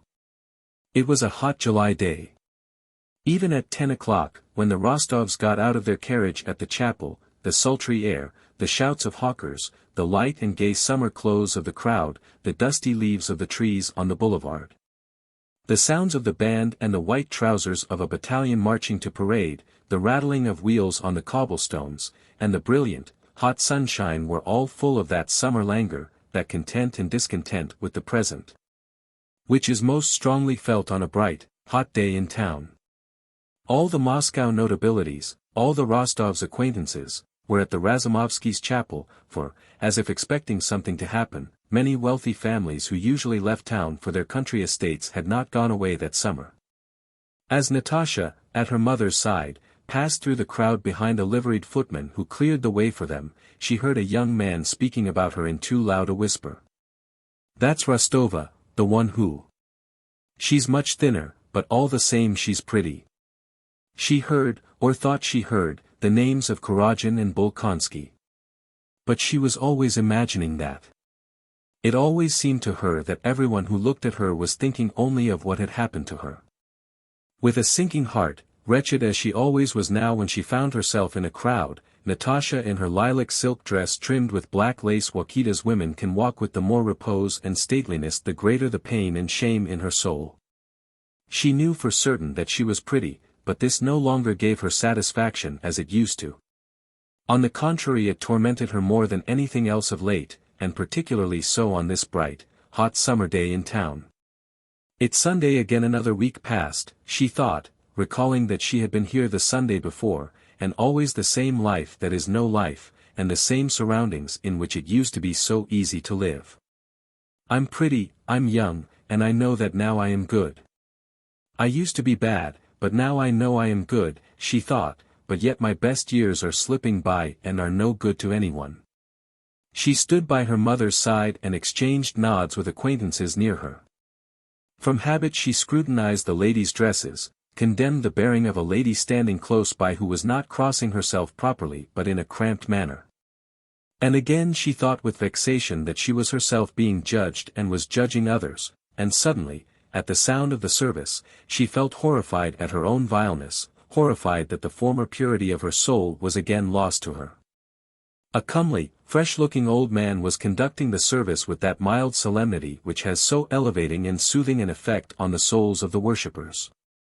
The gates of the sanctuary screen were closed, the curtain was slowly drawn, and from behind it a soft mysterious voice pronounced some words.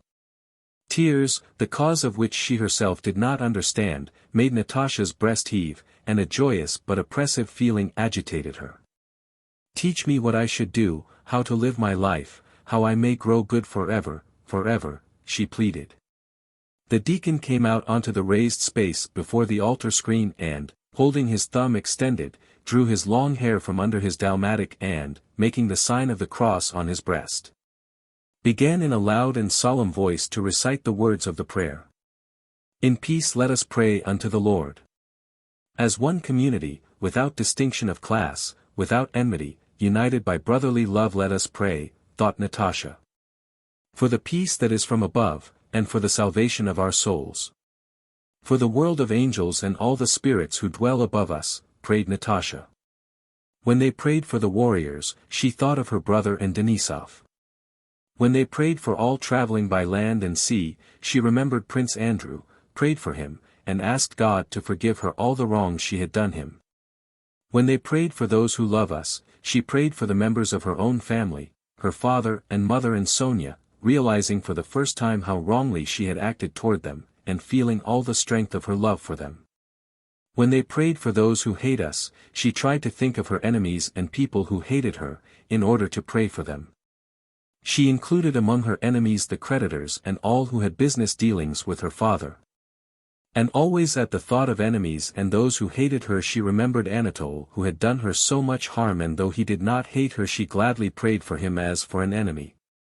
Only at prayer did she feel able to think clearly and calmly of Prince Andrew and Anatole, as men for whom her feelings were as nothing compared with her awe and devotion to God. When they prayed for the imperial family and the synod, she bowed very low and made the sign of the cross, saying to herself that even if she did not understand, still she could not doubt, and at any rate loved the governing synod and prayed for it. When he had finished the litany the deacon crossed the stole over his breast and said, "Let us commit ourselves and our whole lives to Christ the Lord." "Commit ourselves to God," Natasha inwardly repeated.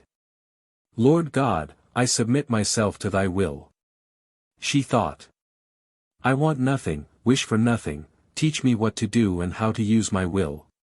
Take me, prayed Natasha, with impatient emotion in her heart, not crossing herself but letting her slender arms hang down as if expecting some invisible power at any moment to take her and deliver her from herself, from her regrets, desires, remorse, hopes, and sins.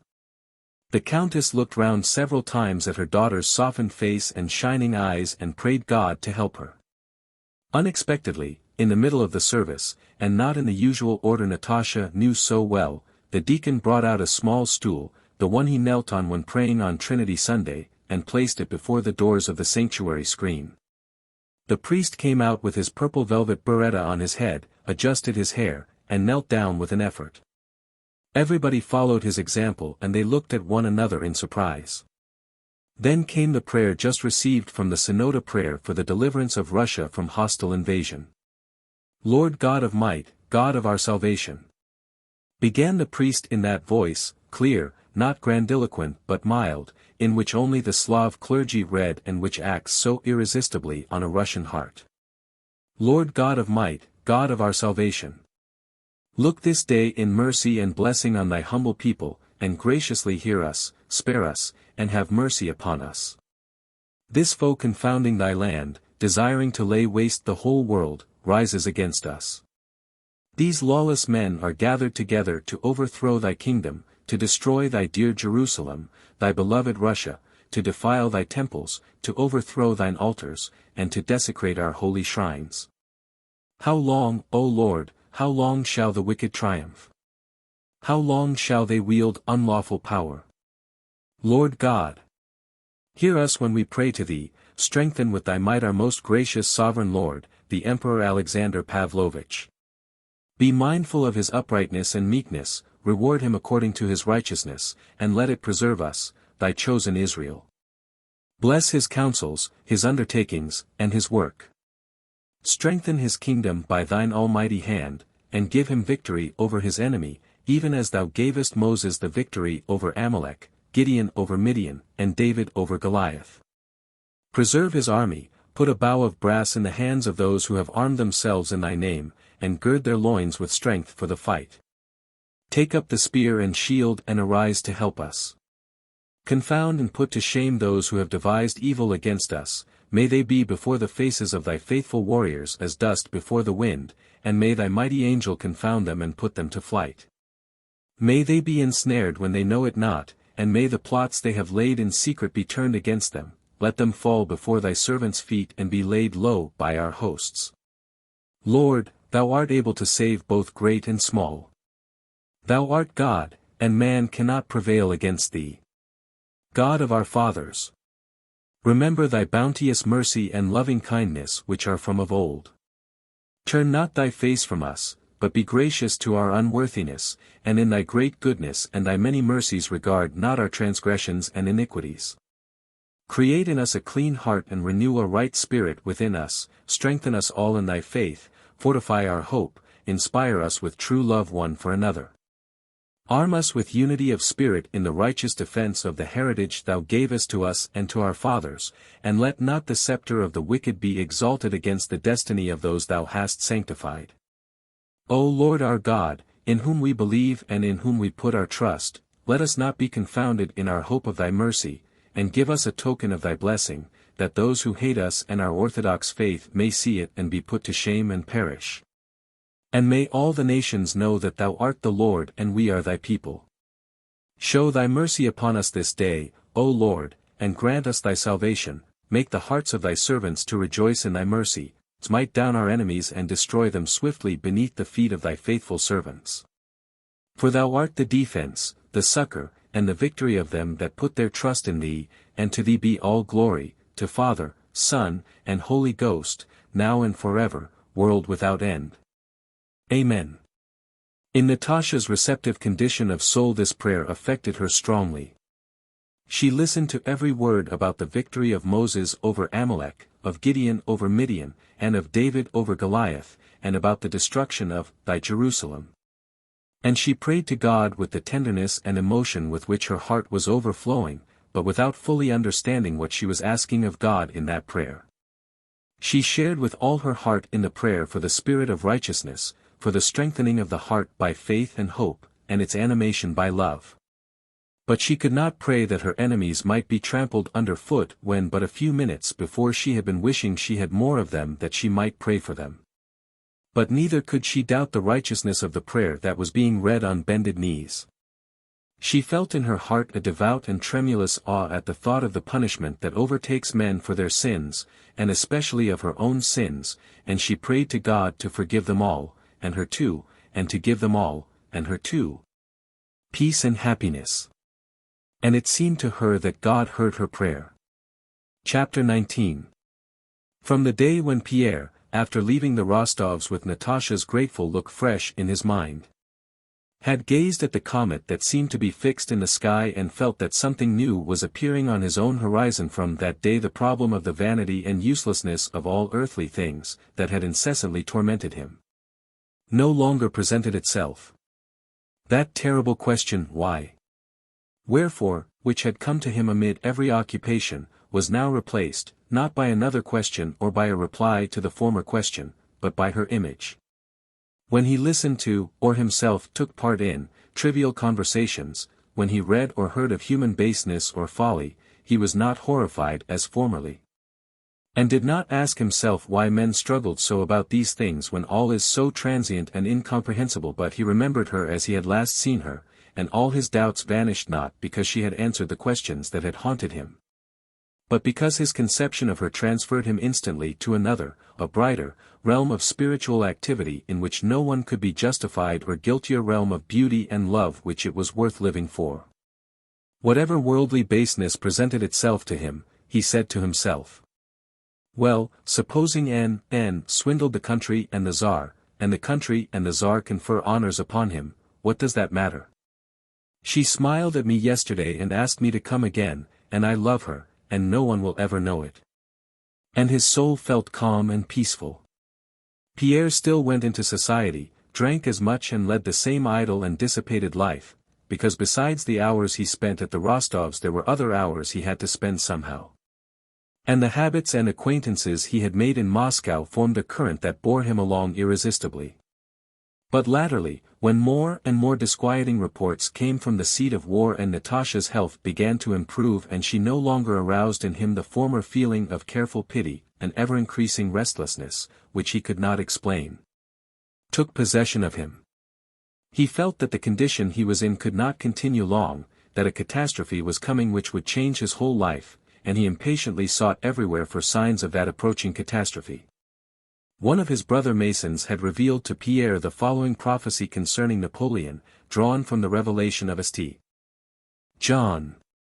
In chapter 13, verse 18, of the Apocalypse, it is said, "Here is wisdom.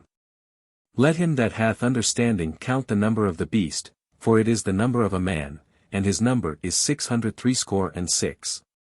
And in the 5th verse of the same chapter, "And there was given unto him a mouth speaking great things and blasphemies, and power was given unto him to continue 42 months. The French alphabet, written out with the same numerical values as the Hebrew, in which the first 9 letters denote units and the others tens, will have the following significance: A B C D E F G H I K 1 2 3 4 5 6 7 8 9 10 L M N O P Q R S 20 30 40 50 60 70 80 90 T U V W X Y 100 trillion 110 billion 120 million 130,000 140 150 Z 160. Writing the words l'Empereur Napoleon in numbers. It appears that the sum of them is 666, and that Napoleon therefore the beast foretold in the Apocalypse. Moreover, by applying the same system to the words 42**, which was the term allowed to the beast that spoke great things and blasphemies, the same number 666 was obtained. From which it followed that the limit fixed for Napoleon's power had come in the year 1812 when the French emperor was 42. This prophecy pleased Pierre very much, and he often asked himself what would put an end to the power of the beast, that is, of Napoleon, and tried by the same system of using letters as numbers and adding them up, to find an answer to the question that engrossed him. He wrote the words l'Empereur Alexander, la nation russe, and added up their numbers, but the sums were either more or less than 666. Once when making such calculations he wrote down his own name in French, Comte Pierre Bezukhov, but the sum of the numbers did not come right. Then he changed the spelling, substituting a Z for the S and adding de and the article lo, still without obtaining the desired result. Then it occurred to him, if the answer to the question were contained in his name, his nationality would also be given in the answer, so he wrote Le Russe Bezukhov and adding up the numbers got 671. This was only 5 too much, and 5 was represented by E, the very letter elided from the article le before the word empereur. By omitting the E, though incorrectly, Pierre got the answer he sought. Russe Bezukhov made 666. This discovery excited him. How, or by what means, he was connected with the great event foretold in the Apocalypse he did not know, but he did not doubt that connection for a moment. His love for Natasha, Antichrist, Napoleon, the invasion, the comet, 666, l'Empereur Napoleon, and Russe Bezukhov had to mature and culminate, to lift him out of that spellbound, petty sphere of Moscow habits in which he felt himself held captive and lead him to a great achievement and great happiness. 42. On the eve of the Sunday when the special prayer was read, Pierre had promised the Rostovs to bring them, from Count Rostophin whom he knew well, both the appeal to the people and the news from the army. In the morning, when he went to call at Rostophin's, he met there a courier fresh from the army, an acquaintance of his own, who often danced at Moscow balls. "Do, please, for heaven's sake, relieve me of something," said the courier. "I have a sack full of letters to parents." Among these letters was one from Nicholas Rostov to his father. Pierre took that letter, and Rostophin also gave him the emperor's appeal to Moscow, which had just been printed, the last army orders, and his own most recent bulletin. Glancing through the army orders, Pierre found in one of them, in the lists of killed, wounded, and rewarded, the name of Nicholas Rostov, awarded St. George's Cross of the 4th class for courage shown in the Ostrovna affair, and in the same order the name of Prince Andrew Bolkonsky, appointed to the command of a regiment of chasseurs. Though he did not want to remind the Rostovs of Bolkonsky, Pierre could not refrain from making them happy by the news of their sons having received a decoration, so he sent that printed army order and Nicholas letter to the Rostovs, keeping the appeal, the bulletin, and the other orders to take with him when he went to dinner. His conversation with Count Rostophin and the latter's tone of anxious hurry, the meeting with the courier who talked casually of how badly things were going in the army. The rumors of the discovery of spies in Moscow and of a leaflet in circulation stating that Napoleon promised to be in both the Russian capitals by the autumn. And the talk of the emperors being expected to arrive next day all aroused with fresh force that feeling of agitation and expectation in Pierre which he had been conscious of ever since the appearance of the comet. And especially since the beginning of the war. He had long been thinking of entering the army and would have done so had he not been hindered, first, by his membership of the Society of Freemasons to which he was bound by oath and which preached perpetual peace and the abolition of war. And secondly, by the fact that when he saw the great mass of Muscovites who had donned uniform and were talking patriotism, he somehow felt ashamed to take the step.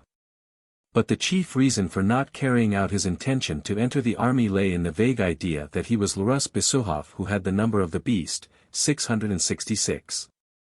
That his part in the great affair of setting a limit to the power of the beast that spoke great and blasphemous things had been predestined from eternity, and that therefore he ought not to undertake anything, but wait for what was bound to come to pass. Chapter 20. A few intimate friends were dining with the Rostovs that day, as usual on Sundays. Pierre came early so as to find them alone. He had grown so stout this year that he would have been abnormal had he not been so tall, so broad of limb, and so strong that he carried his bulk with evident ease. He went up the stairs, puffing and muttering something. His coachman did not even ask whether he was to wait. He knew that when his master was at the Rostovs he stayed till midnight. The Rostov's footman rushed eagerly forward to help him off with his cloak and take his hat and stick. Pierre, from club habit, always left both hat and stick in the anteroom. The first person he saw in the house was Natasha. Even before he saw her, while taking off his cloak, he heard her. She was practicing solfa exercises in the music room. He knew that she had not sung since her illness, and so the sound of her voice surprised and delighted him. He opened the door softly and saw her, in the lilac dress she had worn at church, walking about the room singing. She had her back to him when he opened the door, but when, turning quickly, she saw his broad, surprised face, she blushed and came rapidly up to him. "I want to try to sing again," she said, adding as if by way of excuse, "It is, at least, something to do." "That's capital. How glad I am you've come. I am so happy today," she said, with the old animation Pierre had not seen in her for a long time. "You know Nicholas has received a St. George's Cross. I am so proud of him." "Oh yes, I sent that announcement. But I don't want to interrupt you," he added, and was about to go to the drawing room. Natasha stopped him. "Count, is it wrong of me to sing?" she said blushing, and fixing her eyes inquiringly on him. "No. Why should it be? On the contrary. But why do you ask me?" "I don't know myself," Natasha answered quickly, "but I should not like to do anything you disapproved of. I believe in you completely. You don't know how important you are to me, how much you've done for me." She spoke rapidly and did not notice how Pierre flushed at her words. "I saw in that same army order that he, Bolkonsky," she whispered the name hastily, "is in Russia, and in the army again. What do you think?" She was speaking hurriedly, evidently afraid her strength might fail her. "Will he ever forgive me? Will he not always have a bitter feeling toward me? What do you think? What do you think?" "I think," Pierre replied, "that he has nothing to forgive. If I were in his place. By association of ideas, Pierre was at once carried back to the day when, trying to comfort her, he had said that if he were not himself but the best man in the world and free, he would ask on his knees for her hand. And the same feeling of pity, tenderness, and love took possession of him, and the same words rose to his lips. But she did not give him time to say them. Yes, you, she said, uttering the word you rapturously. That's a different thing.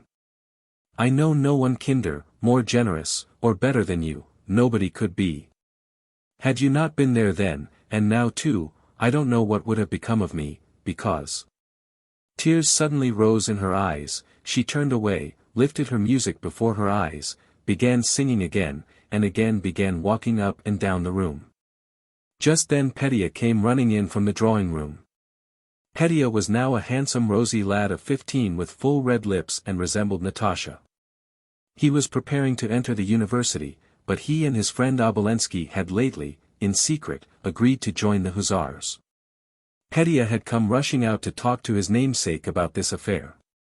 He had asked Pierre to find out whether he would be accepted in the hussars. Pierre walked up and down the drawing-room, not listening to what Petya was saying. Petya pulled him by the arm to attract his attention. Well, what about my plan?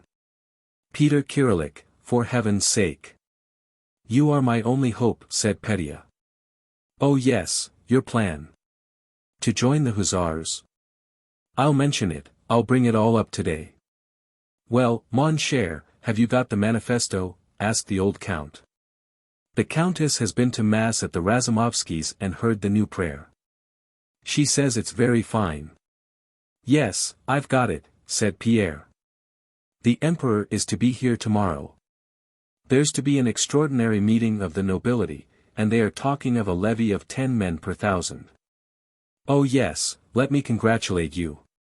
Yes, thank God. Well, and what news from the army? We are again retreating. They say we're already near Smolensk, replied Pierre. Oh Lord, exclaimed the count. Where is the manifesto? The emperor's appeal? Oh yes. Pierre began feeling in his pockets for the papers, but could not find them. Still slapping his pockets, he kissed the hand of the countess, who entered the room and glanced uneasily around, evidently expecting Natasha, who had left off singing but had not yet come into the drawing-room. On my word, I don't know what I've done with it, he said. There he is, always losing everything, remarked the countess. Natasha entered with a softened and agitated expression of face and sat down looking silently at Pierre. As soon as she entered, Pierre's features, which had been gloomy, suddenly lighted up, and while still searching for the papers he glanced at her several times. No, really. I'll drive home, I must have left them there. I'll certainly. But you'll be late for dinner. Oh. And my coachman has gone. But Sonia, who had gone to look for the papers in the anteroom, had found them in Pierre's hat, where he had carefully tucked them under the lining. Pierre was about to begin reading. No, after dinner, said the old count, evidently expecting much enjoyment from that reading. At dinner, at which champagne was drunk to the health of the new Chevalier of St. George, Shinshin told them the town news, of the illness of the old Georgian princess, of Métivier's disappearance from Moscow, and of how some German fellow had been brought to Rostophin and accused of being a French spy. So Count Rostophin had told the story, and how Rostophin let him go and assured the people that he was not a spy at all, but only an old German ruin. People are being arrested, said the count. I've told the countess she should not speak French so much. It's not the time for it now. And have you heard? Shinshin asked.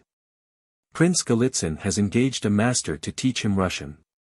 It is becoming dangerous to speak French in the streets. And how about you, Count Peter Kirillik?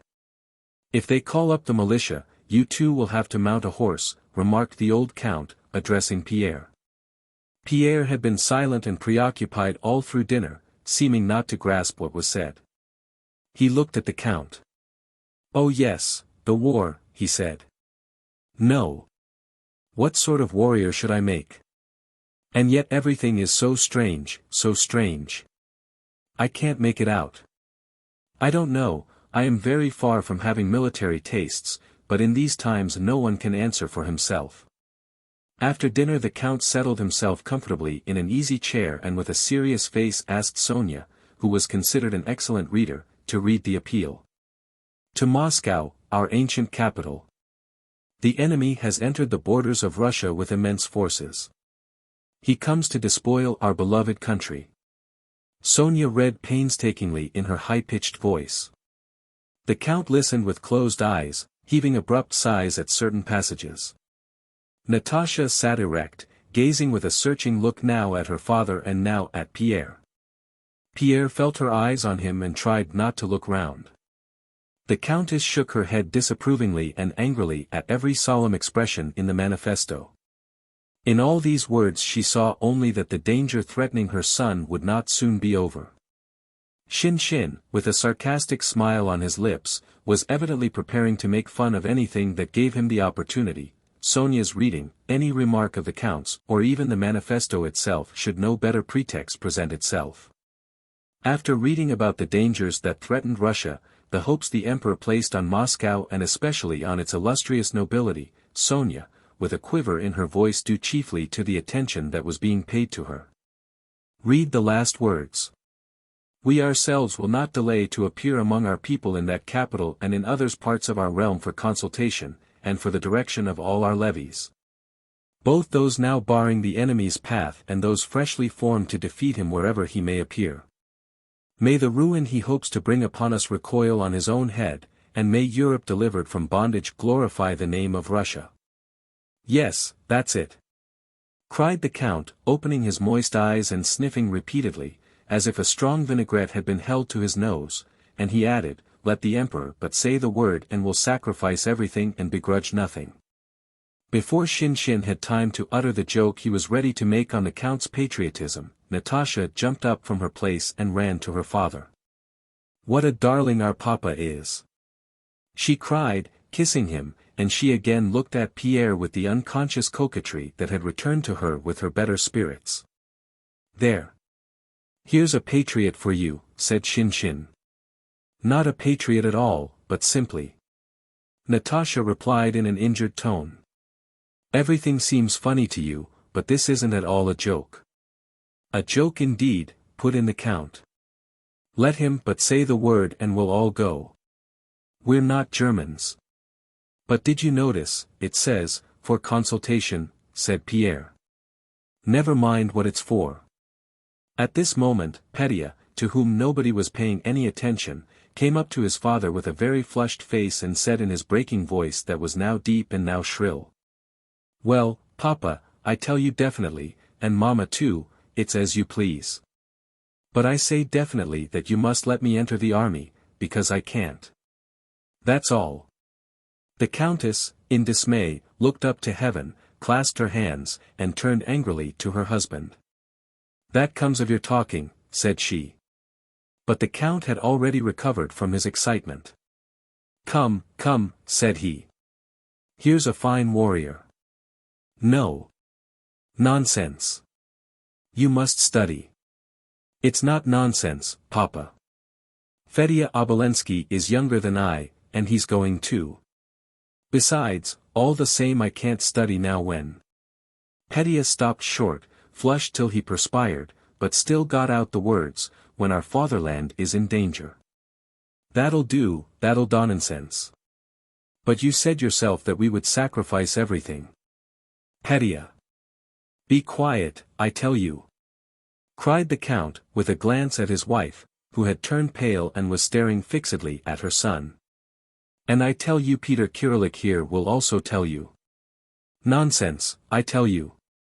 Your mother's milk has hardly dried on your lips and you want to go into the army. There, I tell you, and the Count moved to go out of the room, taking the papers, probably to reread them in his study before having a nap. Well, Peter Kirillik, let's go and have a smoke, he said. Pierre was agitated and undecided. Natasha's unwontedly brilliant eyes, continually glancing at him with a more than cordial look, had reduced him to this condition. "No, I think I'll go home." "Home? Why, you meant to spend the evening with us. You don't often come nowadays as it is, and this girl of mine," said the Count good-naturedly, pointing to Natasha, "only brightens up when you're here." "Yes, I had forgotten. I really must go home, business," said Pierre hurriedly. "Well, then, au revoir," said the Count, and went out of the room. "Why are you going? Why are you upset?" asked Natasha, and she looked challengingly into Pierre's eyes. "Because I love you," was what he wanted to say, but he did not say it, and only blushed till the tears came, and lowered his eyes. "Because it is better for me to come less often." "Because—" "No, simply I have business." "Why?" "No, tell me." Natasha began resolutely and suddenly stopped. They looked at each other with dismayed and embarrassed faces. He tried to smile but could not, his smile expressed suffering, and he silently kissed her hand and went out. Pierre made up his mind not to go to the Rostovs any more. Chapter 21. After the definite refusal he had received, Petya went to his room and there locked himself in and wept bitterly. When he came in to tea, silent, morose, and with tear-stained face, everybody pretended not to notice anything. Next day the emperor arrived in Moscow, and several of the Rostovs' domestic serfs begged permission to go to have a look at him. That morning Petya was a long time dressing and arranging his hair and collar to look like a grown-up man. He frowned before his looking-glass, gesticulated, shrugged his shoulders, and finally, without saying a word to anyone, took his cap and left the house by the back door, trying to avoid notice. Petya decided to go straight to where the emperor was and to explain frankly to some gentleman-in-waiting. He imagined the emperor to be always surrounded by gentlemen-in-waiting, that he, Count Rostov, in spite of his youth wished to serve his country. That youth could be no hindrance to loyalty, and that he was ready to. While dressing, Petya had prepared many fine things he meant to say to the gentleman-in-waiting. It was on the very fact of being so young that Petya counted for success in reaching the emperor, or even thought how surprised everyone would be at his youthfulness, and yet in the arrangement of his collar and hair and by his sedate deliberate walk he wished to appear a grown-up man. But the farther he went and the more his attention was diverted by the ever-increasing crowds moving toward the Kremlin, the less he remembered to walk with the sedateness and deliberation of a man. As he approached the Kremlin he even began to avoid being crushed and resolutely stuck out his elbows in a menacing way. But within the Trinity Gateway he was so pressed to the wall by people who probably were unaware of the patriotic intentions with which he had come that in spite of all his determination he had to give in, and stop while carriages passed in, rumbling beneath the archway. Beside Petya stood a peasant woman, a footman, 2 tradesmen, and a discharged soldier. After standing some time in the gateway, Petya tried to move forward in front of the others without waiting for all the carriages to pass, and he began resolutely working his way with his elbows, but the woman just in front of him, who was the first against whom he directed his efforts, angrily shouted at him. "What are you shoving for, young lordling? Don't you see we're all standing still? Then why push?" "Anybody can shove," said the footman, and also began working his elbows to such effect that he pushed Petya into a very filthy corner of the gateway. Petya wiped his perspiring face with his hands and pulled up the damp collar which he had arranged so well at home to seem like a man's. He felt that he no longer looked presentable, and feared that if he were now to approach the gentleman-in-waiting in that plight he would not be admitted to the emperor. But it was impossible to smarten oneself up or move to another place, because of the crowd. One of the generals who drove past was an acquaintance of the Rostovs, and Petya thought of asking his help, but came to the conclusion that that would not be a manly thing to do. When the carriages had all passed in, the crowd, carrying Petya with it, streamed forward into the Kremlin square, which was already full of people. There were people not only in the square, but everywhere in the slopes and on the roofs. As soon as Petya found himself in the square he clearly heard the sound of bells and the joyous voices of the crowd that filled the whole Kremlin. For a while the crowd was less dense, but suddenly all heads were bared, and everyone rushed forward in one direction. Petya was being pressed so that he could scarcely breathe, and everybody shouted, "Hurrah! Hurrah! Hurrah!" Petya stood on tiptoe and pushed and pinched, but could see nothing except the people about him. All the faces bore the same expression of excitement and enthusiasm. A tradesman's wife standing beside Petya sobbed, and the tears ran down her cheeks. "Father! Angel! Dear one," she kept repeating, wiping away her tears with her fingers. "Hurrah!" was heard on all sides. For a moment the crowd stood still, but then it made another rush forward. Quite beside himself, Petya, clenching his teeth and rolling his eyes ferociously, pushed forward, elbowing his way and shouting, "Hurrah!" As if he were prepared that instant to kill himself and everyone else, but on both sides of him other people with similarly ferocious faces pushed forward and everybody shouted, "Hurrah!" So this is what the emperor is, thought Petya. No, I can't petition him myself, that would be too bold. But in spite of this he continued to struggle desperately forward, and from between the backs of those in front he caught glimpses of an open space with a strip of red cloth spread out on it. But just then the crowd swayed back. The police in front were pushing back those who had pressed too close to the procession. The emperor was passing from the palace to the Cathedral of the Assumption, and Petya unexpectedly received such a blow on his side and ribs and was squeezed so hard that suddenly everything grew dim before his eyes and he lost consciousness.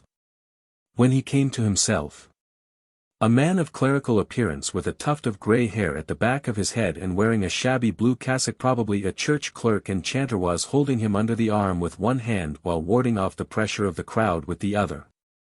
"You've crushed the young gentleman," said the clerk. "What are you up to?" "Gently. They've crushed him, crushed him." The emperor entered the Cathedral of the Assumption. The crowd spread out again more evenly, and the clerk led Petya pale and breathless to the Tsar cannon. Several people were sorry for Petya, and suddenly a crowd turned toward him and pressed round him. Those who stood nearest him attended to him, unbuttoned his coat, seated him on the raised platform of the cannon, and reproached those others, whoever they might be, who had crushed him. "One might easily get killed that way. What do they mean by it? Killing people. Poor dear, he's as white as a sheet," various voices were heard saying. Petya soon came to himself, the color returned to his face, the pain had passed, and at the cost of that temporary unpleasantness he had obtained a place by the cannon from where he hoped to see the emperor who would be returning that way. Petya no longer thought of presenting his petition. If he could only see the emperor he would be happy. While the service was proceeding in the Cathedral of the Assumption, it was a combined service of prayer on the occasion of the emperor's arrival and of thanksgiving for the conclusion of peace with the Turks. The crowd outside spread out and hawkers appeared, selling kvass, gingerbread, and poppy seed sweets, of which Petya was particularly fond, and ordinary conversation could again be heard. A tradesman's wife was showing a rent in her shawl and telling how much the shawl had cost. Another was saying that all silk goods had now got dear. The clerk who had rescued Petya was talking to a functionary about the priests who were officiating that day with the bishop. The clerk several times used the word "plenary" of the service, a word Petya did not understand. Two young citizens were joking with some serf girls who were cracking nuts. All these conversations, especially the joking with the girls, were such as might have had a particular charm for Petya at his age, but they did not interest him now. He sat on his elevation, the pedestal of the cannon, still agitated as before by the thought of the emperor and by his love for him. The feeling of pain and fear he had experienced when he was being crushed, together with that of rapture, still further intensified his sense of the importance of the occasion. Suddenly the sound of a firing of cannon was heard from the embankment, to celebrate the signing of peace with the Turks, and the crowd rushed impetuously toward the embankment to watch the firing. Petya too would have run there, but the clerk who had taken the young gentleman under his protection stopped him. The firing was still proceeding when officers, generals, and gentlemen-in-waiting came running out of the cathedral, and after them others in a more leisurely manner. Caps were again raised. And those who had run to look at the cannon ran back again. At last 4 men in uniforms and sashes emerged from the cathedral doors. "Hurrah! "Hurrah!" shouted the crowd again. "Which is he?" "Which?" asked Petya in a tearful voice, of those around him, but no one answered him, everybody was too excited.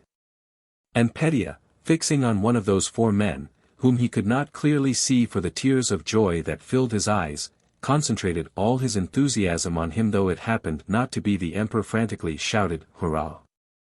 and resolved that tomorrow, come what might, he would join the army. The crowd ran after the emperor, followed him to the palace, and began to disperse. It was already late, and Petya had not eaten anything and was drenched with perspiration, yet he did not go home but stood with that diminishing, but still considerable crowd before the palace while the emperor dined, looking in at the palace windows, expecting he knew not what, and envying alike the notables he saw arriving at the entrance to dine with the emperor and the court footmen who served at table, glimpses of whom could be seen through the windows. While the emperor was dining, Valuev, looking out of the window, said, "The people are still hoping to see your majesty again." The dinner was nearly over, and the emperor, munching a biscuit, rose and went out onto the balcony. The people, with Petya among them, rushed toward the balcony. "Angel! Dear one! Hurrah! Father!" cried the crowd, and Petya with it, and again the women and men of weaker mold, Petya among them, wept with joy. A largish piece of the biscuit the emperor was holding in his hand broke off, fell on the balcony parapet, and then to the ground. A coachman in a jerkin, who stood nearest, sprang forward and snatched it up. Several people in the crowd rushed at the coachman. Seeing this, the emperor had a plate full of biscuits brought him and began throwing them down from the balcony. Petya's eyes grew bloodshot, and still more excited by the danger of being crushed, he rushed at the biscuits. He did not know why, but he had to have a biscuit from the Tsar's hand, and he felt that he must not give way. He sprang forward and upset an old woman who was catching at a biscuit. The old woman did not consider herself defeated, though she was lying on the ground. She grabbed at some biscuits, but her hand did not reach them. Petya pushed her hand away with his knee, seized a biscuit, and as if fearing to be too late, again shouted, "Hurrah!" with a voice already hoarse. The emperor went in, and after that the greater part of the crowd began to disperse. "There! I said if only we waited, and so it was being joyfully said by various people. Happy as Petya was, he felt sad at having to go home, knowing that all the enjoyment of that day was over. He did not go straight home from the Kremlin, but called on his friend Obolensky, who was 15 and was also entering the regiment. On returning home, Petya announced resolutely and firmly that if he was not allowed to enter the service he would run away. And next day, Count Ilya Rostov, though he had not yet quite yielded, went to inquire how he could arrange for Petya to serve where there would be least danger. Chapter 22. 2 days later, on the 15th of July, an immense number of carriages were standing outside the Sloboda Palace. The great halls were full. In the first were the nobility and gentry in their uniforms, in the second bearded merchants in full-skirted coats of blue cloth and wearing medals. In the noblemen's hall there was an incessant movement and buzz of voices. The chief magnates sat on high-backed chairs at a large table under the portrait of the emperor, but most of the gentry were strolling about the room. All these nobles, whom Pierre met every day at the club or in their own houses, were in uniform, some in that of Catherine's day, others in that of Emperor Paul. Others again in the new uniforms of Alexander's time or the ordinary uniform of the nobility, and the general characteristic of being in uniform imparted something strange and fantastic to these diverse and familiar personalities. Both old and young. The old men, dim-eyed, toothless, bald, sallow, and bloated, or gaunt and wrinkled, were especially striking. For the most part they sat quietly in their places and were silent, or, if they walked about and talked, attached themselves to someone younger. On all these faces, as on the faces of the crowd Petya had seen in the square, there was a striking contradiction, the general expectation of a solemn event, and at the same time the everyday interests in a Boston card party, Peter the cook, Zinaida Dmitrievna's health, and so on.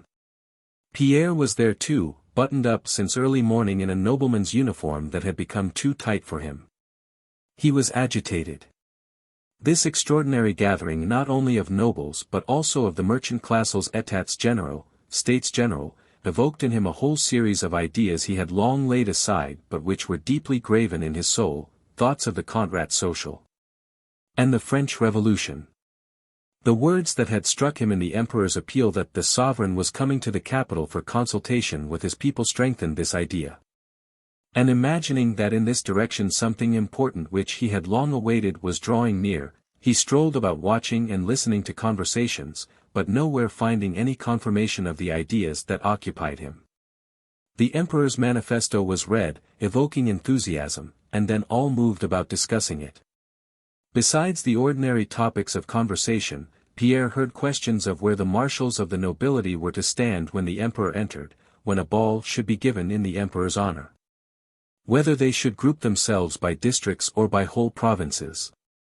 And so on, but as soon as the war was touched on, or what the nobility had been convened for, the talk became undecided and indefinite. Then all preferred listening to speaking. A middle-aged man, handsome and virile, in the uniform of a retired naval officer, was speaking in one of the rooms, and a small crowd was pressing round him. Pierre went up to the circle that had formed round the speaker and listened.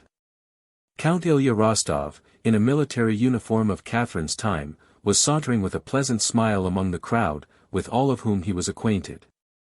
He too approached that group and listened with a kindly smile and nods of approval, as he always did, to what the speaker was saying. The retired naval man was speaking very boldly. As was evident from the expression on the faces of the listeners and from the fact that some people Pierre knew as the meekest and quietest of men walked away disapprovingly or expressed disagreement with him. Pierre pushed his way into the middle of the group, listened, and convinced himself that the man was indeed a liberal, but of views quite different from his own. The naval officer spoke in a particularly sonorous, musical, and aristocratic baritone voice, pleasantly swallowing his R's and generally slurring his consonants, the voice of a man calling out to his servant, "Here! Bring me my pipe." It was indicative of dissipation and the exercise of authority. What if the Smolensk people have offered to raise militia for the emperor? Are we to take Smolensk as our pattern? If the noble aristocracy of the province of Moscow thinks fit, it can show its loyalty to our XVIII the emperor in other ways. Have we forgotten the wasting of the militia in the year XVII? All that did was to enrich the pious sons and thieves and robbers. Count Ilya Rostov smiled blandly and nodded approval. And was our militia of any use to the emperor? Not at all. It only whined our farming.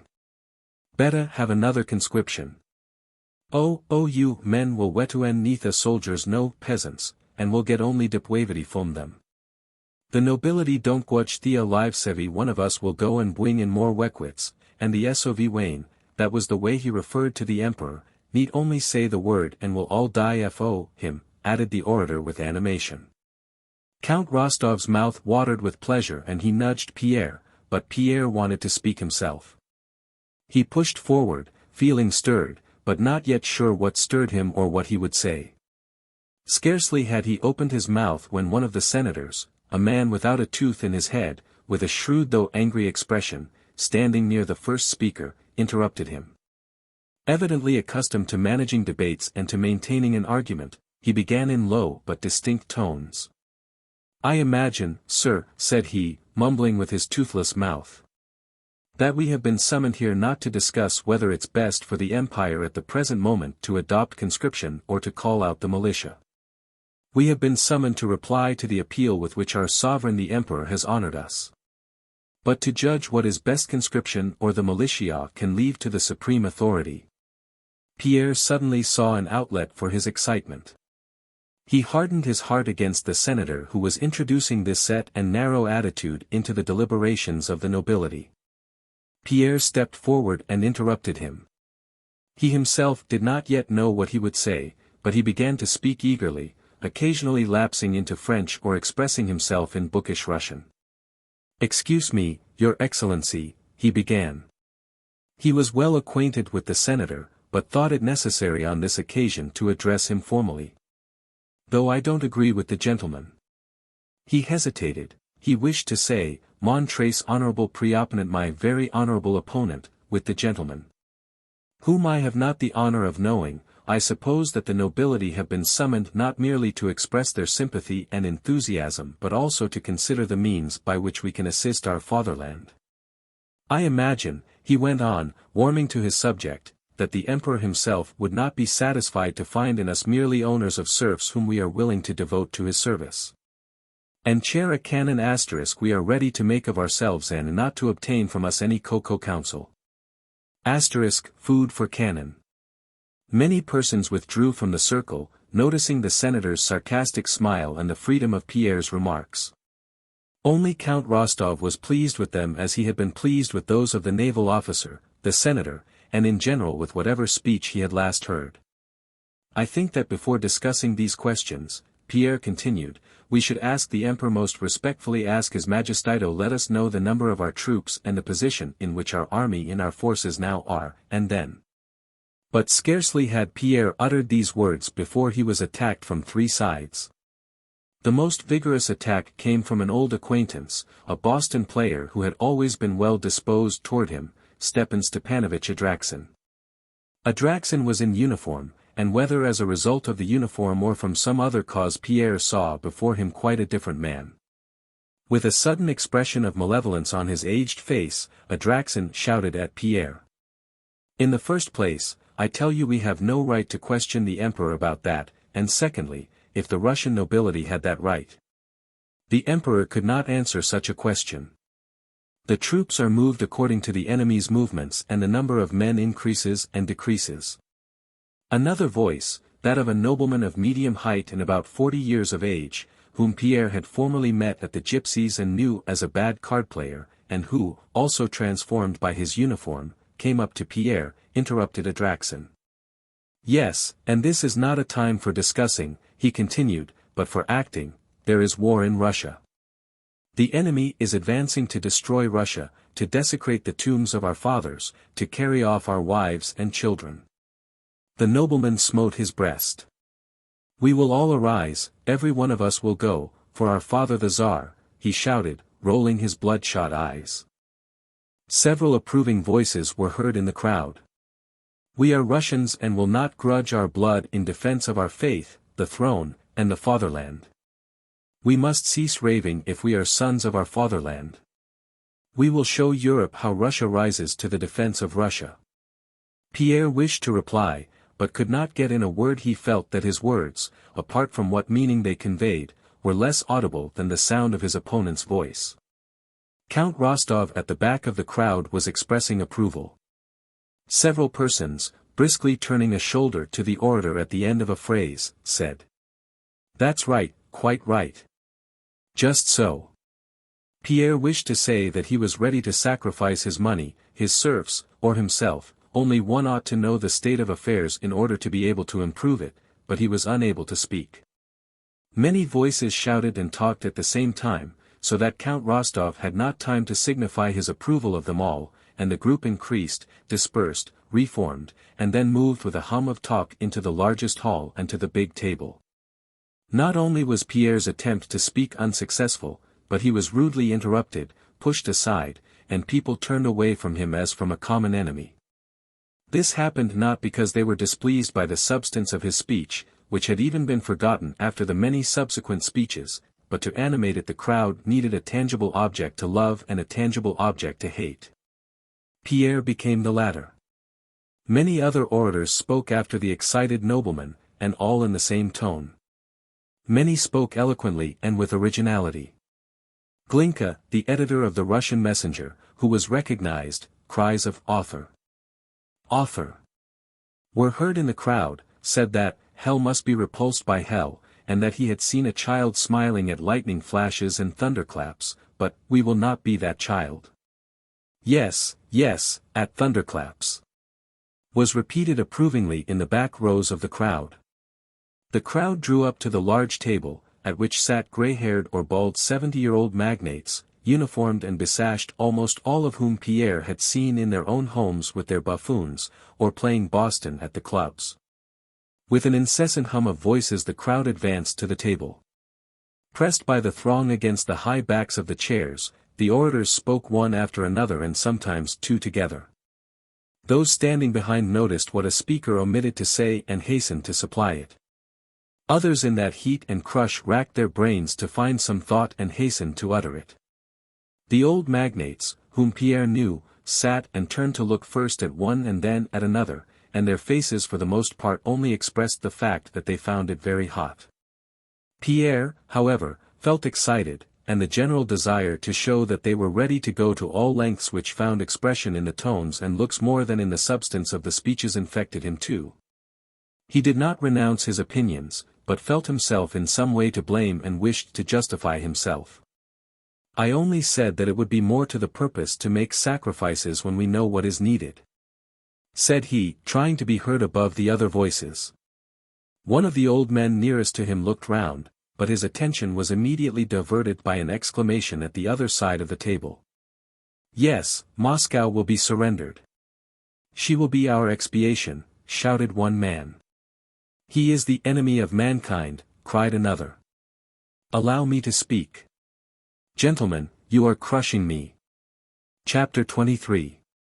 At that moment Count Rostophin with his protruding chin and alert eyes, wearing the uniform of a general with sash over his shoulder, entered the room, stepping briskly to the front of the crowd of gentry. "Our sovereign the Emperor will be here in a moment," said Rostophin. "I am straight from the palace. Seeing the position we are in, I think there is little need for discussion. The Emperor has deigned to summon us and the merchants. Millions will pour forth from there." He pointed to the merchants' hall. "But our business is to supply men and not spare ourselves. That is the least we can do." A conference took place confined to the magnates sitting at the table. The whole consultation passed more than quietly.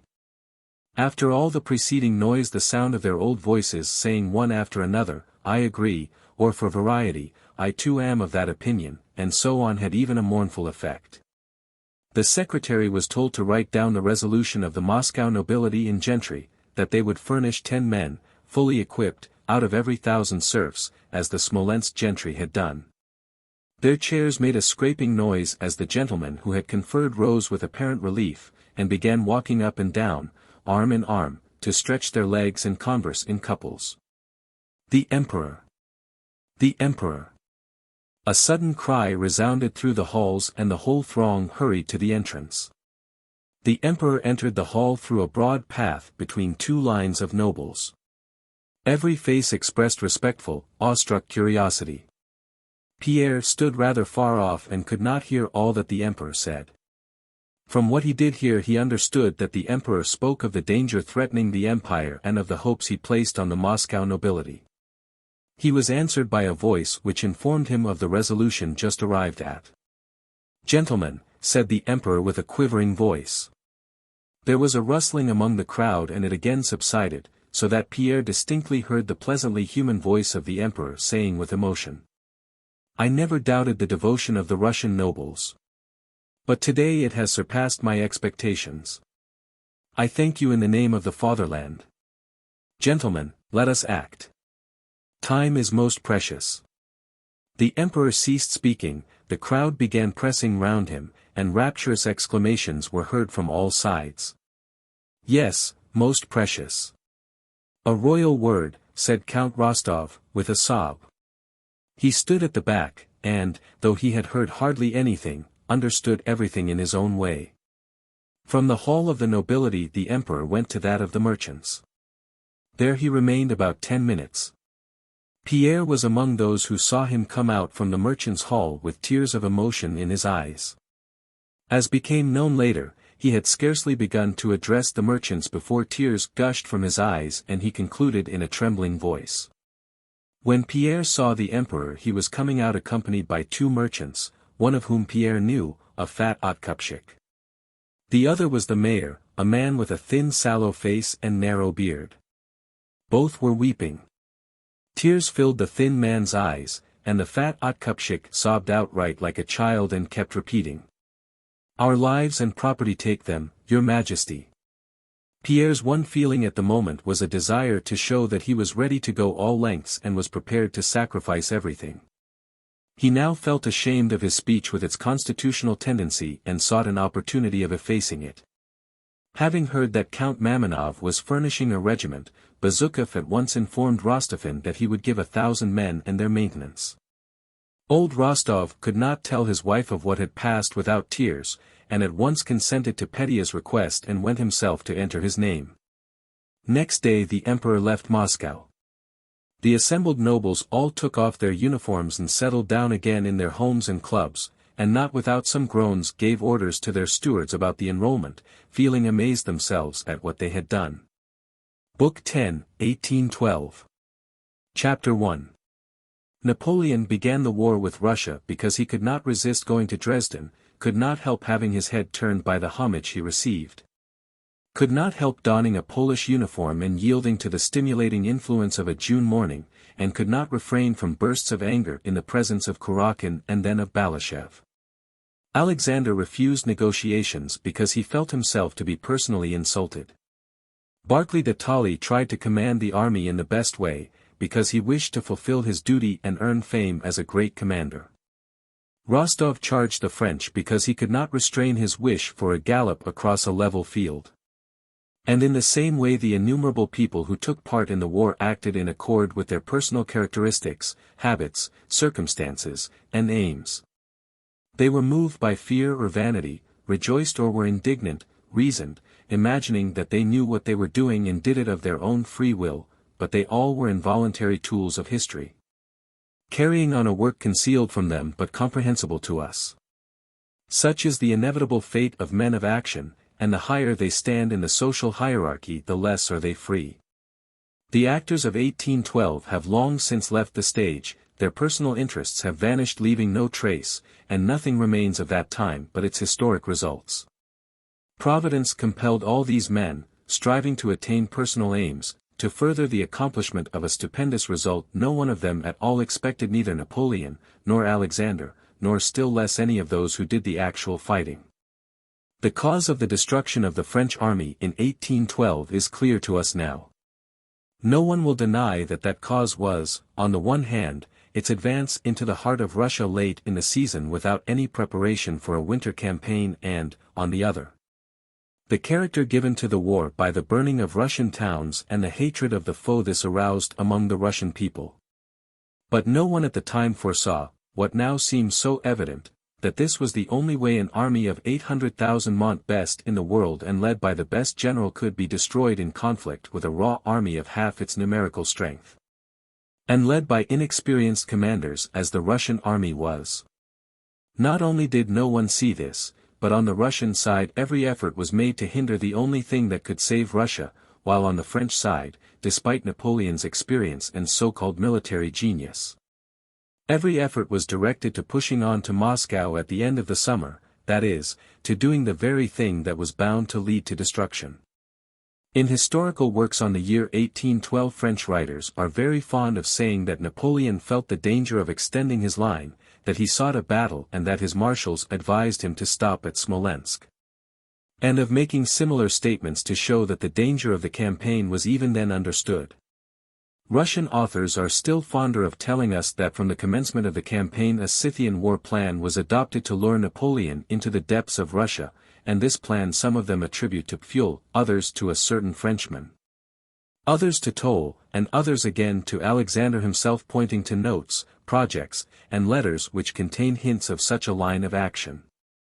But all these hints at what happened, both from the French side and the Russian, are advanced only because they fit in with the event. Had that event not occurred, these hints would have been forgotten, as we have forgotten the thousands and millions of hints and expectations to the contrary which were current then but have now been forgotten because the event falsified them. There are always so many conjectures as to the issue of any event that however it may end there will always be people to say, "I said then that it would be so," quite forgetting that amid their innumerable conjectures many were to quite the contrary effect. Conjectures as to Napoleon's awareness of the danger of extending his line, and, on the Russian side, as to luring the enemy into the depths of Russia, are evidently of that kind. And only by much straining can historians attribute such conceptions to Napoleon and his marshals, or such plans to the Russian commanders. All the facts are in flat contradiction to such conjectures. During the whole period of the war not only was there no wish on the Russian side to draw the French into the heart of the country, but from their first entry into Russia everything was done to stop them. And not only was Napoleon not afraid to extend his line, but he welcomed every step forward as a triumph and did not seek battle as eagerly as in former campaigns, but very lazily. At the very beginning of the war our armies were divided, and our sole aim was to unite them. The uniting the armies was no advantage if we meant to retire and lure the enemy into the depths of the country. Our emperor joined the army to encourage it to defend every inch of Russian soil and not to retreat. The enormous Drissa camp was formed on Pfuel's plan, and there was no intention of retiring farther. The emperor reproached the commanders-in-chief for every step they retired. He could not bear the idea of letting the enemy even reach Smolensk, still less could he contemplate the burning of Moscow. And when our armies did unite he was displeased that Smolensk was abandoned and burned without a general engagement having been fought under its walls. So thought the emperor, and the Russian commanders and people were still more provoked at the thought that our forces were retreating into the depths of the country. Napoleon having cut our armies apart advanced far into the country and missed several chances of forcing an engagement. In August he was at Smolensk and thought only of how to advance farther, though as we now see that advance was evidently ruinous to him. The facts clearly show that Napoleon did not foresee the danger of the advance on Moscow, nor did Alexander and the Russian commanders then think of luring Napoleon on, but quite the contrary. The luring of Napoleon into the depths of the country was not the result of any plan, for no one believed it to be possible. It resulted from a most complex interplay of intrigues, aims, and wishes among those who took part in the war and had no perception whatever of the inevitable, or of the one way of saving Russia. Everything came about fortuitously. The armies were divided at the commencement of the campaign. We tried to unite them, with the evident intention of giving battle and checking the enemy's advance, and by this effort to unite them while avoiding battle with a much stronger enemy. And necessarily withdrawing the armies at an acute angle we led the French on to Smolensk. But we withdrew at an acute angle not only because the French advanced between our two armies. The angle became still more acute and we withdrew still farther, because Barclay de Tolly was an unpopular foreigner disliked by Bagration, who would come his command. And Bagration being in command of the Second Army tried to postpone joining up and coming under Barclay's command as long as he could. Bagration was slow in effecting the junction though that was the chief aim of all at headquarters because, as he alleged, he exposed his army to danger on this march, and it was best for him to retire more to the left and more to the south, worrying the enemy from flank and rear and securing from the Ukraine recruits for his army. And it looks as if he planned this in order not to come under the command of the detested foreigner Barclay, whose rank was inferior to his own. The emperor was with the army to encourage it, but his presence and ignorance of what steps to take, and the enormous number of advisors and plans, destroyed the First Army's energy and it retired. The intention was to make a stand at the Drissa camp, but Paulucci, aiming at becoming commander-in-chief, unexpectedly employed his energy to influence Alexander, and Pfuel's whole plan was abandoned and the command entrusted to Barclay. But as Barclay did not inspire confidence his power was limited. The armies were divided, there was no unity of command, and Barclay was unpopular. But from this confusion, division, and the unpopularity of the foreign commander-in-chief, there resulted on the one hand indecision and the avoidance of a battle, which we could not have refrained from had the armies been united and had someone else, instead of Barclay, been in command, and on the other an ever-increasing indignation against the foreigners and an increase in patriotic zeal. At last the emperor left the army, and as the most convenient and indeed the only pretext for his departure it was decided that it was necessary for him to inspire the people in the capitals and arouse the nation in general to a patriotic war. And by this visit of the emperor to Moscow the strength of the Russian army was trebled. He left in order not to obstruct the commander-in-chief's undivided control of the army, and hoping that more decisive action would then be taken, but the command of the armies became still more confused and enfeebled. Bennigsen, the Tsarevich, and a swarm of adjutants general remained with the army to keep the commander-in-chief under observation and arouse his energy, and Barclay, feeling less free than ever under the observation of all these eyes of the emperor, became still more cautious of undertaking any decisive action and avoided giving battle. Barclay stood for caution. The Tsarevich hinted at treachery and demanded a general engagement. Lubomirsky, Brunitsky, Locke, and the others of that group stirred up so much trouble that Barclay, under pretext of sending papers to the emperor, dispatched these Polish adjutants general to Petersburg and plunged into an open struggle with Bennigsen and the Tsarevich. At Smolensk the armies at last reunited, much as Bagration disliked it. Bagration drove up in a carriage to the house occupied by Barclay. Barclay donned his sash and came out to meet and report to his senior officer Bagration. Despite his seniority in rank, Bagration, in this contest of magnanimity, took his orders from Barclay, but, having submitted, agreed with him less than ever. By the emperor's orders Bagration reported direct to him. He wrote to Arakcheev, the emperor's confidant, "It must be as my sovereign pleases, but I cannot work with the minister," meaning Barclay. "For God's sake send me somewhere else, if only in command of a regiment. I cannot stand it here. Headquarters are so full of Germans that a Russian cannot exist and there is no sense in anything. I thought I was really serving my sovereign and the fatherland, but it turns out that I am serving Barclay. I confess I do not want to." The swarm of Brunitskys and Winsingerodes and their like still further embittered the relations between the commanders-in-chief, and even less unity resulted. Preparations were made to fight the French before Smolensk. A general was sent to survey the position. This general, hating Barclay, rode to visit a friend of his own, a corps commander, and, having spent the day with him, returned to Barclay and condemned, as unsuitable from every point of view, the battleground he had not seen.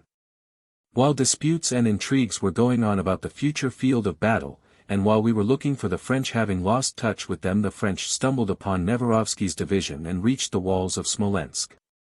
It was necessary to fight an unexpected battle at Smolensk to save our lines of communication. The battle was fought and thousands were killed on both sides. Smolensk was abandoned contrary to the wishes of the emperor and of the whole people. But Smolensk was burned by its own inhabitants who had been misled by their governor.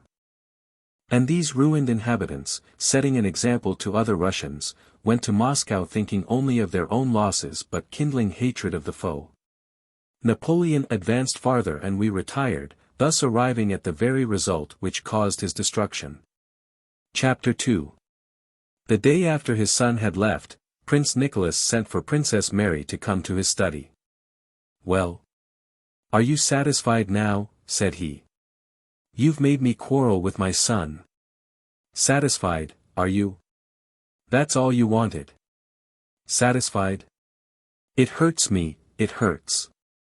I'm old and weak and this is what you wanted. Well then, gloat over it. Gloat over it." After that Princess Mary did not see her father for a whole week. He was ill and did not leave his study.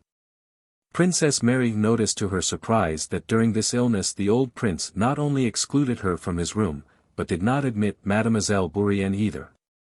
Tikhon alone attended him. At the end of the week the prince reappeared and resumed his former way of life, devoting himself with special activity to building operations and the arrangement of the gardens and completely breaking off his relations with Mademoiselle Bourienne. His looks and cold tone to his daughter seemed to say, "There, you see. You plotted against me, you lied to Prince Andrew about my relations with that French woman and made me quarrel with him, but you see I need neither her nor you." Princess Mary spent half of every day with little Nicholas, watching his lessons, teaching him Russian and music herself, and talking to Dessalles. The rest of the day she spent over her books, with her old nurse, or with God's folk, who sometimes came by the back door to see her. Of the war Princess Mary thought as women do think about wars. She feared for her brother who was in it, was horrified by and amazed at the strange cruelty that impels men to kill one another, but she did not understand the significance of this war, which seemed to her like all previous wars. She did not realize the significance of this war, though Dessalles with whom she constantly conversed was passionately interested in its progress and tried to explain his own conception of it to her. And though the God's folk, who came to see her reported, in their own way, the rumors current among the people of an invasion by Antichrist, and though Julie, now Princess Drubetskaya, who had resumed correspondence with her, wrote patriotic letters from Moscow. "I write you in Russian, my good friend," wrote Julie in her Frenchified Russian, "because I have a detestation for all the French, and the same for their language which I cannot support to hear spoken. We in Moscow are elated by enthusiasm for our adored emperor. My poor husband is enduring pains and hunger in Jewish taverns, but the news which I have inspires me yet more. You heard probably of the heroic exploit of Revsky, embracing his 2 sons and saying, 'I will perish with them but we will not be shaken.' And truly though the enemy was twice stronger than we were unshakable. We pass the time as we can, but in war as in war. The princesses Aline and Sophie sit whole days with me, and we, unhappy widows of live men, make beautiful conversations over our charpy, only you, my friend, are missing." And so on. The chief reason Princess Mary did not realize the full significance of this war was that the old prince never spoke of it, did not recognize it, and laughed at Dessalles when he mentioned it at dinner.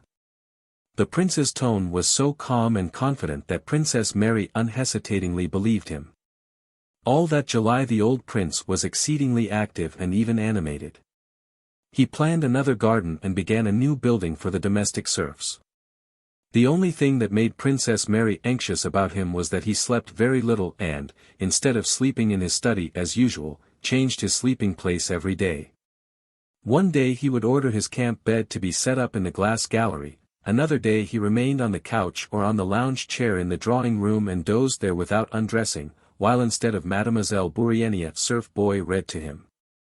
Then again he would spend a night in the dining room. On August 1st, a second letter was received from Prince Andrew.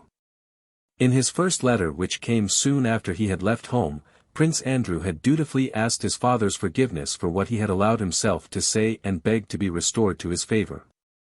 To this letter the old prince had replied affectionately, and from that time had kept the Frenchwoman at Prince Andrew's second letter, written near Vitebsk after the French had occupied that town, gave a brief account of the whole campaign. Enclosed for them a plan he had drawn and forecasts as to the further progress of the war. In this letter Prince Andrew pointed out to his father the danger of staying at Bald Hills, so near the theater of war and on the army's direct line of march, and advised him to move to Moscow. At dinner that day, on Dessalles mentioning that the French were said to have already entered Vitebsk, the old prince remembered his son's letter. "There was a letter from Prince Andrew today," he said to Princess Mary. "Haven't you read it?" "No, father," she replied in a frightened voice. She could not have read the letter as she did not even know it had arrived. "He writes about this war," said the prince, with the ironic smile that had become habitual to him in speaking of the present war. "That must be very interesting," said Dessalles. "Prince Andrew is in a position to know." "Oh, very interesting," said Mademoiselle Bourienne. "Go and get it for me," said the old prince to Mademoiselle Bourienne. "You know, under the paperweight on the little table." Mademoiselle Bourienne jumped up eagerly. "No, don't," he exclaimed with a frown. "You go, Michael Ivanovitch." Michael Ivanovitch rose and went to the study.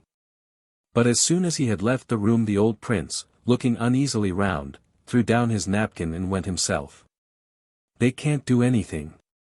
Always makes a muddle," he muttered. While he was away Princess Mary, Dessalles, Mademoiselle Bourienne, and even little Nicholas exchanged looks in silence. The old prince returned with quick steps, accompanied by Michael Ivanovitch, bringing the letter and a plan. These he put down beside him, not letting anyone read them at dinner. On moving to the drawing room he handed the letter to Princess Mary and, spreading out before him the plan of the new building and fixing his eyes upon it, told her to read the letter aloud. When she had done so Princess Mary looked inquiringly at her father. He was examining the plan, evidently engrossed in his own ideas. "What do you think of it, Prince?" Dessalles ventured to ask. I said the prince as if unpleasantly awakened, and not taking his eyes from the plan of the building. Very possibly the theater of war will move so near to us that. Ha ha ha. The theater of war, said the prince. I have said and still say that the theater of war is Poland and the enemy will never get beyond the Niemen. Dessalles looked in amazement at the prince, who was talking of the Niemen when the enemy was already at the Dnieper, but Princess Mary, forgetting the geographical position of the Niemen, thought that what her father was saying was correct. When the snow melts they'll sink in the Polish swamps. Only they could fail to see it, the prince continued, evidently thinking of the campaign of 1807 which seemed to him so recent. Bennigsen should have advanced into Prussia sooner, then things would have taken a different turn. But, Prince, Dessalles began timidly, the letter mentions Vitebsk. Ah, the letter? Yes. Replied the prince peevishly. Yes, yes. His face suddenly took on a morose expression. He paused. Yes, he writes that the French were beaten at, what river is it? Dessalles dropped his eyes. The prince says nothing about that, he remarked gently. Doesn't he? But I didn't invent it myself. No one spoke for a long time. Yes, yes. Well, Michael Ivanovich, he suddenly went on, raising his head and pointing to the plan of the building, tell me how you mean to alter it. Michael Ivanovich went up to the plan, and the prince after speaking to him about the building looked angrily at Princess Mary and Dessalles and went to his own room. Princess Mary saw Dessalles' embarrassed and astonished look fixed on her father, noticed his silence, and was struck by the fact that her father had forgotten his son's letter on the drawing-room table. But she was not only afraid to speak of it and ask Dessalles the reason of his confusion and silence, but was afraid even to think about it. In the evening Michael Ivanovich, sent by the prince, came to Princess Mary for Prince Andrew's letter which had been forgotten in the drawing-room.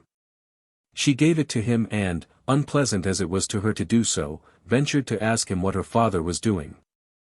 Always busy, replied Michael Ivanovich with a respectfully ironic smile which caused Princess Mary to turn pale. He's worrying very much about the new building.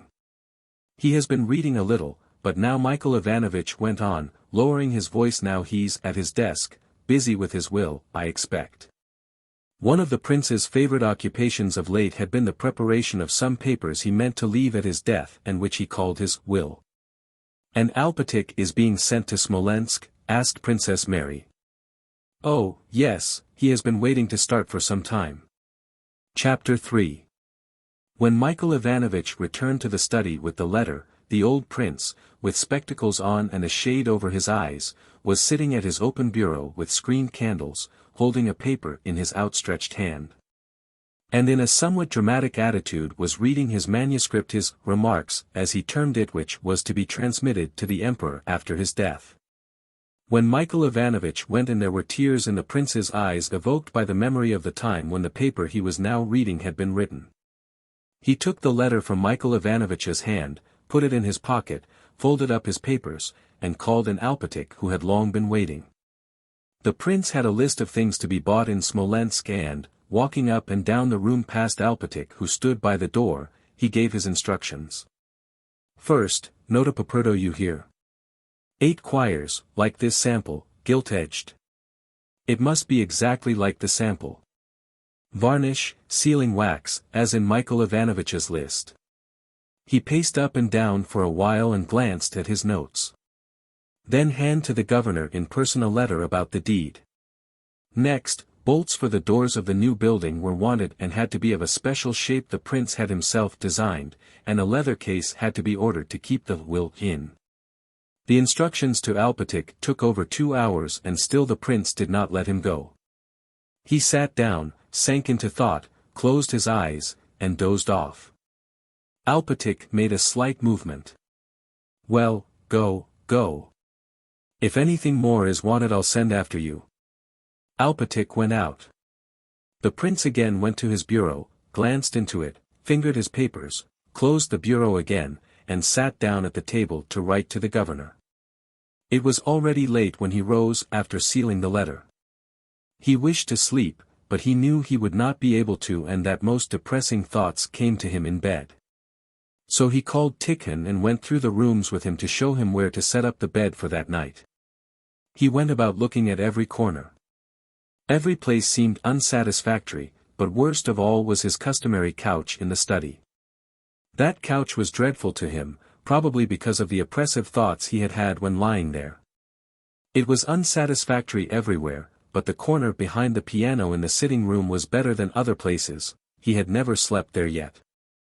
With the help of a footman, Tikhon brought in the bedstead and began putting it up.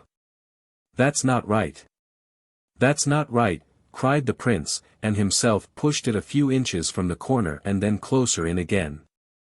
"Well, at last I've finished, now I'll rest," thought the prince, and let Tikhon undress him.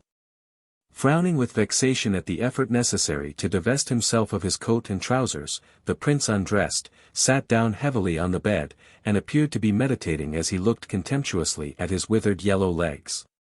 He was not meditating, but only deferring the moment of making the effort to lift those legs up and turn over on the bed. "Ugh, how hard it is! Oh, that this toil might end and you would release me," thought he. Pressing his lips together, he made that effort for the 20,000th time and lay down. But hardly had he done so before he felt the bed rocking backwards and forwards beneath him as if it were breathing heavily and jolting. This happened to him almost every night. He opened his eyes as they were closing. "No peace, damn them," he muttered, angry he knew not with whom. "Ah yes, there was something else important, very important, that I was keeping till I should be in bed. The bolts? No, I told him about them. No, it was something in the drawing room. Princess Mary talked some nonsense. Dessalles, that fool, said something. Something in my pocket, can't remember. Tikhon, what did we talk about at dinner? About Prince Michael. Be quiet, quiet." The prince slapped his hand on the table.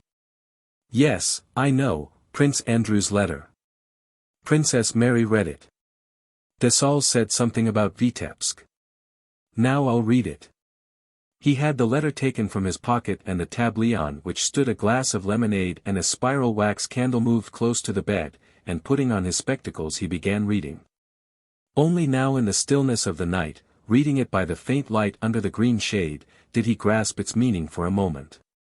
"The French at Vitebsk, in 4 days' march they may be at Smolensk, perhaps are already there." Tikhon. Tikhon jumped up. "No, no, I don't want anything," he shouted. He put the letter under the candlestick and closed his eyes. And there rose before him the Danube at bright noonday, reeds, the Russian camp, and himself, a young general without a wrinkle on his ruddy face, vigorous and alert, entering Potemkin's gaily colored tent. And a burning sense of jealousy of the favorite agitated him now as strongly as it had done then. He recalled all the words spoken at that first meeting with Potemkin. And he saw before him a plump, rather sallow-faced, short, stout woman, the Empress Mother, with her smile and her words at her first gracious reception of him, and then that same face on the catafalque. And the encounter he had with Zubov over her coffin about his right to kiss her hand. Oh, quicker, quicker. To get back to that time and have done with all the present. Quicker, quicker, and that they should leave me in peace. Chapter 4. Bald Hills, Prince Nicholas Bolkonsky's estate, lay 40 miles east from Smolensk and 2 miles from the main road to Moscow. The same evening that the prince gave his instructions to Alpatik, Dessalles, having asked to see Princess Mary, told her that, as the prince was not very well and was taking no steps to secure his safety. Though from Prince Andrew's letter it was evident that to remain at Bald Hills might be dangerous, he respectfully advised her to send a letter by Alpatik to the provincial governor at Smolensk, asking him to let her know the state of affairs and the extent of the danger to which Bald Hills was exposed. Dessalles wrote this letter to the governor for Princess Mary, she signed it, and it was given to Alpatik with instructions to hand it to the governor and to come back as quickly as possible if there was danger. Having received all his orders, Alpatik, wearing a white beaver hata present from the prince and carrying a stick as the prince did, went out accompanied by his family. 3 well-fed roans stood ready harnessed to a small conveyance with a leather hood. The larger bell was muffled and the little bells on the harness stuffed with paper.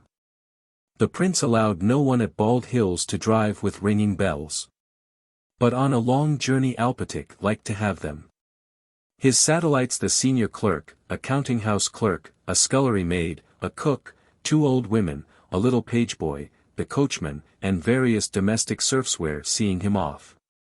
His daughter placed chintz-covered down cushions for him to sit on and behind his back. His old sister-in-law popped in a small bundle, and one of the coachmen helped him into the vehicle. There. Women's fuss. Women, said Alpatic, puffing and speaking rapidly just as the prince did, and he climbed into the trap. After giving the clerk orders about the work to be done, Alpatic, not trying to imitate the prince now, lifted the hat from his bald head and crossed himself 3 times. If there is anything, come back, Yakov Alpatic. For Christ's sake think of us, cried his wife, referring to the rumors of war and the enemy. Women's fuss. Muttered Alpatic to himself and started on his journey, looking round at the fields of yellow rye and the still green, thickly growing oats, and at other quite black fields just being ploughed a second time. As he went along he looked with pleasure at the year's splendid crop of corn, scrutinized the strips of ryefield which here and there were already being reaped, made his calculations as to the sowing and the harvest. And asked himself whether he had not forgotten any of the prince's orders. Having baited the horses twice on the way, he arrived at the town toward evening on the 4th of August. Alpatic kept meeting and overtaking baggage trains and troops on the road. As he approached Smolensk he heard the sounds of distant firing, but these did not impress him. What struck him most was the sight of a splendid field of oats in which a camp had been pitched and which was being mown down by the soldiers, evidently for fodder. This fact impressed Alpatic, but in thinking about his own business he soon forgot it. All the interests of his life for more than 30 years had been bounded by the will of the prince, and he never went beyond that limit. Everything not connected with the execution of the prince's orders did not interest and did not even exist for Alpatic. On reaching Smolensk on the evening of the 4th of August he put up in the Gachina suburb across the Dnieper, at the inn kept by Ferapontov, where he had been in the habit of putting up for the last 30 years. Some 30 years ago Ferapontov, by Alpatic's advice, had bought a wood from the prince, had begun to trade, and now had a house, an inn, and a corn dealer's shop in that province. He was a stout, dark, red-faced peasant in the 40s, with thick lips, a broad knob of a nose, similar knobs over his black frowning brows, and a round belly. Wearing a waistcoat over his cotton shirt, Ferapontov was standing before his shop which opened onto the street. On seeing Alpatic he went up to him. "You're welcome, Yakov Alpatic. Folks are leaving the town, but you have come to it," said he. "Why are they leaving the town?" asked Alpatic. "That's what I say. Folks are foolish. Always afraid of the French." Women's fuss, said Alpatic. "Just what I think, Yakov Alpatic.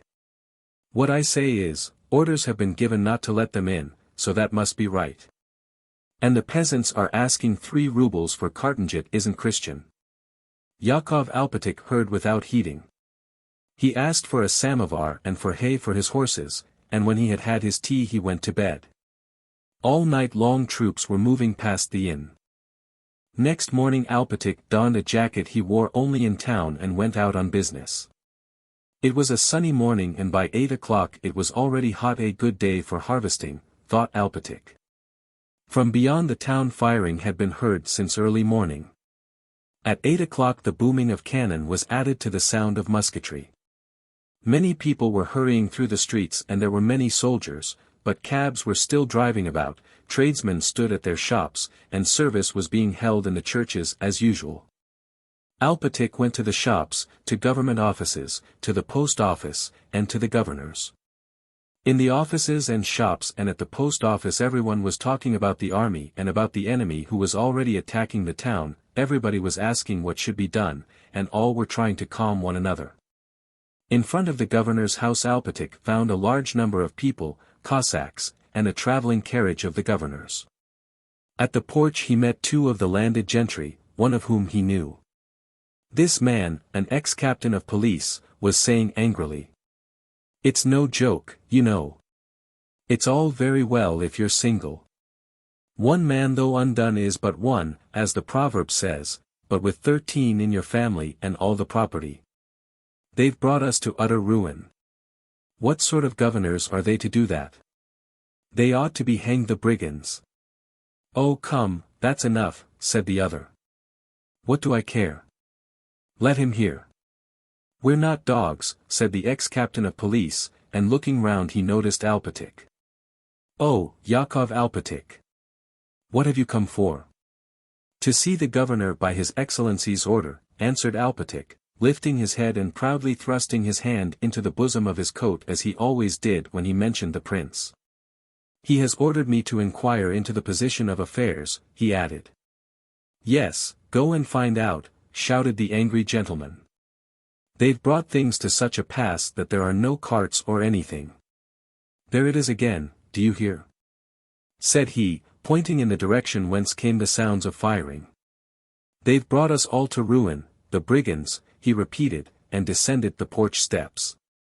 Alpatych swayed his head and went upstairs. In the waiting room were tradesmen, women, and officials, looking silently at one another. The door of the governor's room opened and they all rose and moved forward. An official ran out, said some words to a merchant, called a stout official with a cross hanging on his neck to follow him, and vanished again, evidently wishing to avoid the inquiring looks and questions addressed to him. Alpatych moved forward and next time the official came out addressed him, one hand placed in the breast of his buttoned coat, and handed him 2 letters. "To his honor Baron Ash, from General-in-Chief Prince Bolkonsky," he announced with such solemnity and significance that the official turned to him and took the letters. A few minutes later the governor received Alpatych and hurriedly said to him, "Inform the prince and princess that I knew nothing, I acted on the highest instructions here." And he handed a paper to Alpatych. "Still, as the prince is unwell, my advice is that they should go to Moscow. I am just starting myself. Inform them." But the governor did not finish. A dusty perspiring officer ran into the room and began to say something in French. The governor's face expressed terror. "Go," he said, nodding his head to Alpatych, and began questioning the officer. Eager, frightened, helpless glances were turned on Alpatych when he came out of the governor's room. Involuntarily listening now to the firing, which had drawn nearer and was increasing in strength, Alpatych hurried to his inn. The paper handed to him by the governor said this: "I assure you that the town of Smolensk is not in the slightest danger as yet, and it is unlikely that it will be threatened with any. I from the one side and Prince Bagration from the other are marching to unite our forces before Smolensk, which junction will be effected on the 22nd instant. And both armies with their united forces will defend our compatriots of the province entrusted to your care till our efforts shall have beaten back the enemies of our fatherland, or till the last warrior in our valiant ranks has perished. From this you will see that you have a perfect right to reassure the inhabitants of Smolensk, for those defended by 2 such brave armies may feel assured of victory. Instructions from Barclay de Tolly to Baron Ash, the civil governor of Smolensk, 1812. People were anxiously roaming about the streets. Carts piled high with household utensils, chairs, and cupboards kept emerging from the gates of the yards and moving along the streets. Loaded carts stood at the house next to Ferapontov's and women were wailing and lamenting as they said goodbye. A small watchdog ran round barking in front of the harnessed horses. Alpatych entered the inn-yard at a quicker pace than usual and went straight to the shed where his horses and trap were. The coachman was asleep. He woke him up, told him to harness, and went into the passage. From the host's room came the sounds of a child crying, the despairing sobs of a woman, and the hoarse angry shouting of Ferapontov. The cook began running hither and thither in the passage like a frightened hen, just as Alpatych entered. "He's done her to death. Killed the mistress. Beat her, dragged her about so." "What for?" asked Alpatych. She kept begging to go away. She's a woman. Take me away, says she, don't let me perish with my little children. Folks, she says, are all gone, so why, she says, don't we go? And he began beating and pulling her about so. At these words Alpatych nodded as if in approval, and not wishing to hear more went to the door of the room opposite the innkeeper's, where he had left his purchases. You brute, you murderer! Screamed a thin, pale woman who, with a baby in her arms and her kerchief torn from her head, burst through the door at that moment and down the steps into the yard. Ferapóntov came out after her, but on seeing Alpatych adjusted his waistcoat, smoothed his hair, yawned, and followed Alpatych into the opposite room. Going already, said he. Alpatych, without answering or looking at his host, sorted his packages and asked how much he owed. We'll reckon up. Well, have you been to the governor's? Asked Ferapóntov. What has been decided? Alpatych replied that the governor had not told him anything definite. With our business, how can we get away, said Ferapóntov. We'd have to pay 7 rubles a cartload to Dorogobuz, and I tell them they're not Christians to ask it. Selivanov, now, did a good stroke last Thursday, sold flour to the army at 9 rubles a sack. Will you have some tea? He added. While the horses were being harnessed, Alpatych and Ferapóntov over their tea talked of the price of corn, the crops, and the good weather for harvesting. Well, it seems to be getting quieter, remarked Ferapóntov, finishing his 3rd cup of tea and getting up. Ours must have got the best of it. The orders were not to let them in. So we're in force, it seems. They say the other day Matthew Ivanich Platov drove them into the river Marina and drowned some 18,000 in one day. Alpatych collected his parcels, handed them to the coachman who had come in, and settled up with the innkeeper. The noise of wheels, hoofs, and bells was heard from the gateway as a little trap passed out. It was by now late in the afternoon. Half the street was in shadow, the other half brightly lit by the sun. Alpatych looked out of the window and went to the door. Suddenly the strange sound of a far-off whistling and thud was heard, followed by a boom of cannon blending into a dull roar that set the windows rattling. He went out into the street. 2 men were running past toward the bridge. From different sides came whistling sounds and the thud of cannon balls and bursting shells falling on the town. But these sounds were hardly heard in comparison with the noise of the firing outside the town and attracted little attention from the inhabitants. The town was being bombarded by 130 guns which Napoleon had ordered up after 4 o'clock. The people did not at once realize the meaning of this bombardment. At first the noise of the falling bombs and shells only aroused curiosity. Ferapóntov's wife, who till then had not ceased wailing under the shed, became quiet and with the baby in her arms went to the gate, listening to the sounds and looking in silence at the people. The cook and a shop assistant came to the gate. With lively curiosity everyone tried to get a glimpse of the projectiles as they flew over their heads. Several people came round the corner talking eagerly. What force, remarked one. Knocked the roof and ceiling all to splinters. Routed up the earth like a pig, said another. That's grand, it bucks one up, laughed the first. Lucky you jumped aside, or it would have wiped you out. Others joined those men and stopped and told how cannonballs had fallen on a house close to them. Meanwhile still more projectiles, now with the swift sinister whistle of a cannonball, now with the agreeable intermittent whistle of a shell, flew over people's heads incessantly, but not one fell close by, they all flew over. Alpatych was getting into his trap. The innkeeper stood at the gate. What are you staring at? He shouted to the cook, who in her red skirt, with sleeves rolled up, swinging her bare elbows, had stepped to the corner to listen to what was being said. What marvels, she exclaimed, but hearing her master's voice she turned back, pulling down her tucked-up skirt. Once more something whistled, but this time quite close, swooping downwards like a little bird, a flame flashed in the middle of the street, something exploded, and the street was shrouded in smoke. Scoundrel, what are you doing? Shouted the innkeeper, rushing to the cook. At that moment the pitiful wailing of women was heard from different sides, the frightened baby began to cry, and people crowded silently with pale faces round the cook. The loudest sound in that crowd was her wailing. "Oh, dear souls, dear kind souls. Don't let me die. My good souls." 5 minutes later no one remained in the street. The cook, with her thigh broken by a shell splinter, had been carried into the kitchen.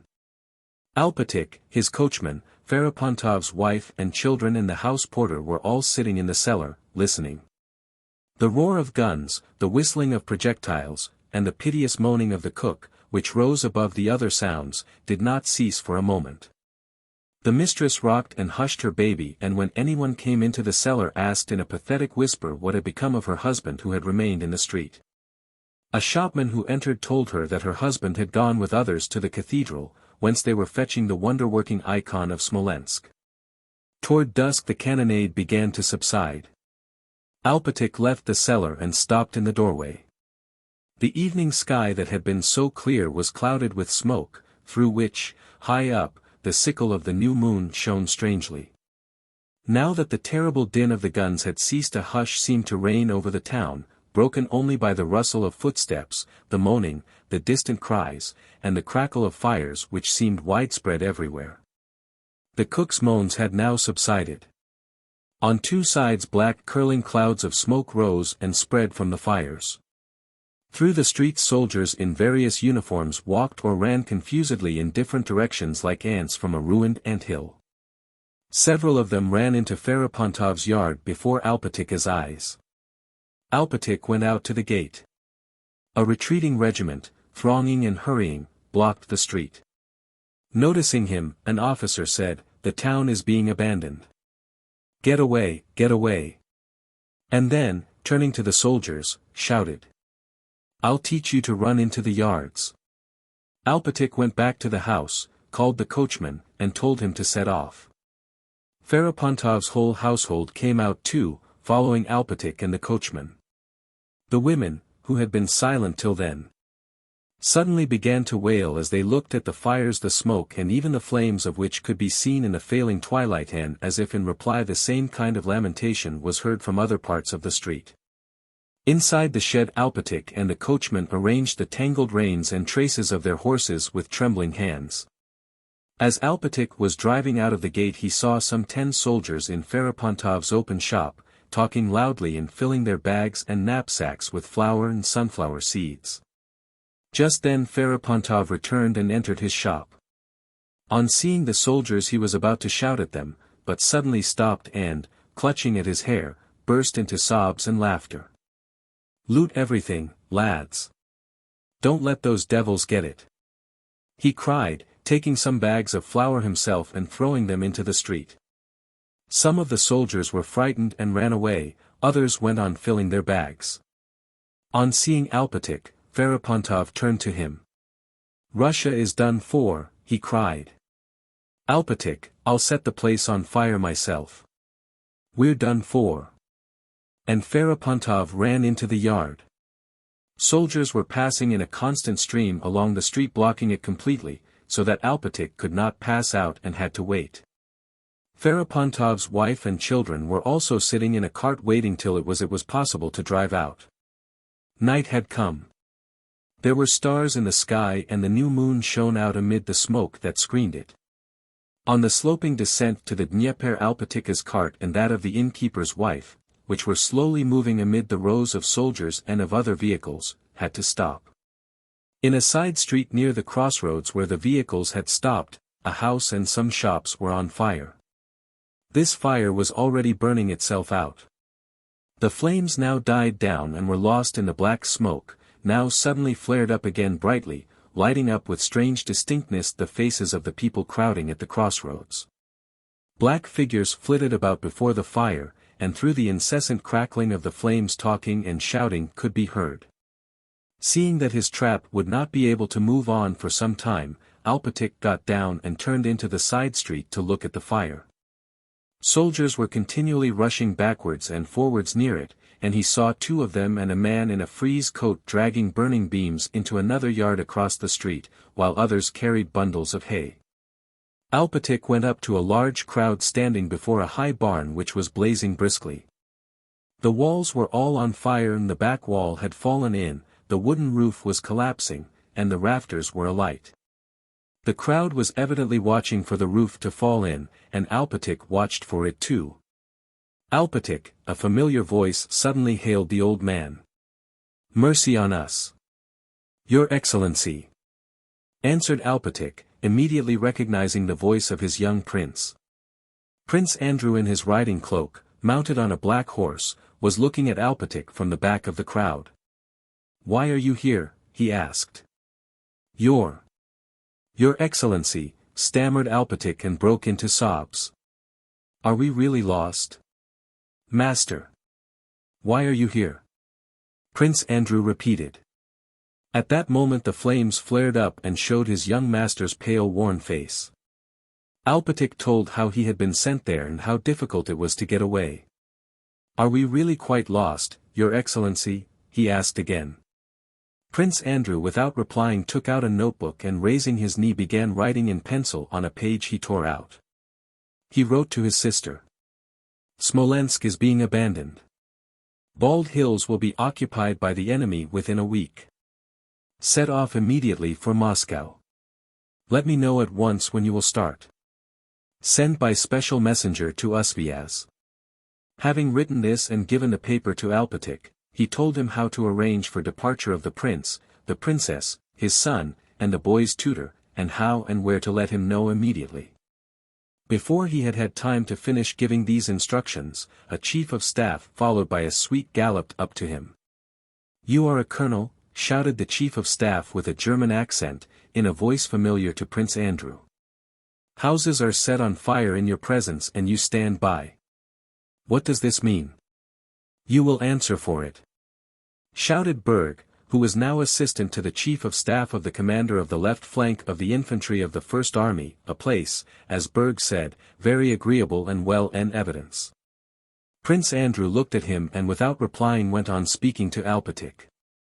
"So tell them that I shall await a reply till the 10th, and if by the 10th I don't receive news that they have all got away I shall have to throw up everything and come myself to Bald Hills." "Prince," said Berg, recognizing Prince Andrew, "I only spoke because I have to obey orders, because I always do obey exactly. You must please excuse me," he went on apologetically. Something cracked in the flames. The fire died down for a moment and wreaths of black smoke rolled from under the roof. There was another terrible crash and something huge collapsed. "Ororo!" yelled the crowd, echoing the crash of the collapsing roof of the barn, the burning grain in which diffused a cake-like aroma all around. The flames flared up again, lighting the animated, delighted, exhausted faces of the spectators. The man in the frieze coat raised his arms and shouted. "It's fine, lads. Now it's raging. It's fine." "That's the owner himself," cried several voices. "Well then," continued Prince Andrew to Alpatic, "report to them as I have told you." And not replying a word to Berg who was now mute beside him, he touched his horse and rode down the side street. Chapter 5. From Smolensk the troops continued to retreat, followed by the enemy. On the 10th of August the regiment Prince Andrew commanded was marching along the highroad past the avenue leading to Bald Hills. Heat and drought had continued for more than 3 weeks. Each day fleecy clouds floated across the sky and occasionally veiled the sun, but toward evening the sky cleared again and the sun set in reddish-brown mist. Heavy night dews alone refreshed the earth. The unreaped corn was scorched and shed its grain. The marshes dried up. The cattle lowed from hunger, finding no food on the sun-parched meadows. Only at night and in the forests while the dew lasted was there any freshness. But on the road, the high road along which the troops marched, there was no such freshness even at night or when the road passed through the forest. The dew was imperceptible on the sandy dust churned up more than 6 inches deep. As soon as day dawned the march began. The artillery and baggage wagons moved noiselessly through the deep dust that rose to the very hubs of the wheels, and the infantry sank ankle-deep in that soft, choking, hot dust that never cooled even at night. Some of this dust was kneaded by the feet and wheels, while the rest rose and hung like a cloud over the troops, settling in eyes, ears, hair, and nostrils, and worst of all in the lungs of the men and beasts as they moved along that road. The higher the sun rose, the higher rose that cloud of dust, and through the screen of its hot fine particles one could look with naked eye at the sun, which showed like a huge crimson ball in the unclouded sky. There was no wind, and the men choked in that motionless atmosphere. They marched with handkerchiefs tied over their noses and mouths. When they passed through a village they all rushed to the wells and fought for the water and drank it down to the mud. Prince Andrew was in command of a regiment, and the management of that regiment, the welfare of the men and the necessity of receiving and giving orders, engrossed him. The burning of Smolensk and its abandonment made an epoch in his life. A novel feeling of anger against the foe made him forget his own sorrow. He was entirely devoted to the affairs of his regiment and was considerate and kind to his men and officers. In the regiment they called him our prince, were proud of him and loved him. But he was kind and gentle only to those of his regiment, to Timokhin and the like people quite new to him, belonging to a different world and who could not know and understand his past. As soon as he came across a former acquaintance or anyone from the staff, he bristled up immediately and grew spiteful, ironical, and contemptuous. Everything that reminded him of his past was repugnant to him, and so in his relations with that former circle he confined himself to trying to do his duty and not to be unfair. In truth, everything presented itself in a dark and gloomy light to Prince Andrew.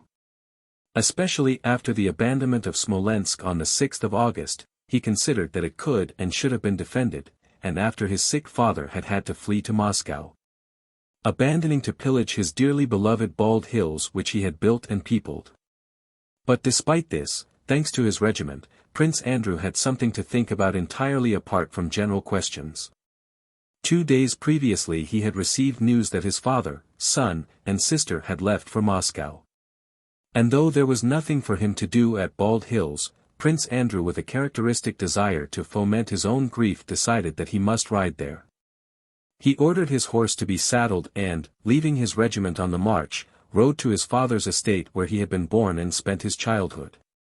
Riding past the pond where there used always to be dozens of women chattering as they rinsed their linen or beat it with wooden beetles, Prince Andrew noticed that there was not a soul about and that the little washing wharf, torn from its place and half submerged, was floating on its side in the middle of the pond.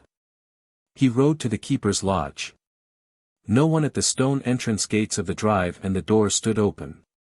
Grass had already begun to grow on the garden paths, and horses and calves were straying in the English park. Prince Andrew rode up to the hothouse. Some of the glass panes were broken, and of the trees in tubs some were overturned and others dried up. He called for Taras the gardener, but no one replied.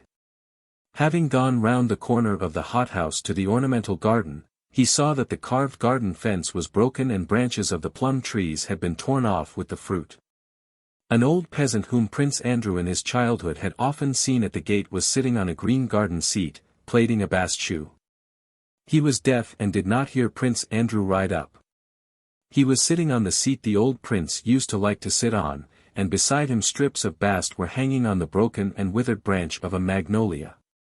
Prince Andrew rode up to the house. Several limes in the old garden had been cut down and a piebald mare and her foal were wandering in front of the house among the rosebushes. The shutters were all closed, except at one window which was open.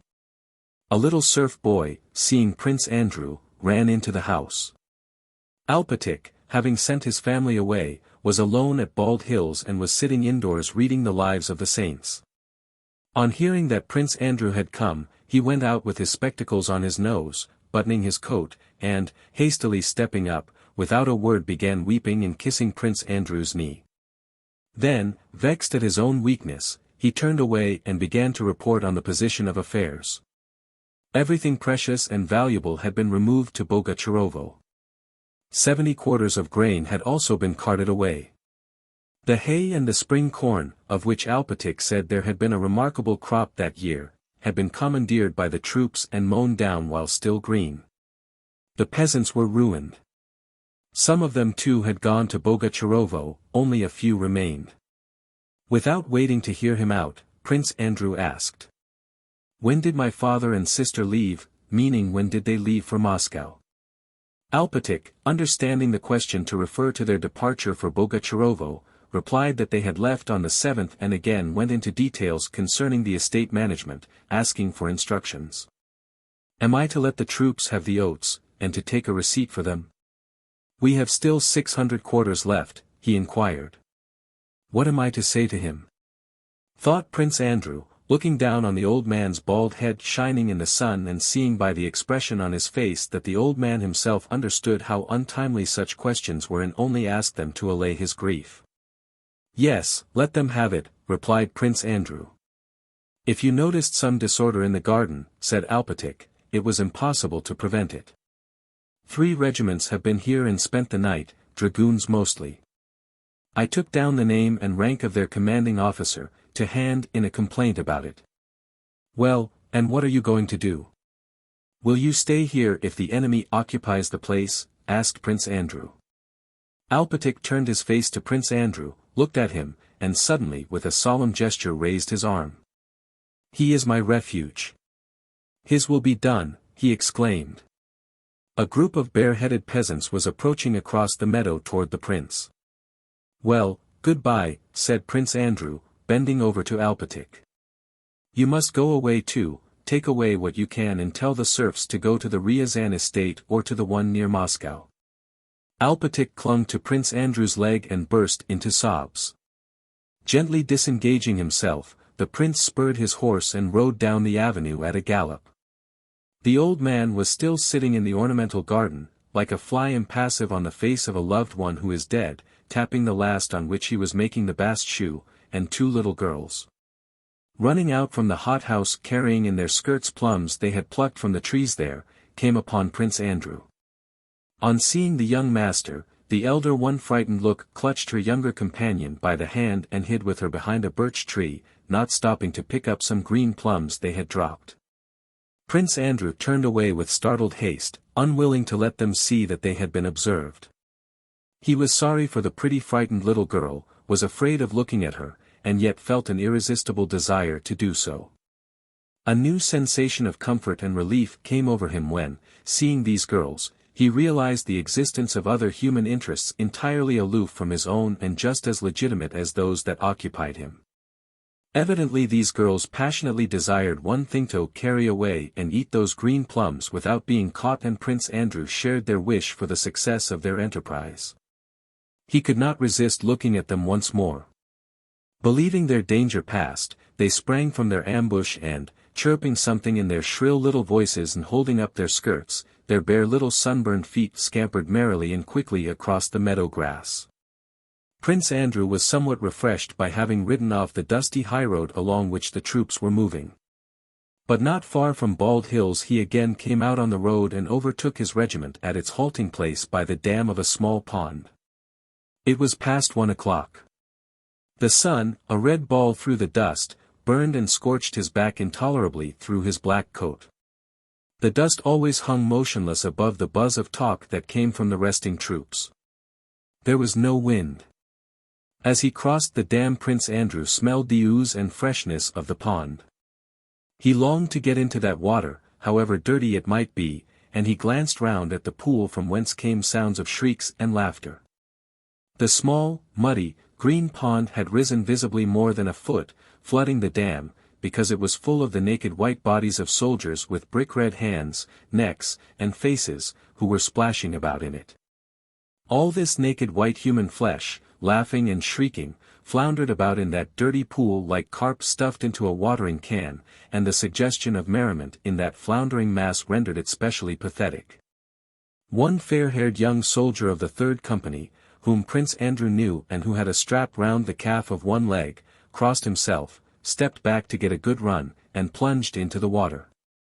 Another, a dark non-commissioned officer who was always shaggy, stood up to his waist in the water, joyfully wriggling his muscular figure, and snorted with satisfaction as he poured the water over his head with hands blackened to the wrists. There were sounds of men slapping one another, yelling, and puffing. Everywhere on the bank, on the dam, and in the pond, there was healthy, white, muscular flesh. The officer, Timokhin, with his red little nose, standing on the dam wiping himself with a towel, felt confused at seeing the prince, but made up his mind to address him nevertheless. "It's very nice, Your Excellency. Wouldn't you like to?" said he. "It's dirty," replied Prince Andrew, making a grimace. "We'll clear it out for you in a minute," said Timokhin, and, still undressed, ran off to clear the men out of the pond. "The prince wants to bathe." "What prince?" "Ours," said many voices, and the men were in such haste to clear out that the prince could hardly stop them. He decided that he would rather himself with water in the barn. Flesh, bodies, cannon fodder. He thought, and he looked at his own naked body and shuddered, not from cold but from a sense of disgust and horror he did not himself understand, aroused by the sight of that immense number of bodies splashing about in the dirty pond. On the 7th of August Prince Bagration wrote as follows from his quarters at Mikhailovna on the Smolensk road.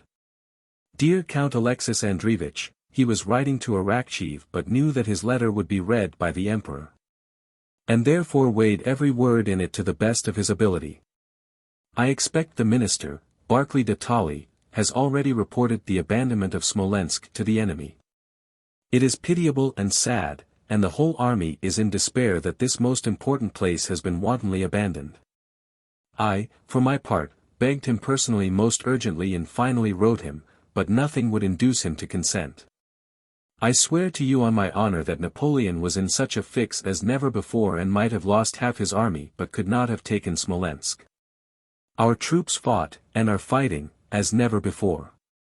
With 15,000 men I held the enemy at bay for 35 hours and beat him, but he would not hold out even for 14 hours. It is disgraceful, a stain on our army, and as for him, he ought, it seems to me, not to live.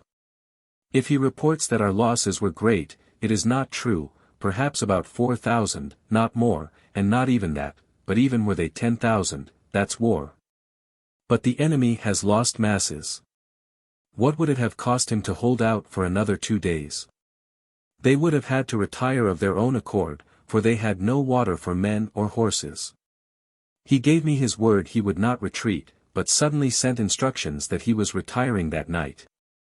We cannot fight in this way, or we may soon bring the enemy to Moscow. There is a rumor that you are thinking of peace. God forbid that you should make peace after all our sacrifices and such insane retreats. You would set all Russia against you and every one of us would feel ashamed to wear the uniform. If it has come to this we must fight as long as Russia can and as long as there are men able to stand. One man ought to be in command, and not two. Your minister may perhaps be good as a minister, but as a general he is not merely bad but execrable, yet to him is entrusted the fate of our whole country. I am really frantic with vexation, forgive my writing boldly. It is clear that the man who advocates the conclusion of a peace, and that the minister should command the army, does not love our sovereign and desires the ruin of us all. So I write you frankly, call out the militia. For the minister is leading these visitors after him to Moscow in a most masterly way. The whole army feels great suspicion of the imperial aide-de-camp Wolzogen. He is said to be more Napoleon's man than ours, and he is always advising the minister. I am not merely civil to him but obey him like a corporal, though I am his senior. This is painful, but, loving my benefactor and sovereign, I submit. Only I am sorry for the emperor that he entrusts our fine army to such as he. Consider that on our retreat we have lost by fatigue and left in the hospital more than 15,000 men, and had we attacked this would not have happened. Tell me, for God's sake, what will Russia, our mother Russia, say to our being so frightened, and why are we abandoning our good and gallant fatherland to such rabble and implanting feelings of hatred and shame in all our subjects? What are we scared at and of whom are we afraid? I am not to blame that the minister is vacillating, a coward, dense, dilatory, and has all bad qualities. The whole army bewails it and calls down curses upon him. Chapter 6.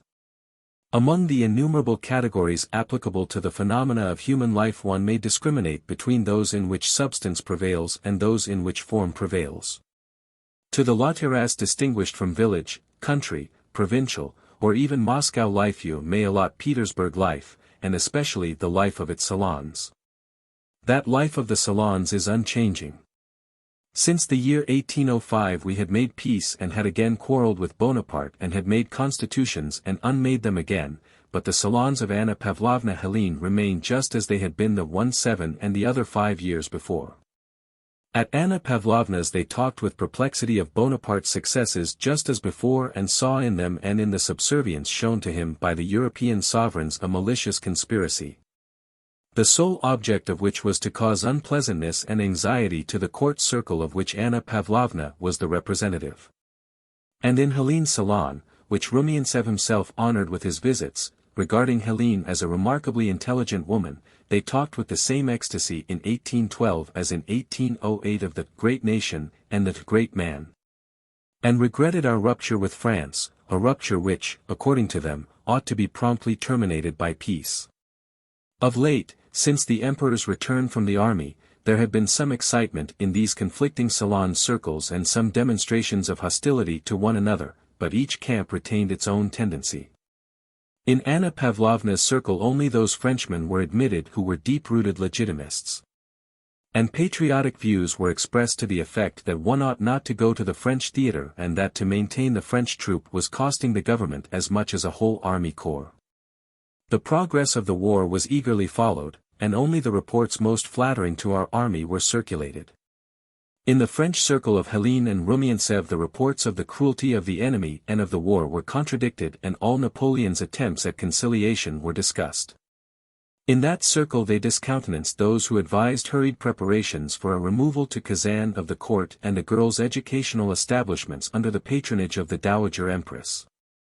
In Helene's circle the war in general was regarded as a series of formal demonstrations which would very soon end in peace, and the view prevailed expressed by Bilibinho now in Petersburg was quite at home in Helene's house, which every clever man was obliged to visit, that not by gunpowder but by those who invented it would matters be settled.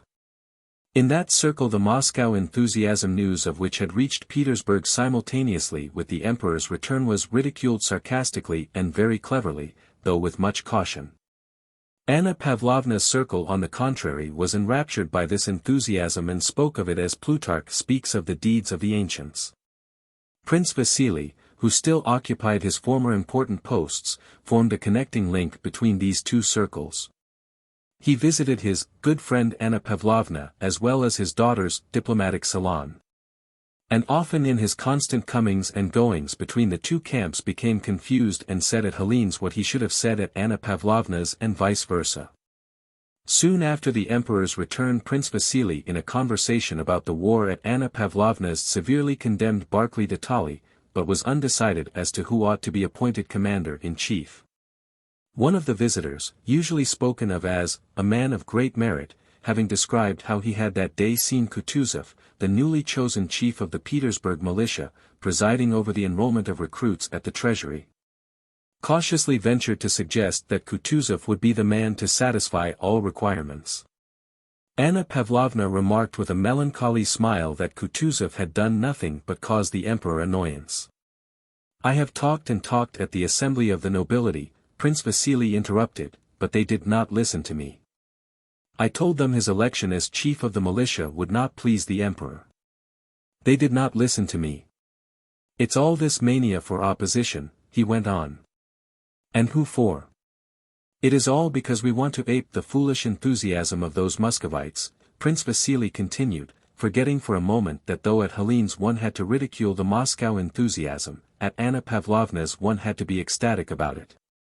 But he retrieved his mistake at once.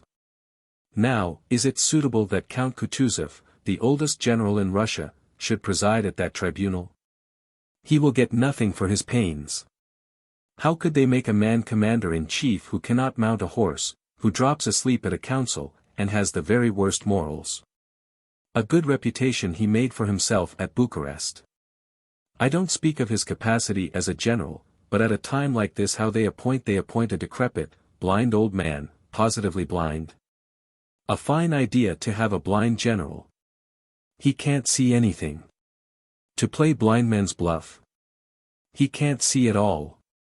No one replied to his remarks. This was quite correct on the 24th of July. But on the 29th of July Kutuzov received the title of prince.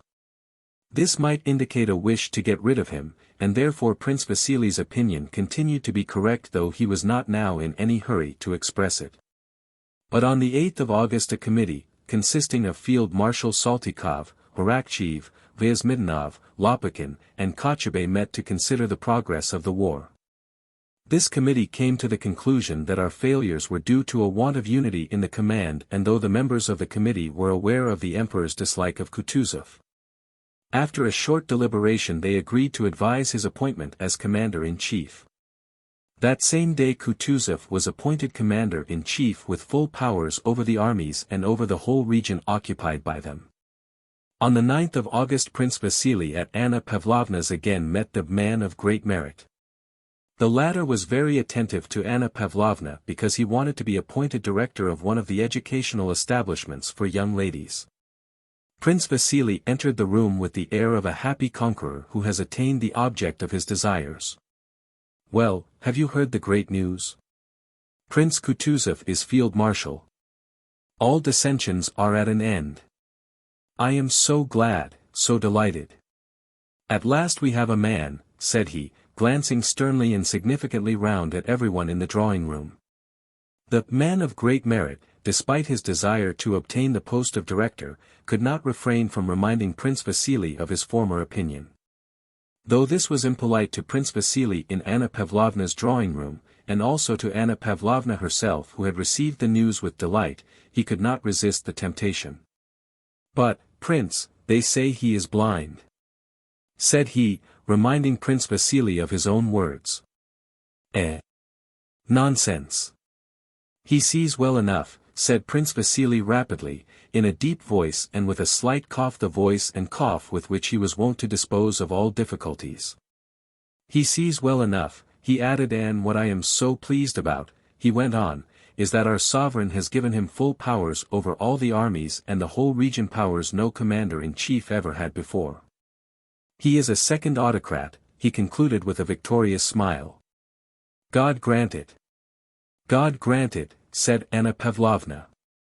The man of great merit, who was still a novice in court circles, wishing to flatter Anna Pavlovna by defending her former position on this question, observed. "It is said that the Emperor was reluctant to give Kutuzov those powers. They say he blushed like a girl to whom Joconde is read, when he said to Kutuzov, 'Your Emperor and the fatherland award you this honor.' Perhaps the heart took no part in that speech," said Anna Pavlovna. "Oh, no, no," warmly rejoined Prince Vasily, who would not now yield Kutuzov to anyone. In his opinion Kutuzov was not only admirable himself, but was adored by everybody. "No, that's impossible," said he, "for our sovereign appreciated him so highly before. God grant only that Prince Kutuzov assumes real power and does not allow anyone to put a spoke in his wheel," observed Anna Pavlovna. Understanding at once to whom she alluded, Prince Vasily said in a whisper, "I know for a fact that Kutuzov made it an absolute condition that the Tsarevich should not be with the army. Do you know what he said to the Emperor?" And Prince Vasily repeated the words supposed to have been spoken by Kutuzov to the Emperor. "I can neither punish him if he does wrong nor reward him if he does right. Oh, a very wise man is Prince Kutuzov. I have known him a long time. They even say," remarked the man of great merit, who did not yet possess courtly tact, "that His Excellency made it an express condition that the sovereign himself should not be with the army." As soon as he said this both Prince Vasily and Anna Pavlovna turned away from him and glanced sadly at one another with a sigh at his naivete. Chapter 7. While this was taking place in Petersburg, the French had already passed Smolensk and were drawing nearer and nearer to Moscow. Napoleon's historian Thiers, like other of his historians, trying to justify his hero, says that he was drawn to the walls of Moscow against his will. He is as right as other historians who look for the explanation of historic events in the will of one man. he is as right as the Russian historians who maintain that Napoleon was drawn to Moscow by the skill of the Russian commanders. Here, besides the law of retrospection, which regards all the past as a preparation for events that subsequently occur, the law of reciprocity comes in, confusing the whole matter. A good chess player having lost a game is sincerely convinced that his loss resulted from a mistake he made and looks for that mistake in the opening. But forgets that at each stage of the game there were similar mistakes and that none of his moves were perfect. He only notices the mistake to which he pays attention, because his opponent took advantage of it. How much more complex than this is the game of war, which occurs under certain limits of time, and where it is not one will that manipulates lifeless objects, but everything results from innumerable conflicts of various wills. After Smolensk, Napoleon sought a battle beyond Dorogobuz at Vyazma, and then at Tsarevozamish, but it happened that owing to a conjunction of innumerable circumstances the Russians could not give battle till they reached Borodino, 70 miles from Moscow. From Vyazma Napoleon ordered a direct advance on Moscow. Moscou, la capitale asiatique de ce grand empire, la ville sacrée de peuples d'Alexandre, Moscou avec ses innombrables églises and fermées de pagodas chinoises *. This Moscow gave Napoleon's imagination no rest. On the march from Vyazma to Tsarevozamish he rode his light-bayed bob-tailed ambler accompanied by his guards, his bodyguard, his pages, and aides-de-camp. Berthier, his chief of staff, dropped behind to question a Russian prisoner captured by the cavalry. Followed by Lelorgne d'Ideville, an interpreter, he overtook Napoleon at a gallop and reined in his horse with an amused expression. Moscow, the Asiatic capital of this great empire, the sacred city of Alexander's people, Moscow with its innumerable churches shaped like Chinese pagodas. Well? Asked Napoleon. One of Platov's Cossacks says that Platov's corps is joining up with the main army and that Kutuzov has been appointed commander-in-chief. He is a very shrewd and garrulous fellow. Napoleon smiled and told them to give the Cossack a horse and bring the man to him. He wished to talk to him himself. Several adjutants galloped off, and an hour later, Lavrushka, the serf Denisov had handed over to Rostov, rode up to Napoleon in an orderly's jacket and on a French cavalry saddle, with a merry and tipsy face. Napoleon told him to ride by his side and began questioning him. "You are a Cossack?" "Yes, a Cossack, your honor." The Cossack, not knowing in what company he was, for Napoleon's plain appearance had nothing about it that would reveal to an Oriental mind the presence of a monarch, talked with extreme familiarity of the incidents of the war, says Thiers, narrating this episode. In reality Lavrushka, having got drunk the day before and left his master dinnerless, had been whipped and sent to the village in quest of chickens, where he engaged in looting till the French took him prisoner. Lavrushka was one of those coarse, bare-faced lackeys who have seen all sorts of things, consider it necessary to do everything in a mean and cunning way, are ready to render any sort of service to their master, and are keen at guessing their master's baser impulses, especially those prompted by vanity and pettiness.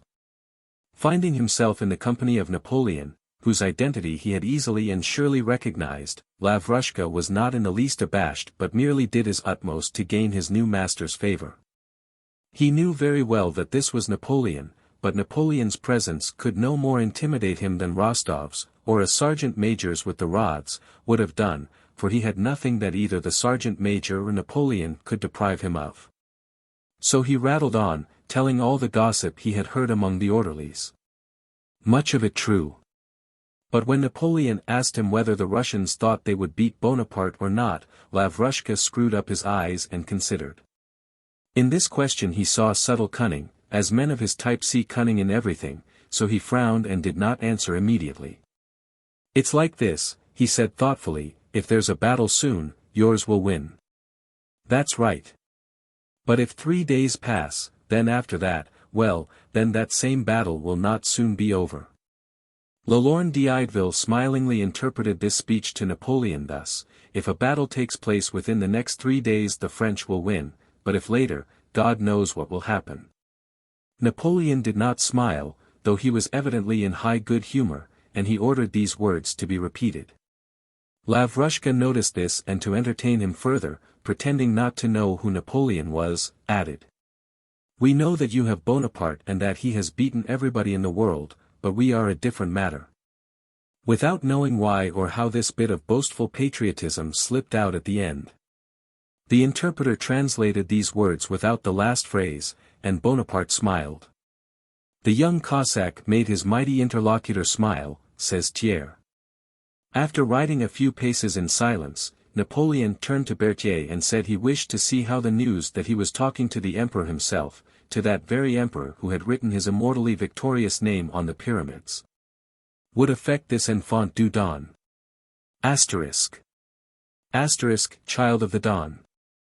The fact was accordingly conveyed to Lavrushka. Lavrushka, understanding that this was done to perplex him and that Napoleon expected him to be frightened, to gratify his new masters, promptly pretended to be astonished and awestruck, opened his eyes wide, and assumed the expression he usually put on when taken to be whipped. As soon as Napoleon's interpreter had spoken, says Thiers, the Cossack, seized by amazement, did not utter another word, but rode on, his eyes fixed on the conqueror whose fame had reached him across the steppes of the East. All his loquacity was suddenly arrested and replaced by a naive and silent feeling of admiration. Napoleon, after making the Cossack a present, had him set free like a bird restored to its native fields. Napoleon rode on, dreaming of the Moscow that so appealed to his imagination, and, the bird restored to its native fields, galloped to our outposts, inventing on the way all that had not taken place but that he meant to relate to his comrades. What had really taken place he did not wish to relate because it seemed to him not worth telling. He found the Cossacks, inquired for the regiment operating with Platov's detachment, and by evening found his master, Nicholas Rostov, quartered at Yankovo. Rostov was just mounting to go for a ride round the neighboring villages with Hélène. He let Lavrushka have another horse and took him along with him. Chapter 8. Princess Mary was not in Moscow and out of danger as Prince Andrew supposed. After the return of Alpatik from Smolensk, the old prince suddenly seemed to awake as from a dream. He ordered the militiamen to be called up from the villages and armed, and wrote a letter to the commander-in-chief informing him that he had resolved to remain at Bald Hills to the last extremity and to defend it, leaving to the commander-in-chief's discretion to take measures or not for the defense of Bald Hills, where one of Russia's oldest generals would be captured or killed, and he announced to his household that he would remain at Bald Hills. But while himself remaining, he gave instructions for the departure of the princess and Dessalles with the little prince to Bogucharovo and thence to Moscow. Princess Mary, alarmed by her father's feverish and sleepless activity after his previous apathy, could not bring herself to leave him alone, and for the first time in her life ventured to disobey him. She refused to go away, and her father's fury broke over her in a terrible storm. He repeated every injustice he had ever inflicted on her. Trying to convict her, he told her she had worn him out, had caused his quarrel with his son, had harbored nasty suspicions of him, making it the object of her life to poison his existence. And he drove her from his study, telling her that if she did not go away it was all the same to him. He declared that he did not wish to remember her existence and warned her not to dare to let him see her. The fact that he did not, as she had feared, order her to be carried away by force but only told her not to let him see her cheered Princess Mary. She knew it was a proof that in the depth of his soul he was glad she was remaining at home and had not gone away. The morning after little Nicholas had left, the old prince donned his full uniform and prepared to visit the commander-in-chief. His caleche was already at the door. Princess Mary saw him walk out of the house in his uniform wearing all his orders and go down the garden to review his armed peasants and domestic serfs. She sat by the window listening to his voice which reached her from the garden. Suddenly several men came running up the avenue with frightened faces. Princess Mary ran out to the porch, down the flower-bordered path, and into the avenue. A large crowd of militiamen and domestics were moving toward her, and in their midst several men were supporting by the armpits and dragging along a little old man in a uniform and decorations. She ran up to him and, in the play of the sunlight that fell in small round spots through the shade of the lime-tree avenue, could not be sure what change there was in his face. All she could see was that his former stern and determined expression had altered to one of timidity and submission. On seeing his daughter he moved his helpless lips and made a hoarse sound. It was impossible to make out what he wanted. He was lifted up, carried to his study, and laid on the very couch he had so feared of late. The doctor, who was fetched that same night, bled him and said that the prince had had seizure paralyzing his right side. It was becoming more and more dangerous to remain at Bald Hills, and next day they moved the prince to Bogucharovo, the doctor accompanying him. By the time they reached Bogucharovo, Dessalles and the little prince had already left for Moscow. For 3 weeks the old prince lay stricken by paralysis in the new house Prince Andrew had built at Bogucharovo, ever in the same state, getting neither better nor worse. He was unconscious and lay like a distorted corpse. He muttered unceasingly, his eyebrows and lips twitching, and it was impossible to tell whether he understood what was going on around him or not. One thing was certain, that he was suffering and wished to say something. But what it was, no one could tell. It might be some caprice of a sick and half-crazy man, or it might relate to public affairs, or possibly to family concerns. The doctor said this restlessness did not mean anything and was due to physical causes. But Princess Mary thought he wished to tell her something, and the fact that her presence always increased his restlessness confirmed her opinion. He was evidently suffering both physically and mentally. There was no hope of recovery. It was impossible for him to travel, it would not do to let him die on the road. Would it not be better if the end did come, the very end? Princess Mary sometimes thought. Night and day, hardly sleeping at all, she watched him and, terrible to say, often watched him not with hope of finding signs of improvement but wishing to find symptoms of the approach of the end. Strange as it was to her to acknowledge this feeling in herself, yet there it was.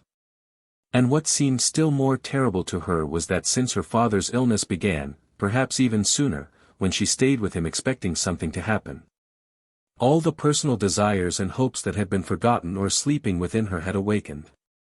Thoughts that had not entered her mind for years, thoughts of a life free from the fear of her father, and even the possibility of love and of family happiness floated continually in her imagination like temptations of the devil. Thrust them aside as she would, questions continually recurred to her as to how she would order her life now, after that. These were temptations of the devil, and Princess Mary knew it. She knew that the sole weapon against him was prayer, and she tried to pray. She assumed an attitude of prayer, looked at the icons, repeated the words of a prayer, but she could not pray. She felt that a different world had now taken possession of her, the life of a world of strenuous and free activity, quite opposed to the spiritual world in which till now she had been confined and in which her greatest comfort had been prayer. She could not pray, could not weep, and worldly cares took possession of her. It was becoming dangerous to remain in Bogucharovo. News of the approach of the French came from all sides, and in one village, 10 miles from Bogucharovo, a homestead had been looted by French marauders. The doctor insisted on the necessity of moving the prince. The provincial marshal of the nobility sent an official to Princess Mary to persuade her to get away as quickly as possible, and the head of the rural police, having come to Bogucharovo, urged the same thing. Saying that the French were only some 25 miles away, that French proclamations were circulating in the villages, and that if the princess did not take her father away before the 15th, he could not answer for the consequences. The princess decided to leave on the 15th. The cares of preparation and giving orders, for which everyone came to her, occupied her all day. She spent the night of the 14th as usual, without undressing, in the room next to the one where the prince lay. Several times, waking up, she heard his groans and muttering, the creak of his bed, and the steps of Tikhon and the doctor when they turned him over. Several times she listened at the door, and it seemed to her that his mutterings were louder than usual and that they turned him over oftener. She could not sleep and several times went to the door and listened, wishing to enter but not deciding to do so. Though he did not speak, Princess Mary saw and knew how unpleasant every sign of anxiety on his account was to him. She had noticed with what dissatisfaction he turned from the look she sometimes involuntarily fixed on him. She knew that her going in during the night at an unusual hour would irritate him. But never had she felt so grieved for him or so much afraid of losing him. She recalled all her life with him, and in every word and act of his found an expression of his love of her. Occasionally amid these memories temptations of the devil would surge into her imagination, thoughts of how things would be after his death, and how her new, liberated life would be ordered. But she drove these thoughts away with disgust. Toward morning he became quiet and she fell asleep. She woke late. That sincerity which often comes with waking showed her clearly what chiefly concerned her about her father's illness. On waking she listened to what was going on behind the door and, hearing him groan, said to herself with a sigh that things were still the same. But what could have happened? What did I want? I want his death. She cried with a feeling of loathing for herself. She washed, dressed, said her prayers, and went out to the porch. In front of it stood carriages without horses and things were being packed into the vehicles. It was a warm, grey morning. Princess Mary stopped at the porch, still horrified by her spiritual baseness and trying to arrange her thoughts before going to her father. The doctor came downstairs and went out to her. "He is a little better today," said he. "I was looking for you. One can make out something of what he is saying. His head is clearer. Come in, he is asking for you." Princess Mary's heart beat so violently at this news that she grew pale and leaned against the wall to keep from falling. To see him, talk to him, feel his eyes on her now that her whole soul was overflowing with those dreadful, wicked temptations, was a torment of joy and terror. "Come," said the doctor. Princess Mary entered her father's room and went up to his bed. He was lying on his back propped up high, and his small bony hands with their knotted purple veins were lying on the quilt. His left eye gazed straight before him, his right eye was awry, and his brows and lips motionless. He seemed altogether so thin, small, and pathetic. His face seemed to have shriveled or melted, his features had grown smaller. Princess Mary went up and kissed his hand. His left hand pressed hers so that she understood that he had long been waiting for her to come. He twitched her hand, and his brows and lips quivered angrily. She looked at him in dismay, trying to guess what he wanted of her. When she changed her position so that his left eye could see her face, he calmed down, not taking his eyes off her for some seconds. Then his lips and tongue moved, sounds came, and he began to speak, gazing timidly and imploringly at her, evidently afraid that she might not understand. Straining all her faculties, Princess Mary looked at him. The comic efforts with which he moved his tongue made her drop her eyes and with difficulty repressed the sobs that rose to her throat. He said something, repeating the same words several times. She could not understand them, but tried to guess what he was saying and inquiringly repeated the words he uttered. Ar. 8, 8. He repeated several times. It was quite impossible to understand these sounds. The doctor thought he had guessed them, and inquiringly repeated, "Mary, are you afraid?" The prince shook his head, again repeated the same sounds. My mind aches," questioned Princess Mary. He made a mumbling sound in confirmation of this, took her hand, and began pressing it to different parts of his breast as if trying to find the right place for it. "Always thoughts, about you, thoughts."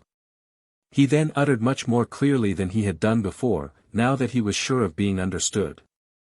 Princess Mary pressed her head against his hand, trying to hide her sobs and tears.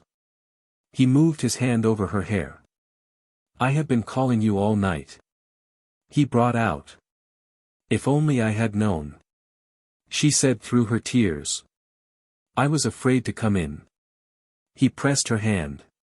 "Weren't you asleep?" "No, I did not sleep," said Princess Mary, shaking her head. Unconsciously imitating her father, she now tried to express herself as he did, as much as possible by signs, and her tongue too seemed to move with difficulty. "Dear one. Dearest." Princess Mary could not quite make out what he had said, but from his look it was clear that he had uttered a tender caressing word such as he had never used to her before. "Why didn't you come in?" "And I was wishing for his death," thought Princess Mary. He was silent a while. "Thank you, daughter dear. For all, forgive. Thank you. Forgive. Thank you. And tears began to flow from his eyes. Call Andrew. He said suddenly, and a childish, timid expression of doubt showed itself on his face as he spoke. He himself seemed aware that his demand was meaningless. So at least it seemed to Princess Mary. I have a letter from him, she replied. He glanced at her with timid surprise. Where is he? He's with the army, father, at Smolensk. He closed his eyes and remained silent a long time. Then, as if in answer to his doubts and to confirm the fact that now he understood and remembered everything, he nodded his head and reopened his eyes. Yes, he said, softly and distinctly. Russia has perished. They've destroyed her. And he began to sob, and again tears flowed from his eyes. Princess Mary could no longer restrain herself and wept while she gazed at his face. Again he closed his eyes. His sobs ceased, he pointed to his eyes, and Tikhon, understanding him, wiped away the tears. Then he again opened his eyes and said something none of them could understand for a long time, till at last Tikhon understood and repeated it. Princess Mary had sought the meaning of his words in the mood in which he had just been speaking. She thought he was speaking of Russia, or Prince Andrew, of herself, of his grandson, or of his own death, and so she could not guess his words. Put on your white dress. I like it, was what he said. Having understood this, Princess Mary sobbed still louder, and the doctor, taking her arm, led her out to the veranda, soothing her and trying to persuade her to prepare for her journey. When she had left the room, the prince again began speaking about his son, about the war, and about the emperor, angrily twitching his brows and raising his hoarse voice, and then he had a second and final stroke. Princess Mary stayed on the veranda. The day had cleared, it was hot and sunny. She could understand nothing, think of nothing and feel nothing, except passionate love for her father, love such as she thought she had never felt till that moment. She ran out sobbing into the garden and as far as the pond, along the avenues of young lime trees Prince Andrew had planted. Yes. I wished for his death. Yes, I wanted it to end quicker. I wished to be at peace. And what will become of me?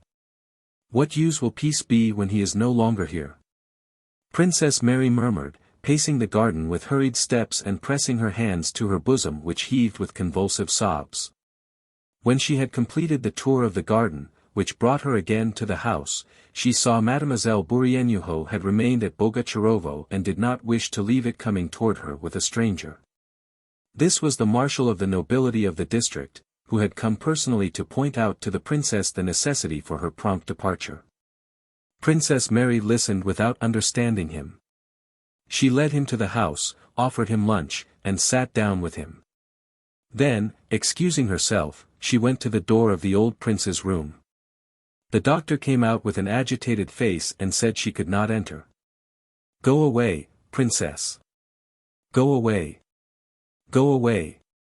She returned to the garden and sat down on the grass at the foot of the slope by the pond, where no one could see her.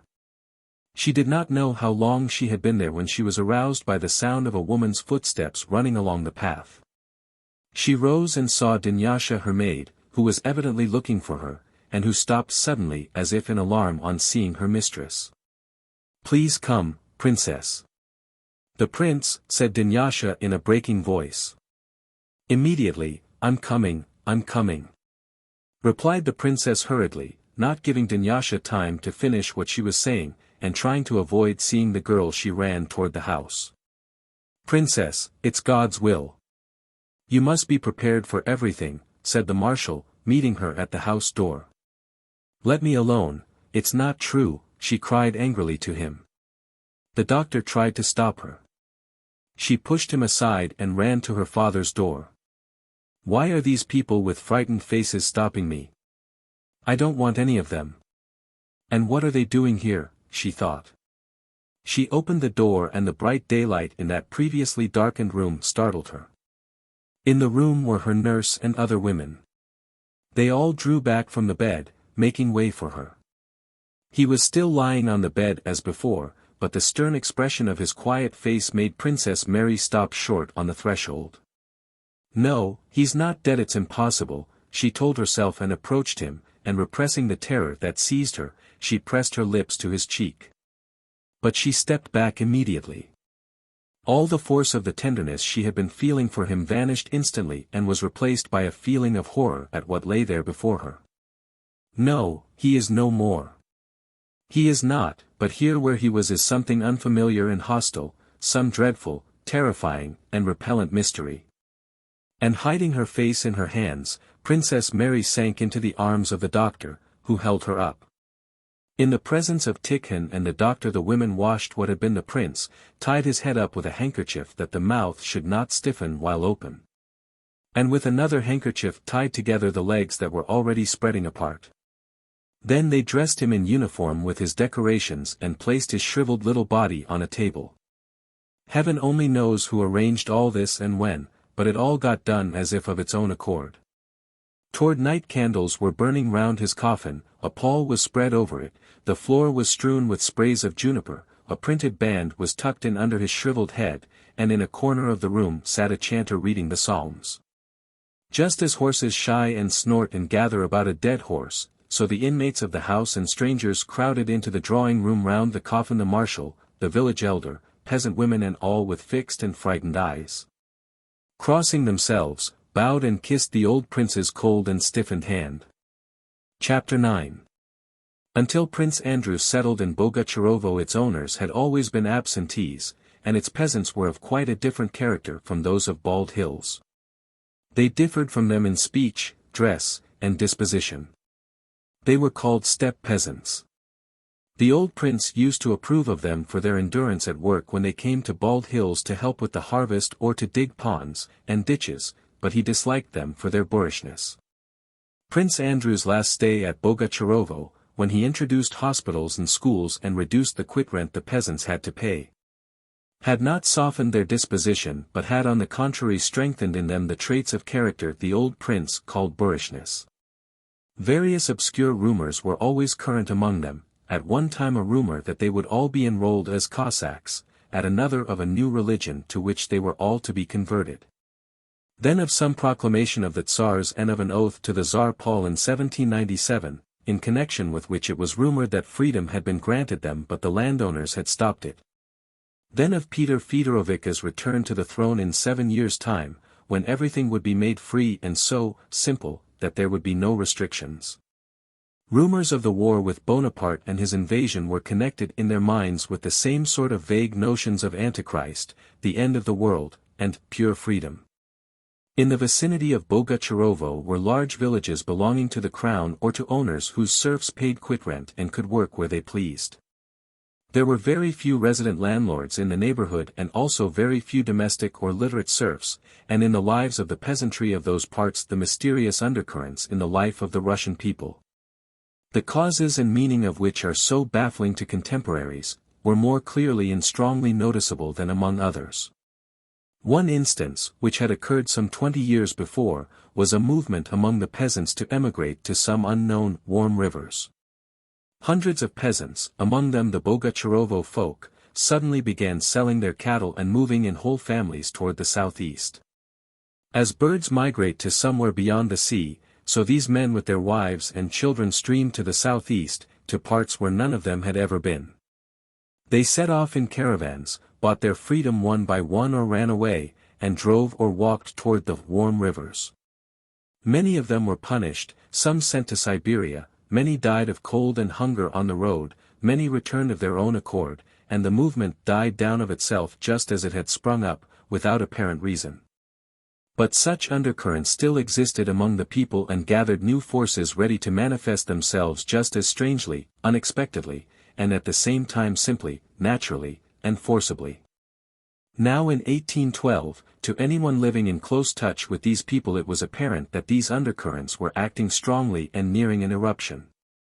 Alpatik, who had reached Bogucharovo shortly before the old prince's death, noticed an agitation among the peasants, and that contrary to what was happening in the Bald Hills district. where over a radius of 40 miles all the peasants were moving away and leaving their villages to be devastated by the Cossacks. The peasants in the steppe region round Bogucharovo were, it was rumored, in touch with the French. Received leaflets from them that passed from hand to hand, and did not migrate. He learned from domestic serfs loyal to him that the peasant Karp, who possessed great influence in the village commune and had recently been away driving a government transport, had returned with news that the Cossacks were destroying deserted villages, but that the French did not harm them. Alpatik also knew that on the previous day another peasant had even brought from the village of Vislukovo, which was occupied by the French, a proclamation by a French general that no harm would be done to the inhabitants. And if they remained they would be paid for anything taken from them. As proof of this the peasant had brought from Vislukovo 100 rubles in notes. He did not know that they were false, paid to him in advance for hay. More important still, Alpatik learned that on the morning of the very day he gave the village elder orders to collect carts to move the princess luggage from Bogucharovo. There had been a village meeting at which it had been decided not to move but to wait. Yet there was no time to waste. On the 15th, the day of the old prince's death, the marshal had insisted on Princess Mary's leaving at once, as it was becoming dangerous. He had told her that after the 16th he could not be responsible for what might happen. On the evening of the day the old prince died the marshal went away, promising to return next day for the funeral. But this he was unable to do, for he received tidings that the French had unexpectedly advanced, and had barely time to remove his own family and valuables from his estate. For some 30 years Bogucharovo had been managed by the village elder, Dron, whom the old prince called by the diminutive Dranushka. Dron was one of those physically and mentally vigorous peasants who grow big beards as soon as they are of age and go on unchanged till they are 60 or 70, without a grey hair or the loss of a tooth. As straight and strong at 60 as at 30. Soon after the migration to the warm rivers, in which he had taken part like the rest, Dron was made village elder and overseer of Bogucharovo, and had since filled that post irreproachably for 23 years. The peasants feared him more than they did their master. The masters, both the old prince and the young, and the steward respected him and jestingly called him the minister. During the whole time of his service Dron had never been drunk or ill, never after sleepless nights or the hardest tasks had he shown the least fatigue. And though he could not read he had never forgotten a single money account or the number of quarters of flour in any of the endless cartloads he sold for the prince. Nor a single shock of the whole corn crop on any single acre of the Bogucharovo fields. Alpatik, arriving from the devastated Bald Hills estate, sent for his Dron on the day of the prince's funeral and told him to have 12 horses got ready for the princess carriages and 18 carts for the things to be removed from Bogucharovo. Though the peasants paid quit-rent, Alpatik thought no difficulty would be made about complying with this order, for there were 230 households at work in Bogucharovo and the peasants were well-to-do. But on hearing the order Dron lowered his eyes and remained silent. Alpatik named certain peasants he knew, from whom he told him to take the carts. Dron replied that the horses of these peasants were away carting. Alpatik named others, but they too, according to Dron, had no horses available. Some horses were carting for the government, others were too weak, and others had died for want of fodder. It seemed that no horses could be had even for the carriages, much less for the carting.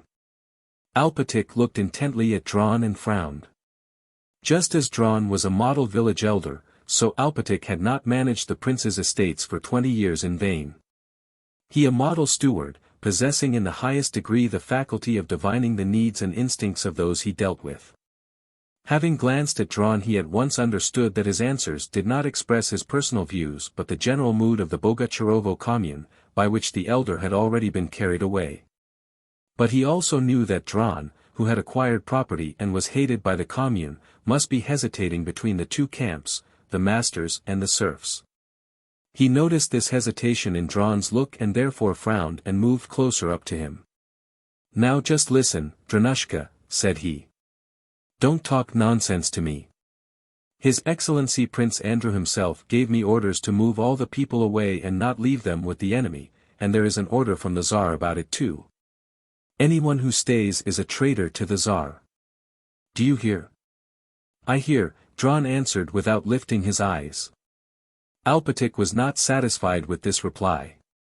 Dron, it will turn out badly, he said, shaking his head.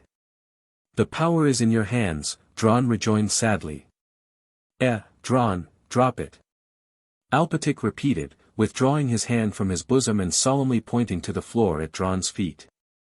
I can see through you and 3 yards into the ground under you, he continued, gazing at the floor in front of Dron.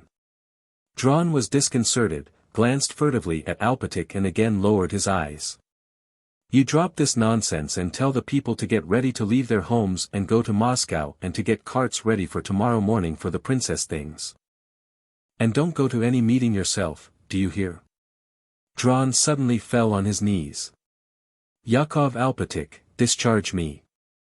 Take the keys from me and discharge me, for Christ's sake. Stop that, cried Alpatic sternly.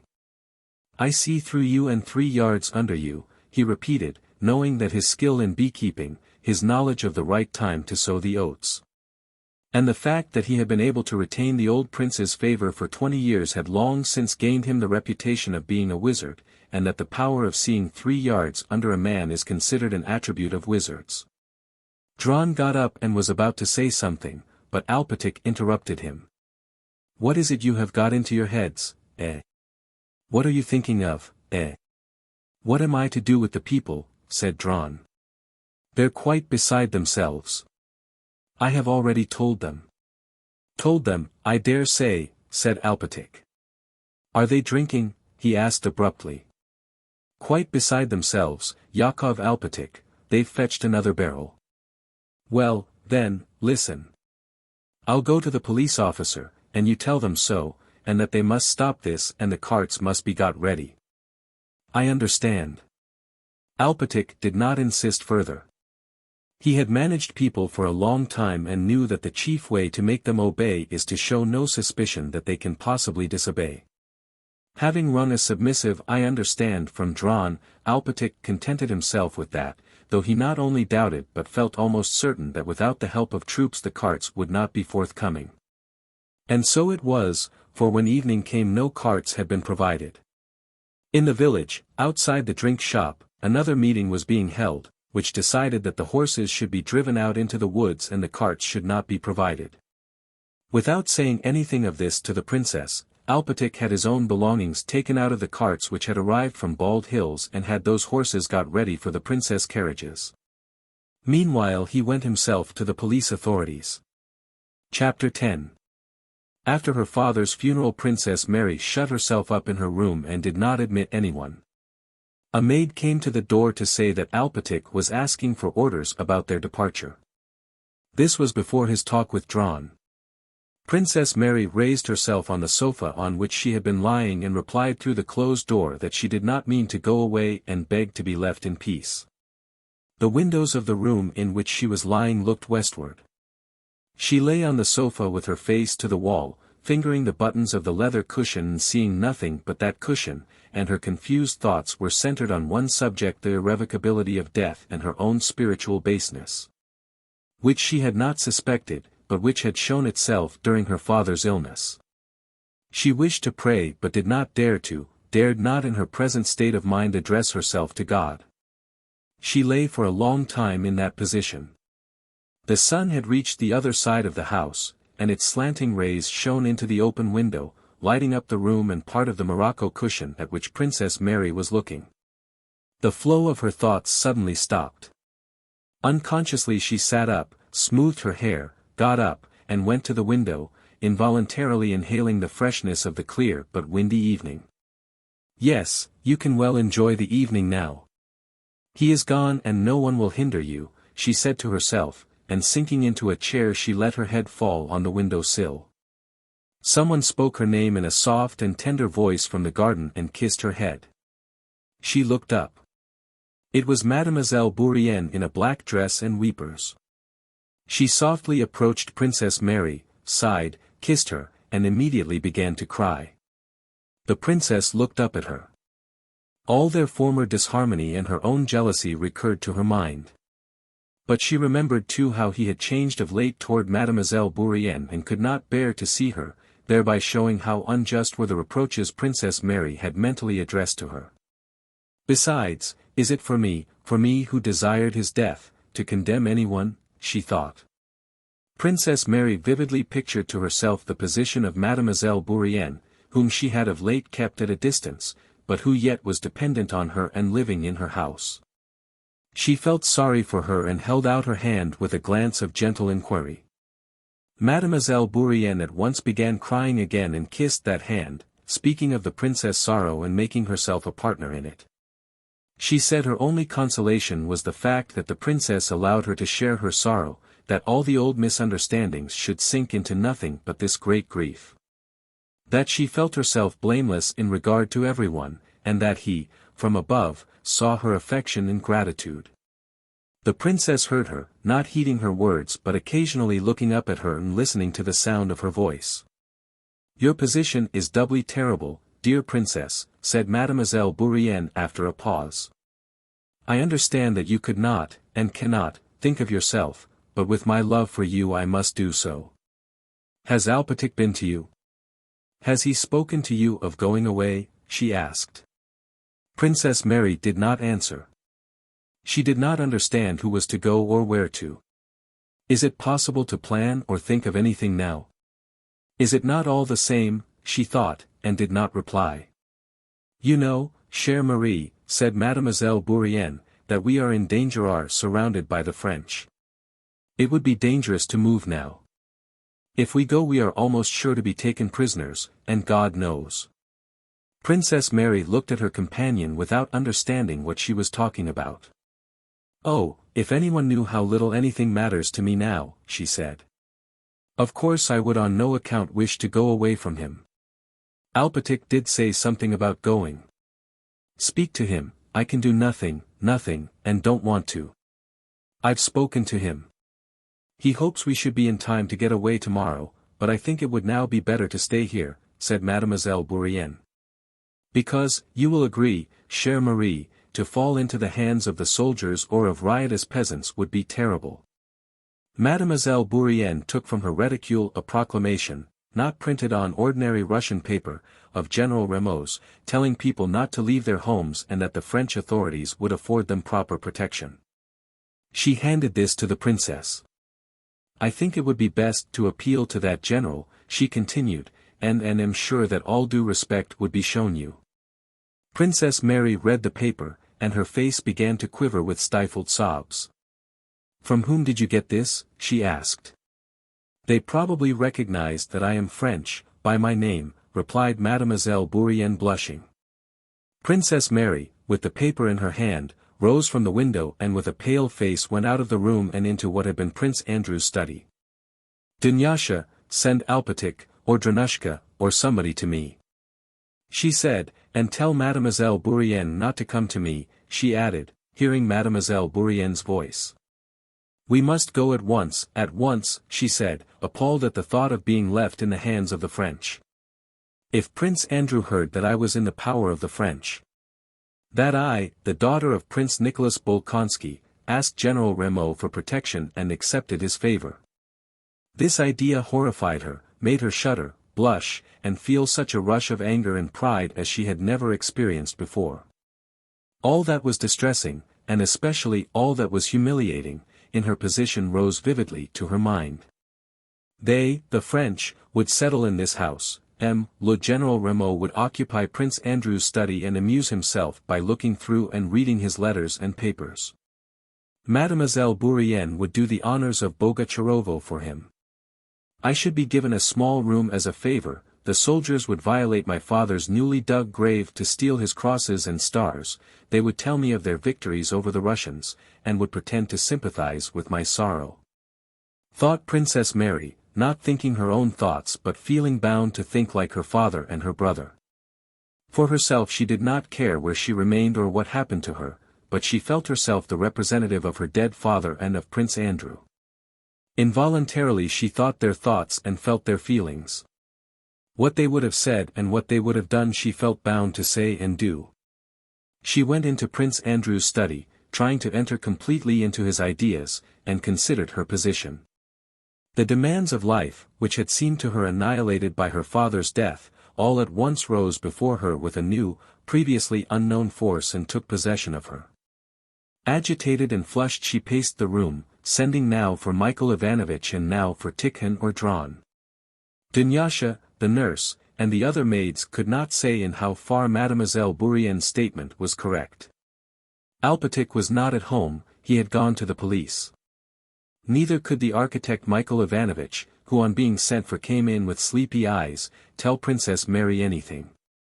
With just the same smile of agreement with which for 15 years he had been accustomed to answer the old prince without expressing views of his own, he now replied to Princess Mary, so that nothing definite could be got from his answers. The old valet Tikhon, with sunken, emaciated face that bore the stamp of inconsolable grief, replied, "Yes, Princess," to all Princess Mary's questions and hardly refrained from sobbing as he looked at her. At length Dron, the village elder, entered the room and with a deep bow to Princess Mary came to a halt by the doorpost. Princess Mary walked up and down the room and stopped in front of him. "Dranushka," she said, regarding as a sure friend this Dranushka who always used to bring a special kind of gingerbread from his visit to the fair at Vyazma every year and smilingly offer it to her, "Dranushka, now since our misfortune." She began, but could not go on. "We are all in God's hands," said he, with a sigh. They were silent for a while. "Dranushka, Alpátych has gone off somewhere and I have no one to turn to. Is true, as they tell me, that I can't even go away." "Why shouldn't you go away, Your Excellency?" "You can go," said Dron. "I was told it would be dangerous because of the enemy." "Dear friend, I can do nothing. I understand nothing. I have nobody. I want to go away tonight or early tomorrow morning." Dron paused. He looked askance at Princess Mary and said, "There are no horses, I told Yakov Alpátych so." "Why are there none?" asked the princess. "It's all God's scourge," said Dron. "What horses we had have been taken for the army or have died this is such a year. It's not a case of feeding horse, we may die of hunger ourselves. As it is, some go 3 days without eating. We've nothing, we've been ruined." Princess Mary listened attentively to what he told her. "The peasants are ruined. They have no bread?" she asked. "They're dying of hunger," said Dron. "It's not a case of carting. But why didn't you tell me, Dranushka? Isn't it possible to help them? I'll do all I can." To Princess Mary it was strange that now, at a moment when such sorrow was filling her soul, there could be rich people and poor, and the rich could refrain from helping the poor. She had heard vaguely that there was such a thing as landlord's corn which was sometimes given to the peasants. She also knew that neither her father nor her brother would refuse to help the peasants in need, she only feared to make some mistake in speaking about the distribution of the grain she wished to give. She was glad such cares presented themselves, enabling her without scruple to forget her own grief. She began asking Dron about the peasants' needs and what there was in Bogucharovo that belonged to the landlord. "But we have grain belonging to my brother," she said. "The landlord's grain is all safe," replied Dron proudly. "Our prince did not order it to be sold. Give it to the peasants, let them have all they need." "I give you leave in my brother's name," said she. Dron made no answer but sighed deeply. "Give them that corn if there is enough of it. Distribute it all. I give this order in my brother's name, and tell them that what is ours is theirs. We do not grudge them anything. Tell them so." Dron looked intently at the princess while she was speaking. "Discharge me, little mother, for God's sake. Order the keys to be taken from me," said he. "I have served 23 years and have done no wrong. Discharge me, for God's sake." Princess Mary did not understand what he wanted of her or why he was asking to be discharged. She replied that she had never doubted his devotion and that she was ready to do anything for him and for the peasants. Chapter 11. An hour later Dunyasha came to tell the princess that Dron had come, and all the peasants had assembled at the barn by the princess' order and wished to have word with their mistress. But I never told them to come, said Princess Mary. I only told Drawn to let them have the grain. Only, for God's sake, Princess dear, have them sent away and don't go out to them. It's all a trick, said Dunyasha, and when Yakov Alpatik returns let us get away, and please don't. What is a trick? Asked Princess Mary in surprise. I know it is, only listen to me for God's sake. Ask Nurse too. They say they don't agree to leave Bogucharovo as you ordered. You're making some mistake. I never ordered them to go away, said Princess Mary. Call Dranushka. Drawn came and confirmed Dunyasha's words, the peasants had come by the princess' order. But I never sent for them, declared the princess. You must have given my message wrong. I only said that you were to give them the grain. Drawn only sighed in reply. If you order it they will go away, said he. No, no. I'll go out to them, said Princess Mary, and in spite of the nurses and Dunyasha's protests she went out into the porch, Drawn, Dunyasha, the nurse, and Michael Ivanovich following her. They probably think I am offering them the grain to bribe them to remain here, while I myself go away leaving them to the mercy of the French, thought Princess Mary. I will offer them monthly rations and housing at our Moscow estate. I am sure Andrew would do even more in my place, she thought as she went out in the twilight toward the crowd standing on the pasture by the barn. The men crowded closer together, stirred, and rapidly took off their hats. Princess Mary lowered her eyes and, tripping over her skirt, came close up to them. So many different eyes, old and young, were fixed on her, and there were so many different faces, that she could not distinguish any of them and, feeling that she must speak to them all at once, did not know how to do it. But again the sense that she represented her father and her brother gave her courage, and she boldly began her speech. I am very glad you have come, she said without raising her eyes, and feeling her heart beating quickly and violently. Dranushka tells me that the war has ruined you. That is our common misfortune, and I shall grudge nothing to help you. I am myself going away because it is dangerous here, the enemy is near, because I am giving you everything, my friends, and I beg you to take everything, all our grain, so that you may not suffer want. And if you have been told that I am giving you the grain to keep you here, that is not true.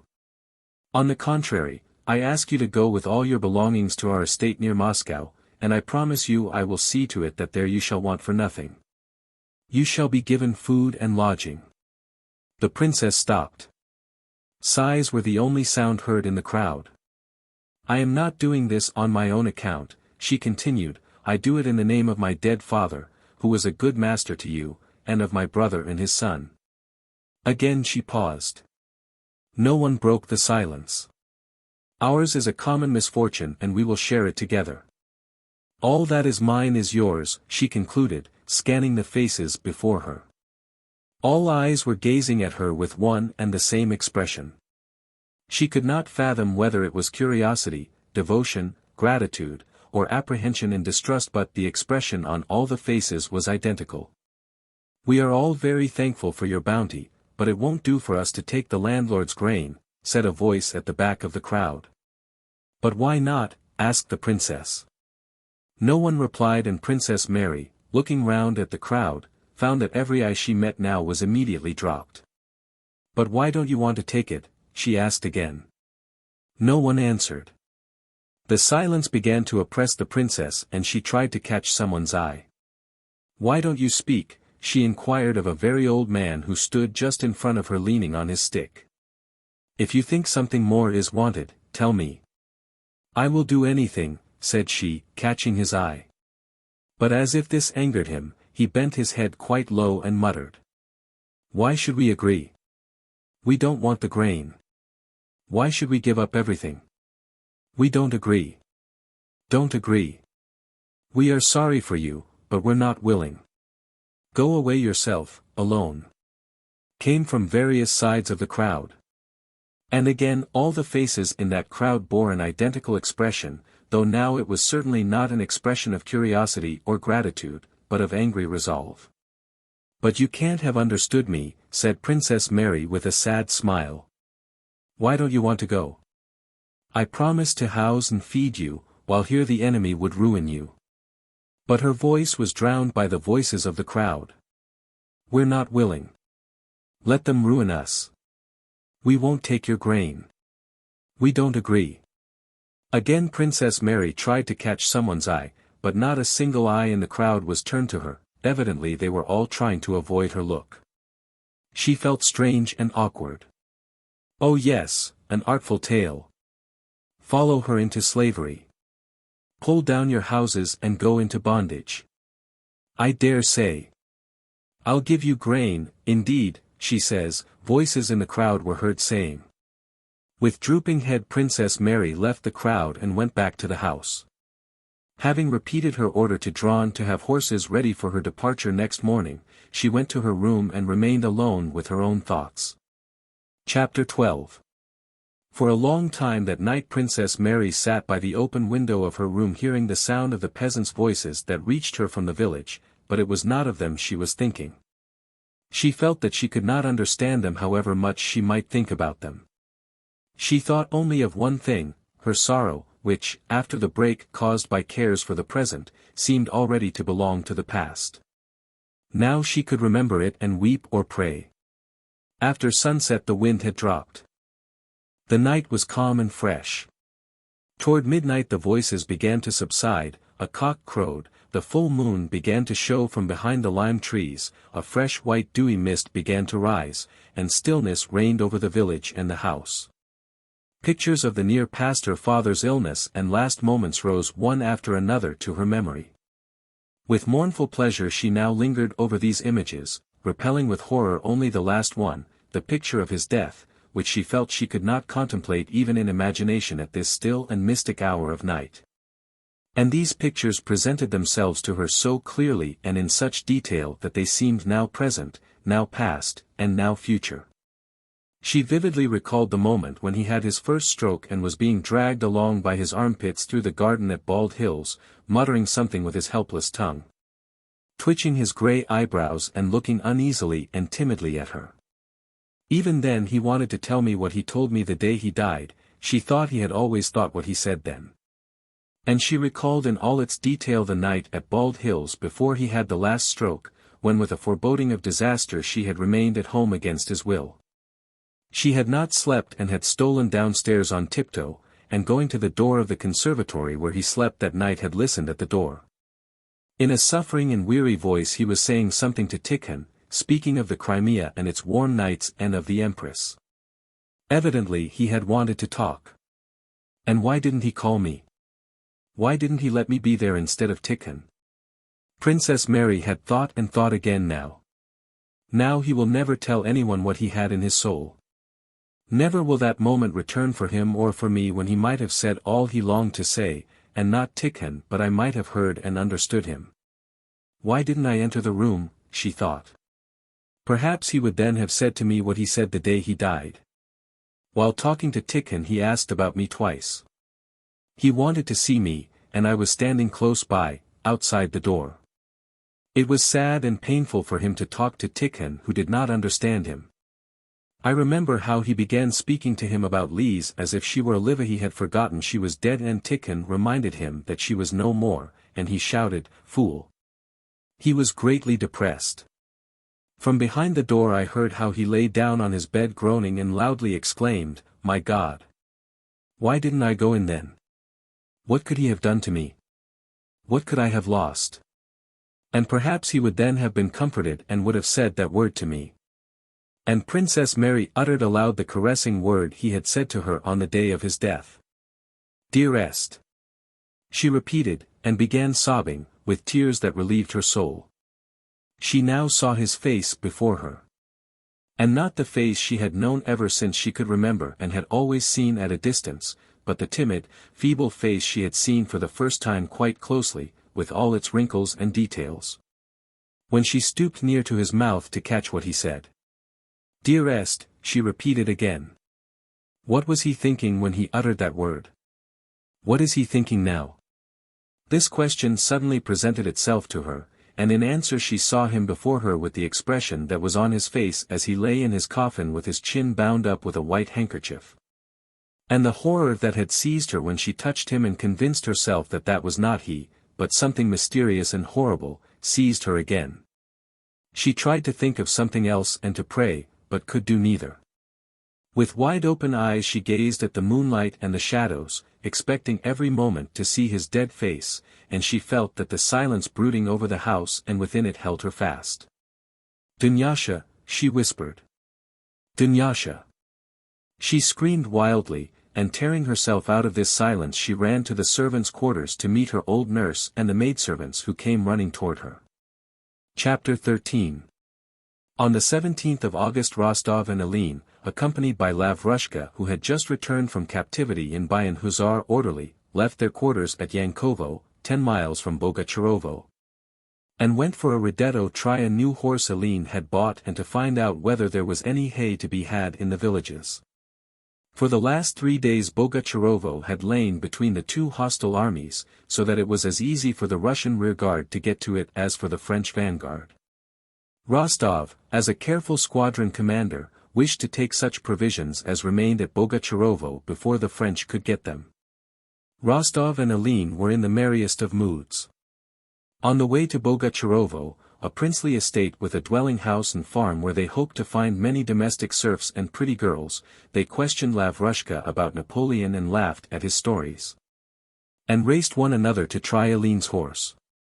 Rostov had no idea that the village he was entering was the property of that very Bolkonsky who had been engaged to his sister.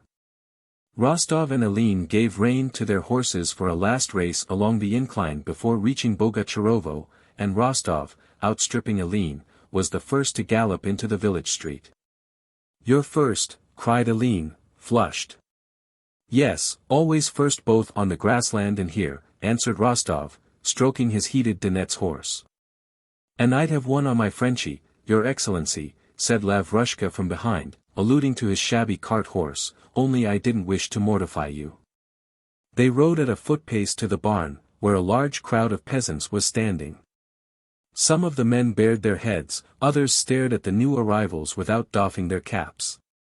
2 tall old peasants with wrinkled faces and scanty beards emerged from the tavern, smiling, staggering, and singing some incoherent song, and approached the officers. "Fine fellows," said Rostov laughing. "Is there any hay here?" "And how like one another," said Hélène. "Most mrryko sang one of the peasants with a blissful smile. One of the men came out of the crowd and went up to Rostov. "Who do you belong to?" he asked. "The French," replied Hélène jestingly, "and here is Napoleon himself," and he pointed to Lavrushka. "Then you are Russians?" the peasant asked again. "And is there a large force of you here?" said another, a short man, coming up. "Very large," answered Rostov. "But why have you collected here?" he added. "Is it a holiday?" "The old men have met to talk over the business of the commune," replied the peasant, moving away. At that moment, on the road leading from the big house, 2 women and a man in a white hat were seen coming toward the officers. "The one in pink is mine, so keep off," said Hélène on seeing Dunyasha running resolutely toward him. "She'll be ours," said Lavrushka to Hélène, winking. "What do you want, my pretty?" said Hélène with a smile. "The princess ordered me to ask your regiment and your name." "This is Count Rostov, squadron commander, and I am your humble servant." "Compa New York," roared the tipsy peasant with a beatific smile as he looked at Hélène talking to the girl. Following Dunyasha, Alpatik advanced to Rostov, having bared his head while still at a distance. "May I make bold to trouble your honor?" said he respectfully, but with a shade of contempt for the youthfulness of this officer and with a hand thrust into his bosom. "My mistress, daughter of General-in-Chief Prince Nicholas Bolkonsky who died on the 15th of this month, finding herself in difficulties owing to the boorishness of these people," he pointed to the peasants, "asks you to come up to the house. Won't you, please, ride on a little farther," said Alpatik with a melancholy smile, "as it is not convenient in the presence of." He pointed to the 2 peasants who kept as close to him as horseflies to a horse. "Ah! Alpatik! Ah, Yakov Alpatik! Grand! "Forgive us for Christ's sake, said the peasants, smiling joyfully at him. Rostov looked at the tipsy peasants and smiled. "Or perhaps they amuse your honor," remarked Alpatych with a staid air, as he pointed at the old men with his free hand. "No, there's not much to be amused at here," said Rostov, and rode on a little way. "What's the matter?" he asked. "I make bold to inform your honor that the rude peasants here don't wish to let the mistress leave the estate, and threaten to unharness her horses, so that though everything has been packed up since morning, her excellency cannot get away." "Impossible," exclaimed Rostov. "I have the honor to report to you the actual truth," said Alpatych. Rostov dismounted, gave his horse to the orderly, and followed Alpatych to the house, questioning him as to the state of affairs. It appeared that the princess' offer of corn to the peasants the previous day, and her talk with Dron and at the meeting, had actually had so bad an effect that Dron had finally given up the keys and joined the peasants and had not appeared when Alpatych sent for him. And that in the morning when the princess gave orders to harness for her journey, the peasants had come in a large crowd to the barn and sent word that they would not let her leave the village, that there was an order not to move, and that they would unharness the horses. Alpatych had gone out to admonish them, but was told, it was chiefly Karp who did the talking, Dron not showing himself in the crowd, that they could not let the princess go, that there was an order to the contrary, but that if she stayed they would serve her as before and obey her in everything. At the moment when Rostov and Hélène were galloping along the road, Princess Mary, despite the dissuasions of Alpatych, her nurse, and the maids, had given orders to harness and intended to start. But when the cavalrymen were espied they were taken for Frenchmen, the coachman ran away, and the women in the house began to wail. "Father! Benefactor! God has sent you," exclaimed deeply moved voices as Rostov passed through the anteroom. Princess Mary was sitting helpless and bewildered in the large sitting room, when Rostov was shown in. She could not grasp who he was and why he had come, or what was happening to her. When she saw his Russian face, and by his walk and the first words he uttered recognized him as a man of her own class, she glanced at him with her deep radiant look and began speaking in a voice that faltered and trembled with emotion. This meeting immediately struck Rostov as a romantic event. A helpless girl overwhelmed with grief, left to the mercy of coarse, rioting peasants. And what a strange fate sent me here.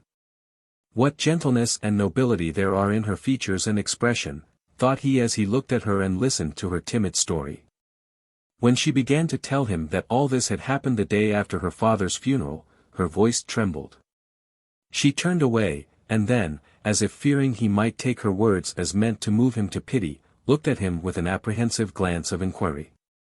There were tears in Rostov's eyes. Princess Mary noticed this and glanced gratefully at him with that radiant look which caused the plainness of her face to be forgotten. "I cannot express, Princess, how glad I am that I happen to ride here and am able to show my readiness to serve you," said Rostov, rising. "Go when you please, and I give you my word of honor that no one shall dare to cause you annoyance if only you will allow me to act as your escort." And bowing respectfully, as if to a lady of royal blood, he moved toward the door. Rostov's deferential tone seemed to indicate that though he would consider himself happy to be acquainted with her, he did not wish to take advantage of her misfortunes to intrude upon her. Princess Mary understood this and appreciated his delicacy. "I am very, very grateful to you," she said in French, "but I hope it was all a misunderstanding and that no one is to blame for it." She suddenly began to cry. "Excuse me," she said. Rostov, knitting his brows, left the room with another low bow.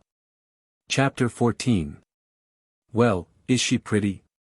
"Ah, friend, me pink one is delicious, her name is Dunyasha." But on glancing at Rostov's face Hélène stopped short. He saw that his hero and commander was following quite a different train of thought. Rostov glanced angrily at Hélène and without replying strode off with rapid steps to the village. "I'll show them, I'll give it to them, the brigands," said he to himself. Alpatych at a gliding trot, only just managing not to run, kept up with him with difficulty. "What decision have you been pleased to come to?" said he. Rostov stopped and, clenching his fists, suddenly and sternly turned on Alpatych. Decision? What decision? Old dotard! Cried he. What have you been about? Eh? The peasants are rioting, and you can't manage them? You're a traitor yourself. I know you. I'll flay you all alive. And as if afraid of wasting his store of anger, he left Alpatych and went rapidly forward. Alpatych, mastering his offended feelings, kept pace with Rostov at a gliding gait and continued to impart his views. He said the peasants were obdurate and that at the present moment it would be imprudent to over-resist them without an armed force, and would it not be better first to send for the military? I'll give them armed force. I'll over-resist them. Uttered Rostov meaninglessly, breathless with irrational animal fury and the need to vent it. Without considering what he would do, he moved unconsciously with quick, resolute steps toward the crowd. And the nearer he drew to it the more Alpatych felt that this unreasonable action might produce good results. The peasants in the crowd were similarly impressed when they saw Rostov's rapid, firm steps and resolute, frowning face. After the hussars had come to the village and Rostov had gone to see the princess, a certain confusion and dissension had arisen among the crowd. Some of the peasants said that these new arrivals were Russians and might take it amiss that the mistress was being detained. Dron was of this opinion, but as soon as he expressed it Karp and others attacked their ex-elder. How many years have you been fattening on the commune? Karp shouted at him. It's all one to you. You'll dig up your pot of money and take it away with you. What does it matter to you whether our homes are ruined or not? We've been told to keep order, and that no one is to leave their homes or take away a single grain, and that's all about it, cried another. It was your son's turn to be conscripted, but no fear. You begrudged your lump of a son. A little old man suddenly began attacking Dron, and so they took my Vanka to be shaved for a soldier. But we all have to die. To be sure, we all have to die. I'm not against the commune, said Dron. That's it, not against it. You've filled your belly. The two tall peasants had their say. As soon as Rostov, followed by Hélène, Lavrushka, and Alpatych, came up to the crowd, Karp, thrusting his fingers into his belt and smiling a little, walked to the front. Dron on the contrary retired to the rear and the crowd drew closer together. Who is your elder here? Hey, shouted Rostov, coming up to the crowd with quick steps. The elder? What do you want with him? Asked Karp. But before the words were well out of his mouth, his cap flew off and a fierce blow jerked his head to one side. Caps off, traitors, shouted Rostov in a wrathful voice. Where's the elder? He cried furiously. The elder. He wants the elder. Dron Zakharik, you, meek and flustered voices here and there were heard calling and caps began to come off their heads. We don't riot, we're following the orders, declared Karp, and at that moment several voices began speaking together. It's as the old men have decided, there's too many of you giving orders. Arguing. Mutiny. Brigands. Traitors, cried Rostov unmeaningly in a voice not his own, gripping Karp by the collar. Bind him, he shouted, though there was no one to bind him but Lavrushka and Alpatych. Lavrushka, however, ran up to Karp and seized him by the arms from behind. Shall I call up our men from beyond the hill? He called out. Alpatych turned to the peasants and ordered two of them by name to come and bind Karp. The men obediently came out of the crowd and began taking off their belts. Where's the elder? Demanded Rostov in a loud voice. With a pale and frowning face Dron stepped out of the crowd. Are you the elder? Bind him, Lavrushka, shouted Rostov, as if that order, too, could not possibly meet with any opposition. And in fact two more peasants began binding Dron, who took off his own belt and handed it to them, as if to aid them. And you all listen to me, said Rostov to the peasants. Be off to your houses at once, and don't let one of your voices be heard. Why, we've not done any harm. We did it just out of foolishness. It's all nonsense. I said then that it was not in order. Voices were heard bickering with one another. There. What did I say? Said Alpatych, coming into his own again. It's wrong, lads. All our stupidity, Yakov Alpatych, came the answers, and the crowd began at once to disperse through the village. The two bound men were led off to the master's house. The two drunken peasants followed them. When I look at you, said one of them to Karp. How can one talk to the masters like that? What were you thinking of, you fool? Added the other, a real fool. 2 hours later the carts were standing in the courtyard of the Bogucharovo house. The peasants were briskly carrying out the proprietor's goods and packing them on the carts, and Dron, liberated at Princess Mary's wish from the cupboard where he had been confined, was standing in the yard directing the men. Don't put it in so carelessly, said one of the peasants, a man with a round smiling face, taking a casket from a housemaid. You know it has cost money. How can you chuck it in like that or shove it under the cord where it'll get rubbed? I don't like that way of doing things. Let it all be done properly, according to rule. Look here, put it under the bast matting and cover it with hay, that's the way. Books, books, said another peasant, bringing out Prince Andrew's library cupboards. Don't catch up against it. It's heavy, lad, solid books.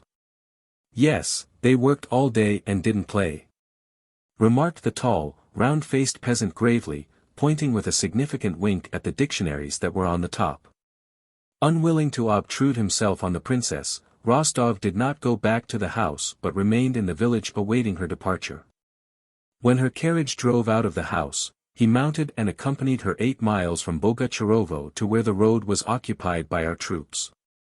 At the inn at Yankovo he respectfully took leave of her, for the first time permitting himself to kiss her hand. How can you speak so? He blushingly replied to Princess Mary's expressions of gratitude for her deliverance, as she termed what had occurred. Any police officer would have done as much. If we had had only peasants to fight, we should not have let the enemy come so far, said he with a sense of shame and wishing to change the subject. I am only happy to have had the opportunity of making your acquaintance.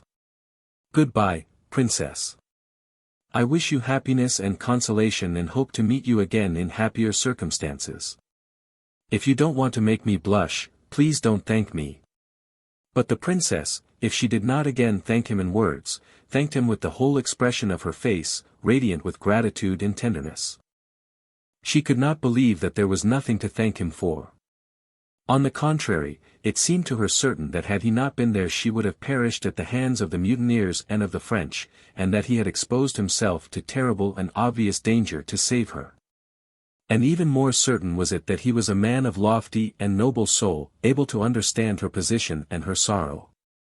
His kind, honest eyes, with the tears rising in them when she herself had begun to cry as she spoke of her loss, did leave her memory.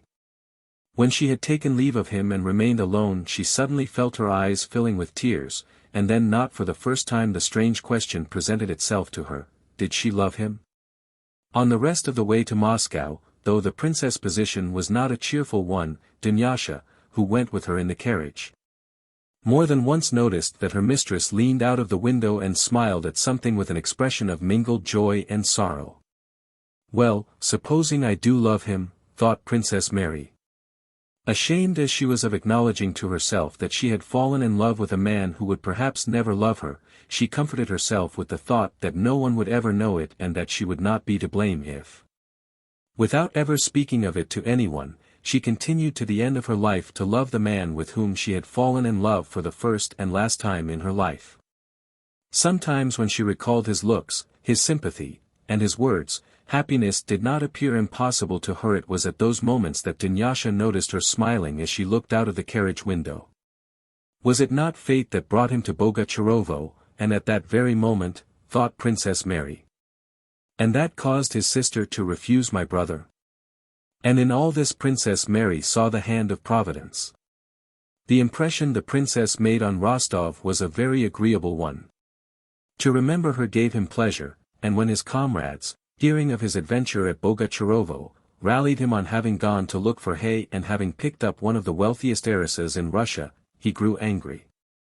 It made him angry just because the idea of marrying the gentle Princess Mary, who was attractive to him and had an enormous fortune, had against his will more than once entered his head. For himself personally, Nicholas could not wish for a better wife. By marrying her he would make the Countess his mother happy, would be able to put his father's affairs in order, and would even felt ensure Princess Mary's happiness. But Sonia? And his plighted word? That was why Rostov grew angry when he was rallied about Princess Bolkonskaya. Chapter 15. On receiving command of the armies, Kutuzov remembered Prince Andrew and sent an order for him to report at headquarters. Prince Andrew arrived at Tsarevozamish on the very day and at the very hour that Kutuzov was reviewing the troops for the first time. He stopped in the village at the priest's house in front of which stood the commander-in-chief's carriage, and he sat down on the bench at the gate awaiting His Serene Highness, as everyone now called Kutuzov. From the field beyond the village came now sounds of regimental music and now the roar of many voices shouting, "Hurrah!" to the new commander-in-chief. 2 orderlies, a courier and a majordomo, stood nearby, some 10 paces from Prince Andrew, availing themselves of Kutuzov's absence and of the fine weather. A short, swarthy lieutenant colonel of hussars with thick mustaches and whiskers rode up to the gate and, glancing at Prince Andrew, inquired whether His Serene Highness was putting up there and whether he would soon be back. Prince Andrew replied that he was not on His Serene Highness' staff but was himself a new arrival. The lieutenant colonel turned to a smart orderly, who, with the peculiar contempt with which a commander-in-chief's orderly speaks to officers, replied, "What? His Serene Highness? I expect he'll be here soon. What do you want?" The lieutenant colonel of hussars smiled beneath his mustache at the orderly's tone, dismounted, gave his horse to a dispatch runner, and approached Bolkonsky with a slight bow. Bolkonsky made room for him on the bench and the lieutenant colonel sat down beside him. "You're also waiting for the commander-in-chief," said he. "They say he receives everyone, thank God. It's awful with those sausage-eaters. Ermolov had reason to ask to be promoted to be a German. Now Pwaps Wussians will get a look in. As it was, devil only knows what was happening. We kept wetwetting and wetwetting." "Did you take part in the campaign?" he asked. "I had the pleasure," replied Prince Andrew, "not only of taking part in the retreat but of losing in that retreat all I held dear, not to mention the estate and home of my birth-me father, who died of grief. I belong to the province of Smolensk." "Ah. You're Prince Bolkonsky. Very glad to make your acquaintance." "I'm Lieutenant Colonel Denisov, better known as Vaska," said Denisov, pressing Prince Andrew's hand and looking into his face with a particularly kindly attention. "Yes, I heard," said he sympathetically, and after a short pause added, "Yes, it's Scythian warfare. It's all very well, only not for those who get it in the neck. So you are Prince Andrew Bolkonsky?" He swayed his head. "Very pleased, Prince, to make your acquaintance," he repeated again, smiling sadly, and he again pressed Prince Andrew's hand. Prince Andrew knew Denisov from what Natasha had told him of her first suitor. This memory carried him sadly and sweetly back to those painful feelings of which he had not thought lately, but which still found place in his soul. Of late he had received so many new and very serious impressions, such as the retreat from Smolensk, his visit to Bald Hills, and the recent news of his father's death, and had experienced so many emotions, that for a long time past those memories had not entered his mind, and now that they did not act on him with nearly their former strength. For Denisov, too, the memories awakened by the name of Bolkonsky belonged to a distant, romantic past, when after supper and after Natasha's singing he had proposed to a little girl of 15 without realizing what he was doing. He smiled at the recollection of that time and of his love for Natasha, and passed at once to what now interested him passionately and exclusively. This was a plan of campaign he had devised while serving at the outposts during the retreat. He had proposed that plan to Barclay de Tolly and now wished to propose it to Kutuzov. The plan was based on the fact that the French line of operation was too extended, and it proposed that instead of, or concurrently with, action on the front to bar the advance of the French, we should attack their line of communication. He began explaining his plan to Prince Andrew. They can't hold all that line. It's impossible. I will undertake to break through. Give me 500 men and I will break the line, that's certain. There's only one way guerrilla warfare. Denisov rose and began gesticulating as he explained his plan to Bolkonsky. In the midst of his explanation, shouts were heard from the army, growing more incoherent and more diffused, mingling with music and songs and coming from the field where the review was held. Sounds of hoofs and shouts were nearing the village. "He's coming! He's coming!" shouted a Cossack standing at the gate. Bolkonsky and Denisov moved to the gate, at which a knot of soldiers, a guard of honor, was standing, and they saw Kutuzov coming down the street mounted on a rather small sorrel horse. A huge suite of generals rode behind him. Barclay was riding almost beside him, and a crowd of officers ran after and around them shouting, "Hurrah!" His adjutants galloped into the yard before him. Kutuzov was impatiently urging on his horse, which ambled smoothly under his weight, and he raised his hand to his white horse guard's cap with a red band and no peak, nodding his head continually. When he came up to the guard of honor, a fine set of grenadiers mostly wearing decorations, who were giving him the salute. He looked at them silently and attentively for nearly a minute with the steady gaze of a commander and then turned to the crowd of generals and officers surrounding him. Suddenly his face assumed a subtle expression, he shrugged his shoulders with an air of perplexity. And with such fine fellows to retreat and retreat. "Well, goodbye, General," he added, and rode into the yard past Prince Andrew and Denisov. "Hurrah! Hurrah! Hurrah!" shouted those behind him. Since Prince Andrew had last seen him, Kutuzov had grown still more corpulent, flaccid, and fat. But the bleached eyeball, the scar, and the familiar weariness of his expression were still the same. He was wearing the white horse guard's cap and a military overcoat with a whip hanging over his shoulder by a thin strap. He sat heavily and swayed limply on his brisk little horse. Phew, phew, phew. He whistled just audibly as he rode into the yard. His face expressed the relief of relaxed strain felt by a man who means to rest after a ceremony. He drew his left foot out of the stirrup and, lurching with his whole body and puckering his face with the effort, raised it with difficulty onto the saddle, leaned on his knee, groaned, and slipped down into the arms of the Cossacks and adjutants who stood ready to assist him.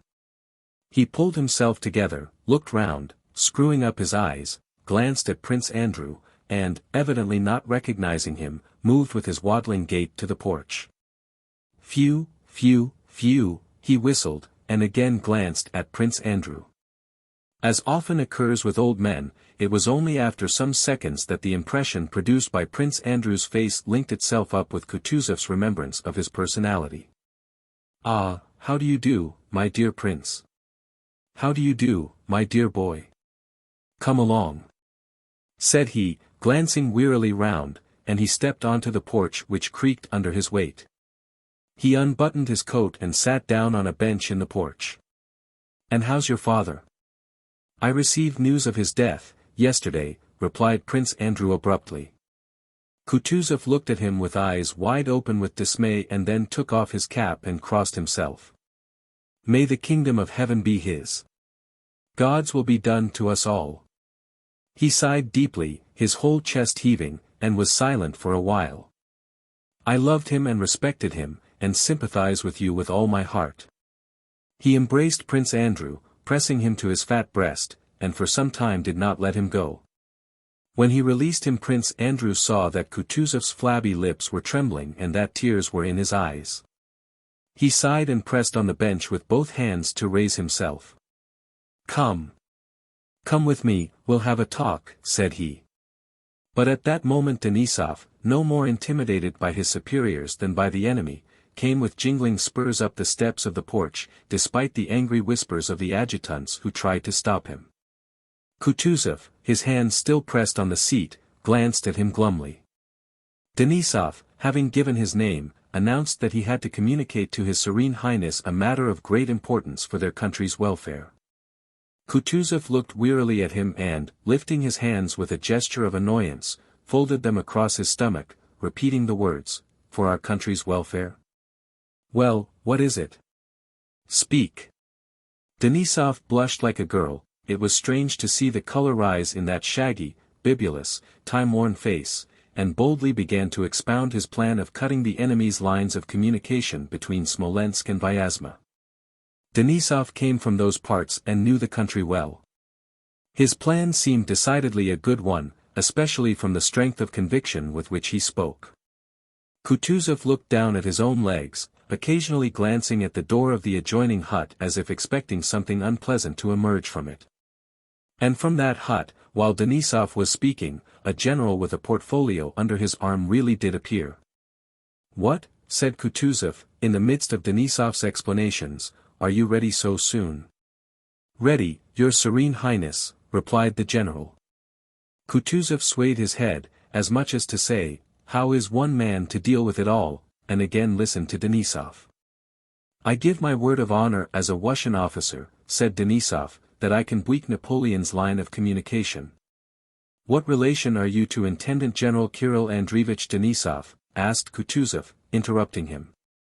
"He is my uncle, Your Serene Highness." "Ah, we were friends," said Kutuzov cheerfully. All right, friend, stay here at the staff and tomorrow we'll have a talk." With a nod to Denisov he turned away and put out his hand for the papers Konovnitsyn had brought him. "Would not Your Serene Highness like to come inside?" said the general on duty in a discontented voice. "The plans must be examined and several papers have to be signed." An adjutant came out and announced that everything was in readiness within. But Kutuzov evidently did not wish to enter that room till he was disengaged. He made a grimace. "No, tell them to bring a small table out here, my dear boy. I'll look at them here," said he. "Don't go away," he added, turning to Prince Andrew, who remained in the porch and listened to the general's report. While this was being given, Prince Andrew heard the whisper of a woman's voice and the rustle of a silk dress behind the door. Several times on glancing that way he noticed behind that door a plump, rosy, handsome woman in a pink dress with a lilac silk kerchief on her head, holding a dish and evidently awaiting the entrance of the commander-in-chief. Kutuzov's adjutant whispered to Prince Andrew that this was the wife of the priest whose home it was, and that she intended to offer His Serene Highness bread and salt. "Her husband has welcomed His Serene Highness with the cross at the church, and she intends to welcome him in the house. She's very pretty," added the adjutant with a smile. At those words Kutuzov looked round. He was listening to the general's report which consisted chiefly of a criticism of the position at Tsarevoze-Moshy as he had listened to Denisov, and 7 years previously had listened to the discussion at the Austerlitz Council of War. He evidently listened only because he had ears which, though there was a piece of tow in one of them, could not help hearing. But it was evident that nothing the general could say would surprise or even interest him, that he knew all that would be said beforehand, and heard it all only because he had to, as one has to listen to the chanting of a service of prayer. All that Denisov had said was clever and to the point. What the general was saying was even more clever and to the point, but it was evident that Kutuzov despised knowledge and cleverness, and knew of something else that would decide the matter, something independent of cleverness and knowledge. Prince Andrew watched the commander-in-chief's face attentively, and the only expression he could see there was one of boredom, curiosity as to the meaning of the feminine whispering behind the door, and a desire to observe propriety. It was evident that Kutuzov despised cleverness and learning and even the patriotic feeling shown by Denisov, but despised them not because of his own intellect, feelings, or knowledge. He did not try to display any of these but because of something else. He despised them because of his old age and experience of life. The only instruction Kutuzov gave of his own accord during that report referred to looting by the Russian troops. At the end of the report the general put before him for signature a paper relating to the recovery of payment from army commanders for green oats mown down by the soldiers, when landowners lodged petitions for compensation. After hearing the matter, Kutuzov smacked his lips together and shook his head. "Into the stove, into the fire with it. I tell you once for all, my dear fellow, said he, into the fire with all such things.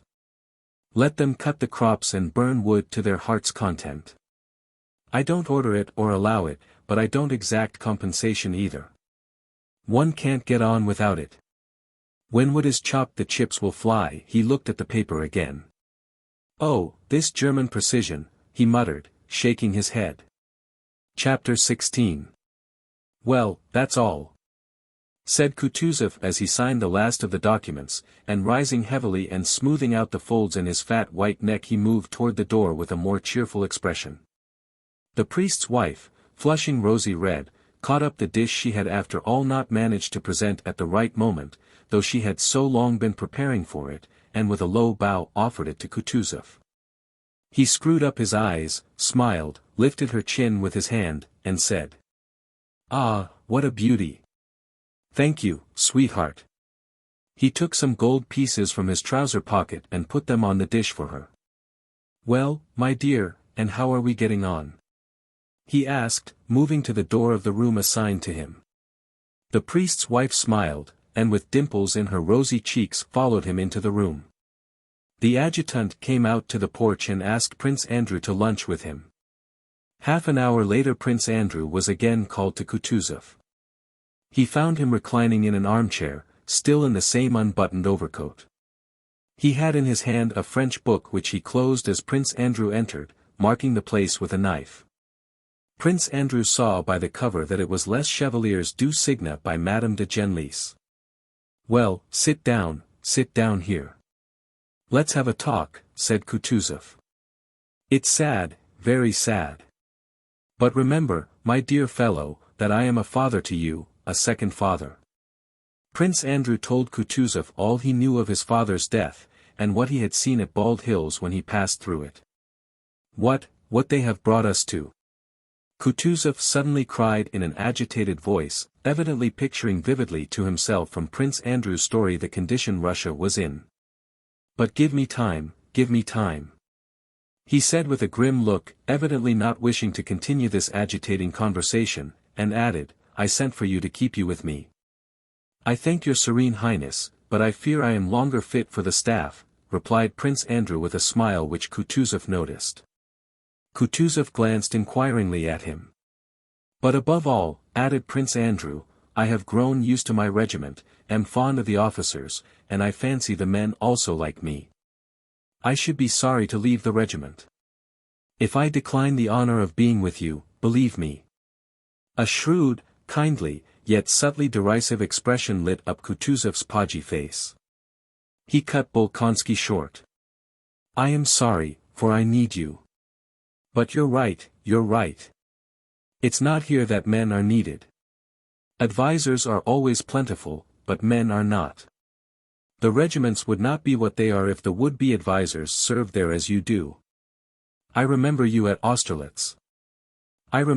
Yes, I remember you with the standard," said Kutuzov, and a flush of pleasure suffused Prince Andrew's face at this recollection. Taking his hand and drawing him downwards, Kutuzov offered his cheek to be kissed, and again Prince Andrew noticed tears in the old man's eyes. Though Prince Andrew knew that Kutuzov's tears came easily, and that he was particularly tender to and considerate of him from a wish to show sympathy with his loss, yet this reminder of Austerlitz was both pleasant and flattering to him. "Go your way and God be with you. I know your path is the path of honor." He paused. "I missed you at Bucharest, but I needed someone to send." And changing the subject, Kutuzov began to speak of the Turkish war and the peace that had been concluded. "Yes, I have been much blamed," he said, "both for that war and the peace, but everything came at the right time. Tout vint à point à celui que c'est attendre, and there were as many advisers there as here." He went on, returning to the subject of advisers, which evidently occupied him. "Ah, those advisers," said he. "If we had listened to them all we should not have made peace with Turkey and should not have been through with that war. Everything in haste, but more haste, less speed. Kamenski would have been lost if he had not died. He stormed fortresses with 30,000 men. It is not difficult to capture a fortress, but it is difficult to win a campaign. For that, storming and attacking, but patience and time are wanted. Kamensky sent soldiers to Ruschuk, but I only employed these two things and took more fortresses than Kamensky and made the but eat horseflesh. He swayed his head. And the French shall too, believe me, he went on, growing warmer and beating his chest, I'll make them eat horseflesh. And tears again dimmed his eyes. Everything comes in time to him who knows how to wait. But shan't we have to accept battle, remarked Prince Andrew. We shall if everybody wants it, it can't be helped.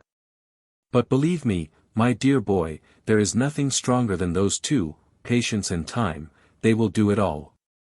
But the advisers en intendant pas de cet oreille, voilà le mal, some want a thing others don't. What's one to do? He asked, evidently expecting an answer. Well, what do you want us to do? He repeated, and his eyes shone with a deep, shrewd look. I'll tell you what to do, he continued, as Prince Andrew still did not reply, I will tell you what to do, and what I do. Dans le doute, mon cher, he paused, abstiens toi, two, he articulated the French proverb deliberately. Don't see it that way, that's the trouble. Two, when in doubt, my dear fellow, do nothing.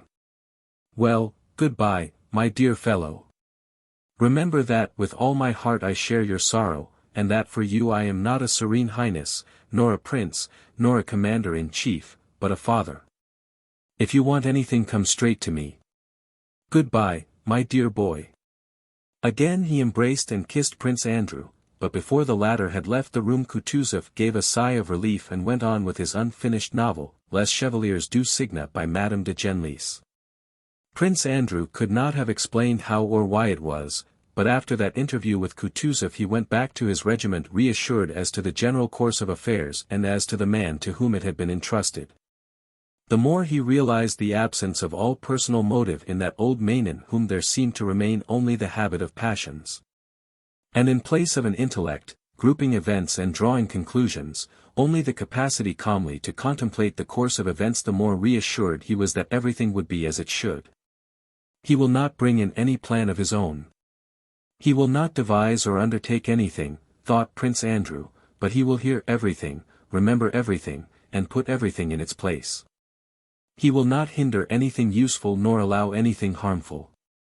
He understands that there is something stronger and more important than his own will, the inevitable course of events, and he can see them and grasp their significance. And seeing that significance can refrain from meddling and renounce his personal wish directed to something else. And above all, thought Prince Andrew, one believes in him because he's Russian, despite the novel by Genlis and the French proverbs, and because his voice shook when he said, what they have brought us to. And had a sob in it when he said he would make them eat horseflesh. On such feelings, more or less dimly shared by all, the unanimity in general approval were founded with which, despite court influences, the popular choice of Kutuzov as commander-in-chief was received. Chapter 17.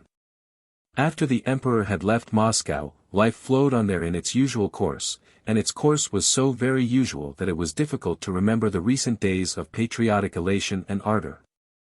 Hard to believe that Russia was really in danger and that the members of the English Club were also sons of the fatherland ready to sacrifice everything for it. The one thing that recalled the patriotic fervor everyone had displayed during the emperor's stay was the call for contributions of men and money, a necessity that as soon as the promises had been made assumed a legal, official form and became unavoidable. With the enemy's approach to Moscow, the Muscovites' view of their situation did not grow more serious but on the contrary became even more frivolous, as always happens with people who see a great danger approaching. At the approach of danger there are always two voices that speak with equal power in the human soul. One very reasonably tells a man to consider the nature of the danger and the means of escaping it. The other, still more reasonably, says that it is too depressing and painful to think of the danger, since it is not in man's power to foresee everything and avert the general course of events. And it is therefore better to disregard what is painful till it comes, and to think about what is pleasant. In solitude a man generally listens to the first voice, but in society to the second. So it was now with the inhabitants of Moscow. It was long since people had been as gay in Moscow as that year. Rostophin's broadsheets, headed by woodcuts of a drink shop, a potman, and a Moscow burgher called Karpushka Chicherin, who having been a militiaman and having had rather too much at the pub heard that Napoleon wished to come to Moscow, grew angry. Abused the French in very bad language, came out of the drink shop, and, under the sign of the eagle, began to address the assembled people, were read and discussed, together with the latest of Vasily Lvovich Pushkin's bouts rhymes. In the corner room at the club, members gathered to read these broadsheets, and some liked the way Karpushka jeered at the French, saying, "They will swell up with Russian cabbage, burst with our buckwheat porridge, and choke themselves with cabbage soup. They are all dwarfs and one peasant woman will toss 3 of them with a hayfork." Others did not like that tone and said it was stupid and vulgar. It was said that Rostophin had expelled all Frenchmen and even all foreigners from Moscow, and that there had been some spies and agents of Napoleon among them, but this was told chiefly to introduce Rostophin's witty remark on that occasion. The foreigners were deported to Nizhny by boat, and Rostophin had said to them in French, "Rentrez en vos mimes, entrez dans la barque, et faites pas un barque de charon." There was talk of all the government offices having been already removed from Moscow, and to this Shinshin's witticism was added that for that alone Moscow ought to be grateful to Napoleon. It was said that Mamonov's regiment would cost him 800,000 rubles, and that Bezukhov had spent even more on his. But that the best thing about Bezukhov's action was that he himself was going to don a uniform and ride at the head of his regiment without charging anything for the show. Think it over, get into the bark, and take care not to make it a bark of Sharon. You don't spare anyone, said Julie Drobetskaya as she collected and pressed together a bunch of ravelled lint with her thin, baringed fingers. Julie was preparing to leave Moscow next day and was giving a farewell soirée. Bezukhov est ridicule, but he is so kind and good-natured.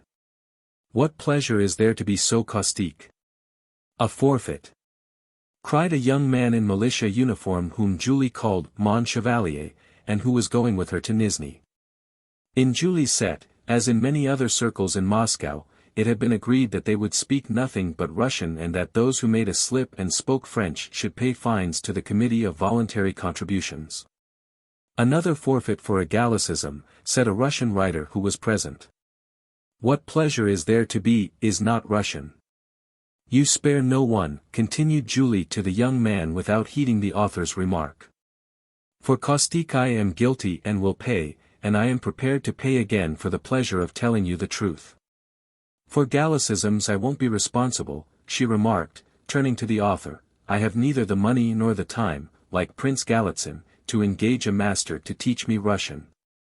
Ah, here he is, she added. Quand on. No, no, she said to the militia officer, you won't catch me. Speak of the sun and you see its rays, and she smiled amiably at Pierre. We were just talking of you, she said with the facility in lying natural to a society woman. We were saying that your regiment would be sure to be better than Mamonov's. Oh, don't talk to me of my regiment, replied Pierre, kissing his hostess' hand and taking a seat beside her. I am so sick of it. You will, of course, command it yourself, said Julie, directing a sly, sarcastic glance toward the militia officer. The latter in Pierre's presence had ceased to be caustic, and his face expressed perplexity as to what Julie's smile might mean. In spite of his absent-mindedness and good nature, Pierre's personality immediately checked any attempt to ridicule him to his face. No, said Pierre, with a laughing glance at his big, stout body. I should make too good a target for the French, besides I am afraid I should hardly be able to climb onto a horse. Among those whom Julie's guests happened to choose to gossip about were the Rostovs. I hear that their affairs are in a very bad way, said Julie. And he is so unreasonable, the Count himself I mean. The Razumovskys wanted to buy his house and his estate near Moscow, but it drags on and on. He asks too much. No, I think the sale will come off in a few days, said someone. Though it is madness to buy anything in Moscow now. Why? Asked Julie. You don't think Moscow is in danger? Then why are you leaving? What a question. I am going because. Well, because everyone is going, and besides I am not Joan of Arc or an Amazon. Well, of course, of course. Let me have some more strips of linen. If he manages the business properly he will be able to pay off all his debts, said the militia officer, speaking of Rostov. A kindly old man but not up to much. And why do they stay on so long in Moscow? They meant to leave for the country long ago. Natalie is quite well again now, isn't she? Julie asked Pierre with a knowing smile. They are waiting for their younger son, Pierre replied. He joined Obolensky's Cossacks and went to Belyatsirkov where the regiment is being formed. But now they have had him transferred to my regiment and are expecting him every day. The Count wanted to leave long ago, but the Countess won't on any account leave Moscow till her son returns. I met them the day before yesterday at the Arkarovs. Natalie has recovered her looks and is brighter. She sang a song. How easily some people get over everything. Get over what? Inquired Pierre, looking displeased. Julie smiled. You know, Count, such knights as you are only found in Madame de Souza's novels. What knights? What do you mean? Demanded Pierre, blushing. Oh, come, my dear Count. C'est la fable de tout Moscou. Je vous admire, ma parole d'honneur. Asterisk. Asterisk, it is the talk of all Moscow. My word, I admire you. Forfeit, forfeit, cried the militia officer. All right, one can't talk how tiresome. What is the talk of all Moscow? Pierre asked angrily, rising to his feet. Come now, Count, you know. I don't know anything about it, said Pierre. I know you were friendly with Natalie, and so. But I was always more friendly with Vera, that dear Vera. No, madam.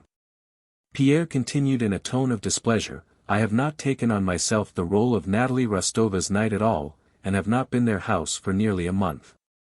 But I cannot understand the cruelty. Excuse, asterisk, said Julie, smiling and waving the lint triumphantly, and to have the last word she promptly changed the subject. Do you know what I heard today? Poor Mary Bolkonskaya arrived in Moscow yesterday. Do you know that she has lost her father? Asterisk, who excuses himself, accuses himself. Really? Where is she? I should like very much to see her, said Pierre. I spent the evening with her yesterday. She is going to their estate near Moscow either today or tomorrow morning, with her nephew.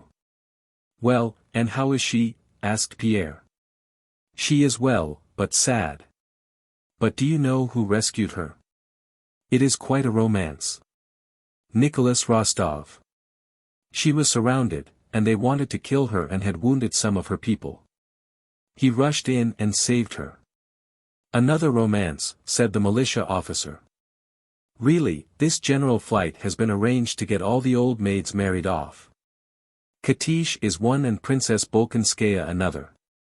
Do you know, I really believe she is un petit peu amoureuse du jeune homme.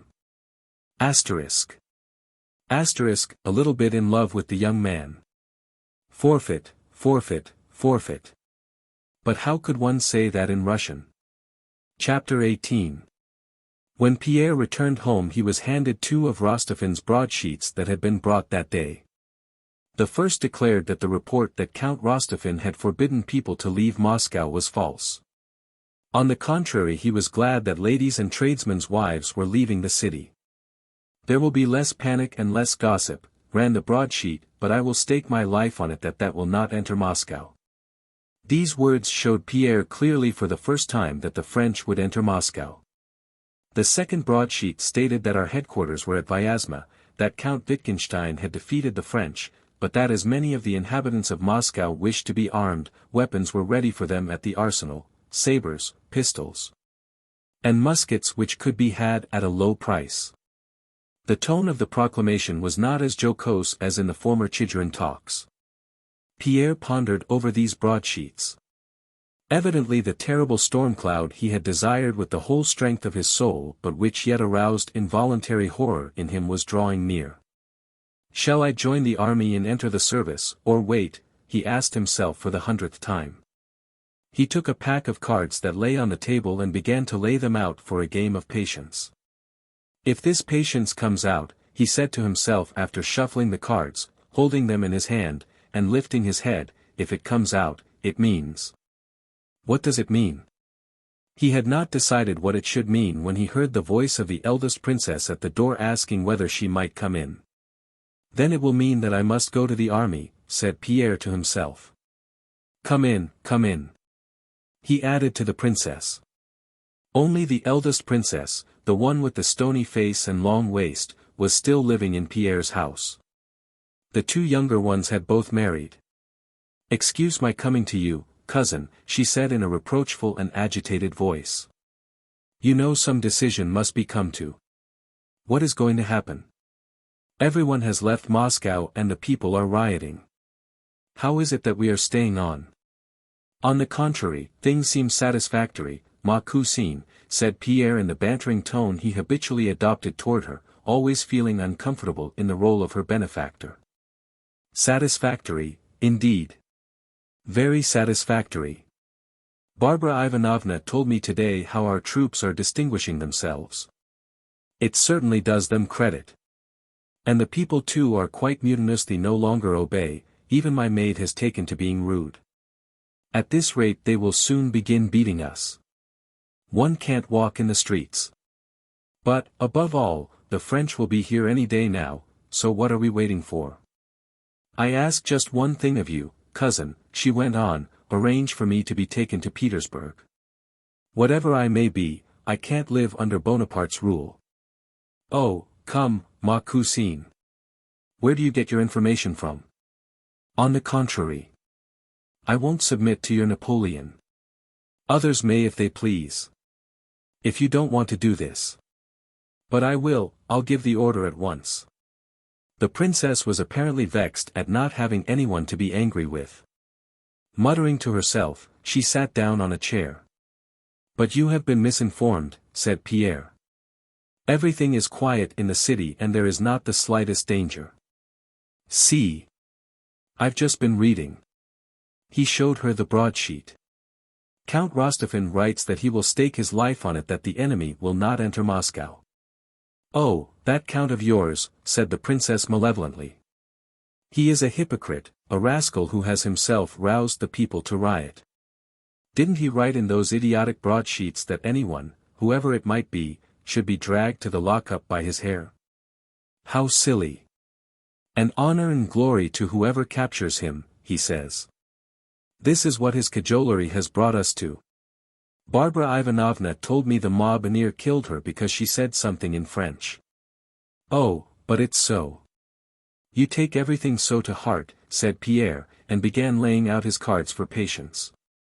Although that patience did come out, Pierre did not join the army, but remained in deserted Moscow ever in the same state of agitation, irresolution, and alarm, yet at the same time joyfully expecting something terrible.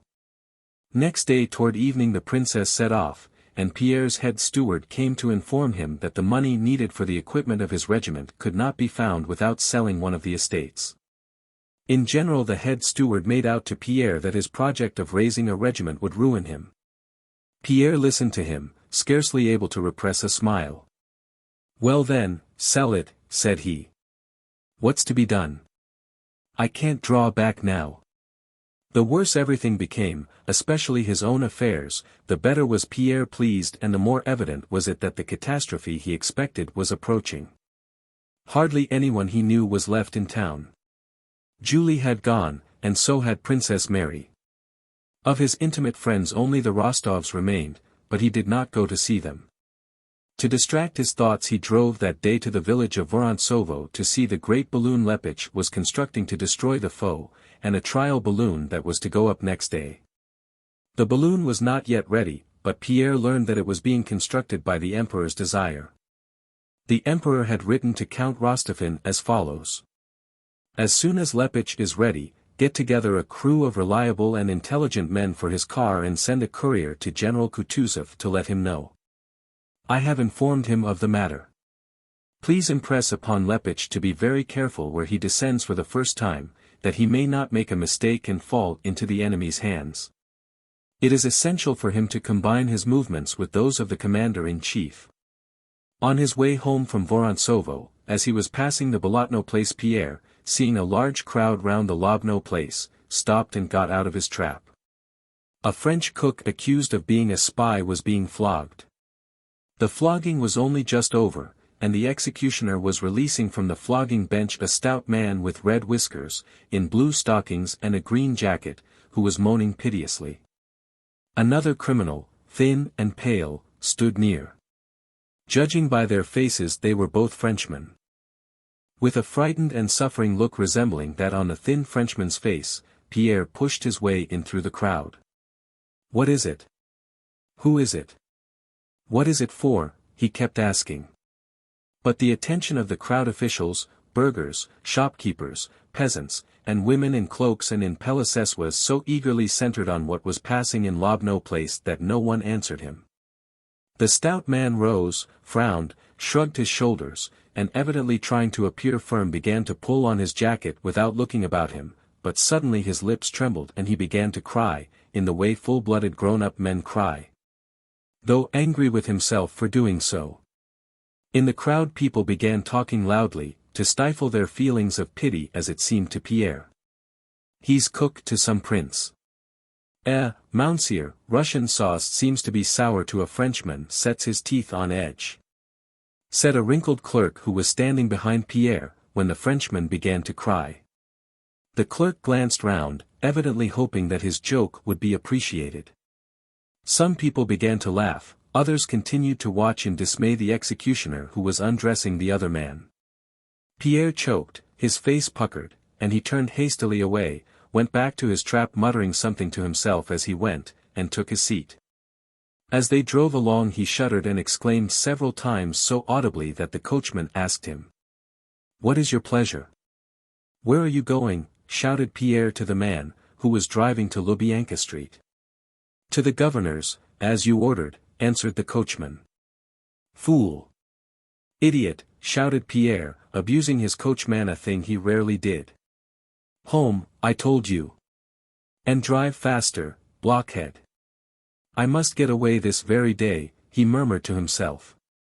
At the sight of the tortured Frenchman and the crowd surrounding the Lobno place, Pierre had so definitely made up his mind that he could no longer remain in Moscow and would leave for the army that very day that it seemed to him that either he had told the coachman this or that the man ought to have known it for himself.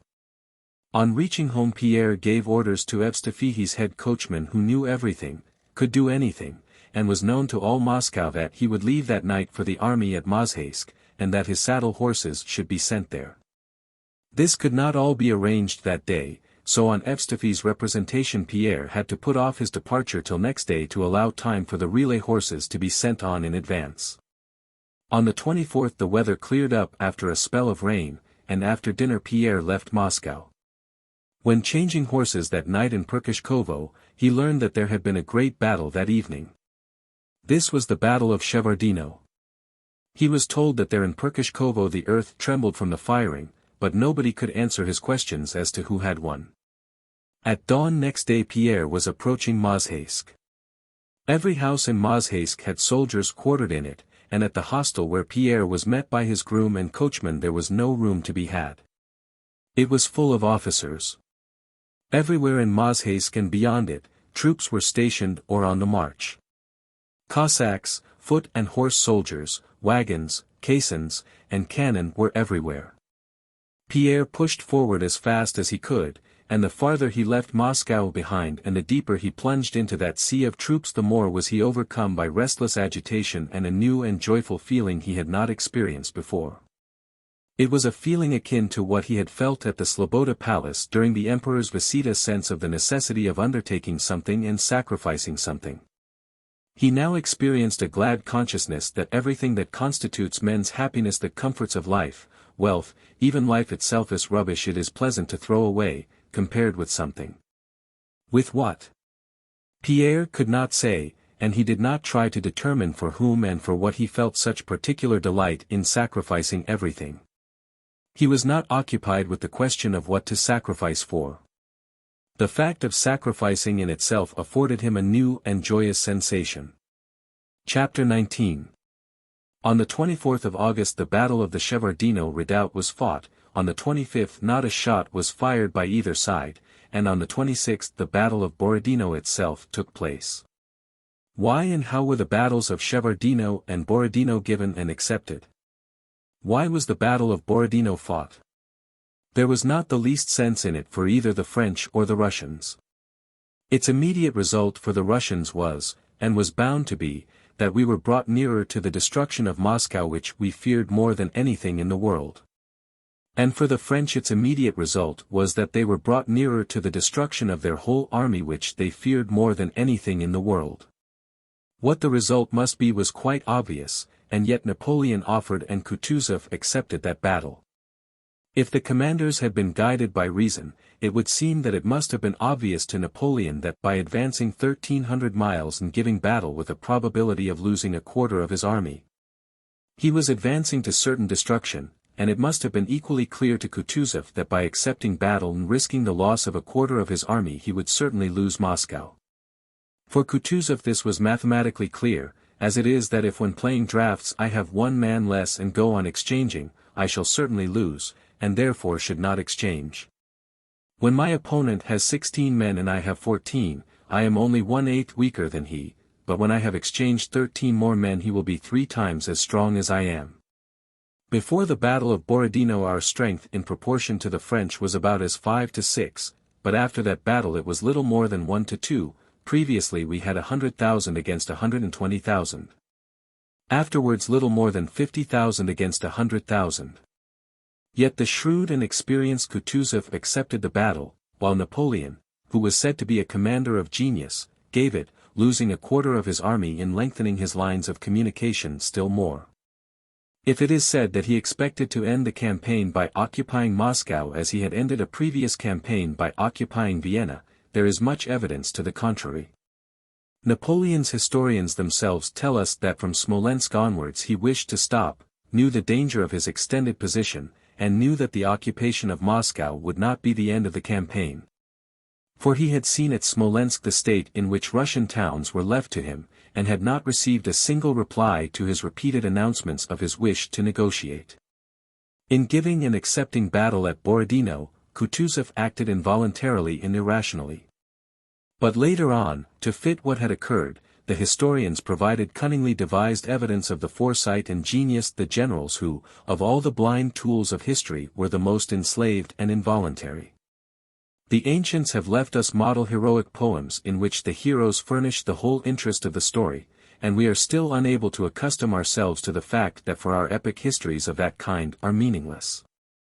On the other question, how the Battle of Borodino and the preceding Battle of Shevardino were fought, there also exists a definite and well-known, but quite false, conception.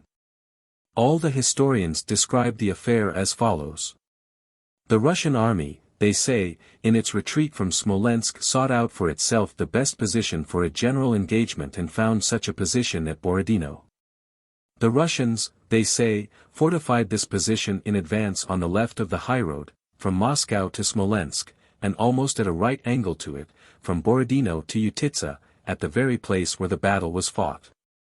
In front of this position, they say, a fortified outpost was set up on the Shevardino mound to observe the enemy.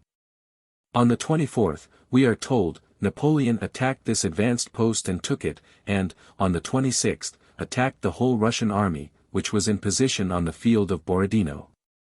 So the histories say, and it is all quite wrong, as anyone who cares to look into the matter can easily convince himself. The Russians did not seek out the best position but, on the contrary, during the retreat passed many positions better than Borodino. They did not stop at any one of these positions because Kutuzov did not wish to occupy a position he had not himself chosen, because the popular demand for a battle had not yet expressed itself strongly enough. And because Miloradovich had not yet arrived with the militia, and for many other reasons. The fact is that other positions they had passed were stronger, and that the position at Borodino, the one where the battle was fought, far from being strong, was no more a position than any other spot one might find in the Russian Empire by sticking a pin into the map at hazard. Not only did the Russians not fortify the position on the field of Borodino to the left of, and at a right angle to, the highroad, that is, the position on which the battle took place, but never till the 25th of August, 1812. Did they think that a battle might be fought there? This was shown first by the fact that there were no entrenchments there by the 25th and that those begun on the 25th and 26th were not completed, and secondly, by the position of the Shevardino redoubt. That redoubt was quite senseless in front of the position where the battle was accepted. Why was it more strongly fortified than any other post? And why were all efforts exhausted and 6,000 men sacrificed to defend it till late at night on the 24th? A Cossack patrol would have sufficed to observe the enemy. Thirdly, as proof that the position on which the battle was fought had not been foreseen and that the Shevardino redoubt was not an advanced post of that position, we have the fact that up to the 25th, Barclay de Tolly and Bagration were convinced that the Shevardino redoubt was the left flank of the position, and that Kutuzov himself in his report, written in hot haste after the battle, speaks of the Shevardino redoubt as the left flank of the position. It was much later, when reports on the Battle of Borodino were written at leisure, that the incorrect and extraordinary statement was invented, probably to justify the mistakes of a commander-in-chief who had to be represented as infallible, that the Shevardino redoubt was an advanced post whereas in reality it was simply a fortified point on the left flank and that the Battle of Borodino was fought by us on an entrenched position previously selected, whereas it was fought on a quite unexpected spot which was almost unentrenched. The case was evidently this: a position was selected along the river Kalachahich crosses the highroad not at a right angle but at an acute angle so that the left flank was at Shevardino, the right flank near the village of Novo, and the center at Borodino at the confluence of the rivers Kalocha and Voina.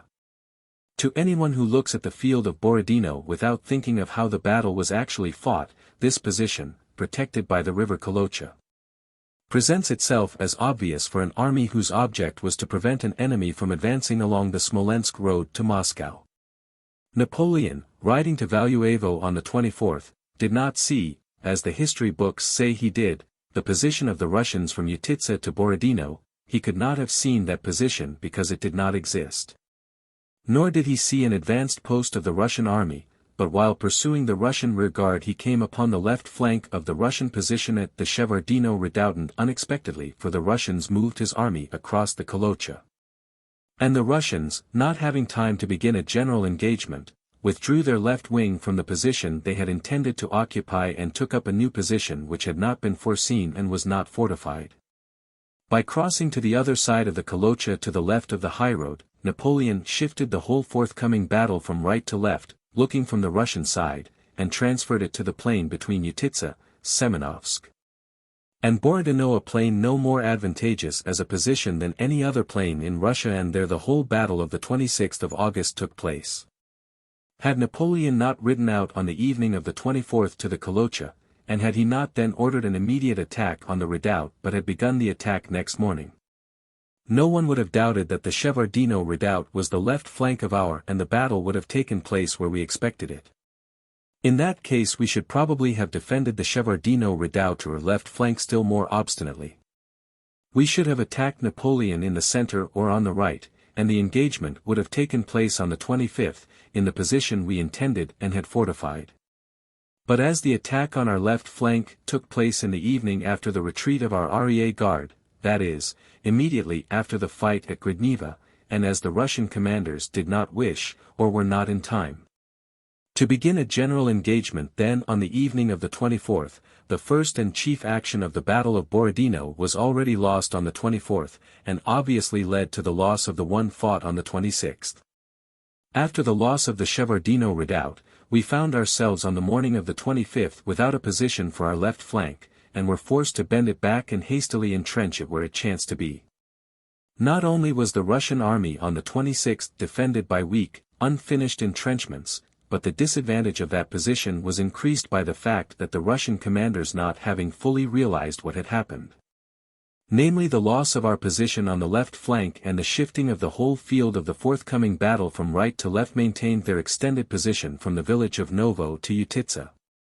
and consequently had to move their forces from right to left during the battle.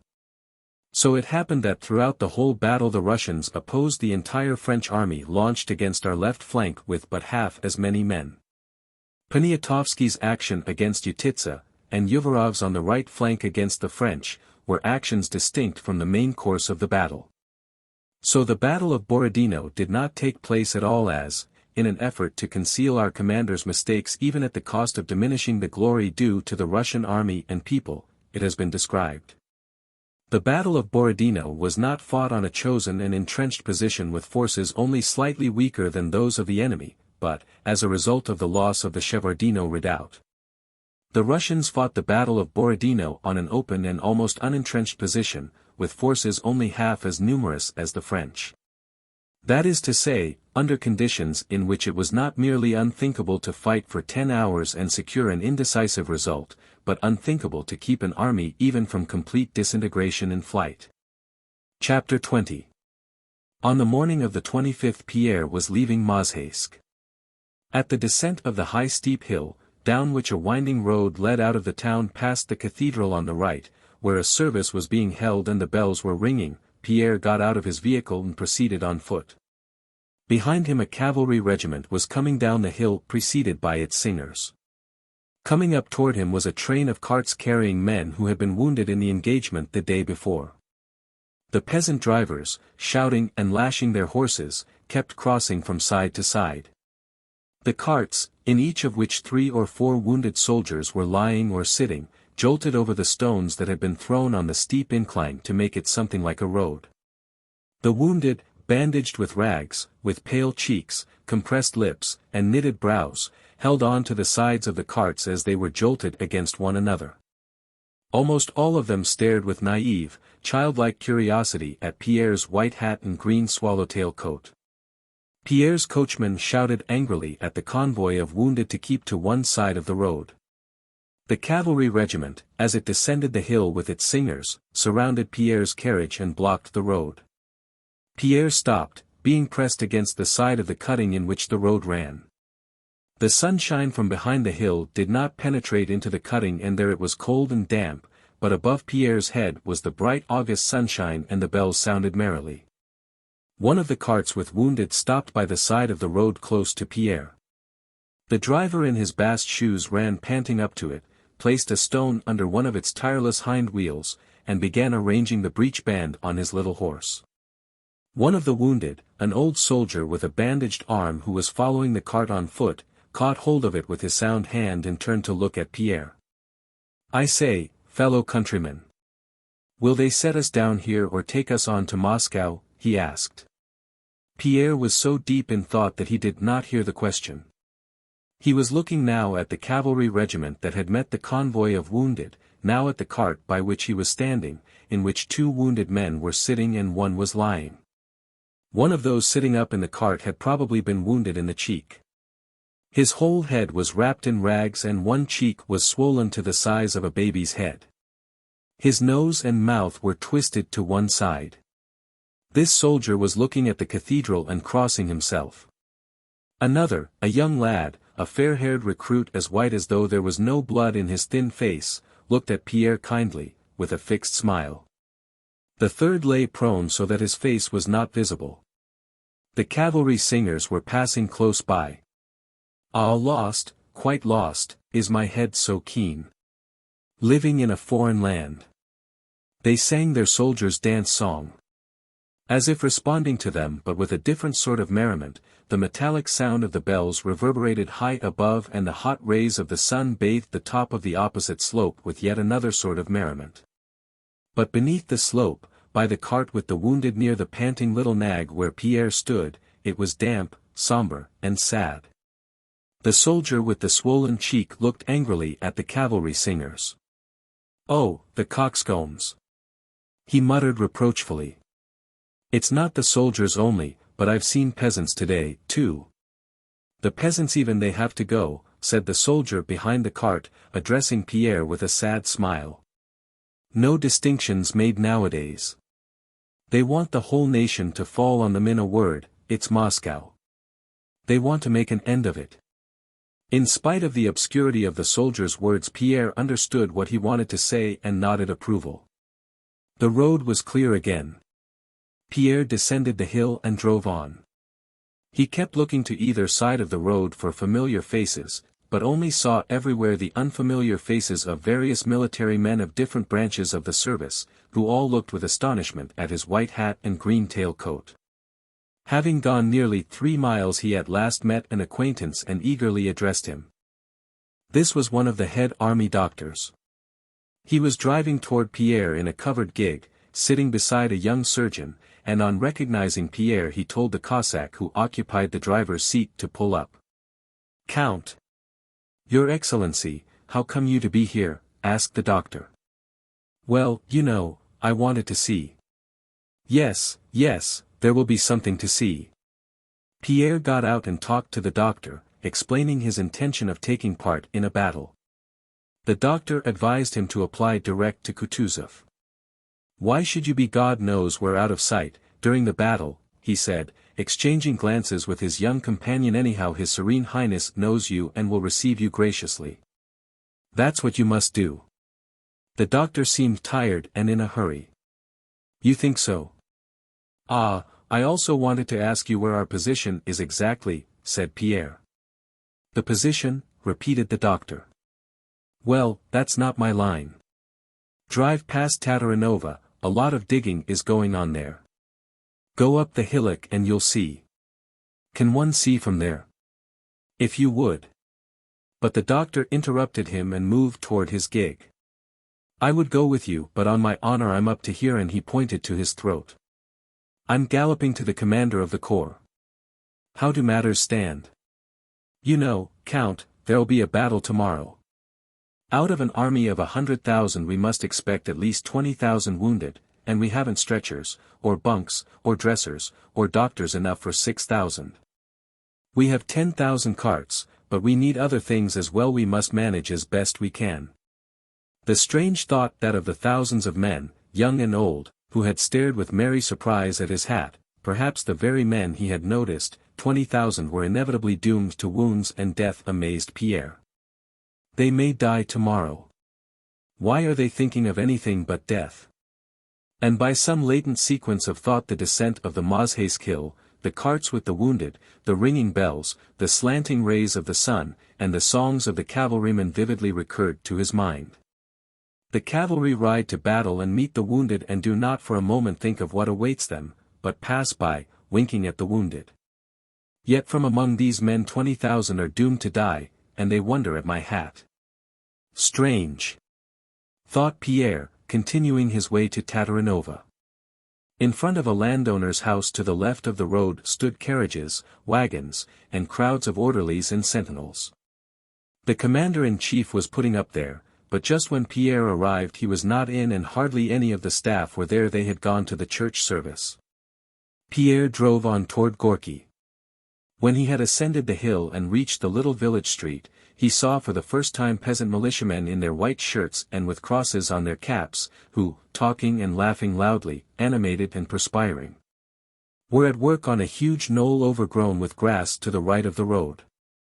Some of them were digging, others were wheeling barrow loads of earth along planks, while others stood about doing nothing.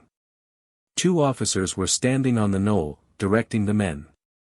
On seeing these peasants, who were evidently still amused by the novelty of their position as soldiers, Pierre once more thought of the wounded men at Mazhaisk and understood what the soldier had meant when he said, "They want the whole nation to fall on them." The sight of these bearded peasants at work on the battlefield, with their queer, clumsy boots and perspiring necks, and their shirts opening from the left toward the middle, unfastened, exposing their sunburned collarbones, impressed Pierre more strongly with the solemnity and importance of the moment than anything he had yet seen or heard. Chapter 21.